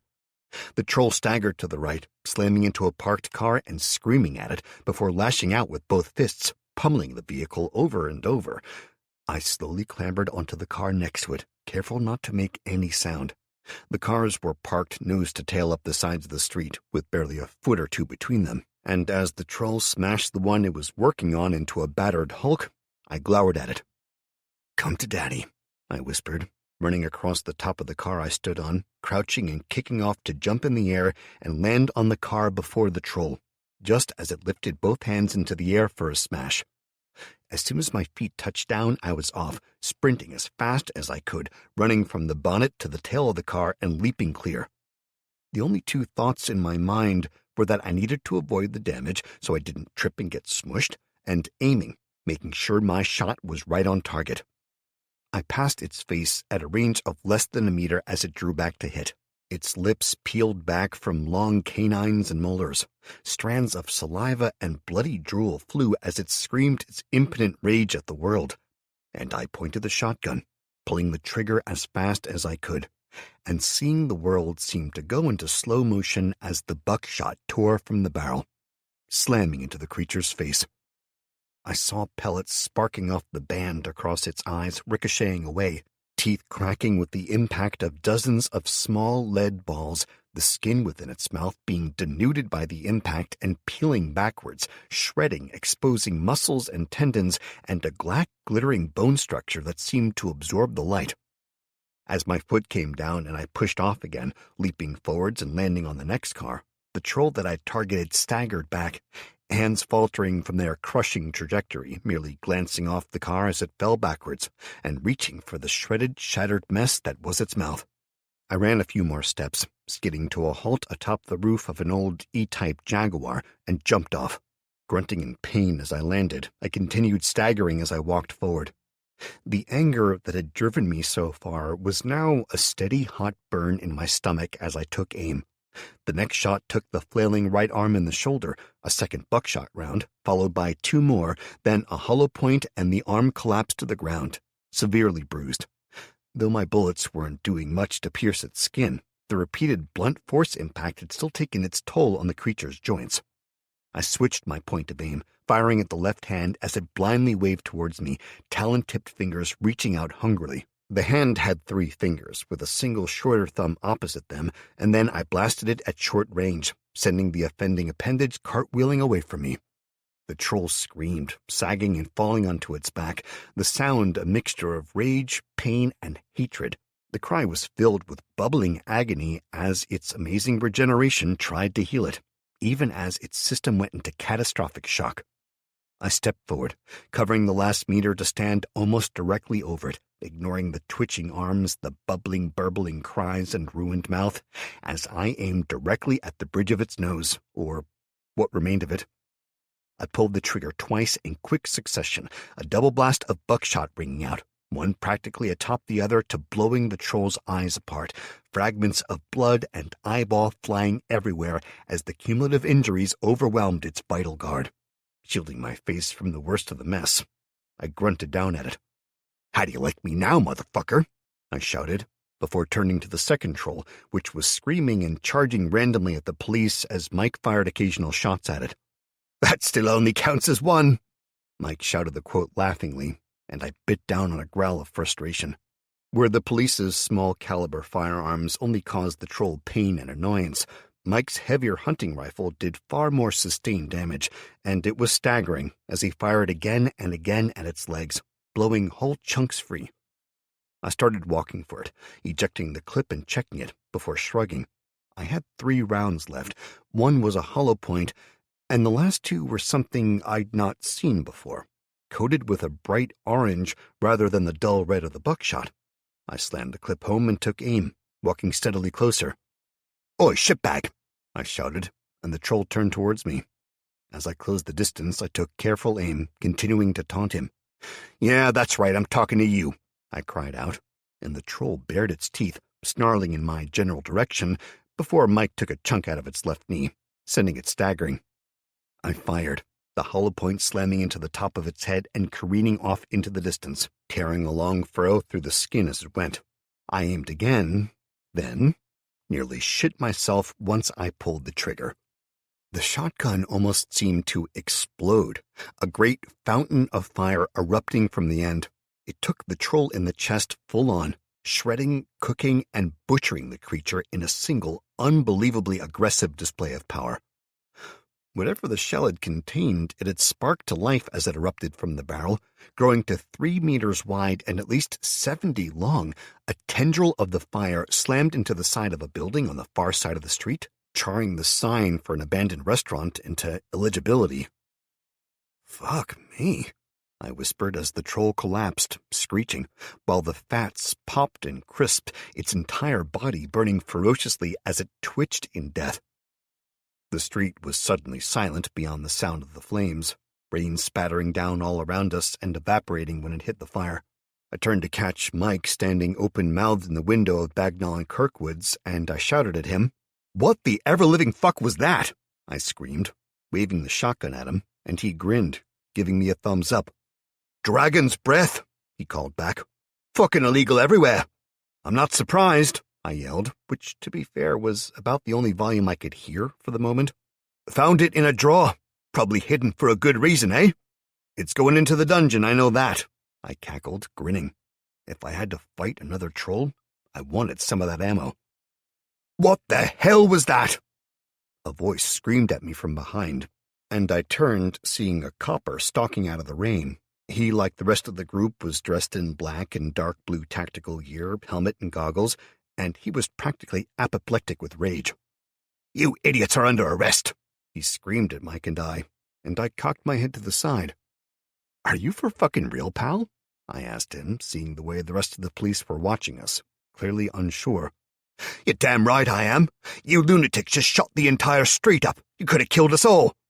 "We could have left it to you, watched you get slaughtered, and picked off the trolls and survivors later. It would have been easier, and we'd have wasted less ammo," I shot back at him. "You're criminals who robbed a sporting shop and shot the shit out of the area," he snarled back at me. "Drop the guns and get on the ground." He pointed his rifle at me. "Not going to happen," I said coldly. "Do it!" he screamed, and of the 4 surviving coppers, one lifted his gun hesitantly to point it at us, while the other 3 simply looked from him to me. I glanced at them, recognizing, even beneath the gear they wore, that the 3 who weren't making a move had all leveled up and had been more appreciative of my advice earlier than the rest. Clearly it had made a difference, as of the 12 who'd arrived, 3 of the 5 survivors were those who'd listened. "Look, Danny," one of them started to say, and the aggressive one screamed at him. "Shut it!" he yelled, panting as he looked from the speaker and then back to me. "They've done this. More than half of us are dead, and they just want to walk off? Arrest them, college boy, or fuck off while the real men deal with this." "What do you mean, deal with this?" the man who'd spoken up asked quietly. "We've got no room in the cells. We can't let them go," Danny shot back to him, his breath coming in gasps as he looked from the others to me and back again. Obviously thinking he was being quiet, but with a helmet on, his voice was louder than he thought. "You think that I'm going to just let you kill me?" I asked slowly. "No, look, sir, that's not what he means," the peacemaker said, holding his hand up to me and making a point of releasing his gun to hang on its harness, showing he wasn't about to use it. "It is," Danny snapped. "We have to. You saw what he did. He probably killed Matrim and Burgess. You know it's one of our guns they had." "We don't know that, Danny." "Enough. He never had the balls to be a real copper, college boy. Just walk away. Let us—" "There's no us, Danny," the young copper said desperately. "Don't you see? The world ended. It's all gone tits up, and you're threatening to murder the only guy who seems to know what's going on." It'll be all right. It'll go back to how it was. You'll see, Danny muttered, licking his lips feverishly and sighting down his rifle at me. Sweat fogged his goggles and glistened on his cheeks, even as his rifle barrel trembled. Last chance, I said flatly. Knowing that my mana had finally hit 100, I released the butt of the shotgun and gently set it down on the ground. Put your gun down and walk away. I don't want to have to kill you, but I will. You see? He's threatening me, Danny snapped, hunching in around his rifle a bit closer and shifting his grip, his finger stroking the trigger. Don't do it, another one of the coppers called out. Seriously, Danny, don't you fucking do it. He lifted his gun and pointed at Danny instead, the others following suit. You're all with them, Danny whispered, his voice hoarse as he glanced from one to another, eyes going wide as he licked his lips again. You're all out to get me. Drop it, Danny, one of them bellowed, and Danny turned to glare at me again. This is all your fault, he snarled, and I saw the telltale sign in his shoulders as he lifted his rifle, aiming at my chest. Fuck it, I snarled. Incinerate. I aimed at the base of his skull, even as I dove aside. The spell flared to life as he opened fire. His lips lifted in manic glee as he tracked me, just before his brain flash-boiled in its own juices and he collapsed, a gout of steam erupting from his mouth as his skull blackened and charred. What the hell? The peacemaker whispered, before shifting his gun to me. I slowly got up, dusting myself off. What the hell did you do? He asked coldly. I defended myself as that piece of shit tried to murder me, I snapped back at him. How? He growled, and I felt my lips quirk into a sardonic smile as I lifted my hands and did a little jazz hands wave. Magic, I said, before shaking my head in annoyance. Seriously, I've neither the time nor the crayons to explain this shit to you. The world has changed, ended, I guess. Now, if you learn how to do it, there's magic. Hell, there's a billion things I don't know about what's going on, and hardly anything I do know about, but this much I do know.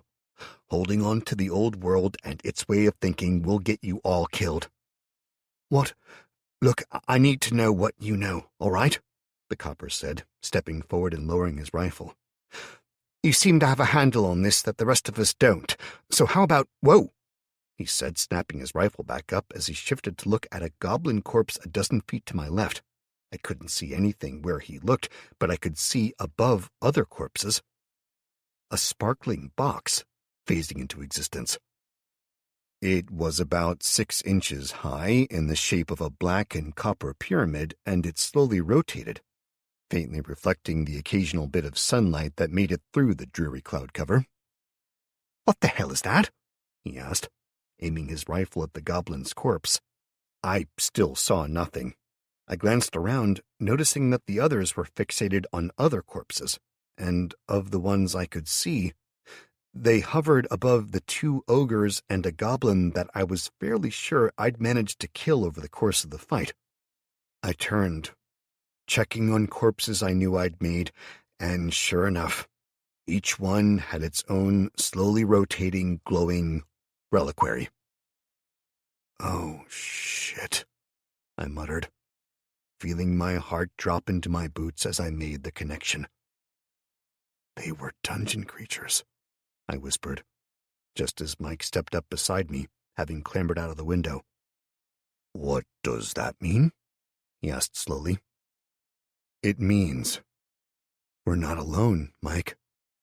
There's another dungeon in Newcastle, and it's probably sent these hunting for us. Well, shit. Thank you.